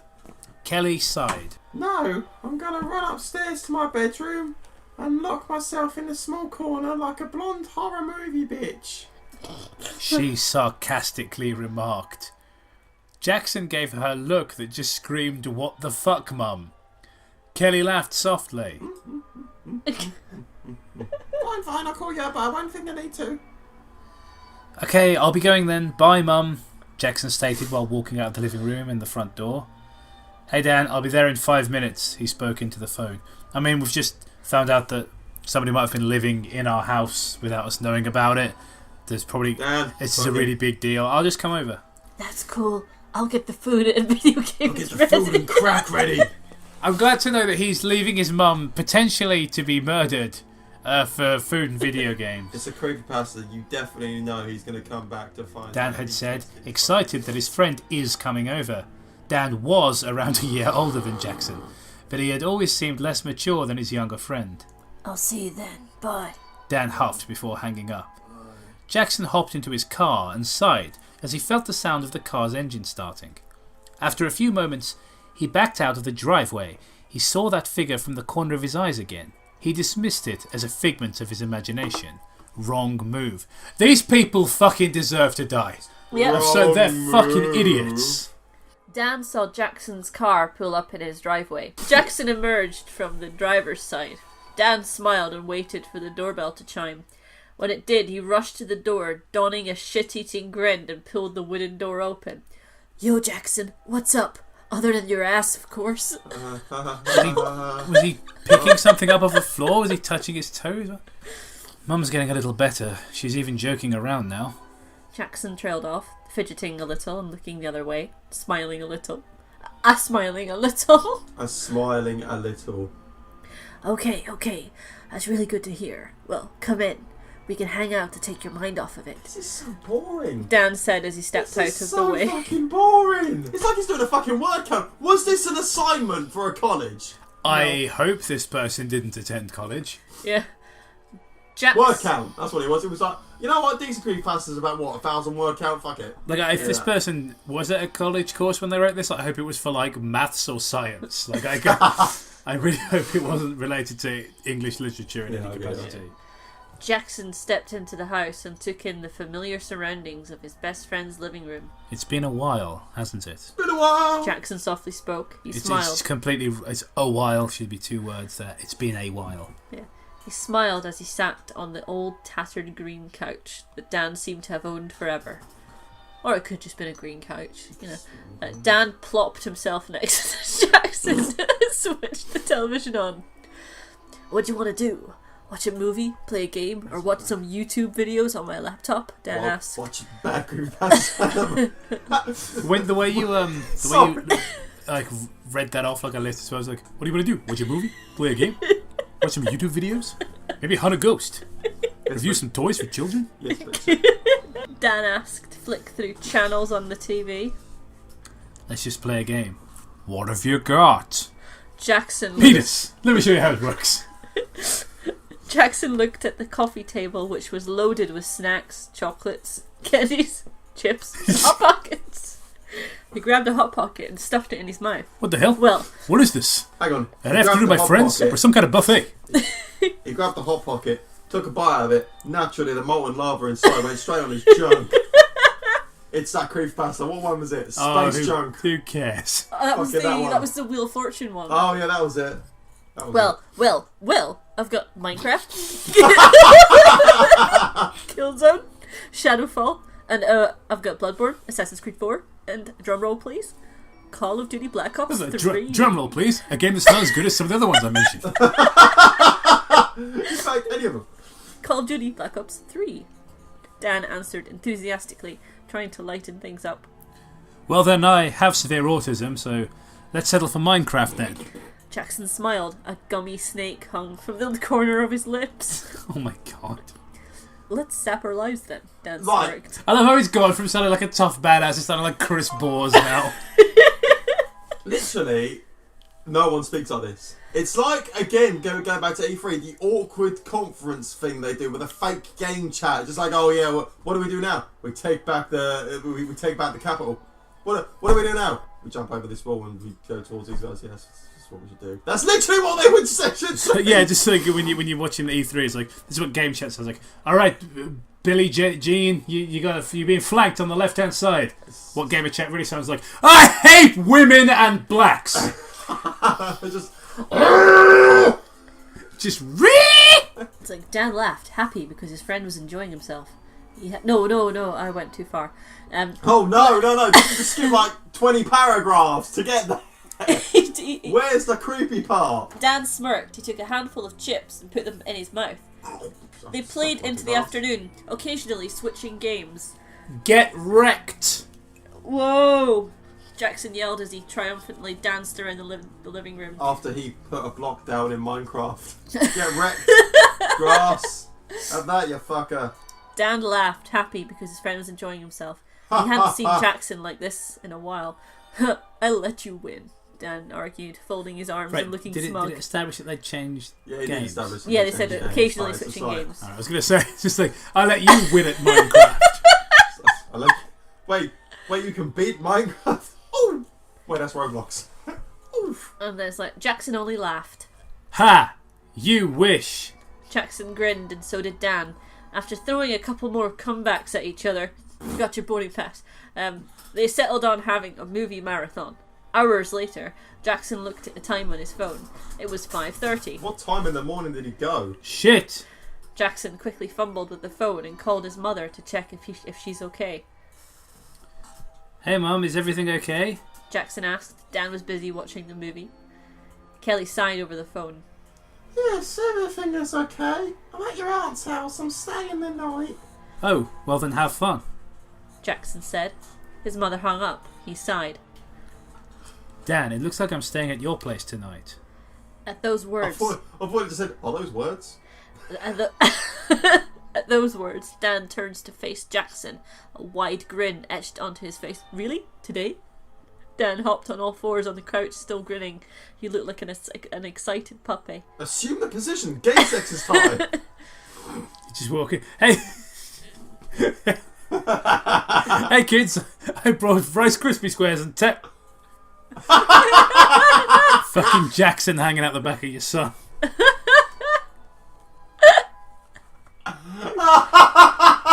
Cowboy hat. Superintendent Dad, I was just stretching my glutes. Oh, isometric exercise. Can you join me? Yup, really. Jackson smiled back. It was just like when they were kids. Dan stood up and walked into the corridor, heading towards the kitchen. Where are you going? Jackson asked, puzzled. To the kitchen. Aren't you hungry? Dan answered, looking over his shoulder. Well, what have you got to eat then? We have le grilled cheese sandwich. Dan answered with a French accent, followed up with a stereotypical French laugh. Jackson laughed and nodded. Okay then. He then stood up to follow Dan into the kitchen. Jackson sat on a dining chair, watching Dan make the sandwiches. And now there's a break, as if, well, you know, like a new chapter or something, but it's the same event. Yeah. Yep. Good night, Dan, Jackson told his best friend. He was situated in a small sleeping bag that Dan always kept in case someone slept over. Night, Jackson. Dan yawned while plopping under the covers. Plopping? Plopping under the covers. Ploppy, son of Ploppy. Jackson felt his eyes drooping. Just before he fell asleep, he saw a figure standing there, right outside the window. Hours later, Jackson heard shuffling right next to him. He jolted upright in the sleeping bag. He looked like a human-sized caterpillar. What the fuck? Jackson muttered. The entire room was pitch black and cold. Dan? Jackson whispered to the lump on the bed next to him. Dan! He whispered again, a little louder. No response.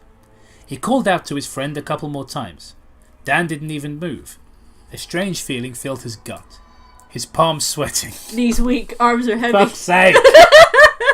Dan! Jackson screamed, and as soon as he did, he smelt it. A metallic scent. Mum spaghetti.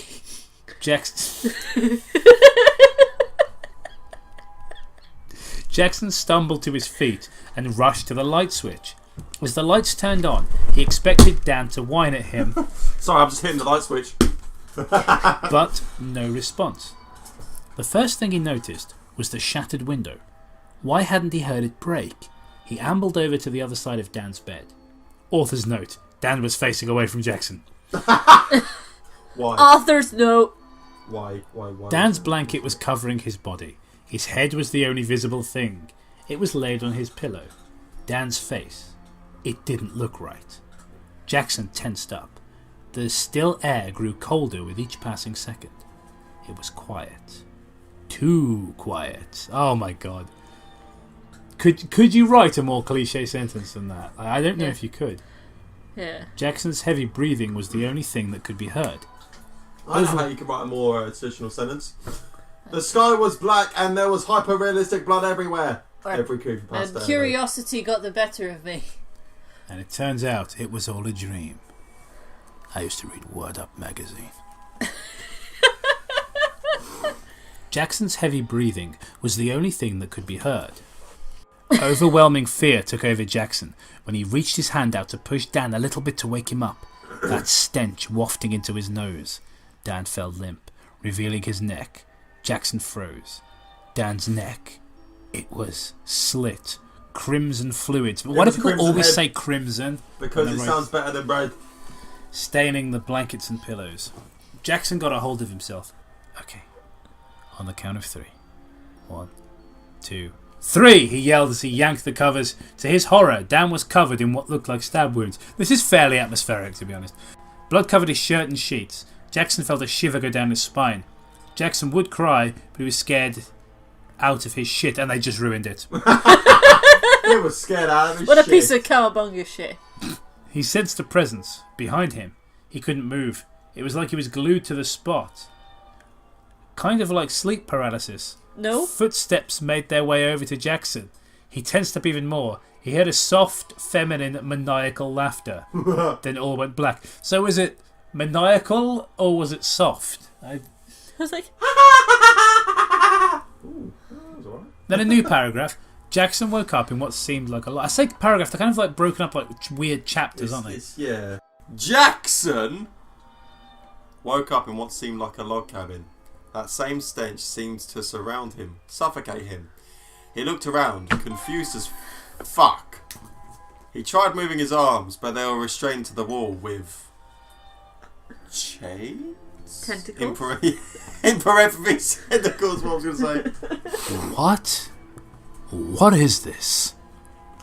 Why am I here? And how can I leave? What the fuck? Then he remembered spending the day with Dan. He remembered waking up to see the darkness, seeing a broken window, and then there was Dan's body, dead. Dan was gone. Jackson felt the wetness on his cheeks as he choked back a sob. Maybe think about that imagery for a second before you type something that's meant to sound like emotional. Jackson felt the wetness. Yeah, maybe like before writing words like wetness and choked, like maybe I don't know. He thought of every moment that he had ever spent with Dan. They were like brothers. He then recalled a short conversation he had with Dan. It was about his father. And flashback. Yeah, it is like a border. It just says flashback. Okay, here we go. It's a sepia tone now. I want a sepia tone on the video. A 15-year-old Jackson was sitting on a tattered green couch with a 16-year-old Dan. So, how's the manhunt going? Dan asked. Or is it me? Sorry, I can't fucking hear you guys. Yeah. It's so quiet. Not so well. The police gave up months ago. Man, I swear that man is psychotic. I can't even call him Dad anymore, you know? That's how stuttering works. Yeah. Yeah. Did you find anything at all in the attic? Or signs of break-ins? Did you find anything interesting? We found some pictures and Hot Pocket wrappers. That sounds so... My Hot Pocket wrappers. That is so unthreatening. Whoa. Whoa. And they haven't found him, have they? Dan crossed his legs off the couch. Crossed his legs of the couch? Yeah, he did indeed. No, what he did is he actually just got the legs off the couch and crossed them. He's just like really strong. Just hulked out. Well, no shit. I already told you that. It's like he just fucking disappeared. Well then. Dan trailed off. After a moment of silence, Dan's mother called out for them to dinner. Flashback end. Flashback end. Well, that was pointless. I'm sure that'll be relevant. Remember the Hot Pocket wrappers, all right? My Hot Pocket wrapper. Jackson snapped out of his thoughts again when he heard the light pitter-patter footsteps making their way closer to the door. Door creaked open and revealed what looked like a female in a black turtleneck jacket and grey jeans. Her mouth and nose was covered with the turtleneck of the jacket. The right side of her face was hidden with a side fringe. Her hair was black, brown eyes, and seemed to be about Jackson's age. Her hair was black, brown eyes, and seemed to be... Could just proofread your shit before you put it on the internet, guys. Come on. It's like, who are you? We're burglars! She started walking towards him. She pulled the neck of the jacket down with one hand and the other hand behind her back. With an evil smirk was etched. He really liked this word, by the way, etch, onto her face. When she was about 2 feet away from him, he shouted, Hey! Stay back! You're too close. Fuck off! That sounds like a great rap song. Hey! Stay back! You're too close for fuck off! His voice shook. The girl didn't stop. She kept inching closer and closer. She giggled. Now. Oh God! The rise is back! I don't like it when people tell me what to do, she cooed. Taking her arm out from her socket, fuck it. Taking her arm out from behind her back, revealing a bloody machete, the blood looked fresh. Jackson's blood went cold as he froze in fear. The girl's smirk grew wider as she swung the machete around. She then leaned in, her rough lips touched his cheek. She kissed it lightly. In the following moments, the only thing Jackson thought about was his mother. The last time he spoke to her on the phone, he realised he never had an arm. Dun dun dun. You'd know that. You wouldn't be so caught up in Alan Wake or something, whatever the fuck you were choosing to play. I just literally just chose the first game I saw there. You know, no, wouldn't happen. Everything was interrupted when Jackson felt excruciating pain in his abdomen. As he heard Gillian get louder every second, she stabbed him with the machete. The machete began to move around inside. Nothing Jackson knew could describe what he felt at that moment. The machete had been taken out and held up against his throat. He looked at her face, blood dribbled down his chin. She looked up at him, her mouth taking shape of a Cheshire grin. She leaned in again, kissed his cheek once more, just to tease him, and whispered to his ear, You were born to die. And just like that, Jackson's life was gone. And that's the end of the pasta. What the fuck was that all about? Dunno. What? Right. Why was there a flashback? What was the whole point with the subplot with the fucking father? Why? And why? Who was this fucking Jane the Killer bullshit that could come in at the end? Like, what was this? Did they just not know? Was it J.J. Abrams that wrote this and just like, I don't know how to finish this? I'll be honest, I wasn't entirely paying attention. No, that came from nowhere, mate. Because I started to lose interest with it. But yeah, this is horrible. There's a lot of stuff which could have potential, and then you just chose, fuck it, Panda Girl from My Immortal, saying I don't fucking know. There's 2 comments, right? Oh, okay. There's 2 comments, And they're both from the writer of the creepypasta. One of them is from the 3rd of December last year. What the fuck did I write? And then 2 days ago, I am that sad person that comments on my own post and not get any response. And not get any... Jesus Christ. That's an edited comment as well. I don't see what it looked like before. Oh. Do you want to know why you don't, not getting in the comments? It's because it's not fun to read. If you had a bit of a shorter story and it didn't end with random person killing your protagonist for no reason whatsoever, then I'm pretty sure you'd be fine. If you built on something at the beginning of the story and actually had it come to a head at the end of the story, that would be fine. That's what most stories try to do. And also the title. Let's talk about the title. You're born to die. Every single human on the fucking earth was born to die. Like, it's supposed to sound profound, but it doesn't. It's just like, it's just what happens to him at the end. What does she mean by that? Like, oh, his mum said I was staying with his aunt, but she didn't really have an aunt, so is his mum the killer? What's going on? It doesn't make a lick of sense. In the interest of constructive criticism, like, I feel like there's potential here. Yes, it's horrible, but and yes, the grammar is atrocious and things, but there are attempts at building an atmosphere. Particularly now, it's very derivative. But the scene where his friend has been killed and he creeps over to him, it's actually reasonably well written in the sense that there's pacing there, and it ramps up to it. It builds the tension. That's not bad. More stuff like that could probably save your story. Yeah. But it needs a lot of work. I mean, a lot. So definitely not the worst thing we've ever read. Oh, by any stretch of my imagination. It's just a bit boring. Yeah. Why did that happen at the end? Yeah, there you go. Yeah, keep practicing. At least the author went back to it a year later and went, what the hell did I just what the hell did I write? Welcome back to Julian Sand's career. What, dead? Or... Matt can't be here today because he must find the Maltese Falcon.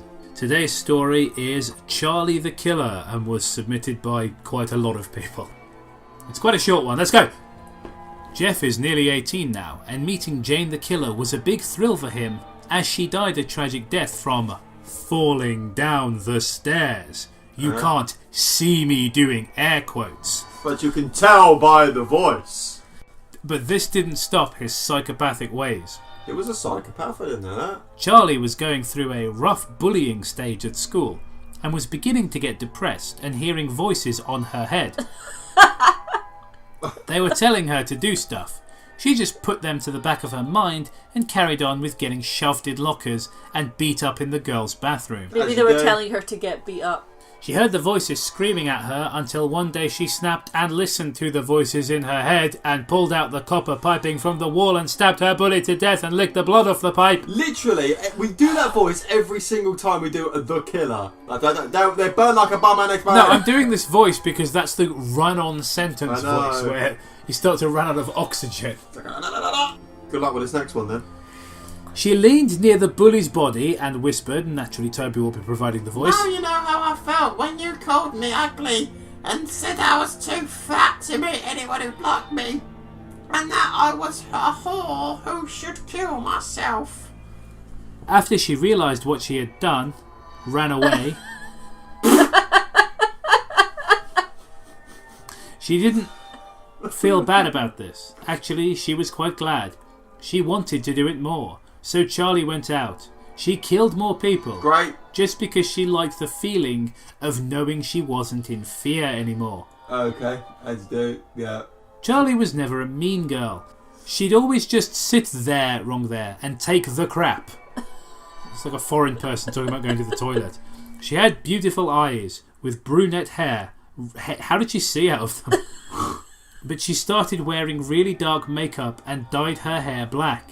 She'd read Jeff the Killer stories. Of course she did. And looked further into this as Jeff was her inspiration. There's no other story, there's no other killer in the world.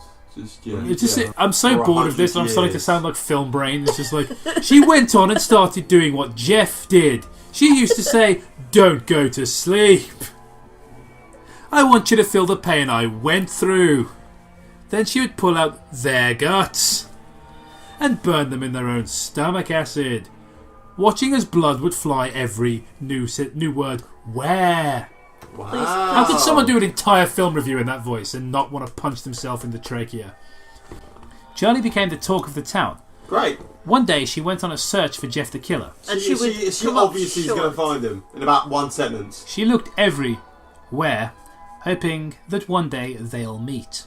And he'll probably kill her because that's what he does. Because Jeff. he's Jeff. Charlie finally met Jeff. Jeff looked at her. He didn't say a thing. Thank His God. eyes were locked onto hers.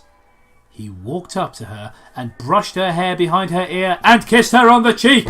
Forgive me while I vomit. Charlie blushed and questioned Jeff. So you need the fucking phone. You've just I thrown across threw the my room now, phone across Toby. the fucking floor because every single time there's a self-insert iteration of Jeff the Killer, it's always people, I want to fuck Jeff. Jeff is a dirty fuck. No, it's just why. So I need you to do the voice. Come on. Why? Why do you like someone like me? I'm just a fat, ugly whore. Jeff looked down at the floor and looked up at Charlie again. Here we go. I love fat, ugly whore. You're the most beautiful person I've ever met, and you're not fat, ugly, or a whore. How do you know she's not a whore? Jeff spoke. I think that we should be together, as I've heard a lot about you, and I was fascinated. Even though you are... How am I film braining the Jeff voice now? I'm not doing it on purpose. I think we should be together, as I heard a lot about you and I was fascinated. These two literally have the chemistry of a fucking toothbrush. I don't even know the analogy, but it makes more sense in his story. Well, the thing is, it's like, you're the most beautiful person I've ever met, even though the only way that you've been described is that you have brown hair and brunette hair. It's because of her beautiful eyes. The Because eyes you that have know, hair shooting out of them.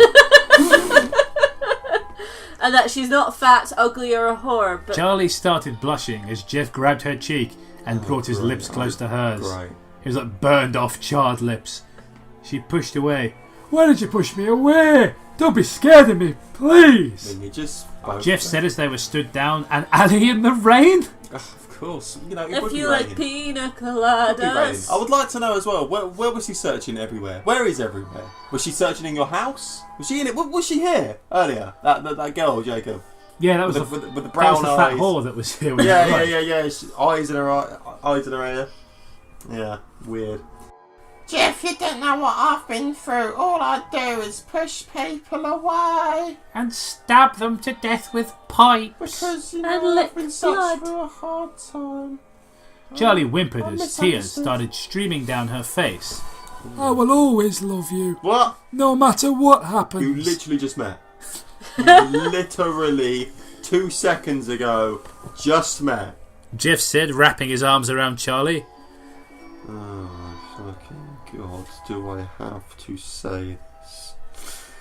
I have the urge to kiss you, but I feel though it's if I do you'll leave me. My father left me after violently beating me and my mother. I don't want to fall in love with you, so then I'll have to trust you, and then I don't want to end up killing myself like my mother.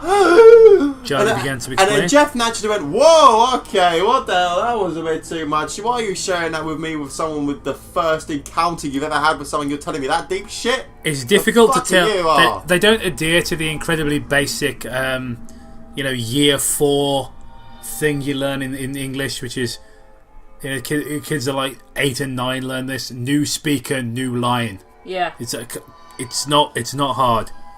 I will never hurt you. You're the most precious thing to me. Just met. I've been waiting to meet you as soon as I heard about you. No, you haven't. After The being with papers each are other not for all 2 right. years, Fuck it, that was quick. Jeff decided it was time that Charlie and him should get married. God's sake. I think I'm going insane. Charlie! I think I'm going in fucking insane. Jeff leant down on one knee. Lent down? Will you do me the honours of becoming my wife? No! Jeff opened up the case to see a gorgeous ring with little diamonds around the edge. Yes! Charlie squealed in I joy. just imagine that she's going to sell all this. Yes, I will marry you! As tears of joy streamed down both their faces, they went back home. This gets worse. A week before the wedding, Charlie sits down at the bottom of the bed and begins to cry. Yeah. What's wrong? Jeff curiously asks. I'm pregnant. Why does she talk like him now? Charlie, They've been together for 2 years. Obviously, she's going to pick up the accent. what? Jeff says surprisingly. So she's not surprised. He says it. Surprisingly, he says what? I'm 13 weeks pregnant. I was going to tell you, but I didn't want to make a big fuss, and then we lose it. Charlie, this is great news. Right. Then end credited to Megan and Charlotte. It was written by 2 people. 2 people were had to write that. 67 people already perfect. 13 people almost perfect. 21 people unique. That's a word for it.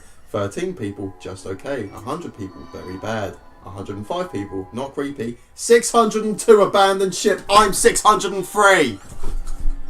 You know, I think this is the first time I've actually been at a loss for words at a pasta. I don't think it is. There's probably another. I'm sure somebody in the comments can point out to another time that's happened.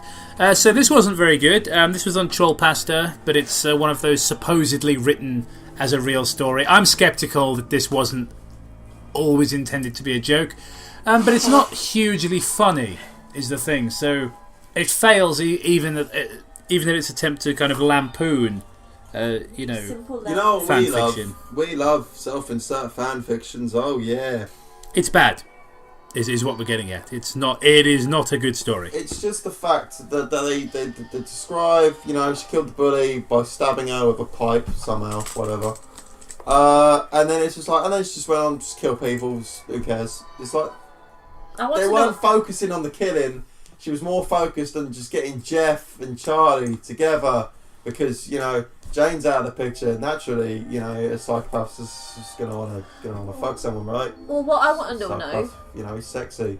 I want to know what happens after the marriage and after the pregnancy, and how Charlie the killer is having to take the time off work while Jeff's out doing all the work. What would the child? Killing. Yeah, what would the child? Oh yeah, because then it's just the arguments. People's like, we don't do anything anymore, and then Jeff's like, but I need to kill to provide food for the family, and then she's like, we don't see you anymore. The kid barely sees you. He's gonna turn into a killer like you one day. Which and then it's just like, you don't mean that. And then Gemma, what the fuck are you going on about? She's literally writing the second part of this book. So I'm genuinely, because I can't hear most of what you're saying. Yeah, so I'm being facetious is what I'm doing. She said feces.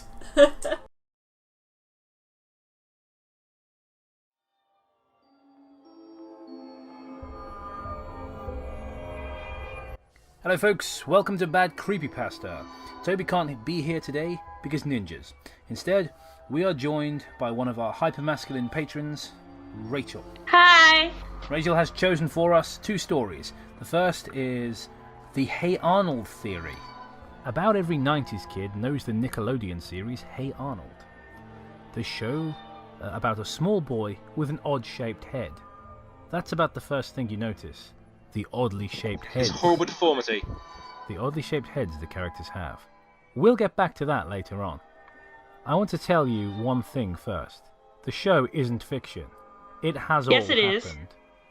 Yeah, I remember reading the news about the pigeon guy. Yes. Or do you remember? It was really sad when he just flew off. Yeah, Matt, do you remember that big? What about Stoop Kid? That guy was real. Literally, I was trying to remember Stoop Kid. I was just like, fucking that kid finally walked off his stoop. National holiday, international holiday. We celebrate it over here every year. Oh, and there was that lad down the street who was found wearing bunny pajamas. So humiliating.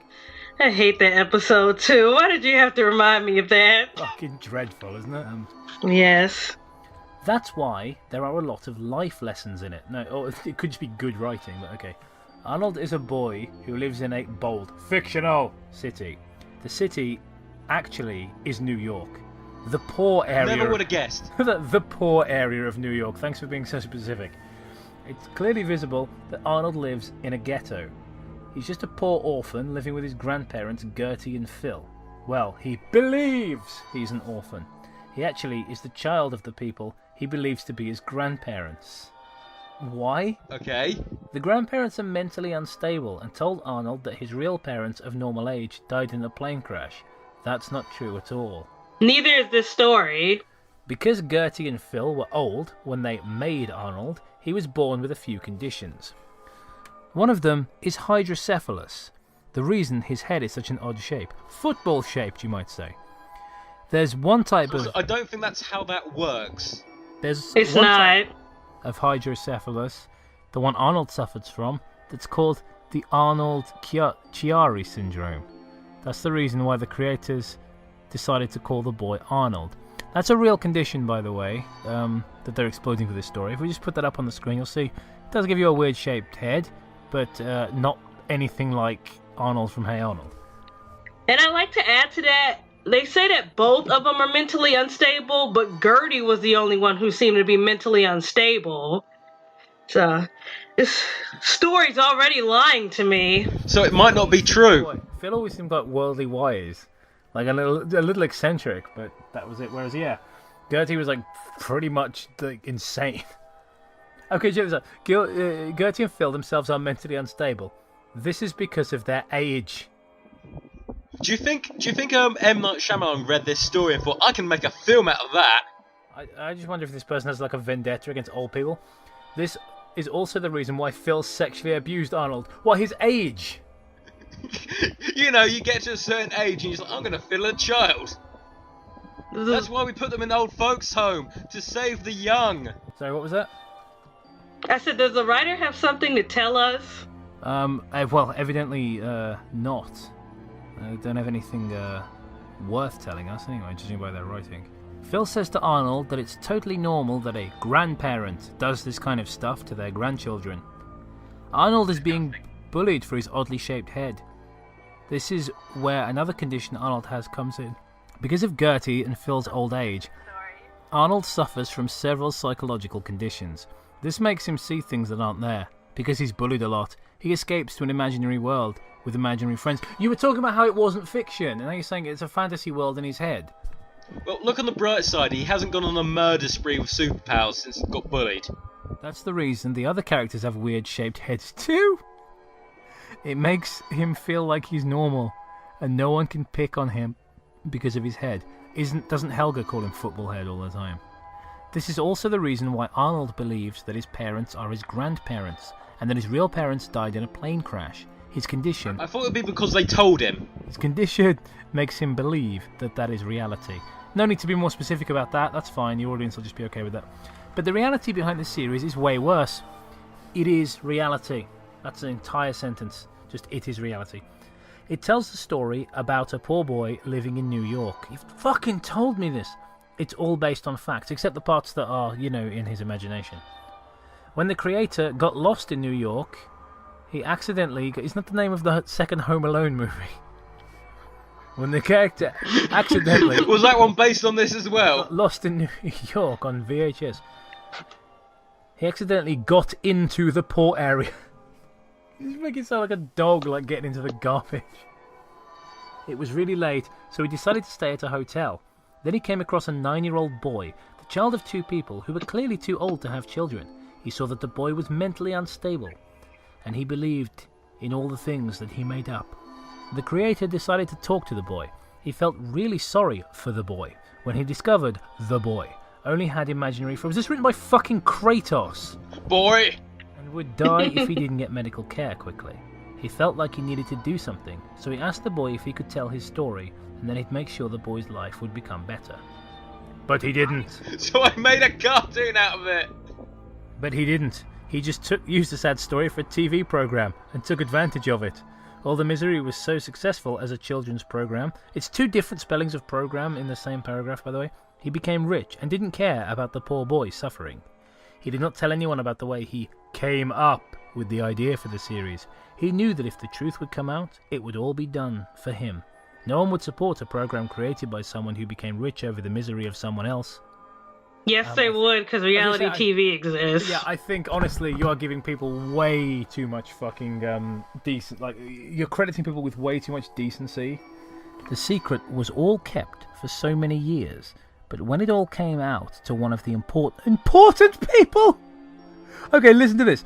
But when it all... Hello, I'm an important person, look at my hat. Listen to this fucking sentence. But when it all came out to one of the important people from the Nickelodeon found out... That's not a sentence. I don't even know where to begin unpacking that. The show immediately got cancelled, so now you know it all.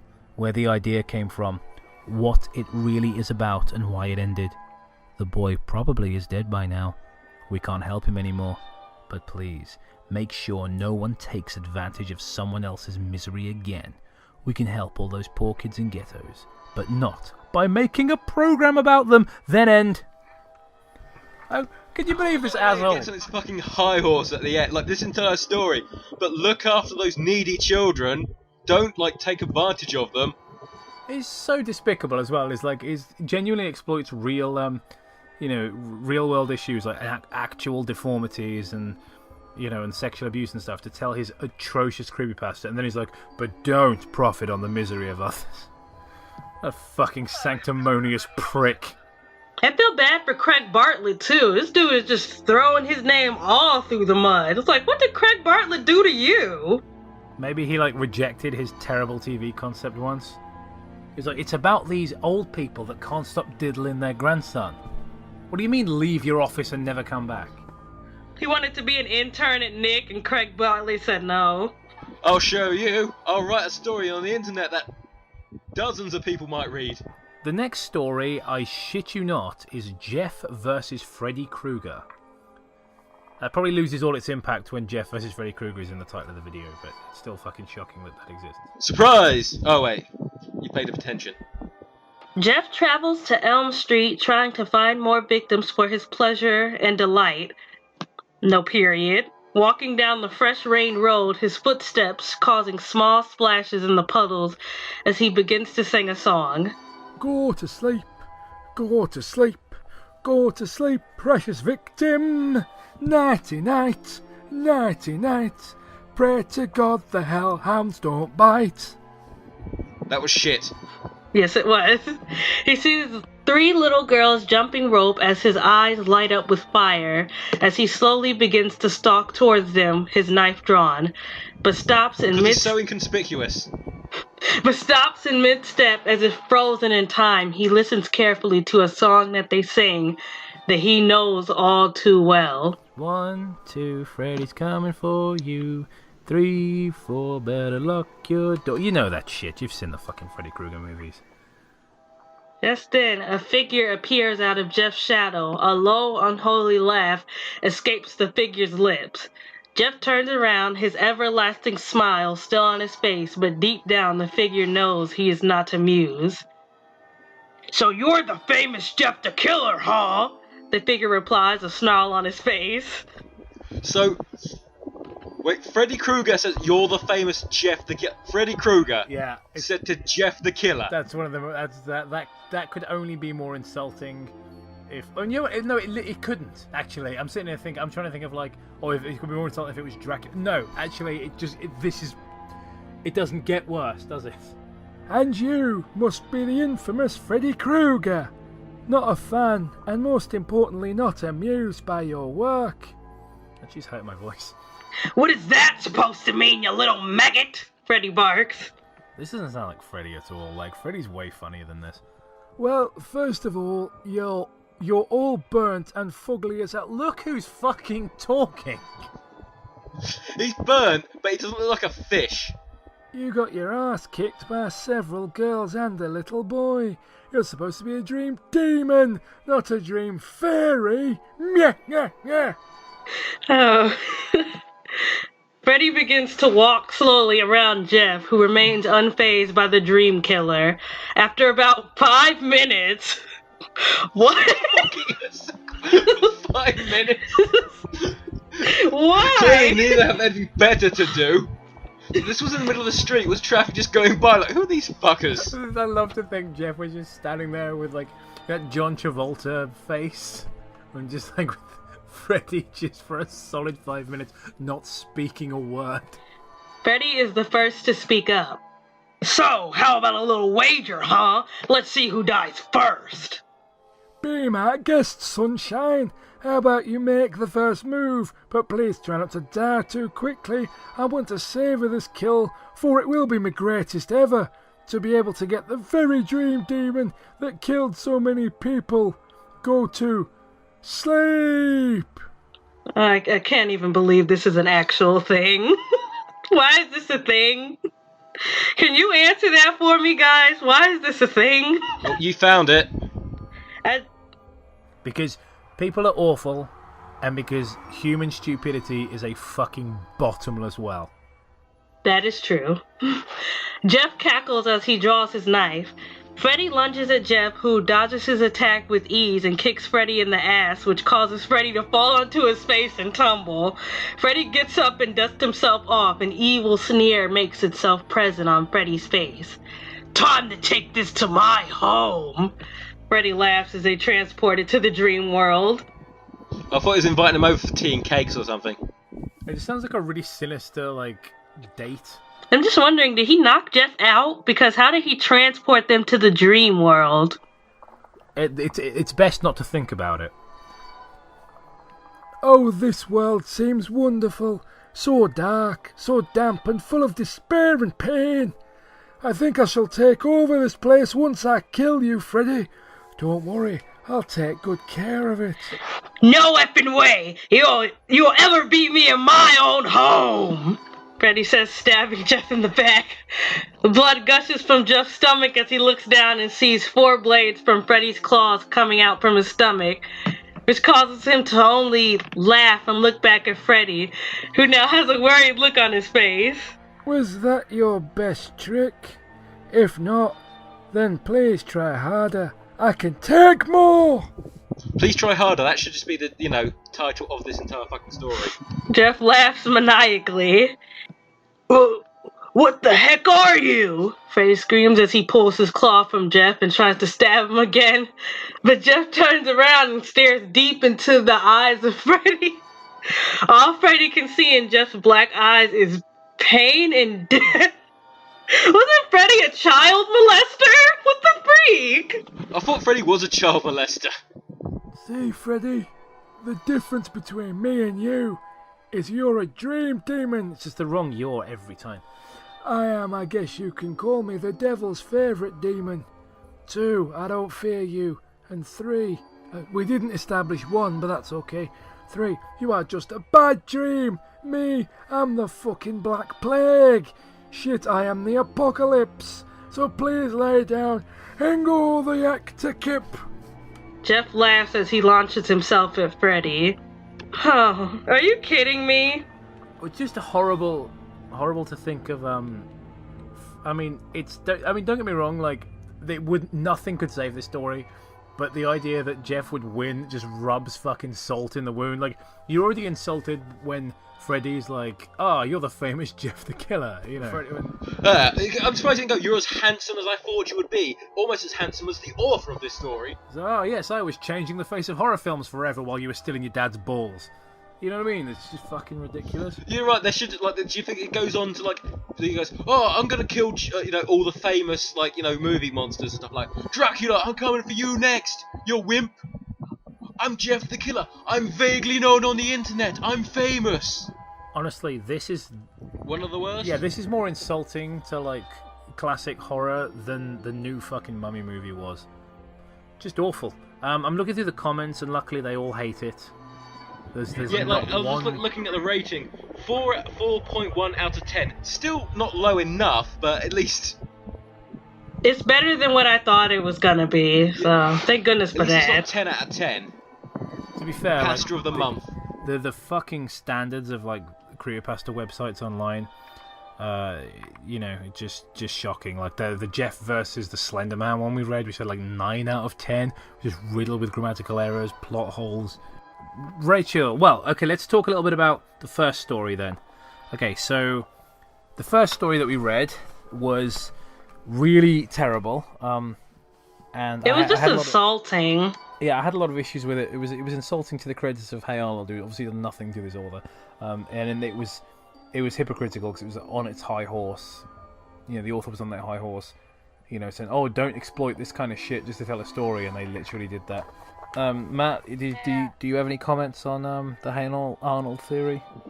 No, you've basically covered everything I would have said, and there's nothing else to say about it. We watched was it CREEPYPASTA read it years ago, and it mocked it constantly, along with was it Rugrats one and the Recess one, where it's Angelica was a crack baby.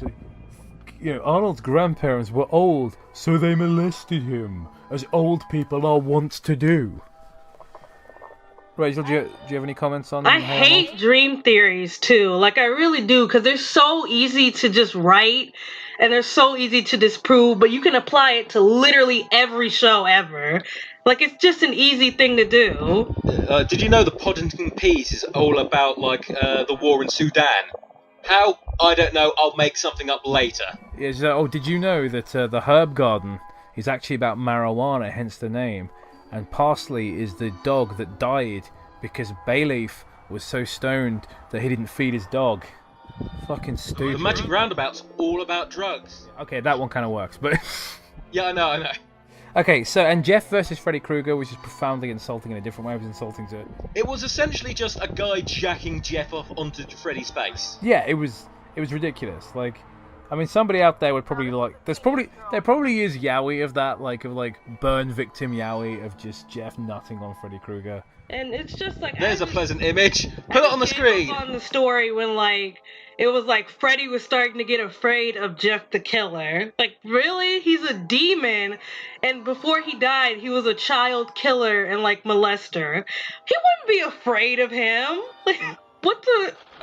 Ooh, there you got a burnt fish, just my type. Yeah, it's just especially he's just a teenager who doesn't even have any superpowers. Like the amount of teenagers that Freddy Krueger has murdered and toyed with and ridiculed as he does it, cracking wise as he does it.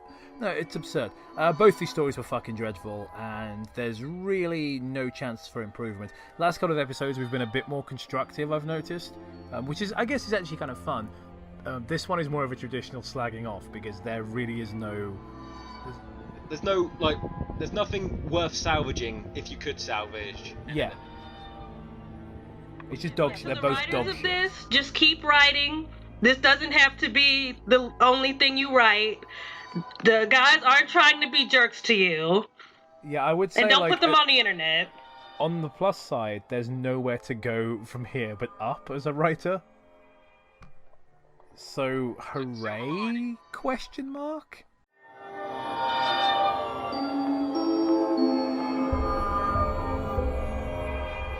Welcome to Guys That Are Into Being Called Daddy During Sex Should Be Euthanized.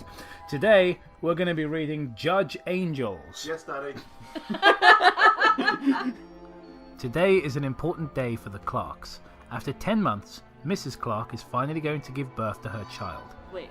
After how? 10 months? It is possible. Okay, it is possible. Everybody in the region knows Mrs. Clark. Oh, sorry. Everybody in the region knows Mr. Clark of the Clarks, the famous and serious judge. I don't like those wacky judges. I sentenced you for 5 years in pie.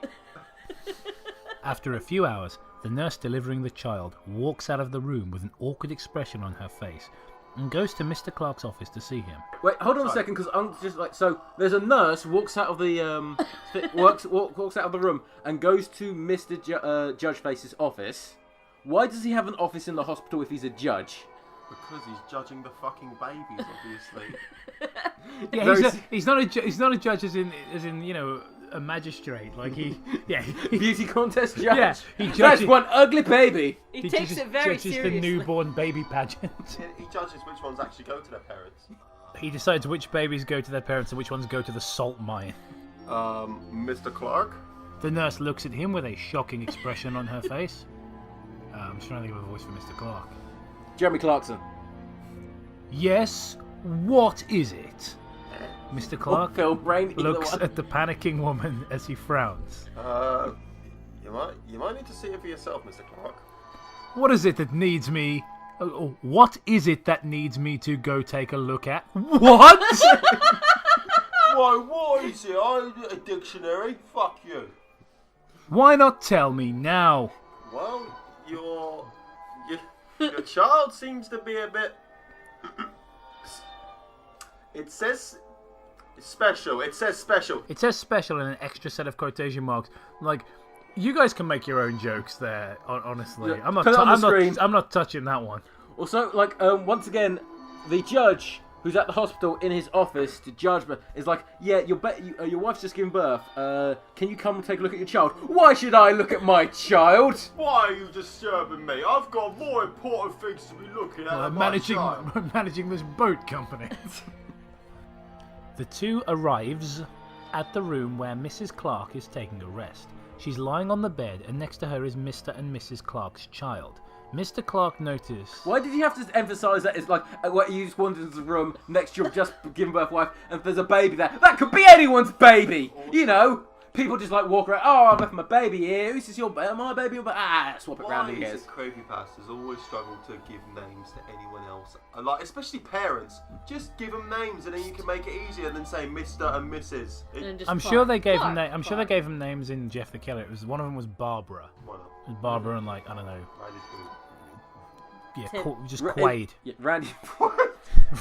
Barbara and Quaid. I think he said Barbara and Blaze. Just Jeff the Killer's dad is Wesley Snipes. That explains you. So not only is he murdering people, he's avoiding taxes. I thought I should have pegged onto this just before he killed Randy. He was like, some motherfuckers always start unscuffing. That's why he's so tough, because he's like 1/4 vampire. Daywalker. Yeah. Somebody will probably make that fucking canon now that like Jeff the Killer is 1/4 vampire. Mr. Clark notices that the other people who helped with the birthing also seem to be embarrassed. We've hit another one of those English is not my first language stories, haven't we? When he walks up to the child, he sees his child. He's not blind. That's okay. Fine. There are easier ways to get that across, but... And instantly, the expression on Mr. Clark's face becomes more shocked than that of everyone's. Yeah, but weren't they all just embarrassed before? Like, so okay, I'm on the edge of my seat here because I want to know. Like, there's a whole bunch of babies just being given birth, and everyone said they're embarrassed by it, the way it looks. So I'm waiting to find out what it is. I think it's great.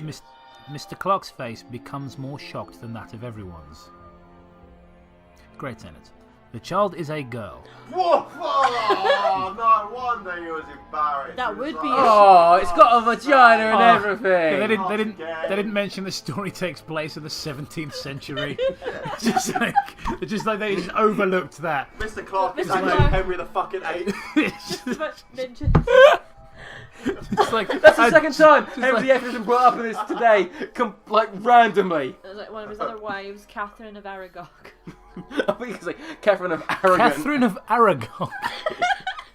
Catherine the giant spider. I'm sorry. I know it's been a while since I was at university, but I think I'd remember if Henry VIII was married to a giant arachnid. That's what Enemy's all about. Thank you. I've been wondering about the movie Enemy. It turns out that Enemy is a retelling of the story of Henry VIII about how all women are spiders. That's what you're getting at. I want to like Gemma, where did you learn history? Fate was a grand order. I want to know. I feel like you meant to say Aragog. There's no way you didn't, but why? At first I thought you said Aragorn. That would always... No one's going to say that. At least that's Henry Henry was a king. Oh. It was a slip of the tongue. No wonder he couldn't give birth to a son. He was another man. So Catherine of Aragog gave Henry hundreds of children, but none of them were heirs because they were all spider people. It's written down that, you know, spiders can't inherit the throne. You see, unlike America and its like loopholes, like how there's no rule saying dogs can't play basketball. Fuck you, Airbud.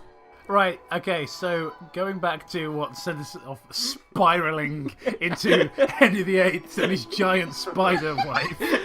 You know, they sent a portrait over and like the top half is a woman, but next to her she's a rider from below. So the king like chewing on some big old fucking chicken leg, right? It's like his wife's sitting there with like a whole cow just like liquefying its organs. It's like Child is a girl. We are 3 paragraphs in. I'm trying to think of more. But her hair is in the colour of blonde. Oh, really? Unlike her parents, Oh wait, I forgot what the story was. Mrs. Clark's is red, while Mr. Clark's is brown. It must have been a relief that she didn't come up with red hair. She's already a girl.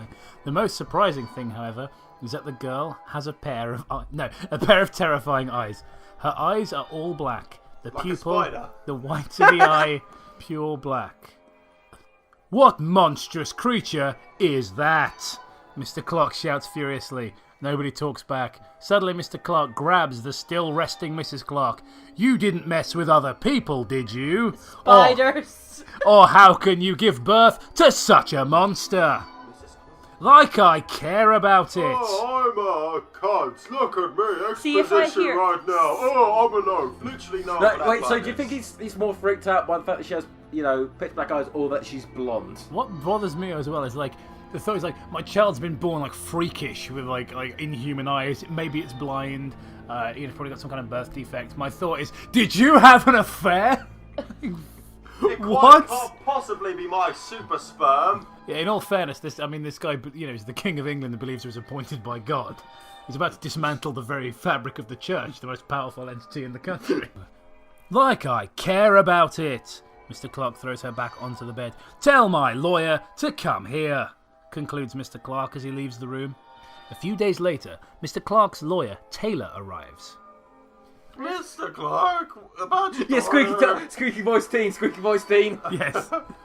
She certainly is your daughter without a doubt. The DNA test shows it did not go wrong.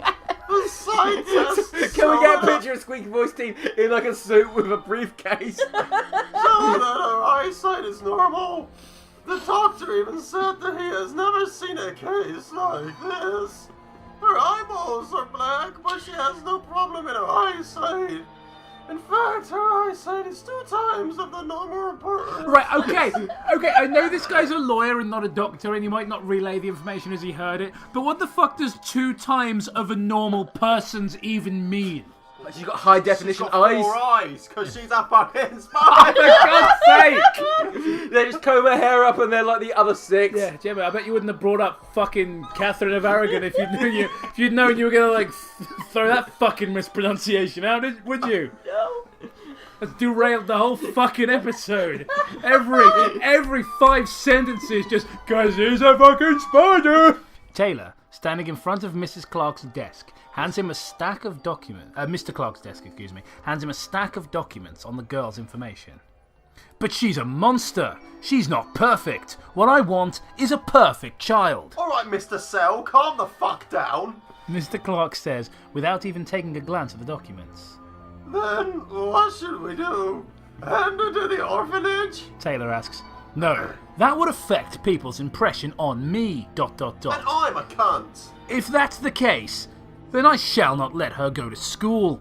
I will recruit tutors to teach her. Don't let anyone see her. Oh, also, tell the nurses who helped deliver the child not to tell anyone about this. In fact, I want them dead. This is a very bad issue to our family. Mr. Clark closes his book and looks at Taylor. If any accident happens, just finish her off, ... She is a failure, after all, For having black eyes.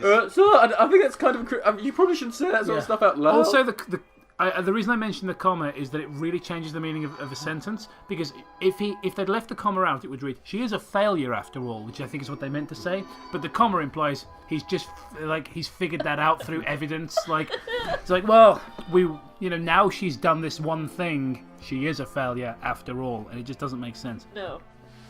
Years later, Dina Angela, the extraordinary girl, is now 13 years old. She doesn't like to talk, possibly because she was locked up in the mansion all her life by her father. The Resident Evil mansion. You've definitely got more mature kind of tastes than me, because I was literally picturing Belle from Beauty and the Beast. Therefore became anti-socialised. Is it Dina or Dinah? I called her Dina. How about we call her Dina Lady? How about Dino? Dino Spumoni knows that her father is a very famous judge, and that he does things very fairly. Always looks so fairly at things in a neutral point of view. However, he always seeks for perfection. Neutral doesn't necessarily mean fair. Perfection on everything, which is why he has a very bad relationship with Dina. Dina De Laurentiis.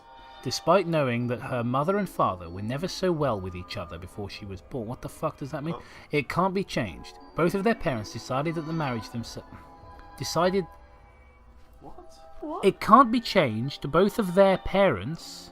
Oh, I see. Both of their parents decided the marriage themselves that time.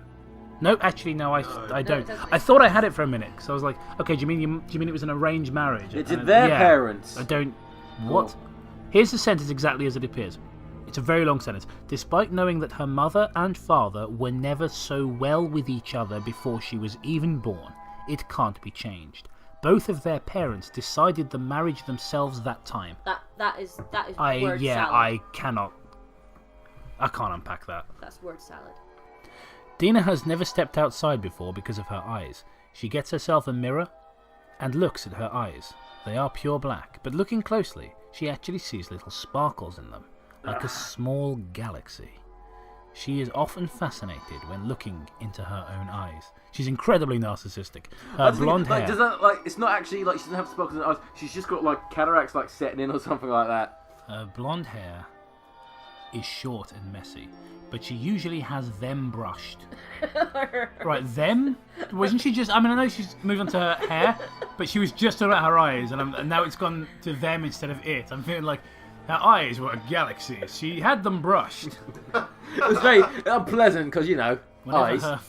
Whenever her father is around, though it's usually her mother who brushes them. For Mrs. Clark, she never cares much about how Dina looks. She is always on her daughter's side. Always think for her. Of course. Is that an instruction for me, the reader? Always think for her. Of course, she always knows what her husband, who does not like Dina at all, in parentheses... Thanks, I didn't fucking notice! Really, he was such a subtly well-done character. That's like Suicide Squad fucking levels of it. Jesus Christ. Dina doesn't have any friends. Her father has been imprisoning her for all her life. Didn't just say this! We already know this! This paragraphs start off with that. And even though her house is really huge... Because she has a man... Yes, we know. She still feels very lonely. Really? Because she has no friends, which you just established at the beginning of the sentence. She used to have thoughts on making a friend or like a certain boy. Like Jeff the Killer, probably. But it seems impossible in this situation. Oh, I'm sure it won't be. Currently, the only person that supports her is her mother, Mrs. Clark. Yes, I know who her mother is! Oh, So she really God. adores her. This is brilliant. This is fantastic. Dina thinks This paragraph about is gonna go about how she's these lonely. things as she watches the kids playing around from the window. From the walls. Suddenly, from my balls. someone knocks on Dina's room door. Come in. Mrs. Clark comes in and says, Tina, I will be going to the department store later. Why Do you want me to buy anything for you? You sound like that song.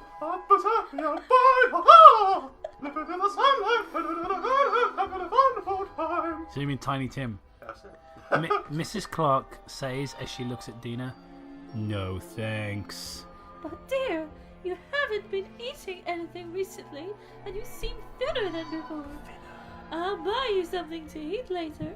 Mrs. Clark left the room before Dina can even stop her. It's not a CREEPYPASTA without violent changes in time. Violent changes in time. I love that. I told you, I don't want it. ... sigh. Despite saying no, Dina actually wants to try something from outside. Clothes, food, everything is not interesting for her now. She wants to try something from the outside world. Excuse me? But no... ... Dina knows that ever since she was born, a maid was employed by my family. God, what the fuck? Jacob, what have you been doing to this poor girl? You and your family vendetta against That's her? what it says, my family. Her name is Maisha, and her job is to take care of Dina, but the maid's job is actually, in fact, to be Mr. Clark's bodyguard. What? He spent a lot of money to recruit this woman, who has loads of criminal records. Oh, wow. Does she have lots of belts in fighting as well? But presumably this means she has several people's criminal records, because No one's got more than one. It doesn't matter how many crimes you've committed. They all go on the same record. So maybe it's identity theft on such a large scale. She is the permanent record. To prevent Dina from causing trouble, as well as to protect him. After all, who knows what Dina will do to him? I had to hire a bodyguard with a criminal record to protect me from my 13-year-old daughter who's never left the house. It's like, who knows what Dina will do to him? Find out in the next sentence. Thinking to this point, Dina giggles and thought, really not hard, guys, and thought, if I can, I would want to kill him. It will be Christmas. This is the perfect voice for it, by the way. It's absolutely spot on. Will be fucking Eeyore. It will be Christmas in a few days, but Dina isn't excited about it. Of course, it's a creepypasta. No one's ever excited about something they're supposed to be because excited they're fucking about. scared of the Krampus coming down. Yeah. Since she always spends Christmas as if it's a normal day, for her it doesn't matter whether she has celebrated it or not. So that shows that she's a psychopath, doesn't it? I mean, Toby's right. Only absolute fucking psychopaths, like untrustworthy, big nose, money grubbing psychopaths, don't celebrate Christmas. You know what I meant. What Toby, you hate the Jews? Is that what you meant? I mean, I am shocked that Toby would be so racist. Yeah, really too. I'm waiting for that to sort of on TV tropes now. Toby is a confirmed anti-Semite. I wonder if there's an actual Hitler there's a thing that Tariq Wash Yo Ass Nasheed monitors. It's a website that he moderates, which is like a database of suspected white supremacists, and Toby has to get on there now. We should make that on, guys. Make this your fucking mission. Get Toby on Tariq Nasheed's watch list. But Pringles, listen to the people. Fortunately, whenever it's her birthday, Mrs. Clark would always prepare a small cake to celebrate with her. If she hadn't done so, Dina would have forgotten how old she is. Since there won't be having any tutoring today... What? Okay, you could just take the word having out and make it...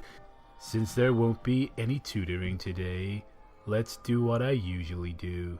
Dina thinks. She stands up from the bed, leaves the room, and starts wandering around the house. Even though Mr. Clark locked her up in the house, he never said anything about not letting her walk around the house. Right. So many redundant sentences. It's a good thing that the house is large, Really? and that the family is pretty much the richest in the region. But Dina isn't complacent just because of that. Also, Dina is utterly disgusted by arrogant ones who care for their pride. How does she know anything about those? First of all, she's fucking 13. If you say ones who care for their pride in that context, you would actually mean people who look after their family. Dina always visits Mr. Clark's collection room, and even though he strictly forbids Dina to enter that room, she will always sneak into it. In that room, she can stay for a long time because there is one thing that really catches her eye. A pure white sword. She's going to kill someone with it. That sword is placed in a glass case and it is isolated from the other collections as if it's something really special. Whenever Dina gets close to the sword, it creates a soundless resonance, and that sword always shines in a silvery white colour. Jesus Christ, how many times are we going to find out that this sword is white, by the way? And magical. Just going to point out now. Dina would stand for hours to watch that sword. According to her mother, that according to the legend... Hey, Mother, you're interrupting my show. That's a sword, honey. You're watching a sword. She comes here one day and goes, I'm still watching this again. Hits the chat, just switches over. 200 channels, nothing but swords. Nothing on but swords. I shouldn't have bought the fucking Weeaboo package from Sky. Fucking watching it for hours. That according to the legend, the sword originally belonged to an angel. Okay. And during a war... Which specific angelic war was it? Which one was it? Was it mentioned in the Bro Ball? The Bro Ball? Yeah. Did you mean to say the Bro Ball? I did not actually say that was another Aragog situation, wasn't it? No, that's actually John's one, isn't it? He's got a conviction of the Bro Ball. Think of the Bro Ball, it was just like a Something of Yeah, How I Met Your I Mother. was gonna say, it's like the Bible, but it's essentially for pickup artists. Yeah, that was it. And during a Jesus, war, my wingman. During the Angelic War, the angel accidentally dropped the sword into the human world and was never found by the angel again. it was a Death Note but sword. Yeah, Yeah, literally. Death Note, but with sword. Yeah, it comes through because if you stab someone with a sword, they die. Yeah. No shit! However, since then, How did they find out about the legend? Because presumably, the angel never finds the sword, right? How do humans know the angel lost the sword? Well, no, what happened is someone found a sparkly sword one day and was like, that place for like, according to the legend, there was a war with a bunch of angels and, you know, someone dropped their sword and was like, so where's it came from? The voices in my head told me. I was just thinking, like, they sold it to them, and like, there was a war with angels, and they dropped the sword. It's like, wow, yeah, thank you. That really increases the market value. Yeah, I'll certainly pay an extra $10,000 on top of the asking price. It's like it's sort of one person found it in a boot fair, and then he's like, I can flip this. however, since then, the humans of the world began using it for different reasons. Crowbar! Everybody listen to this. It was once used to kill. It was once used to kill. What the fuck are they using it for now then? What, you mean Carpets! Yeah. They were using it for rugs! Actually, wait, no, they're using it. They're using it as a TV, aren't they? I forgot. We originally used it to kill these humans. They're mad. They take a sword, they hang it up on the wall, they stare at it for 3 fucking hours straight, like it's Return of the King. The thing is, they don't get it because they said it. Catherine of Aragon. It was once used to kill. Once. To protect. Oh. And also attack. But it's the fucking sword, protect, and kill. Folks, it's the Dead Meme Show. Steph is back in the editing suite. Like, it was once used to kill, to protect, for personal benefits, etc. Well, like robbing a convenience store. It's like, I use this for my own to protect, but also for personal benefit. Yeah, give me all the money in the register. Thus, the sword was passed down like this for many, many years. Like AIDS. There is also a rumour about the sword, considering one who builds a good relationship with it, its master for eternity. There's already a legend. Do we really need a fucking rumour as well? Sub-legend. It's you. Such a beautiful sword. If only you were mine. Dina's black eyes reflect the image of the sword.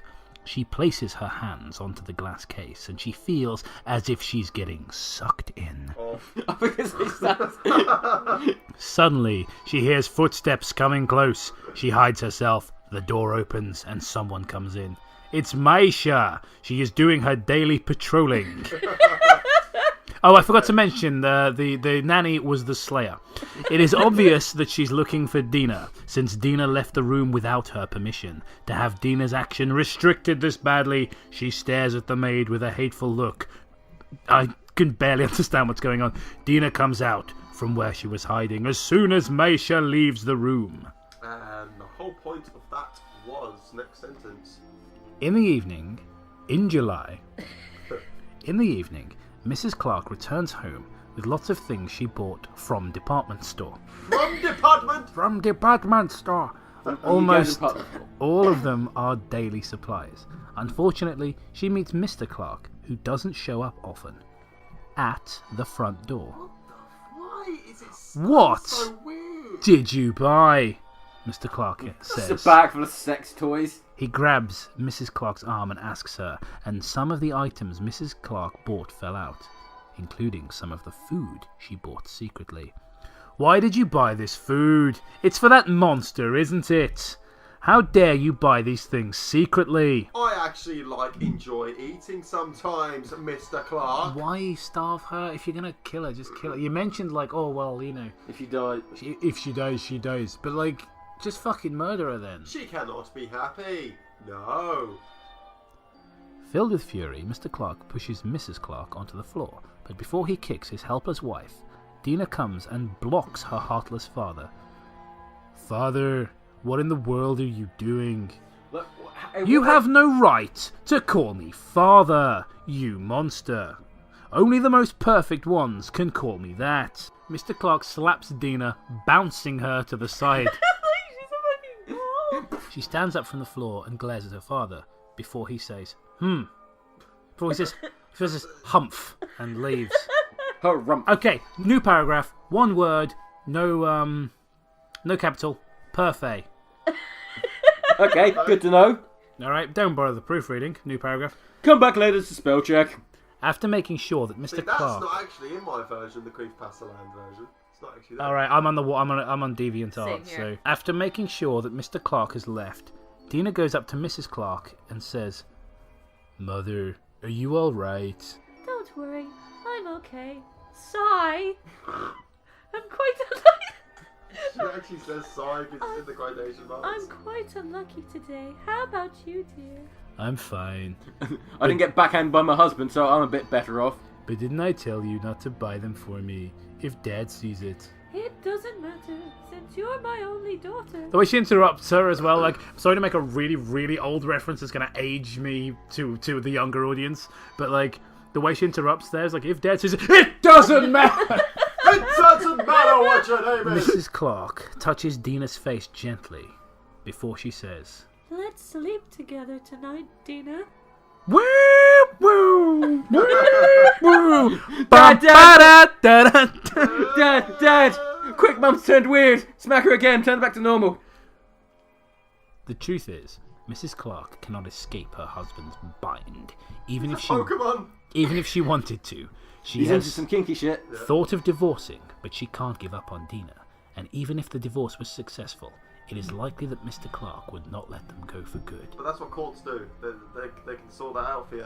It's called a divorce court. Like, doesn't matter how rich. Yeah, but they he's the most famous judge in the world. He's Yeah. he's in charge of the divorce court. Sorry, I rule in favour of me because I'm always neutral, as established earlier. So basically, I love the way that they describe things.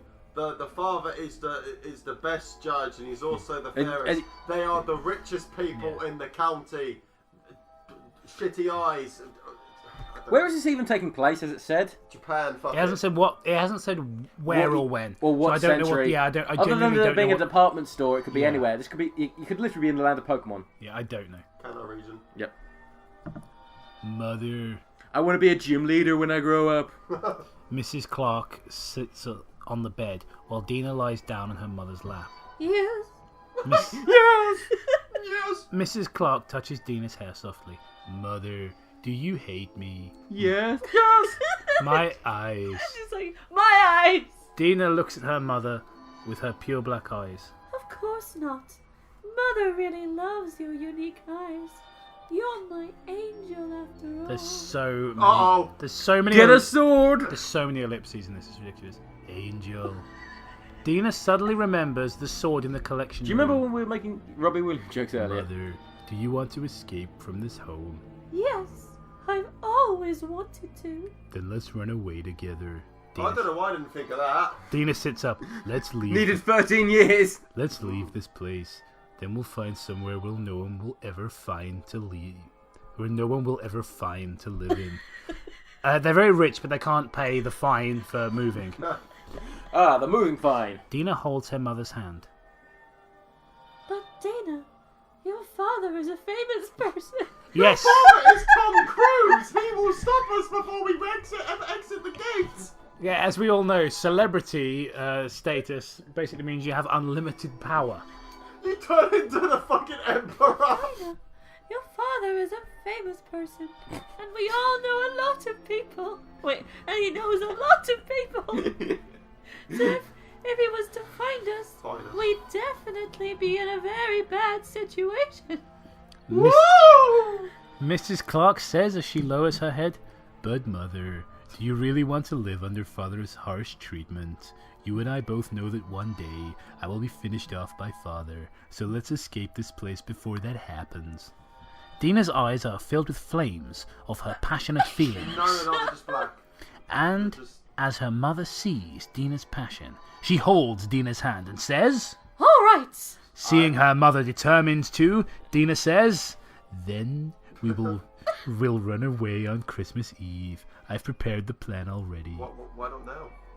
Running Dina in the then 90s. tells Mrs. Clark about her plan until sunrise. Time flies, and the day of the Christmas Eve has come. Jesus, the day of the Christmas Eve. Not Christmas. You fucking simpleton. Dina and Mrs. Clark will be escaping this house today. Good for them. Why is this the Big Brother house? It is the day of the Christmas Eve has come. Dina and Mrs. Clark will be escorted. Eyeless Jack is in the diary room. The master of this home is a judge, and he is the law. Anybody who goes against him will no longer live on. Dina has been waiting for this day. She has prepared everything, and now she just needs to wait for the evening to come. She looks at her watch. It's 5 o'clock now. It's 5 o'clock in the afternoon. But it's the evening now. I think it's time. Dina takes out a pendant. It is a photo pendant. I now cannot hear Chills' voice without, like, the girl from the fashion club now. She brought it secretly by sneaking out of the house into a newly opened antique shop near their house. Convenient. The shop sells many different kinds of things. Since she sneaked out while wearing a disguise, she thought people wouldn't notice her. Anyway, she is now going to give that pendant to her beloved mother. Suddenly, Dina's room door slammed open, with Mrs. Clark covered in blood, running and screaming, "Run, Dina!" Before Dina can react, Mr. Clark pushes Mrs. Clark from behind and walks towards Dina and grabs her. He shouts, You damn monster! I will kill you! How dare you sneak out? Do you even know that because of what you've done, someone has taken a photo claiming that a black-eyed monster has entered our house? The Black-Eyed Peas has entered our house! I thought it was something else, but now our front yard is crowded with news reporters. So the best way to solve this situation is to assault your wife and kill your daughter. No, it's not. Pay no attention to the bloodstains on me. Right after he concludes, he throws Dina to the side. Dina, being thrown by her father, has hit her head, the edge of the table, and loses consciousness. When Dina regains consciousness, she noticed that the floor is freezing cold and the air feels quite moist. It seems that she is in the dungeon. There's a dungeon? Of course, there's a fucking all dungeon mansions have dungeons. You failed to mention. You mentioned the mansion 50 times. You've mentioned the fact that he's a judge. The colour of the sword. The colour of the sword. The angel war, but you never failed to mention the fucking dungeon you have in your house mansion. You're saying like, oh, the richest house, we had the biggest house, this huge mansion. Did you mean castle? Like, did you mean you lived in fucking Leeds Castle? Is that what you meant? Yeah, why not? Mr. Clark has an interest in the medieval cultures. Therefore, he built this dungeon in his house. That's not creepy or suspicious. I'm glad you're establishing this now, not before, so that it's not a complete curveball where you end up in a fucking dungeon out of nowhere. The guy apparently cares all about his reputation to the point where he's ostracised his child for 13 years for having black eyes. So you don't think the builders would start chatting shit about, this guy had us in, he's rich guy, the judge, the world famous judge. Yeah, well apparently he had us build him a fucking dungeon. You what? A fucking... Oh my god, it's probably some sort of creepy sex dungeon. Yeah, I know, tell everyone. Yeah, literally. Yeah, why is that not in all the gossip rags? Yeah, it's so true. Alright. Every time you bring furniture in, because that's going to be used for sex, isn't it? Yeah. Now that I think about it, Father's taste in this really disgusts me, Dina thinks. She stands up and wanders around the place. It seems like the only exit of the dungeon is the door. Really? There's nothing here, and despite Dina's body being very slim, it is still not possible for her to escape through the metal bars. Weird flex, but okay.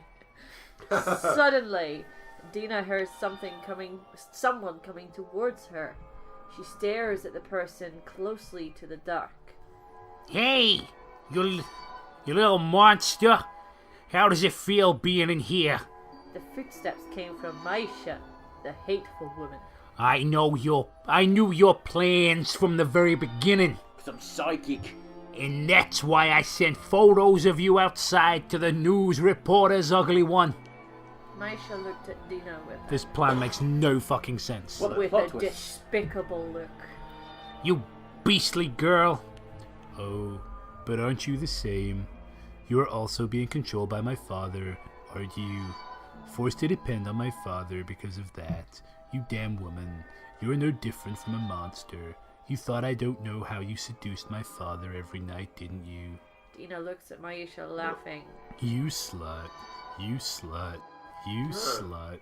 Dina repeats non-stop until Maisha, irritated, opens the dungeon door and gave her a few punches. You slut, you slut. Maisha, irritated, gave her a few punches. Like, yeah, like they gave her a dead arm. What?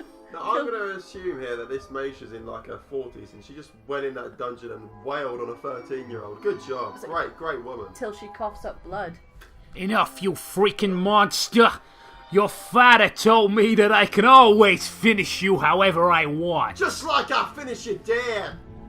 Maisha shouts as she stomps on Dina's head. Who shouts that's enough? It doesn't fucking say. Just... Maybe it's the dad. That a random stranger just walked in there. That's enough! Who the fuck are you? Or just someone coming. I must go now. Or just like, that's plenty. Spurt. Heh. Heh heh heh heh heh heh heh heh. Dina, who is still being stomped, starts giggling creepily. Sorry. Dina laughs hysterically as she opens her eyes widely. No. Dina grabs Maisha's ankle tightly as she screams. The one who should be punished is you. Dina stands up and with her one hand still holding on to Maisha's ankle, she hits the woman in the knee with her other hand with immense power, instantly reflexing Maisha's knee. The pain caused Maisha to scream to tears. Then Dina sits on Maisha and slaps her a few times while she laughs. I tell you what, this is like a Squidward suicide ass tenses. Man, it's ridiculous. Scream, you bitch! Ya ha ha. Dina then starts to strangle That's like a Maisha. going to a time roll. Yeah. Oh my god. It's like Link beard. You shouldn't provoke me. You should never provoke an angel. Oh, piss off. Maisha struggles continuously. She grabs Dina's tightly. Her tightly what? She grabbed what? Just Dina's tightly. And scratches her arm to the point of having her skin scratched off, but Dina does not feel anything because she knows that the person in front of her has to be punished. That's not how that works. That's right, Maisha. I knew all of what you've done, and I've always known about it, so I need to judge you, Maisha Quest. Spelled with a Q-W-E-S-T. This actually is in the Johnny Quest universe, and we didn't know, so this is like the big twist. You know, like in Iron Man, where he's like, oh, you think you're the only superhero in the world? And it's like, whoa, wow, we're doing this, are we? It's like that, but shit. Dina's face approaches Maisha's. Her large eyes stare at her the large woman, spider eyes. And the woman looks back with a terrified look. What you have done cannot escape from an angel's eyes. So now I announce your... Dina strangles Maisha even harder as she whispers to the woman's ears. Guilty. Dina tightens her grip as Maisha's eyes turn white. As Maisha's eye turned white. Now everything is quiet. After making sure that Maisha isn't breathing anymore, Dina stands up excited and says, woo, I killed someone. I killed someone. Heh heh heh heh heh. I have such a hard on. Dina laughs hysterically as she hugs herself, because she has finally done something she has always wanted to do. It's time for more trials. It's like, I want to be a judge like my father who I hate. Yeah. Dina immediately switches back to her serious personality. Time for me to stop joking around. That's really what it says. Which one's the serious personality? The one that gets beaten up by her father, the one that hates her father, the one that sits in front of a sword for 3 hours and just stares at it, or the one that just killed someone? Well, Which yeah, one? not the one that butchers people, apparently. Which one out of 4 is it? She arrives at the collection room and walks towards the glass case, looking at the sword inside the case with a cold look. It's time. Come ... Even though there's a lot of ellipses I'm not reading out, there's fucking loads. Even though she said she will leave this place, but she has changed her plans. She will finish this once and for all, and leave this place along with her mother. An hour later, Dina, covered in blood, arrives at Mr. Clark's office. Father, She opens the office slowly, but sees no signs of her father. Okay, once again, why is she covered in blood? Did she go like slaughtering all the other servants in the mansion who don't exist? However, just before she is about to leave, she sees someone lying on the floor. Just when she can see that person clearly, she cries, "Mother!" Dina runs towards her mother and holds her up. Her mother is covered in wounds and is stabbed with a knife. She is no longer breathing. No, no, no, mother. I'm not dead yet. Nothing's left for her. Even beloved mother has gone. Dina cries as she hugs her mother, but then she notices the reflection on the sword. Someone is approaching her, and she recognizes him. When the person comes I wonder close, who it could be. Dina suddenly grabs the sword and slashes the person, making him fall. Hello, father. One of Mr. Clark's legs is chopped off. Straight away. Mr. Clark crawls on the ground, well, it is an angel sword, trying to escape, but Dina stops him by stepping on his wound where his leg was chopped off. Ah! Sorry, I'll do that. Mr. Clark shouts, "Father, I thought you were gone. It will really trouble me if you are, hehehehe." Dina says as she stabs her father in the stomach with the sword. She stabs, stabs, and stabs, making her father excessively bleed. Pretty sure he would be dead by now. Is there any sort Steps, of bleeding steps, excessive? What the hell? Is this a murder? What's going on, father? Aren't you strong all the time? How can you get so low by a monster? Dina's Shove off his eyes. leg. How can you get so low by a monster? Fuck's sake.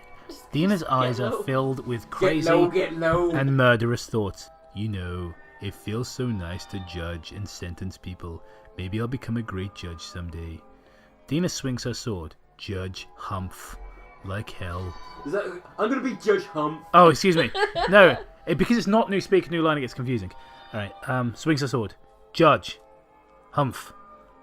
Like hell will a monster become a judge. A judge is ... cough ... is only suitable for those who are fair and perfect. I have multiple sword side stab wounds. You're missing a leg. I don't know how I'm speaking in a full sentence. Luckily, she missed every single major organ. Mr. Clark pants. Dina then points the sword at her father and says, "Then are the things you've done ever the fairest. Ha ha ha ha. I am way better than you. Way too... way past cool. Way too much. Way too much. Cooler than you." Dina stabs her father harshly every time she says a word. His organs flow out of him, and they are either being minced or mashed by Dina. And he's still alive. Mr. Clark, listen to this. Mr. Clark, suffering from severe injury and excessive bleeding, glares at Dina. His organs mashed, I might add. Yeah, she stabbed him so much in the back, apparently. And shouts, apparently his lungs are alright, he shouts, You monster! Monster. No, no, no. I am an angel. An angel that is born to punish you. Ha ha ha ha ha. Why does this person always go ha instead of ha? Yeah. Like, who the fuck? I mean, it's a weird thing to get hung up about, but who laughs with a Y? Dina raises her... I'm sorry, Dina raises her sword. It's so easy to just talk like that. Dina raises her sword. Danny Clark. Whoa! Alright, so the motherfucker was named Clark. There we go. His first name is Danny. I know. I thought you said daddy. I thought, didn't I come back? Didn't we bring this up? People who call the other people daddy. I now announce you're guilty. That's what? I announce it? What? Dina slashes with her sword, chopping her father's head off before he has time to react. I judge you guilty. Yeah, it doesn't matter, does it? The man's body collapses as his head falls to the ground. Dina picks up her father's head. Talking as she looks at it. I like to think that the head then goes, "You're a monster." Yeah, I was going to say, I'm waiting for it to talk to her. Because if you can talk with, minced organs... Father, I knew everything. What you have done so far are all being seen with my eyes, even if you don't treat me like a normal human. Dina throws the head into a burning heath. Heh heh heh heh heh. For some reason, Dina notices that her blood is boiling, and that she adores everything she has done. And then he writes, "That's right. She now consider everything reasonable." She grabs the sword, as half of the author's face fell to one side as he was typing. The sword, tightly, shaking her hands and shivering at the same time. New paragraph. She has lost her mind. New paragraph. Massive mind lost. Dina puts her mother's corpse into a suitcase. Don't worry, Mother. I will find a nice place to bury you. Dina says to her You want to be mother's respectful corpse. for the corpse, don't you? I think Dina says to her mother's corpse as she gently touches her mother's hair. Dina changes her clothes into a white one. What? Dina changes her clothes into a white one, which shows her white complexion. Then she prepared herself and the sword, which is creating a resonance that seems to express the joy for Dina. It's creating a resonance that seems to express the joy for Dina. Go fuck yourself. What's worse, that or the knife that sounded like it had no reason? Yeah, I was thinking the same thing. Is that so? Heh heh heh. That's right. I am now your master. Heh heh heh heh heh. I am an angel. I have the right to decide whether people live or get killed by me. Dina swings the sword as she talks to the sword. Just talks to it would be fine. She leaves the Pronouns exist. She leaves the house with the heavy suitcase and walks towards the forest. She looks at the burning I'm amazed I mansion, don't keep saying Dina instead of she. and she looks at the burning mansion before Mansion's she steps now on into fire. the forest. Quick question: what happened to all those news reporters who were outside? That's why she's covered in blood. She just butchered all these journalists. That would have been a way better story. Live from this house. Apparently, some black-eyed monster or something with really slow news day. Hold on. Would you like to say something? Yes, I'm going to judge you with my sword now. That's it. I've been murdered. Someone, please. Also, the house is on fire. She smiles with satisfaction and disappears into the forest. It's a good thing this 13-year-old knows how to survive out in the wilderness on their own. There was a fire at the Clark's mansion last night. When the policemen and the firefighters arrived, they discovered large amounts of dead, decapitated corpse. Large amounts of dead, decapitated corpse. That sums up the entire Fucking story. read that and go, yeah, that's fine. I don't need. None of this work needs revision at all. This can just go straight on the internet on multiple websites. The policemen suspected that most of the corpses were the servants of the Clarks. Of course, they also found Mr. Clark's body with his head burnt to the skull, discovered in the hearth. Mrs. Clark's body was not found, but she is also suspected dead, as they found her blood in Mr. Clark's office. So, do they find it after the place burnt down? Oh wait, this ash has her blood on it. Taylor, Mr. Clark's I'd forgotten about Taylor. was also found dead after the fire started. He also died from decapitation. Oh no! I've been killed! Mr. Clark's neighbour was questioned whether the family had a child or not. All of them answered no. No data shows that the Clarks had a child either. Apart from the birth certificate, the witnesses. Alright, a month later, Good morning. This is David Stutter here at the Morning News. It seems that a few people have witnessed a sword-wielding girl in white last night. Let's ask some of the witnesses about the incident. She's an angel. I saw her wings. She's a head-carrying white ghost. She is here to judge us. She's going to take our lives. A man who is watching the news laughs in front of the TV and says, Angels. It must be a lie made up of stupid people. Like hell angels exists in this world. He walks into a dark alley to smoke, and just before he puts the cigarette in his mouth, he is pushed to the wall by someone. Using the very dim lighting, he sees a girl in white. But wait, can you be? The man struggles It must be as some he sort of killer. speaks, Maybe but- it's Jeff the killer. But the girl cuts in before he can end this sentence. you need to be quiet during a trial. And then a new speaker, a new line, but it's still her. Now, how dare you defy an angel? Hehehe. Because of this, I now announce you. End. I now announce you. That's the end of the story. Thank you very much. Finn. sir. Wow, that sucked. Yeah. Would you say a new low? Pretty fucking bad. Like it's not like offensive like Clockwork or Dating Game, like overly exploitative or whatever. But it's just it is fucking bad though. Seriously, he could have just been if was it Daddy Judge Man was fiddling her on the side, then maybe. I hear some comments anyway. Kitty Lover Gamer says, "It was amazing, bouncing, rolling, other emojis." I have found this one is by Girl Nato. Creepy, so cool. And then someone replies with, "It's not creepy, not even over 10%. And then the kid replied with, "It's haunting. Imagine that happened to you. Try to picture it." I literally cannot. Look, it is very creepy when you are in that position. XZX-Darling12 says, "Monster? What monster? She is beautiful." Just a random Goregeist says, I don't see why people hate this story. I thought it was good. Also, she be coming for you if you hate this story. Affleck. Like the weird girl 1987. So I'm going to assume this person is 31. Right? Okay.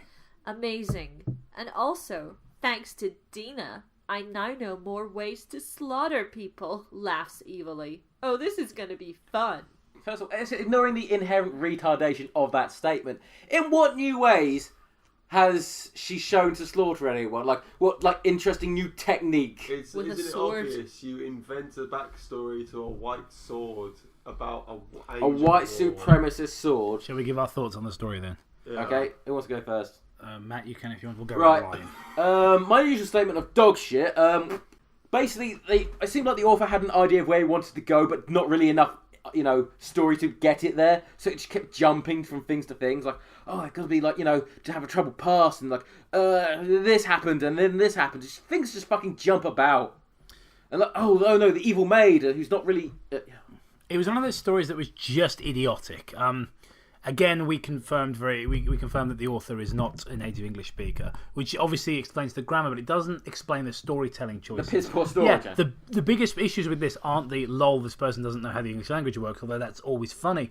The biggest issues with this story are the characters aren't interesting and they're one-dimensional and flat. We don't know anyone, like, only two, was it? The motivations don't make any sense. The storytelling itself is stagnant and boring. There really is no potential here. Like, for a lot of the videos, we find ourselves going, this, if you change this, and this, you've got the bare bones of something here. There's nothing here.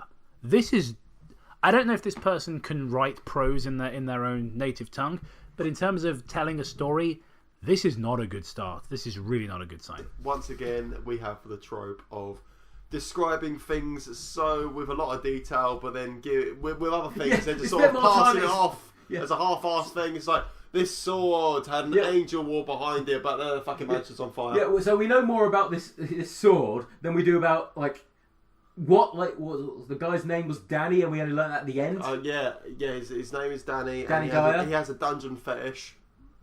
He likes to go. Oh yeah, but it's like, you wake up in the dungeon and then you state loudly, "Oh wow, I always knew my dad had an interest in medieval things. That explains the dungeon." The characters are not likeable. There's nothing really. Also, the girl gets two pounds for no reason. Once again, describe other than she's an angel. Did she describe what her mother and father look like? No. And why he has an office in the hospital? Fuck it. But yeah, no one cares. Very forgettable. 2 out of 10. Could be worse, I guess.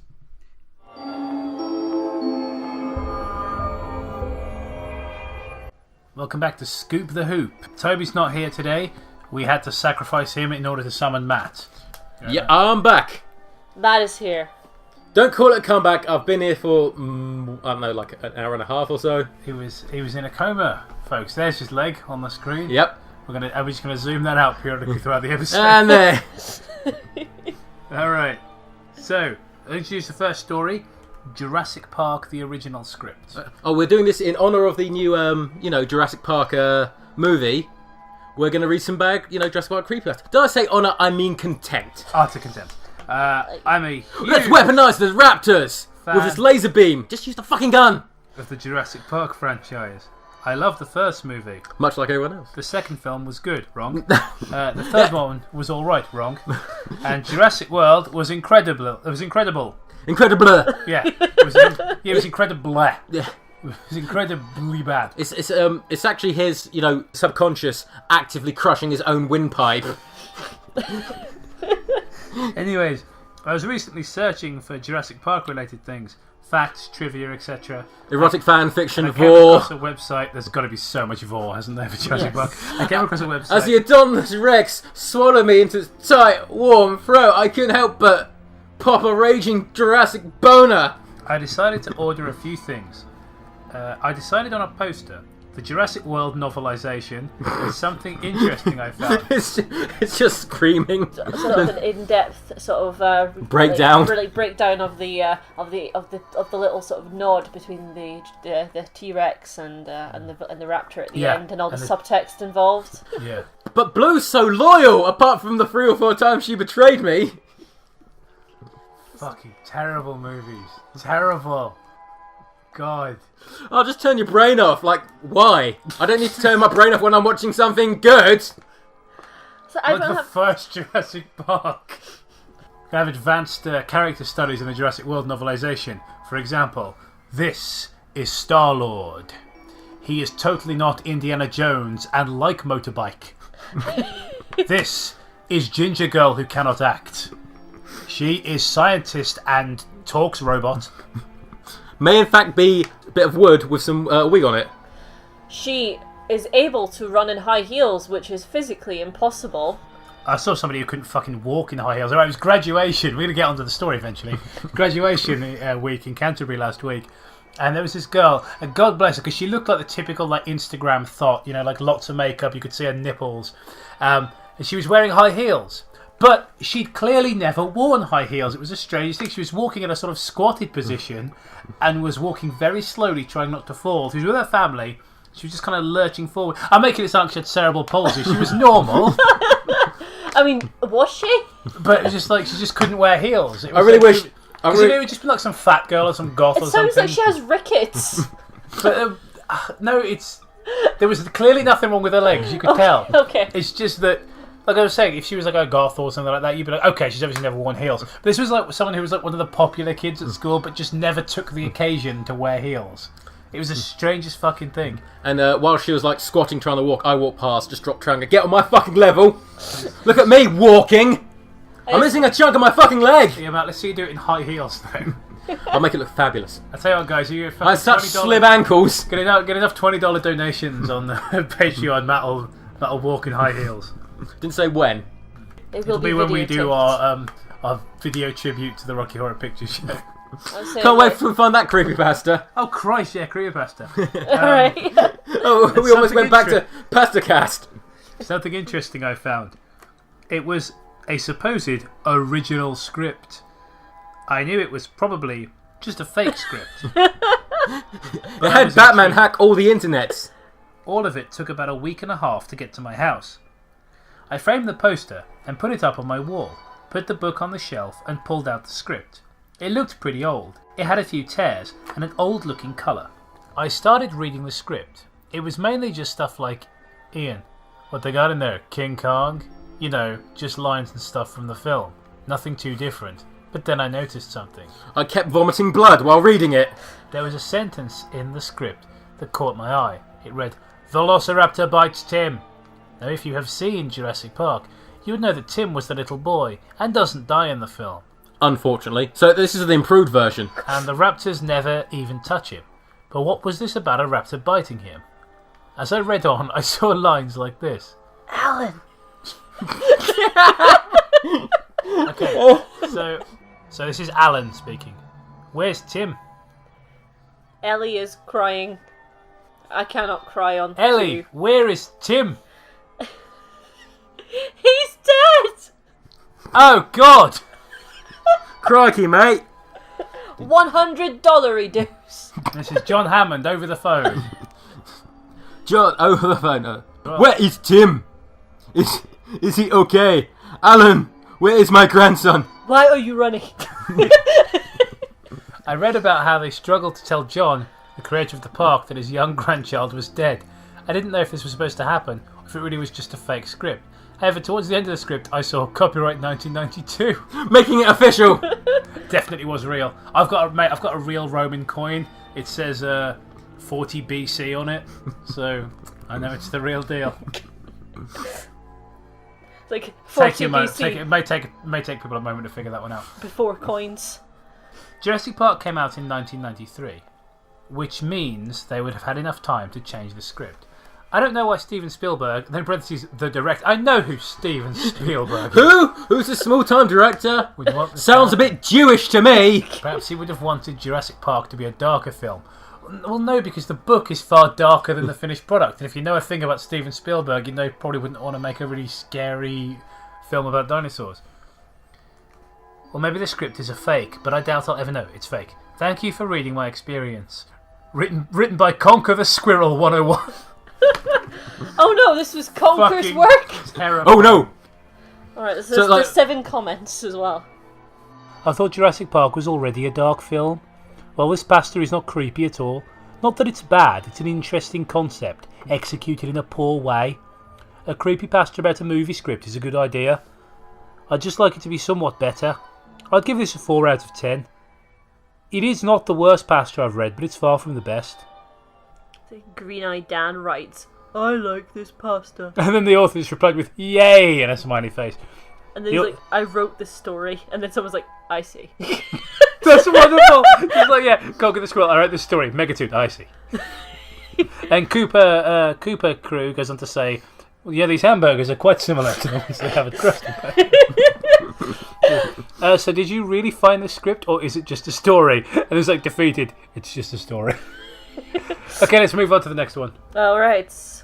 It's called Behind the Line of Trees. When my grandpa died, I thought it was a long time coming. Don't get me wrong, it was a tragedy, but it wasn't exactly unexpected. He was an old man, his mind half gone, living alone in a house nearly 30 miles out from the nearest town. What a fucking vile way to word that. Yeah. It was a long time coming. It's about bloody time, if you ask me. Fucking old bastard. It's like, don't get me wrong, it was a tragedy. Did it turn out like I expected it to happen. It turned out that he had this TV, and then he went away for a bit, and then his mate swapped it round. Oh god, that story. Like HD death. His mind half gone, living alone in a house nearly 30 miles out from the nearest town.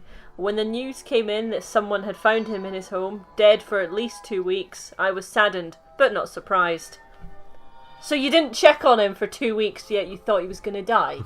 Well, anyway, having just got a liberal arts degree at the University of Oklahoma... Oh, so you're doing something far more important. Oh, yes. What, so, what the fuck is liberal... I've always, like, what, liberal arts as opposed to what? Fascist arts. You fucking beat me to the punch. I was literally about to make a very similar joke. I wrestled for a while with the idea of moving into his old house. My parents didn't want it. They didn't really want to rent it out, and it was nicer than anything that I would able to afford for years on. Finally, in April of this year, I swallowed my fears and moved into the place. My brother Ben decided to come with me, since he had just had a bad break. With his live-in girlfriend, and needed a place to stay for a few months until he could get back on his feet. Get back on that little platform that his feet stand on. Don't worry, because your uncle's going to get you to fucking drown him anyway. Give you some beer in exchange for it.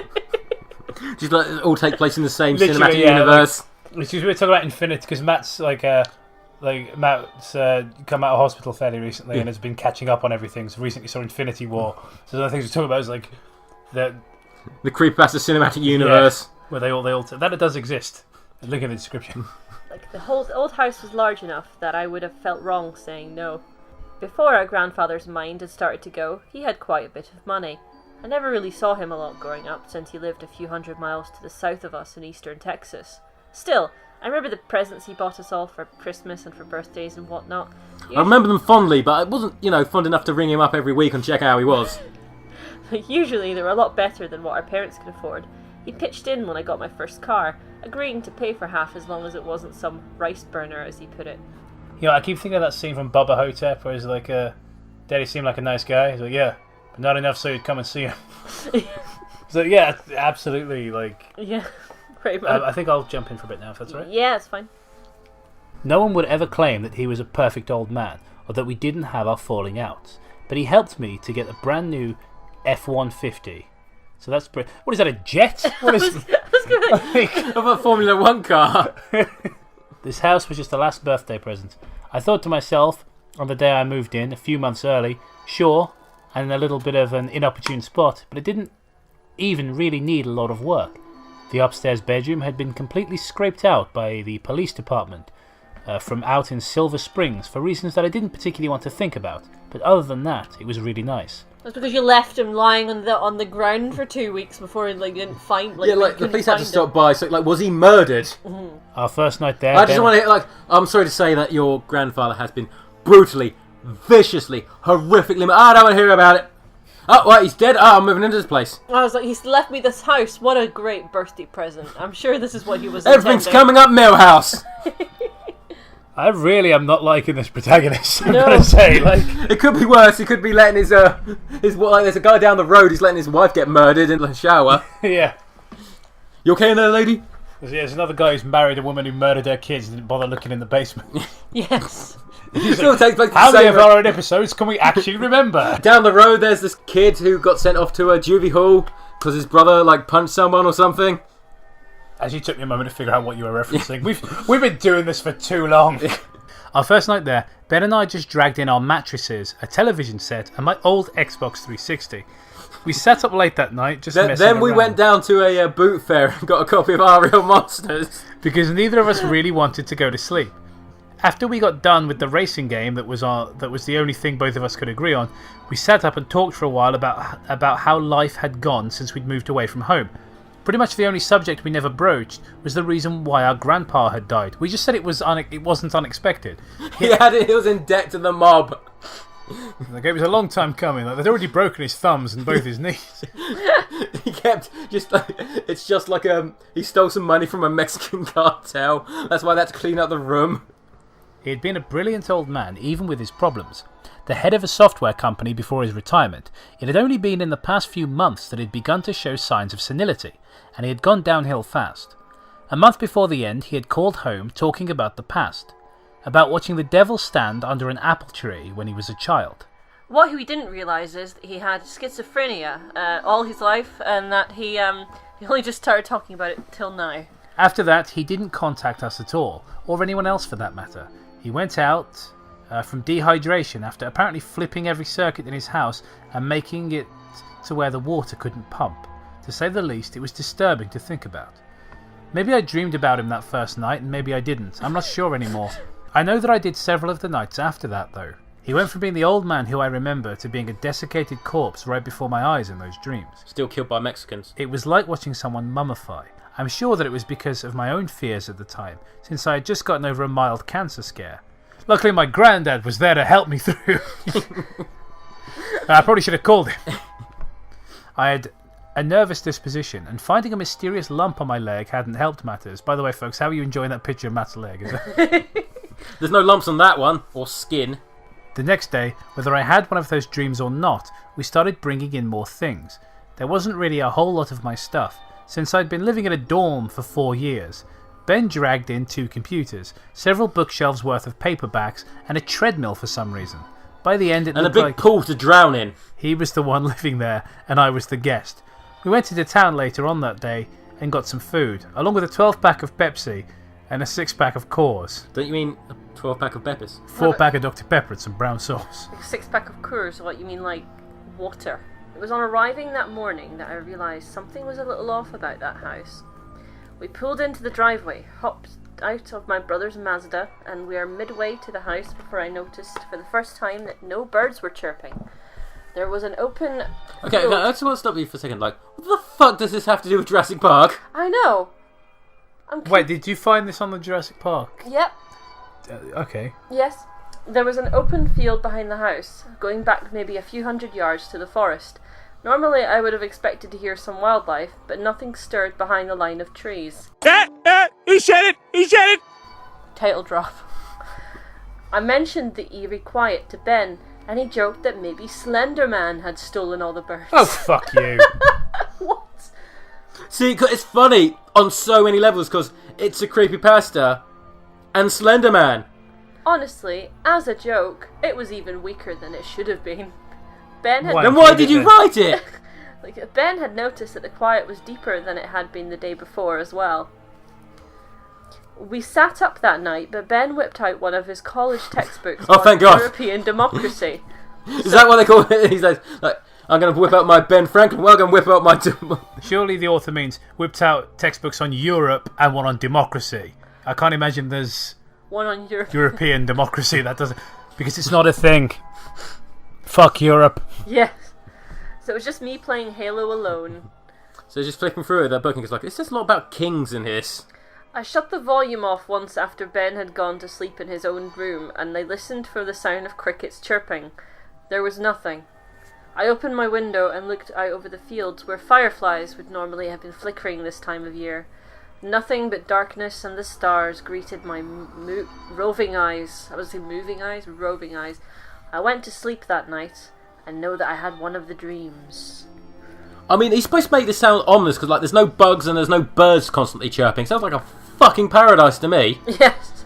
Like, you know, times I get woken up at night, like, it's like, you know, I wake up at night, try to go back to sleep, but I can't because there's like 500 fucking birds chirping at 3 in the morning. Fuck off, birds! Chirp during the day when I'm not trying to fucking sleep.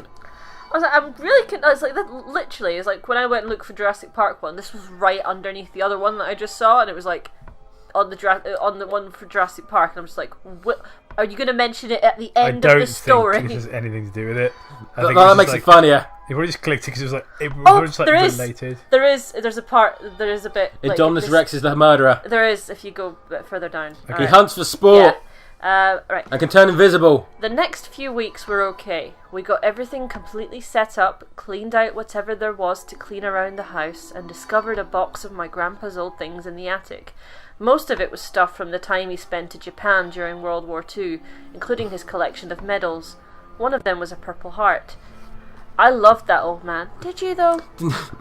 Even though I might not Well, you always... said you loved him. Again, I'm thinking back to Bubba Hotep with the purple heart and the chocolates. So even though I might not always sound like it, I had a funny way of expressing it at times, but I really did care about him deeply, because he bought me loads of stuff and left me this giant house. And I didn't talk to him. It was the middle of May. It was the middle of May that we started having real problems. Hey, why does a Brachiosaurus know what a boat is and understands that it could take him away and rescue him and is upset that it's not doing that? That's a good question. Another question is, how can a man run through a cloud of volcanic ash and not immediately die? That really bothers me, because I the first thing that I thought was like, you will never escape a pyroclastic cloud. And then he doesn't escape it. It completely engulfs his body. And she'll and then, burn him in like half a... No, it's like... Sorry, a couple of 100 million degrees or something like that. You would die instantly as soon as that thing touched you. Yeah. I'm not a geologist or someone who studies volcano, but like something... Volcanologist. Yeah, volcanologist. That is a metal title, but you know, if here's something like, for anyone who doesn't know, lava, it's not like in video games where you touch it and you die, because it's molten rock and it's giving off a shitload of heat. If you go near it, you're going to die. Yeah, I have a bonfire I have a fire pit in the garden that I made. Like, if you push the coals around a little bit with like a metal stick, it's really hot. You don't want to stand too close to it. That's just coal. That's just hot coal, and you don't want to get your hand too close to it. I'm so glad that we have to explain what fire and heat is. I wanted to be a volcanologist when I grew up. Like, I studied them for like a long. Like, I studied them when I was younger. So like, that was just one of the first things that you look at. Also, I want to bring up another point I mentioned earlier. But if you can train a velociraptor to attack people by pointing a laser attached to a gun at something, you could probably just use the fucking gun, because you don't need to feed it like 400 pounds a meat a day. Yeah, but Matt, don't forget the Soviets used rats in the war, so that's totally the same. You know, war elephant, velociraptor, because they keep using war elephants today. You know, like the American armies just employed fucking tiger riders. We still use cavalry after it was such a success in the First World War. We just haven't stopped. I remember Ben saying that he thought he saw an albino deer up in the woods. He sat on the back porch that evening watching the forest, but nothing moved. As darkness began to fall, a breeze started to come out from the southeast, off the distant Gulf of Mexico. I thought that maybe I had saw something, for a split second in the undergrowth near ground level, but it didn't look like a deer. Looked like a migrant worker. I talked Ben into following me in the house, and I slept fitfully that night. Something about what I saw haunted me, although I wasn't sure what it was yet. The next morning, we had to take another trip into town. This time, it wasn't for supplies, but to watch some movie that Ben has been going on about for weeks. Please tell me it's Jurassic Park.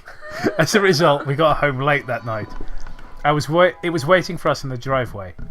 I only saw it for a second before the lights in my truck cut out, but I could have drawn police sketches for the rest of my life from the thing. It looked like something, like a human being, only it was nearly 8 feet tall. Its skin was stretched tight over its bones and muscle, and it looked lean, paradoxically both like it was emaciated and terribly strong. Is it the fucking Rake? The hair on its head was thin and scraggly, and its eyes were hollow black pits. I hadn't seen the claws yet, since they were hidden by the front of my truck, but I could see its teeth, and they are what I remember most about this thing. Its mouth was open like it had come unhinged, and it was full to the brim with knives. When the lights cut out, Ben looked over at me, and in the gloom I could see the expression of pure terror on his face. The thing was still visible in the darkness. Outside, a darker shadow in the night. We both stared at one another, and it seemed unwilling to make a move. I don't know what time it was, because I couldn't see my watch, and it very likely wasn't functioning anyway. It became obvious as the minutes dragged on into hours, though, that this thing was standing there for a reason other than toying with us. Somehow, it couldn't see us. It turns out that... You might say its vision was based on movement. I was just hoping that it turns out that's like Mr. Jenkins from down the road, and he's just got a terrible skin condition, and like, you know, you can see his claws because he was holding a gift basket. Welcome to the neighbourhood. When morning started to dawn red on the horizon behind the house, I was afraid that its vision would improve, but it still just stood there. With better light, I could see that Ben was crying. Tears streaked down his face as that thing stared at us, unmoving and hungry. I remembered then watching a movie when I was younger, Jurassic Park. What a thing to think about when a monster is staring at you. Yes. Like, oh man, does anybody remember? Oh, well, you've been there for hours. You're a bit bored. Like, yeah, it's like, oh, it's still staring hey at Ben, me. you seen Jurassic Park lately? Like, what are you talking about? Oh man, that was really. We should rent that when we get back. When we're not in this situation, you know. What's also like, you know, like there's a monster standing in front of, like, it's an unknown creature standing in front of you. Like, it hasn't seen us. Maybe if we move it, wait. Jurassic Park, the most scientifically accurate film ever made. I've just had this image of me and Gemma like hiding from a home invader. He's got like an axe. We're like hiding in a cupboard, like my hands over my mouth so they can't hear my breathing, and then Gemma's going, Jacob, you ever see that movie Contact? Oh God, that movie was terrible. What? That movie Contact? You wait to see the alien, but it's a father. Wait, the whole goddamn movie. And then the axe murderer's like, oh man, I hated that movie. Like, that's such a crappy ending. And then he just walks out in disgust. I love that as a, like, while whispering, that I sound more Scottish than I actually do in real life. Gemma, there's no way you can sound any more Scottish than you already do. The T-Rex in that movie just stood by when its prey wouldn't move, counting on them to budge before it did because its brain wasn't wired up to see anything but movement. The real T-Rex may not have been like that, but with the dawning of the day, it clicked that this thing probably was. That, I realised, was why my grandfather had died of dehydration in his own house. This thing had caused the power to shut off. It had short-circuited the breaker and then just waited for it. How did it see all the breakers if they weren't moving? That's what I don't... Yeah... That's what... Well, his car shut down, so he's got some sort of anti-tech field or some bullshit. The sun rose in the sky, and Ben sat alone in the truck with the Watcher staring at us for nearly 4 more hours. Oh yeah, I've got Jurassic Park. We're going to watch it on Blu-ray. Which Blu-ray? We'll watch the 2013 one. No! It's just like, everything's orange. Why? It's like... Oh, by the way, right, the fucking... The more recent Blu-ray, with the really ugly front cover of Jurassic Park, if you haven't bought Jurassic Park on Blu-ray yet, don't get that one. Get the classic ones with the Universal logo at the top and the normal Jurassic Park logo on the front, because otherwise you'll have a film where they've given them digital haircuts and cropped the screen all weird, and like everything's orange and you can't see what's going on. It's fucking terrible. And they just edit in Samuel L. Jackson into, like, people are like, you wasted him in that film, so they just edit into more scenes. Like, he's in every scene. They add more smoke in the scene where he's smoking. They take strands of hair out, like distracting strands of hair out. Do they replace all the guns with walkie-talkies? It is that kind of edit. It's just really weird. Why would they do it? Like, it's like some sort of like spot the difference version. Pretty much. It's just a George Lucas kind of thing. You know, you look at it and you're like, what's the point of this? I don't like the way his legs are so hairy in this scene. Like, shut the fuck up. Spielberg, shut your fucking mouth. Like the colour grade looks really ugly. So they've tried to make it match Jurassic World. I'm like, no, make the. I hate when they do this. They did this with the Star Wars original trilogy. I'm like, make the new ones match the old ones. Put Hayden Christensen's Force Ghost in every scene of Jurassic Park. Yeah, don't change the old movies to match the new ones. Like, why do that? I'm bored. You read some more, Gemma. Alright, I'll read some more. Where are we? Higher the sun rose in the sky. I and Ben sat alone.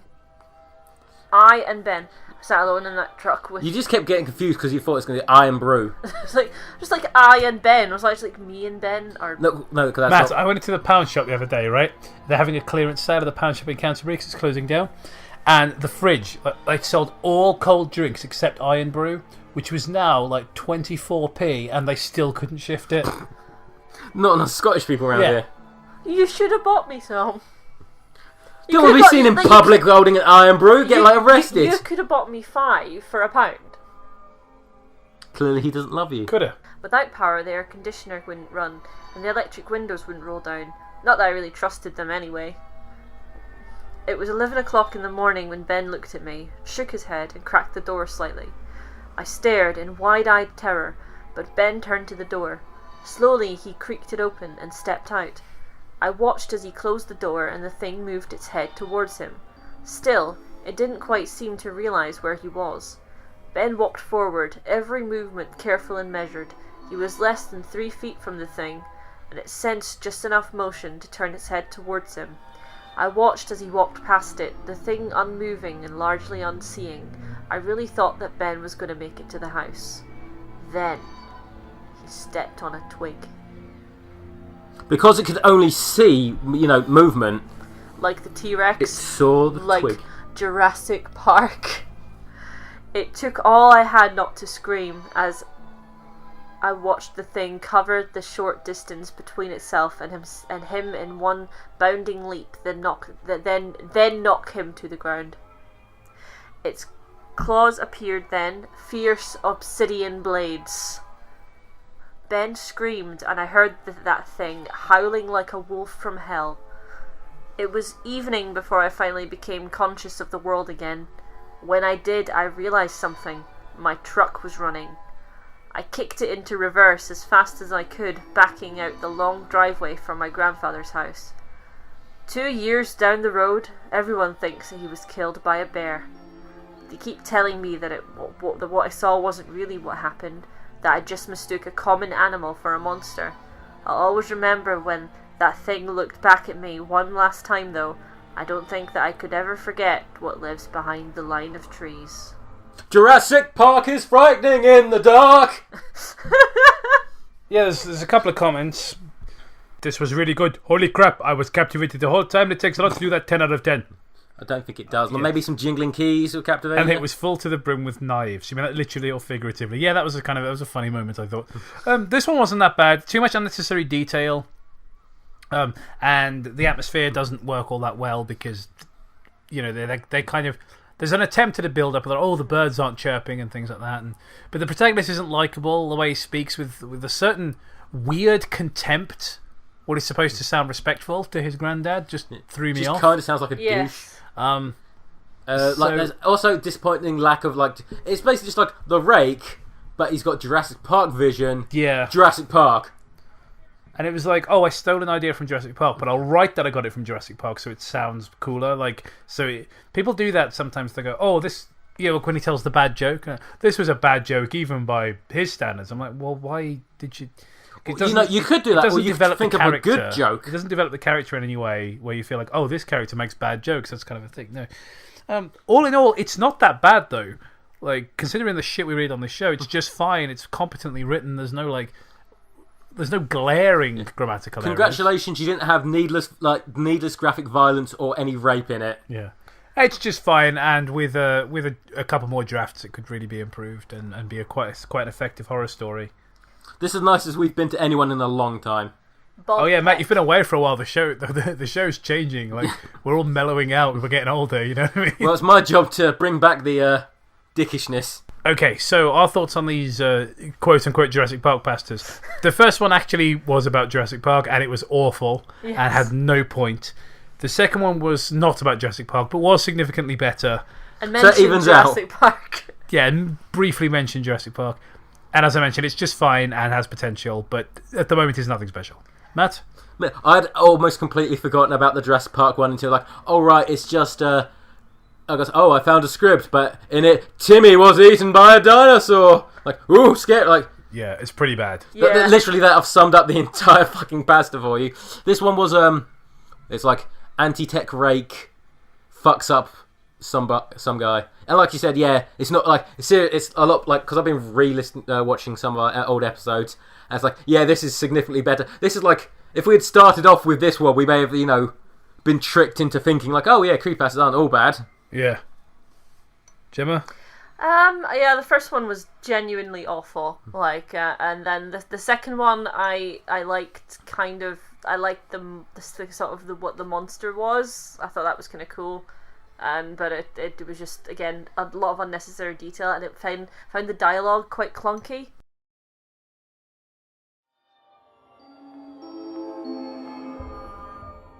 Hello and welcome to User in Big Doo-Doo this time.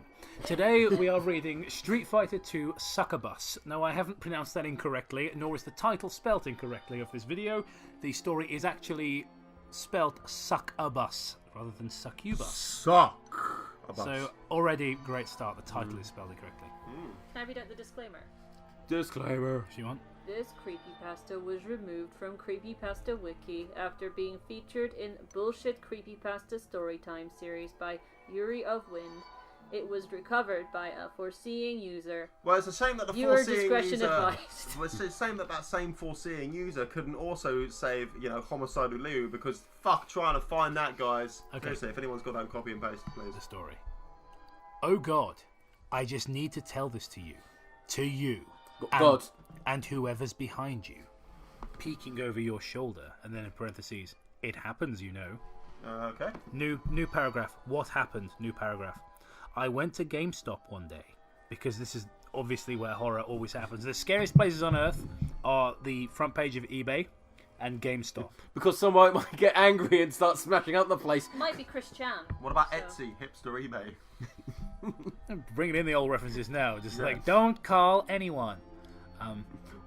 I saw a copy of what seemed to be Street Fighter 5.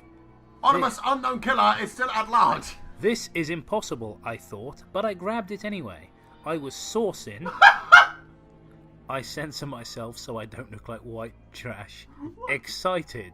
I was fucking myself excited. What? No, I was sourcing excited. I was fucking excited. I was sourcing excited. When I got home... If you're on the internet, you're probably grown up enough to swear. Also, I love the way you just had to clarify I didn't want to be white trash. Excited. When I got home, I looked at the disc. It seemed to be a PS2 disc. I began setting up the PS2 and noticed that there was no rating on the game's cover. In fact, it looked like it was made with the Paint program. Here's the cover. No image. Picture. Yeah, no image There's no presented. picture of it. Obviously, that user didn't have his mind to Anyway, I put the disc in the PS2 and began the game. The opening was Akuma, staring into the night sky. He seemed sad. The stars began to move, glow and flicker. Akuma became shocked, then angry. I think he whispered, Misatu. But I'm not sure. It whispers very precise, but I'm not sure. Maybe he said achoo, but I'm not sure. Street Fighter 5, Akuma has a hay fever. Oh, my allergies! No, he said Misa in Big Doo-Doo. He leapt towards the stars, which were now falling towards him. The stars transformed into metal versions of Akuma with blue eyes that illuminated. Doesn't say what they illuminated, just they illuminated something. They fought Akuma, who killed them one by one in 1 to 3 hits. Each time one died, blood would spray out of where they were hit. Blood's not an usual thing in Street Fighter games. I know that. That's not me giving a comment, that's in the story. Yeah. Akuma turned around to see Ryu and another metal Akuma. This metal Akuma held Ryu captive. Akuma freed Ryu and killed the imposter. Akuma walked away from Ryu, who was confused at this point. Then fog appeared on the screen. the title showed. I decided to go to training mode because that's, naturally, that's the very first thing you do in any bloody fighting game. Not just go to arcade and figure it out like an actual person. You need to get the text down. Yes. The playable characters were Ryu, Ken, Dan. It just sounds so crap in comparison to the two games, doesn't it? Dan. It's just like Ryu, Ken, Dan. Sakura, Guy. Akuma, Hugo. And the new character named Gulusaru. Ryu had no bandana on his head, meaning he didn't have infinite ammo, and had blue gloves rather than red ones. Ken's hair was short, except his gi was now dark red. Dan was normal, except he was seemingly depressed, probably because of the shit in that. Because he's Dan Hibiki, he's the butt monkey of Street Fighter. Sakura's outfit was soaked in blood, but it went along with her demented smile. Guy seemed to have been changed greatly due to him wearing casual clothing. I'm going to be honest, apart from maybe Ken, Ryu, and Akuma, I don't know what any of these guys I do. like, so, okay. Guy's supposed to be dressed as a ninja. It's a CREEPYPASTA for you, man. Yeah. Okay. I'm not even a fan of fighting games, I just know these characters. Guy seemed to, Akuma had no shirt, exposing a scar across his chest.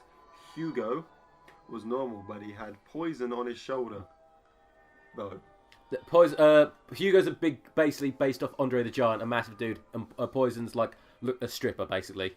So he's carrying a woman around on his shoulder. Oh! Check the sentence out. Right. Toby, there's a guy who's got poison. poison. We had like some syringe like with poison stuck in the side of Okay, it. no, dig this, guys, right? It's Okay. actually the song that Alice. Oh my God! Why are we still doing this? I wanted to talk about this for a second. But Gosaru was more noticeable. He had a green gi soaked in blood, similar to Sakura's schoolgirl outfit. Now, I guess he probably means they were both soaked in blood, but it was a gi that was similar to a schoolgirl's outfit. So I don't know, I don't know what this other guy looks like because he's a made-up character. It's just like this big muscular street fighter guy, and he's just like just lollipop chainsaw cosplay and just like hulking great muscle the man. story mode is he's late to school. He's running down the street. He's got a bit of bread in his mouth. Oh my God! He's a 7 foot tall muscular man. Right, basically. My name's Guru. I've been needing since I've joined elementary school. I need to find a boyfriend. Basically, they look like Brenda from Muscle March, and if you don't know Muscle March, it's probably the best game on the Wii, which was never available. Oh. And I'm gonna show Jacob a picture of Brenda from Muscle March now. I remember you and I were going to play Muscle March back when we used to do video game videos. Oh wait, but we never got round to it, did we? There is one of those schoolgirl outfit in there. No, they're all just muscular. Anyway, there's Brenda. I don't know why I just showed you that. I thought they were in a That's on your phone outfit. forever now. Well, that's on you, Toby. That was a dream you had. And That you was need a to, dream you need I to had. own that. I dreamed of Brenda, the muscular woman from Muscle March. Yeah. Okay. He had purple, long hair and grey gloves. God, that just sounds Suspect. Again, it's, dressed as a schoolgirl. Because the way it's formatted, it feels like he had purple, long hair and gloves. Yeah, it just says purple. It just as if it just he had the purple. cube of the colour purple. I chose to play as Guy. Because I am one. The CPU was a metal Akuma. I had fun brushing up my Street Fighter skills, then went on to arcade mode. Mad Street Fighter skills. Again, I chose Guy. I fought Sakura first. Guy was sitting down, but got up. Amazing intro. It's fantastic. It's like.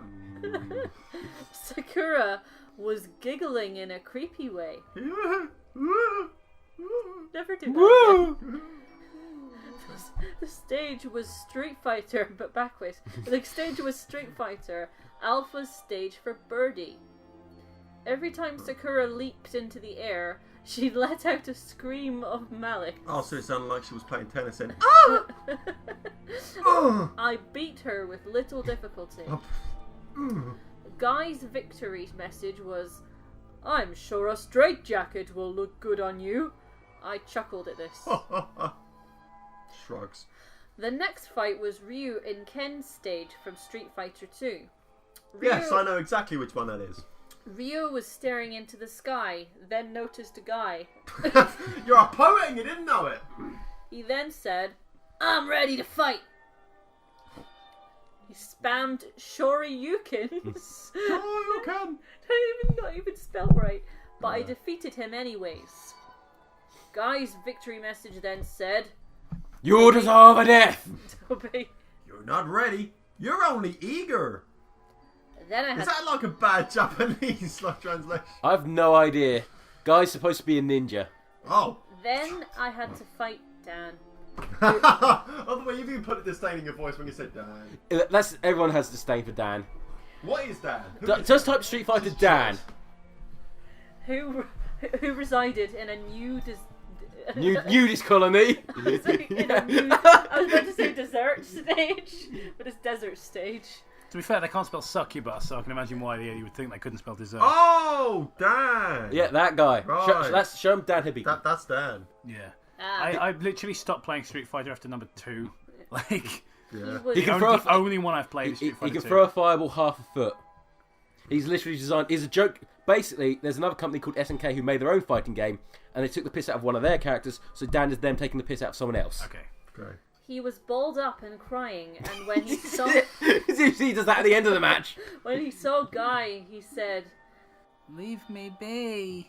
The fight begun, but Dan was still balled up, continuing to cry. For assassinating the president. I low-kicked him. Did this grumhack just make me assassinate the President of the United States? Like you were giving me shit earlier for making a meme from 2 years ago. It resembled Hitler. I low-kicked him, and he was now rolling around, screaming in Speed pain. sound. The fight ended. The guy then said, Toby? Let's not torture him. He's depressed enough already. Ken was the next opponent, and we fought in his stage from Street Fighter Alpha 2. Ken was adjusting his belt, then said, with a voice like Goku's, and then in parentheses, Dragon Ball Z character... I've never watched that show, and even I know who Goku is. What do you mean, like Goku from Alabama who runs a bakery? Doesn't Goku talk like Soldier Boy? Exactly, he talks exactly like Soldier Boy. Yeah. Let's get Someone has a high-pitched voice. Let's get this. Yeah, the Japanese Goku just sounds like a woman who's like hysterical. All right, let's get this over with. Oh. That's my best Dragon Ball voice. He struck first, but I countered him with a throw. He fell through the floor, which broke, and the fight ended. Guy looked down the hole, and his victory message displayed. It said, "Oops." The next. What about this? Is a great run, man. That'd be hilarious. Oops. The next fight was not on the character screen. It was the boss, so I guess it makes sense. And was a nude version of Armika called Succabus. Oh, hello. I'm looking up Armika. Who the fuck is Armika? Here's the thing about the word Succabus, right? So are they implying that somebody is sucking on a bus? Sucking the exhaust? Like one of those freaks who's in love with a theme park ride? Or is this a bus that's a complete sucker that the other buses don't hang out with? Hey, number 17. How about you lend me some money? I'll pay you back. Okay, sucker. I ain't paying you back shit. Oh, jeez, sucker bus. If you ever feel bad in life, just remember that some woman in the world married a train station. Somebody married Onision. I mean, if you want a cutscene cued, starting with a shot of the desert. Now in nighttime, with the characters I previously defeated and other Street Fighter characters trapped in gimp suits. I thought this was Street Fighter, not Soul Calibur. Guy walked up to these characters, a shocked expression on his face. Then Succabus appeared. Another sexy victim here, I see. What fire of knowledge do you bring to us mortals today? And gimp suits. You'll be nice to play with. Okay. Guy jumped into his fighting stance. The fight begun. And Guy was easily defeated. Succabus then trapped him into a gimp suit. She cocked her head, like the word there, to me and said, "Won't you join us, cutie?" I was scared somewhat. The game forced me back to the character select, except the only character there was, and it says in parentheses, pausing for dramatic effect. Oh, fuck you. ... Me. I was a chibi version of Guy in a light blue shirt and dark blue jeans, as well as black sneakers. He even had my name there. Okay, we need to stop we need to start unpacking this. Okay. Right. So the only character was positive effect me. Okay, so I, as in real life, right? It's me, the person, the player, was actually IRL a chibi version of the person in the game. Yeah. What?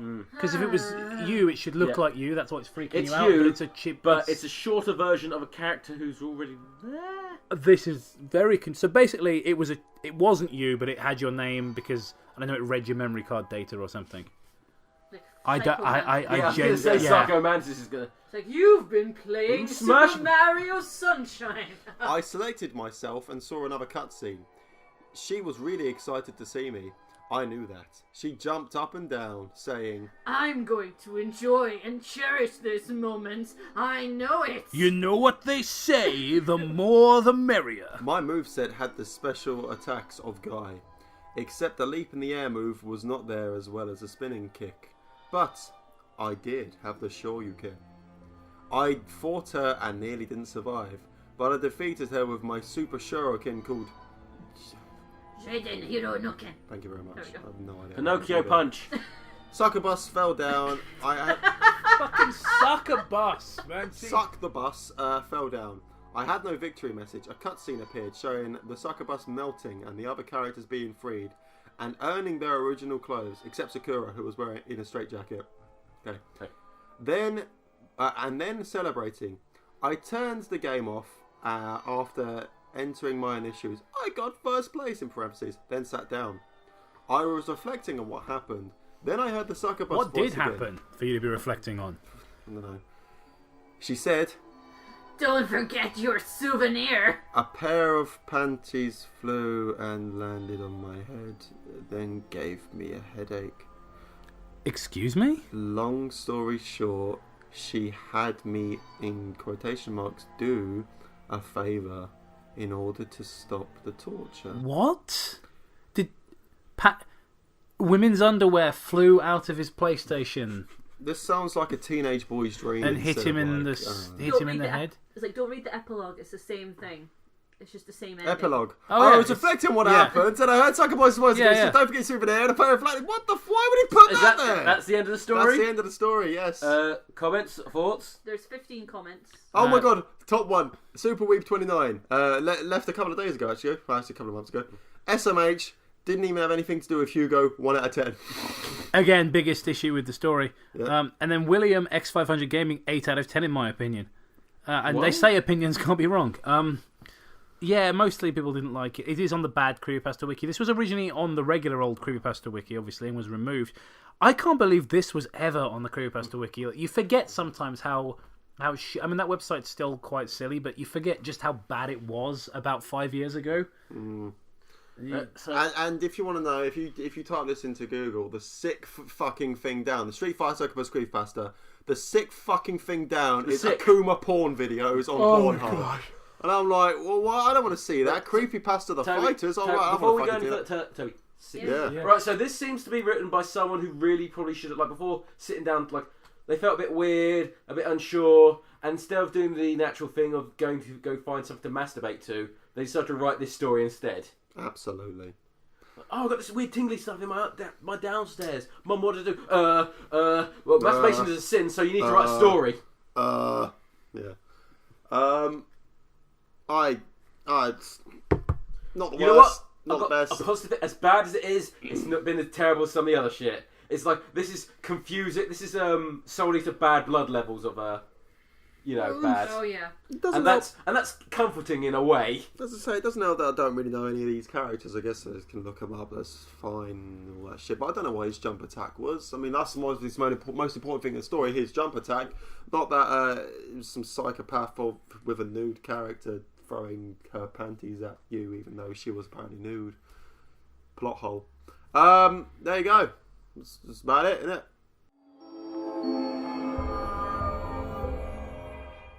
Welcome back to Bad Creepypasta, where we will never do Sonichu. We've tried 5 times. It's cursed. It's never going to happen, folks. Nope.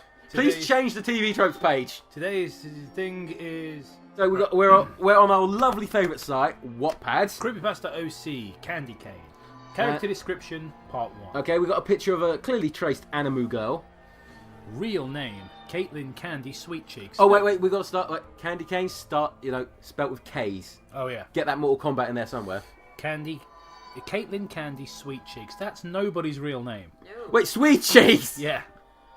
Age of insanity, 19. What does that mean? Current age, 23. Gender, female. Birthday, October 13th. Sexuality, heterosexual. Boyfriend/girlfriend, Laughing Jack. Oh dear. Likes, Candy. Wait. Talk about, like, how old is Laughing Jack now? That's clearly... No, hold on, guys. This is going to get so much worse, right? Because this person obviously hasn't actually read the Laughing Jack stories. Likes candy, animals, children, rock music, and the circus.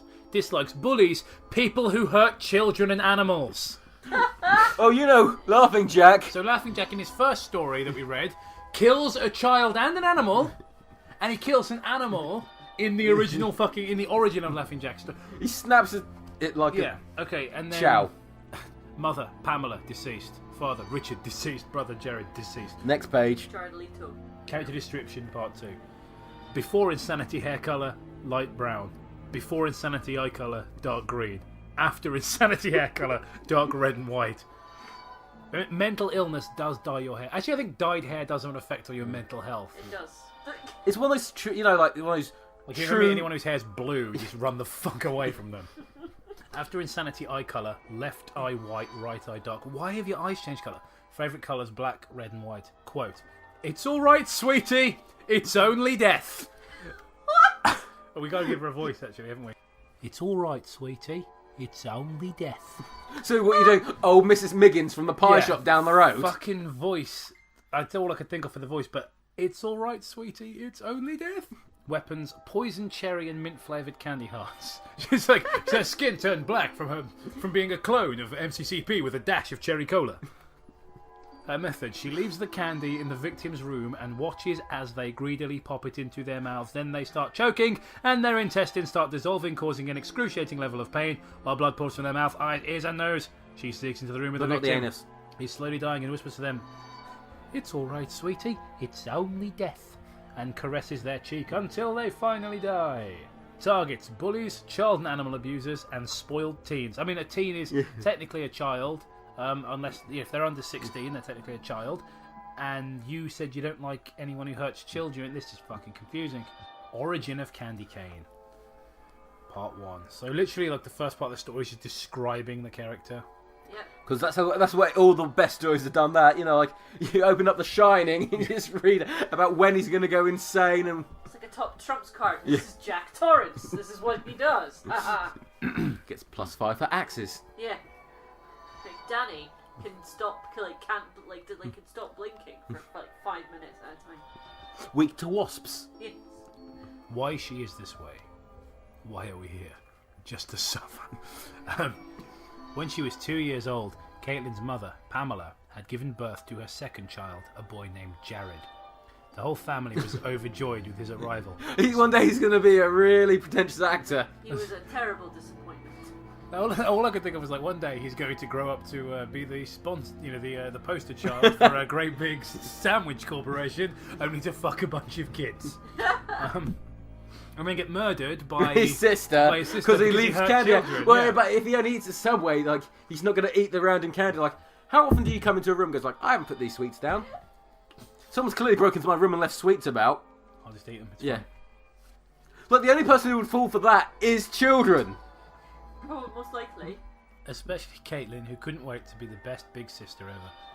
Everyone in the family helped out with taking care of him and couldn't ask for a better life. So everyone in the family couldn't ask for a better life. That's really confusing. Well, you have to change all the shitty nappies, so...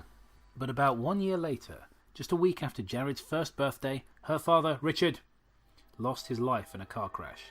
Pamela was so distraught about losing her husband, she became a drug addict and eventually forgot she even had children.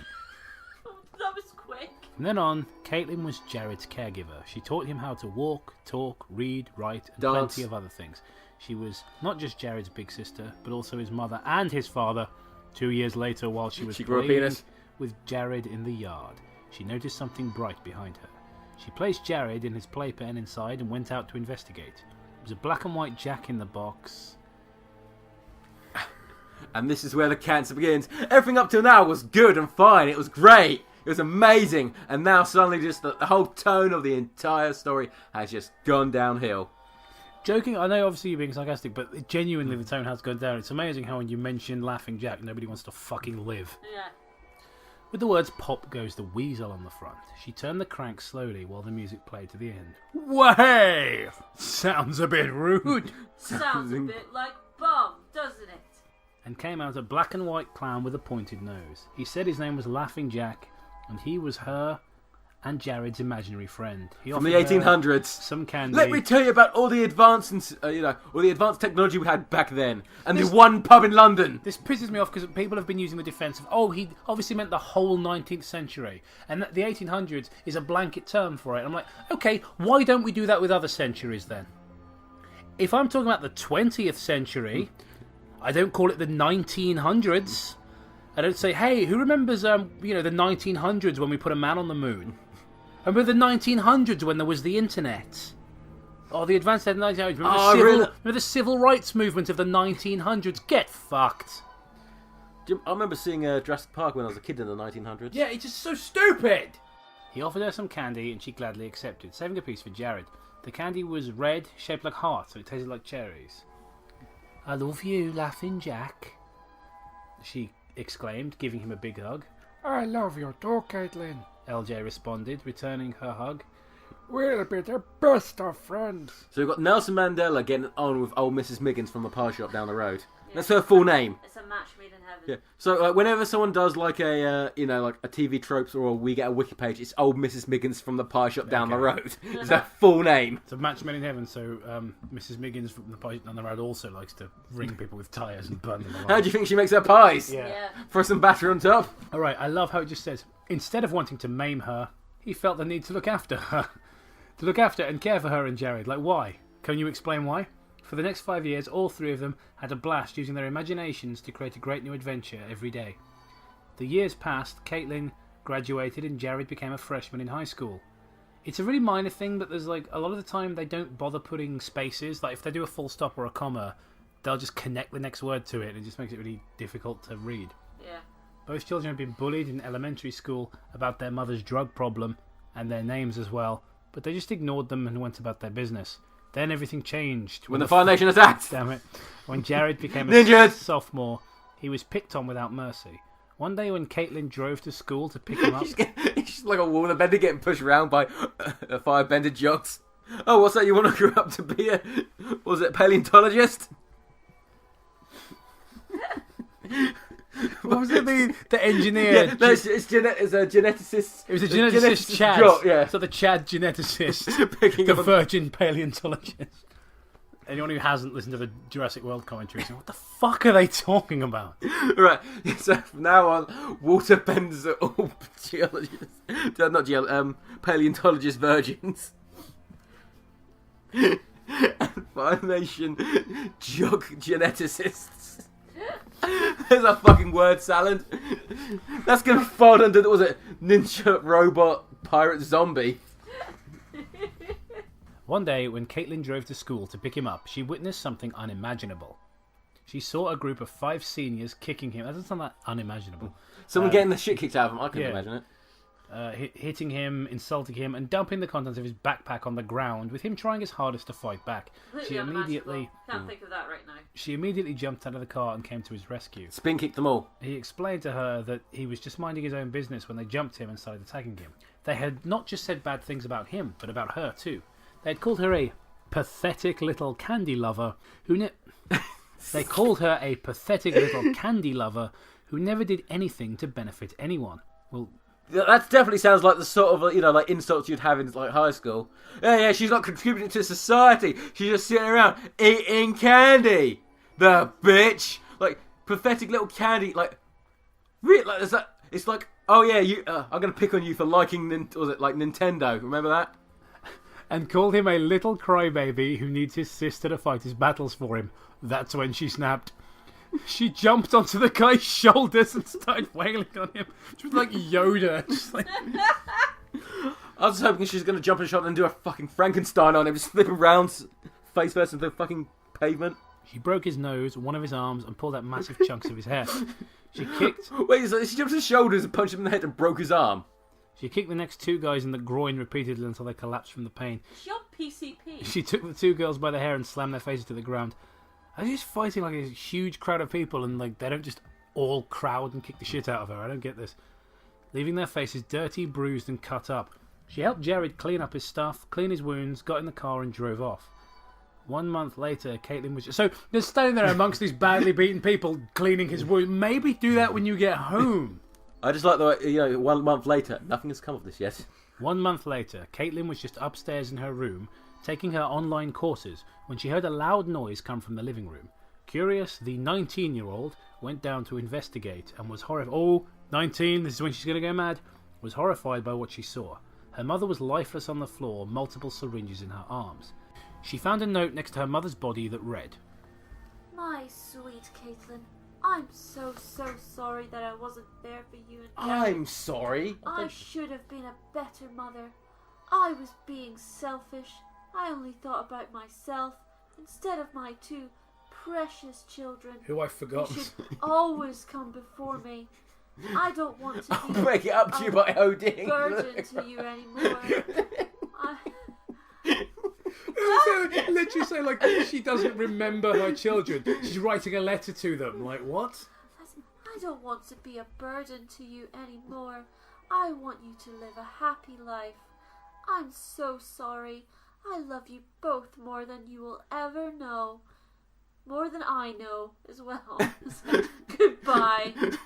That's the best solution. I've had a drug problem for years, and the best way to help my children, who I've just remembered, is to shoot myself up to the point of dying in the living room. That will sort everything out. That'll end very well, I think, because she loves them and she wants to have happy lives. And nothing makes you happier than finding your mother OD'd in the living room, right? I mean, that'll do wonders for your mental health. You know what might have helped a bit more? Might have been, better emotionally for yourself. Like going to fucking rehab.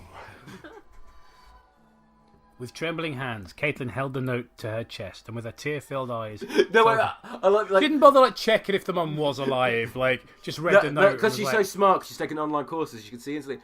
I also like the idea that she was actually going to go to rehab, but then she goes, just get rid of these, slipped in a banana peel, whoa, the fan spinning, launches them all straight down. Oh no, that's bad. Just as long as I don't, nothing lands on, pushes the plungers down. What's this frying pan? Whoa! Yeah, and she actually meant I love you both because she was checking into rehab. She's gonna throw these away. I'm gonna show how strong I am. I'm gonna just throw them away. Oh god, this was so avoidable. I need to think carefully. I need to. Whoops! Oh! Ah! Well, this isn't so bad. Whoa! Trip balls. But I love the way she just reads the note. Is good. It is oh, that's that then. Goodbye while I'm off recovering in rehab. Doesn't run over to the mum, check it, call an ambulance. None of that. Just well, mum's dead. Oh, it's just like Walter White in the episode of Breaking Bad where he sees her just choking, and it's just oh, so sorry, Mum, you're already gone. I read your note. I can't save you. With her tear-filled eyes, told her mother, "I love you. I love you too, Mummy. I love you too, Mummy. Why did you have to leave me?" Because she's very clumsy when throwing out syringes. She can't answer you. She's dead. No, he's dead. But you may speak to him through me. Right, how much more of this shit is there? There's a part 2 and then there's a part 3. Is that it, yeah? I think so. After giving her mother one last hug, she got out her cell phone and began dialing the police department's number. While waiting, she walked up the stairs and was heading to her room when she noticed something very wrong. Jared was never this quiet, and he had been in his room all day. He'd OD too! Mother, son, bonding, heroin.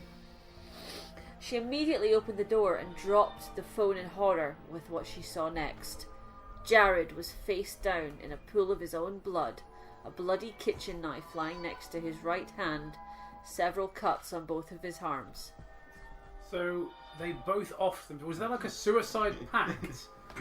Obviously, there can't have been, because the mum was like, "Oh, I'm gonna kill myself so you two can have a good life," and then the brother kills himself on the same day. It's hilarious coincidence. Yeah, like has Adam Sandler is the sole survivor. Presumably, the boy didn't go down and see the mum and went, well, she's dead, guess I'll go up to my room and kill myself. Yeah, it's like, next to him was another note written in blood. Oh my god. That read, I can't take it anymore. I just want the pain to go away. It's too much to bear. I love you, sis. I'll always love you. I hope you know that.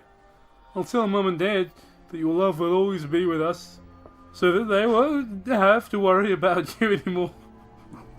Goodbye forever, Caitlin. I don't know what voice this is. I'll miss you. the tears started flowing and didn't stop when the police took the bodies out of the house or when they were finally buried. No, stop right there, Gemma, because we're making up additional chapters. Her dog killed itself, her pet cat, her budgerigard. It's National Suicide Day. Budgerigard. It's just a budgie with like a beefeater's fucking hat on. Just sits outside the house, comes in, realises the family have died, it's failed its mission. So, you know, what's all this then? Fucking flies straight to the ceiling fan. Yeah, I want that to be the thing. The mother accidentally OD'd herself. The son saw it, couldn't take it anymore, killed himself. Then the dog came in, felt that he was man's best friend. The cat saw that his best friend and rival's now dead. The horse came in. They're actually owners of a zoo. It's effectively the old woman who swallowed a fly is what you're Perhaps doing here. The horse comes in and goes, "What are you doing here?" Trips over the dead body, breaks its leg, can't live with itself anymore. Shotgun limps its way to the glue factory. Pulls out a shotgun, blows his own brains out. The postman comes by. Oh no, my family's dead. I want to die. Luckily, the buckshot and horse skull kills him. Falls out to the road. The ice cream man goes, "Oh, my best friend, the postman. Oh no, he's dead." Drives to the body, swivels off the road. A bus full of suicidal orphans. These poor orphans, they're being transported. The slightest thing could tip them all over the edge. Ice cream van. Oh no, the ice cream van veer into a tree and burst into flames. Oh no, they've all just watched Suicide Now. Why do we leave sharp objects around them? I think that screening at the cinema was a bad idea. They stopped when she was at the cemetery, where she wanted to say her final goodbyes to her family. She placed red roses on each grave and a piece of the heart-shaped cherry candy on each tombstone to show her undying love for each of them. She kept the notes close to her heart as she was leaving to go home. Then her mind started to wander off. People die every day. They die when they're killed. It's nothing out of the ordinary. After all, it's only death. Caitlin's thoughts were cut short when a car came speeding out of nowhere the postman. and sent her flying. That is her dad's car. She went back in time. Even though she was in excruciating pain, Caitlin got to her feet and started walking to the nearest hospital. She didn't make it far before she collapsed from pain and exhaustion, but while she was blacked out, she felt someone pick her up, and they carried her to the hospital for much needed medical attention. Her cuts and bruises were cleaned and bandaged, and her black eye was treated, and it healed faster than expected, but the real damage was on the inside. She had suffered from severe internal injuries plus a broken ribcage. It's alright. It's alright, everyone. The bleeding is internal, where the blood is supposed to be. You know what? I should have gone crazy when I was in hospital, because that would have killed right up, wouldn't it? Yeah, your leg would And I have would have gotten superpowers out of it. Yeah. Because, you know, if you're crazy, you get superpowers, and if you're autistic, you're the next stage in human evolution. Yeah. So says the Predator. We were out with Logan earlier, and I can't remember what the fuck he'd done. Something really idiotic, and Matt just went, truly the most dangerous game. Just fucking slayed me. They rushed to surgery immediately and managed to get everything back in order. But she still hadn't woken up since she was put under anaesthesia. While she was resting, LJ managed to sneak in and look after her for a while. I forgot I was in this story. No, he says, I never meant for any of this to happen. I just wanted to keep you safe. Oh no, it was some sort of extra-dimensional being of cosmic power. He spoke to her through his tears and rested his hand on her arm. Please stay with me. I love you. The monochrome clown managed to stutter out. She stirred a bit at his words, and a slight smile stretched across both their faces simultaneously. Remember me, he said as he gave her a kiss on the forehead. I know you well. And walked out without saying another word. I love you, and I want to look after you. Now I will disappear in your time of need. Well, a wide smile covering his face. I like the idea that he walks out, but it's still completely visible to like the doctors. Like, the fuck's this freak? Right, I'll do the last part. Final part. Wait, also I want to start before like we know they hook up. Like, I love you. Like, even if the story say was somehow magically good, how fucking creepy is it that some girl is in love with a guy who has basically been raising them? Yeah. What sort of creepy Woody Allen bullshit is that? It's the Jews. That's probably getting cut. No, you don't call them the Jews anymore. They're the ants. Remember that? No. Remember ants? It's with like Woody a Bug's Allen. Life. Yeah, no, actually, it's actually much better than A Bug's Life. I know. As I was thinking, it's the only really good movie like a Woody Allen film I've seen. I haven't seen many Woody Allen films. Annie Hall's okay. When Caitlin woke up 3 days later, she noticed her skin had turned white. Wasn't she already white? The doctor determined that it was the medicine. Is that why Laughing Jack left? Oh no, you are white. I cannot love you. The doctor determined that it was the medicine used during surgery, and it caused her to have an allergic reaction. But that reaction was something he had never seen before. Medicine caused her skin to turn white. They prescribed some pain medicine for her and sent her on her way. Was this once again Dr. Cuckoo raving? There is an allergic reaction I've never seen before. Well, send her off on her way. Fuck off. See you later, kid. Also, like, can you send the person with no face in next? While she was getting dressed, she noticed something. This fucking thing where they don't put a space after certain punctuation marks really annoys me. She noticed something slip out of her pockets. They were the final written words of her mum and Jared. She proceeded to finish getting dressed and held the notes close to her body, a few tears dropping during the time.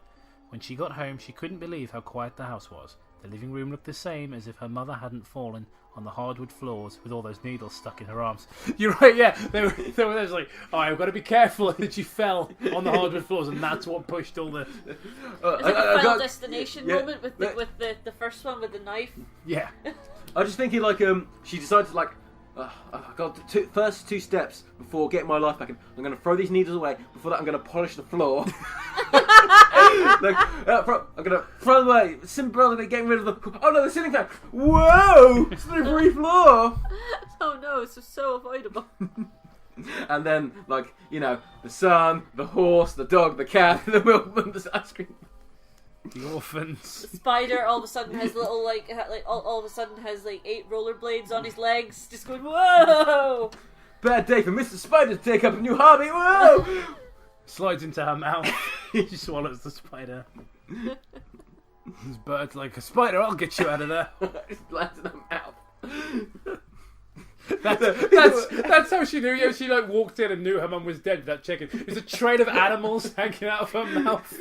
Yes, that's what gave it away. When they did the autopsy, which is an actual autopsy because she was dead and she wasn't in a coma with her soul stolen. So Derek Green wasn't there to investigate this, but they cut her open and just like fucking zoo pops out. It's like, just make this incision. Just like thousands of animals just escape, like the stampede in fucking Jumanji.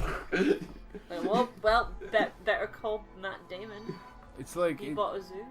It's like a combination of that and The Shining when the elevator opens. Like. I was thinking more like those cans of peanuts.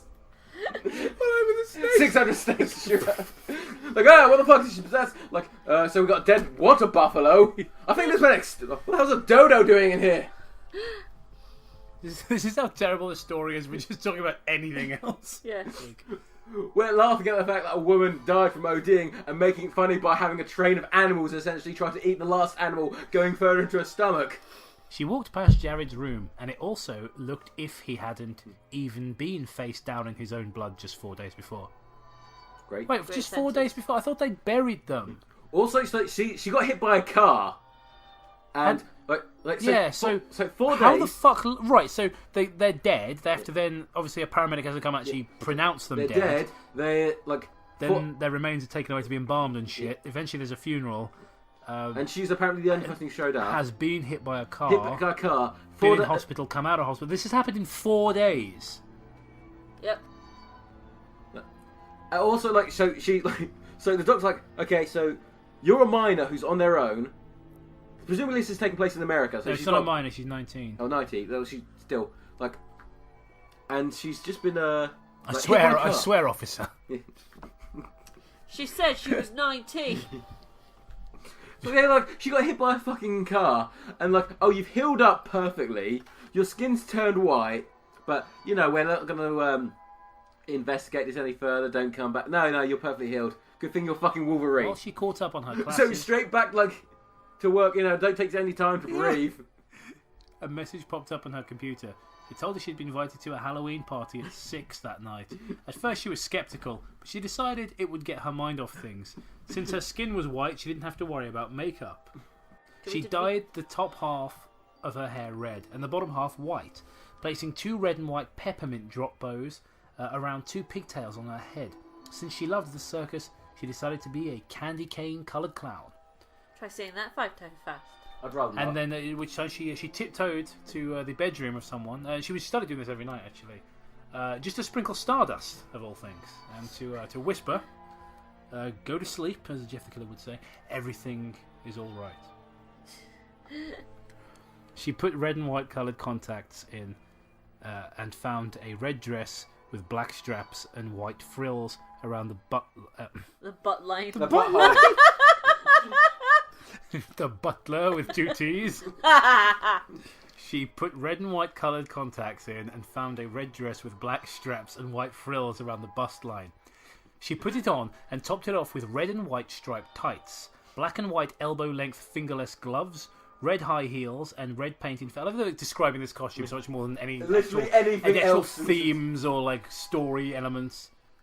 There's been more words on this than they have introducing fucking Laughing Jack or anything involving him. And good for them. Yeah. She put on a black necklace with a red diamond-shaped gem and went out to try and have some fun. Sure, I mean, brother's like, been dead 4 days. Yeah, like your mother and brother have been dead 4 days, and you've just gotten out of the hospital. I knew the moment I got out of the hospital, I just wanted to fucking go to a party. Shortly after arriving, Caitlin had already received numerous compliments on her costume, and they couldn't see how she made her skin so white. So nobody was like, "Oh, my condolences. It's the first time I've seen you since that horrible tragedy. How have you been?" Yeah. Since, you know, your brother and, once again, mother died, and you were hit by a fucking car. What are you doing here? How are you even here? She left the mystery up to them and carried on with the night. She was having the time of her life when a guy dressed as a zombie grabbed the microphone and said they found the winner of the costume contest. I guarantee this is going to be fucking Carrie. Yeah, I was going to say, is there a bucket of blood above the... Do you think anyone who goes to a costume contest ever doesn't look up to see if there's a bucket of blood, even if they are popular and very well dressed? She almost didn't notice when he explained, "Caitlin Candy Sweet Cheeks." Oh, I forgot that was her fucking name. Overcome with joy, she stepped up to the street, to the front, and I was going to make that joke. She stepped up and started strutting her stuff for her prize. That's when she heard a female voice shout, "Now!" and saw a fuck you! And saw a bucket above her head being poured on her head. Before she knew it, she was covered in a clear, unknown substance from head to toe. The substance to her smelled almost sweet, like candy, and the substance had seeped into the candy hearts as well. She then saw everyone pointing, laughing, and taking pictures of her. What the fuck? Who are these people? Like, I get that bullies exist, but her family just fucking died. And she got out of the hospital. Like, who would do this? There's like maybe maybe together two like mean-spirited little shits to be in a Stephen King novel. Yeah, I mean, like, there might be like they're like the one really psychotic kid that would do this, and every other cunt would be like, "No, you can't do that, fuck off. You can't hang out with us anymore either." Like, what cartoon world do these creepypasta authors live in? She then saw everyone pointing, laughing, taking pictures of her, and realised who had done this. She saw the 5 kids that had been beating Jared just a month before. Caitlin felt her face turn red and the tears started to streak down her cheeks, the humiliation consuming her. She washed the substance off her body, and since she didn't want anything to get ruined. She tried to take out the coloured contacts, but they wouldn't. They had become her permanent eye colour. How does that even work? Same for her hair, even though she was drenched. Wait, when they said clear, do they mean green? Was it mutagen? The colour hadn't bled at all. With all the effects that had I got this from my throughout Uncle her life. Shredder. Her father's death, her mother's drug addiction, her mother and brother's deaths to the car accident, and now this. No, she thought. No more. No more! She then pounced on the group of 5 and proceeded to beat every single one of them into a bloody pulp. She punched, kicked, scratched, bit, and screamed her way through every one of them. Because no one was willing to pull her off. Also, everyone. It should be every one of them. And also, space out words. A comma does not mean you can just write the fucking word next to it. It's awkward. When she noticed one of them start choking on the candy, she shoved it down each of their throats when she discovered that the substance was poisonous to them, but not to her. It just made it taste better. And they started bleeding from their eyes, mouths, nose and ears. Head, shoulders, knees and toes. She lay down and whispered to each of them, "It's all right, sweetie." That's the wrong accent. "It's all right, sweetie. It's only death." And watched happily as they all died a slow and painful death from their intestines dissolving. She then proceeded and killed everybody else in the room. So why is it? Is the clear liquid that they poured on her Magic. super poisonous? Yeah. I don't get it. Well, because this person Maybe clearly hasn't thought that out. They want. No, but what I don't get is, right, it's making people really sick and die. So did they intend to murder her? Well, it looks like it. Maybe it combined with her white skin. Also, like when she's sort of like, so she's like, it's basically savaging some guy or something like that, and goes, notice the candy in it. Like, where did that did it fall out of her fucking? Was she put did she put them in between her fingers like knuckle dusters? She then proceeded keys or something, and killed everyone else in the room with the candy, and made sure she had plenty left over as well. You all needed to be punished. You had all been naughty, and it's my job to punish all the naughty people out there. She spoke as she popped more candy into her mouth. I am no longer Caitlin. I am now Kandy Kane. She declared afterwards. The notes were safe. The candy was in her pocket, and she proceeded into the night to punish more people who had been naughty. So yeah, okay, that was. Shall we read some comments? No, that's not. The Witch Hecate says, "This honestly a really fascinating idea. The story itself could be touched up a bit, just a bit, yeah, and changed here and there. But I find the base idea of this rather interesting. Not to mention fairly original. Even if she is a clown, you took a cool direction with it." Like, what happened to Laughing Jack? He just sort of disappeared. Yeah. What was it even necessary for the story? I think not. Oh, this is from Elizabeth Wooten. I hope you didn't stop writing, because this is a really good story. Like, really, really good story. Why do you lie? Why do you lie to the poor girl? Catastic Meow says... says... They've invented their own language based on meows, and they just post all fucking comments in any... Come to my site to translate it if you want. I need to tell you something. Calling her an OC equals original character is perfect because as soon as her story was put up, she became a creepypasta. And then it... I'm sorry, I don't... The comment isn't finished, but what the fuck does that mean? I don't know. I need to tell you something. Calling her an OC equals original character is perfect because as soon as her story was put up, she became a creepypasta. And then in parentheses, that's how my mind works. What, it doesn't? That wasn't actually a sentence written by someone who speaks English. If someone doesn't agree with me... Was it actually written by a cat? Go eat an acid candy. What is wrong with you? So this, while not the worst one we've ever read on the show, it's pretty damn bad. I'd say it's probably... It's near the bottom. It's in the sort of the bottom tier. It's really derivative and uninventive. Instead of doing like a list of like top one, we're just having tiers. Yeah. So this is like an A rank in awfulness. Yeah, I mean, it's really, really bad. A for awful. It's one of those stories that they introduce plot elements that don't go anywhere. Like you could have cut Laughing Jack out the entire thing. He doesn't need to be in this. The business with the parents and brother was handled really clumsily. The bullies were way too over the top. Literally stealing plot points from other stories, particularly like the bucket at the end. It also made no sense. Also, like this, like even her within skin, the internal logic. she healed faster. her skin turned white because drugs, because doctors apparently don't know what the fuck they're doing. Mental drugs. Yeah, and they poured a bucket of something mutagen on fucking this girl, and it fused contact lenses with her eyes, which gave her better vision, presumably. Yeah, even within, as I was trying to say a moment ago, the internal, logic of the world this story takes place in, the ending still makes no fucking sense. Nope. Yeah, it's a piece of shit. It's really bad. Once again, the whole that they hooked Laughing Jack and this chick hooked up. It just seems like it was added in. Like, I wrote it, and I want to get some more people. Like, I'm gonna hooking them up with Jack, Jeff the Killer. Seems a bit too played out. Oh, I'll go for Jack, the fucking clown, whatever his name is. I can't even fucking be able to try and remember. Lightning Jack, good. Lightning Jack, yeah. I wonder who actually, every time I say Lightning Jack, I go, who's Lightning Jack? Which is, the reason why that movie never... My thoughts, I hated it. I really hated it. Yeah, it would really take Kandy Kane, more like Candy Lame. It nailed it. It would take a lot to make this story any good. I mean, to be honest, I don't think you've got anything here. I don't think there's any way to fix this. There really isn't. There's no good version of this story. There's quite often creepypasta writers will take someone else's story and write the so-called good version. I don't think buried in here there's a good story. I think this is something you need to throw out and start completely again with an entirely different I premise. like the idea of it's original because she poisons people. Like, yes, poisoning, truly original way of killing. Thank you for watching, and thank you to our patrons as well, some of whom have their names on the screen right now. If you'd like to support the show, you can sign up to our Patreon for as little as $1 a month. We've got some cool exclusive content coming soon as well.